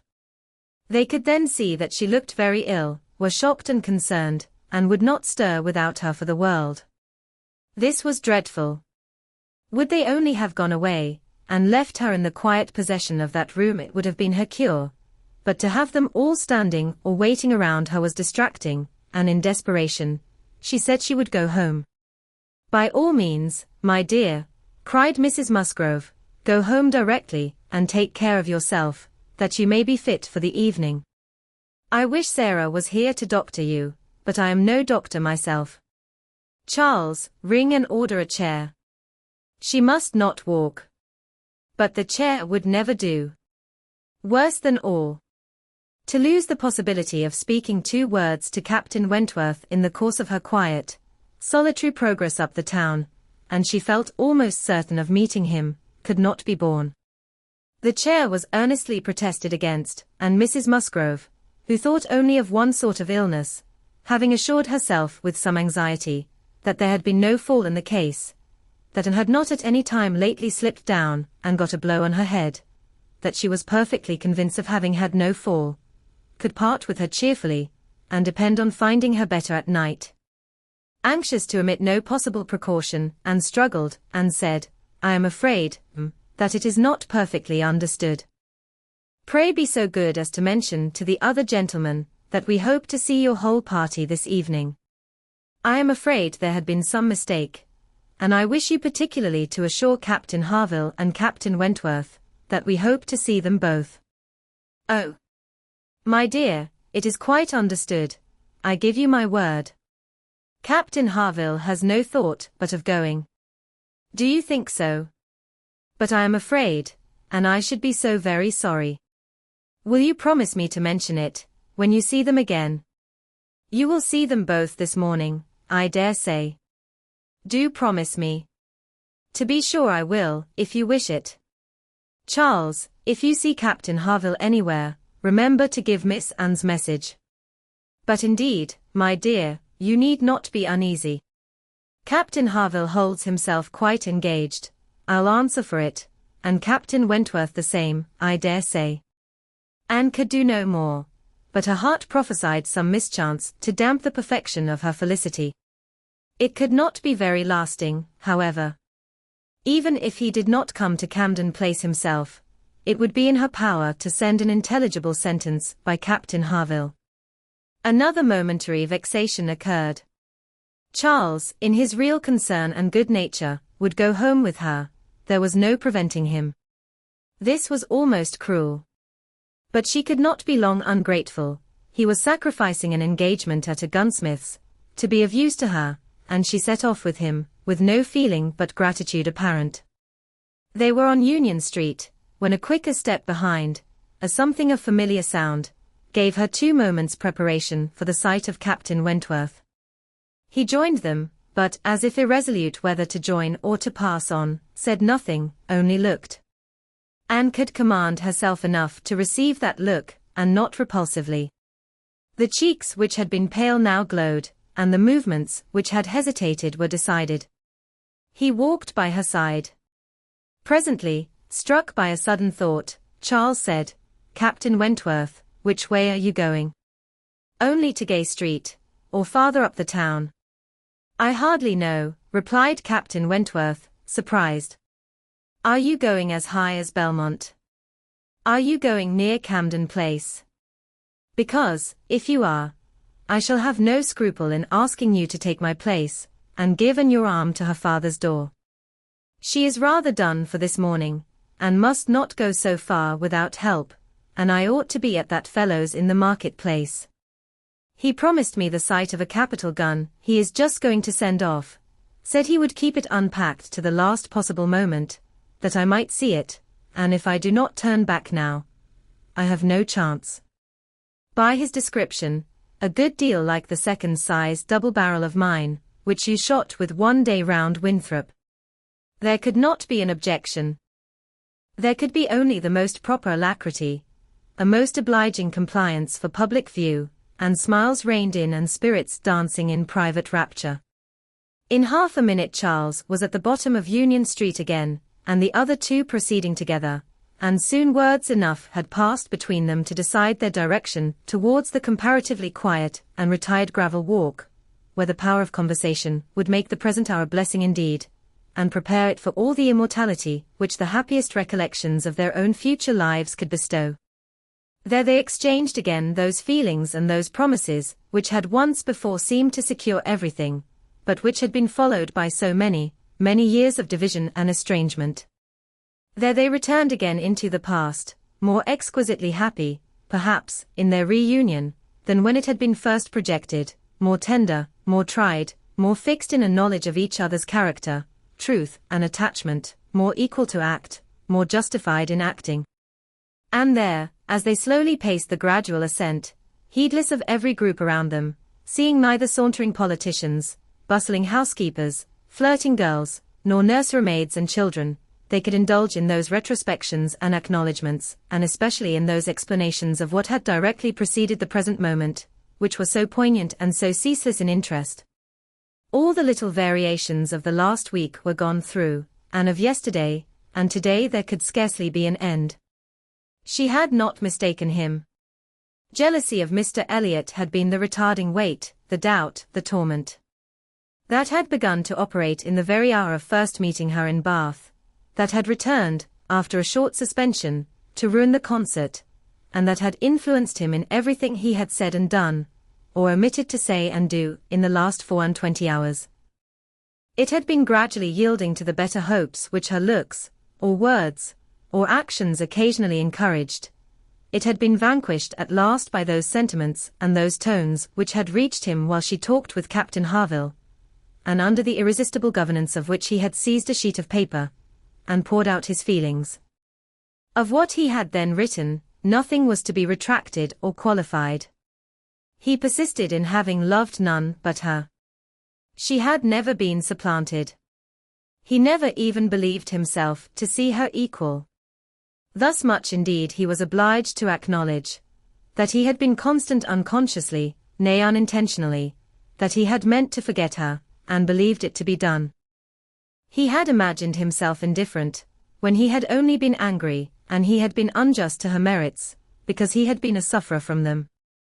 Her character was now fixed on his mind as perfection itself, maintaining the loveliest medium of fortitude and gentleness, but he was obliged to acknowledge that only at Uppercross had he learnt to do her justice, and only at Lyme had he begun to understand himself. At Lyme, he had received lessons of more than one sort. The passing admiration of Mr. Elliot had at least roused him, and the scenes on the Cobb and at Captain Harville's had fixed her superiority.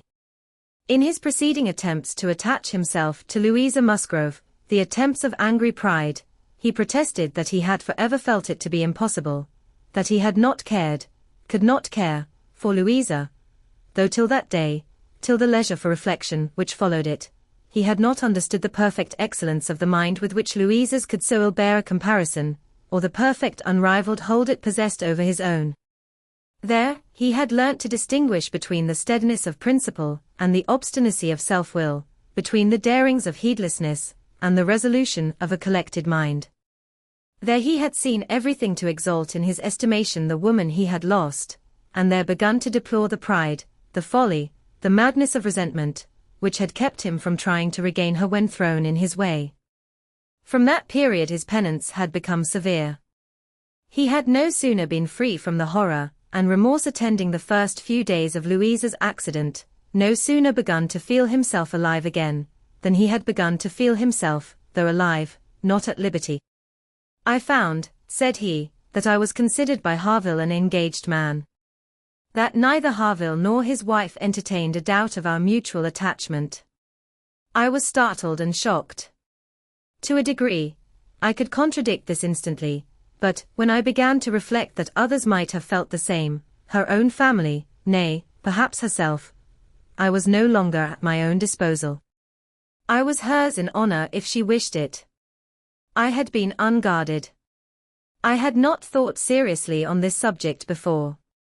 I had not considered that my excessive intimacy must have its danger of ill consequence in many ways, and that I had no right to be trying whether I could attach myself to either of the girls, at the risk of raising even an unpleasant report, were there no other ill effects. I had been grossly wrong, and must abide the consequences. He found too late, in short, that he had entangled himself, and that precisely as he became fully satisfied of his not caring for Louisa at all, he must regard himself as bound to her, if her sentiments for him were what the Harvilles supposed. It determined him to leave Lyme, and await her complete recovery elsewhere.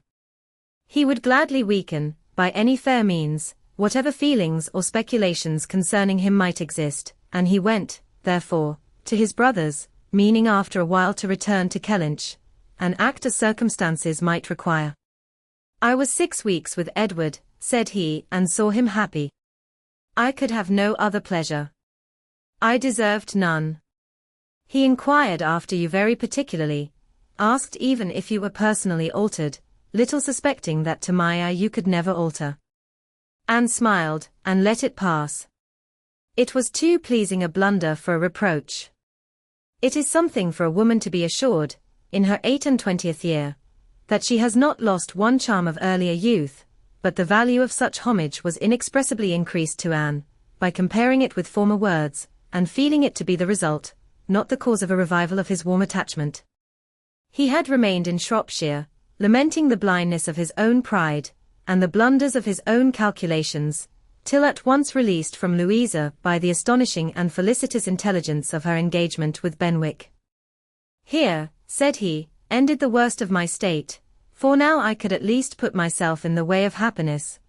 I could exert myself, I could do something. But to be waiting so long in inaction, and waiting only for evil, had been dreadful. Within the first 5 minutes I said, I will be at Bath on Wednesday, and I was. Was it unpardonable to think it worth my while to come? And to arrive with some degree of hope? You were single. It was possible that you might retain the feelings of the past, as I did, and one encouragement happened to be mine. I could never doubt that you would be loved and sought by others, but I knew to a certainty that you had refused one man, at least, of better pretensions than myself, and I could not help often saying, was this for me? Their first meeting in Milsom Street afforded much to be said, but the concert still more. That evening seemed to be made up of exquisite moments. The moment of her stepping forward in the octagon room to speak to him, the moment of Mr. Elliot's appearing and tearing her away, and 1 or 2 subsequent moments, marked by returning hope, or increasing despondency, were dwelt on with energy.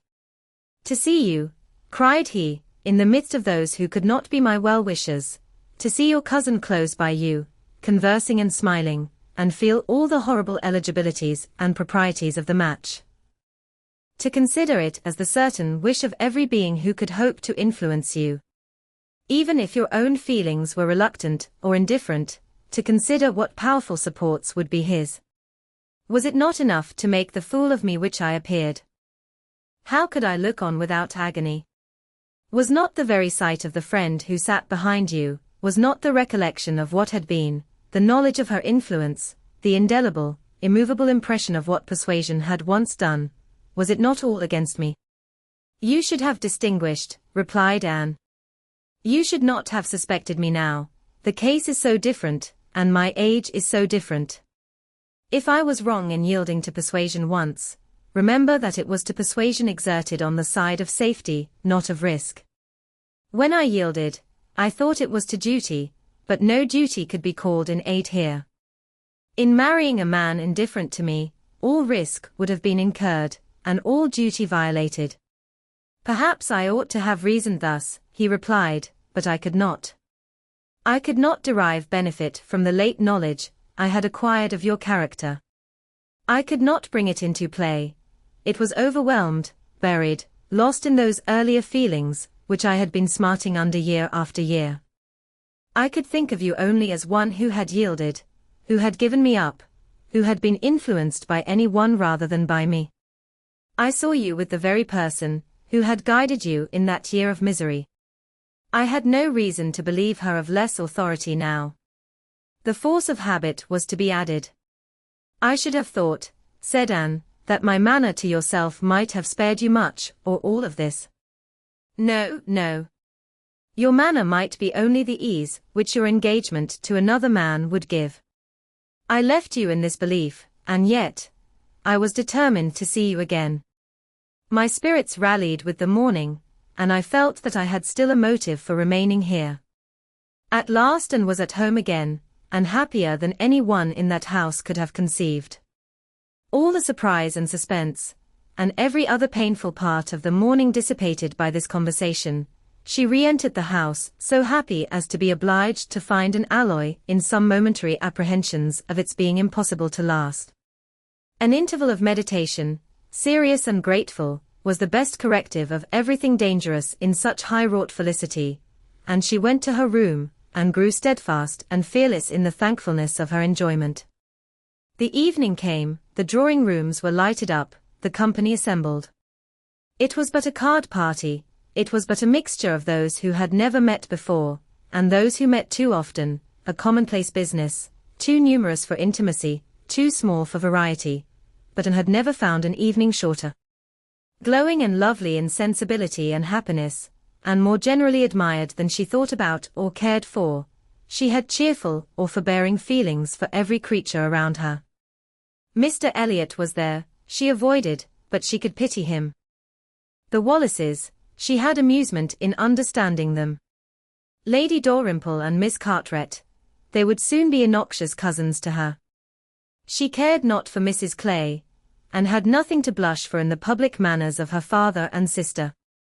With the Musgroves, there was the happy chat of perfect ease, with Captain Harville, the kind-hearted intercourse of brother and sister, with Lady Russell, attempts at conversation, which a delicious consciousness cut short, with Admiral and Mrs. Croft, everything of peculiar cordiality and fervent interest, which the same consciousness sought to conceal, and with Captain Wentworth, some moments of communications continually occurring, and always the hope of more, and always the knowledge of his being there.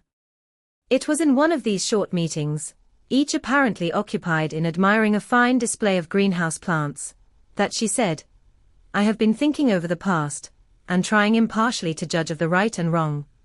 I mean with regard to myself, and I must believe that I was right, much as I suffered from it, that I was perfectly right in being guided by the friend whom you will love better than you do now. To me, she was in the place of a parent. Do not mistake me, however. I am not saying that she did not err in her advice. It was, perhaps, one of those cases in which advice is good or bad only as the event decides, and for myself, I certainly never should, in any circumstance of tolerable similarity, give such advice. But I mean, that I was right in submitting to her, and that if I had done otherwise, I should have suffered more in continuing the engagement than I did even in giving it up, because I should have suffered in my conscience. I have now, as far as such a sentiment is allowable in human nature, nothing to reproach myself with, and if I mistake not, a strong sense of duty is no bad part of a woman's portion. He looked at her, looked at Lady Russell, and looking again at her, replied, as if in cool deliberation, not yet. But there are hopes of her being forgiven in time. I trust to being in charity with her soon. But I too have been thinking over the past, and a question has suggested itself, whether there may not have been one person more my enemy even than that lady. My own self. Tell me if, when I returned to England in the year 8, with a few £1,000, and was posted into the Laconia, if I had then written to you, would you have answered my letter? Would you, in short, have renewed the engagement then? Would I, was all her answer, but the accent was decisive enough. Good God, he cried, you would. It is not that I did not think of it, or desire it, as what could alone crown all my other success, but I was proud, too proud to ask again. I did not understand you. I shut my eyes, and would not understand you, or do you justice. This is a recollection, which ought to make me forgive every one sooner than myself. 6 years of separation, and suffering might have been spared. It is a sort of pain, too, which is new to me. I have been used to the gratification of believing myself to earn every blessing that I enjoyed. I have valued myself on honorable toils and just rewards. Like other great men under reverses, he added, with a smile. I must endeavor to subdue my mind to my fortune. I must learn to brook being happier than I deserve. Chapter 24. Who can be in doubt of what followed? When any two young people take it into their heads to marry, they are pretty sure by perseverance to carry their point, be they ever so poor, or ever so imprudent, or ever so little likely to be necessary to each other's ultimate comfort. This may be bad morality to conclude with, but I believe it to be truth, and if such parties succeed, how should a Captain Wentworth and an Elliot, with the advantage of maturity of mind, consciousness of right, and one independent fortune between them, fail of bearing down every opposition? They might in fact, have borne down a great deal more than they met with, for there was little to distress them beyond the want of graciousness and warmth. Sir Walter made no objection, and Elizabeth did nothing worse than look cold and unconcerned. Captain Wentworth, with £25,000, and as high in his profession as merit and activity could place him, was no longer nobody.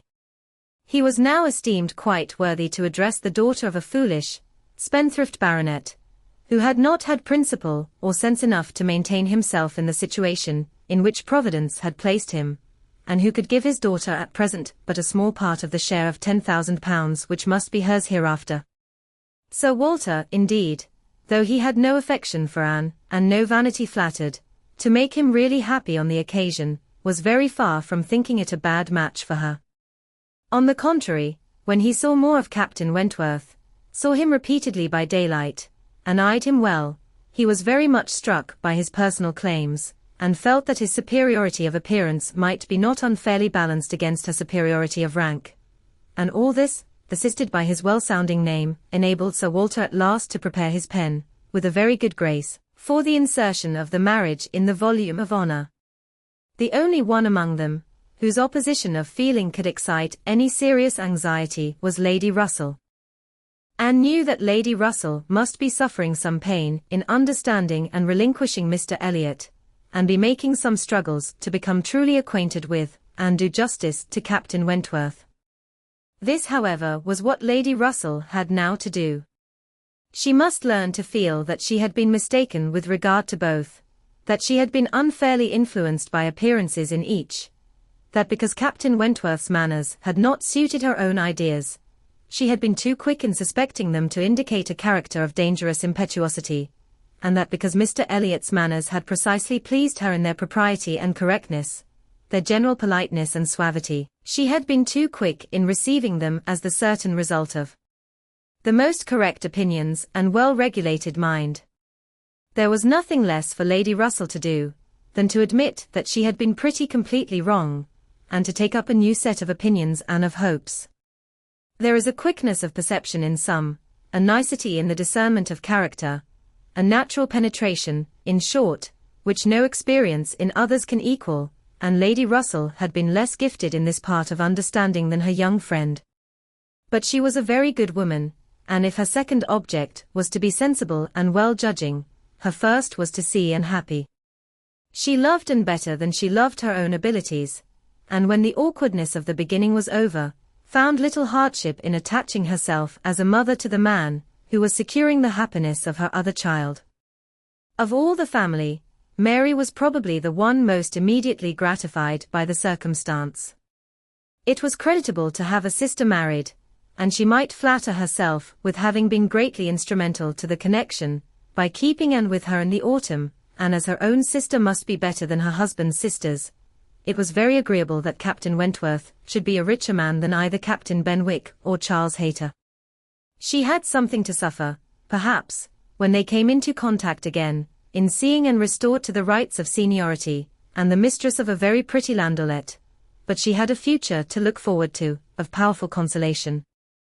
Anne had no Uppercross Hall before her, no landed estate, no headship of a family, and if they could but keep Captain Wentworth from being made a baronet, she would not change situations with Anne. It would be well for the eldest sister, if she were equally satisfied with her situation, for a change is not very probable there.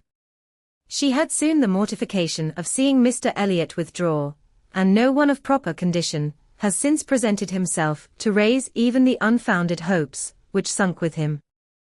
The news of his cousin Anne's engagement burst on Mr. Elliot most unexpectedly. It deranged his best plan of domestic happiness, his best hope of keeping Sir Walter single by the watchfulness which a son-in-law's rights would have given.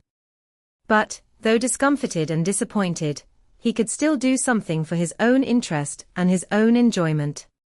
He soon quitted Bath, and on Mrs. Clay's quitting it soon afterwards, and being next heard of as established under his protection in London, it was evident how double a game he had been playing, and how determined he was to save himself from being cut out by one artful woman, at least.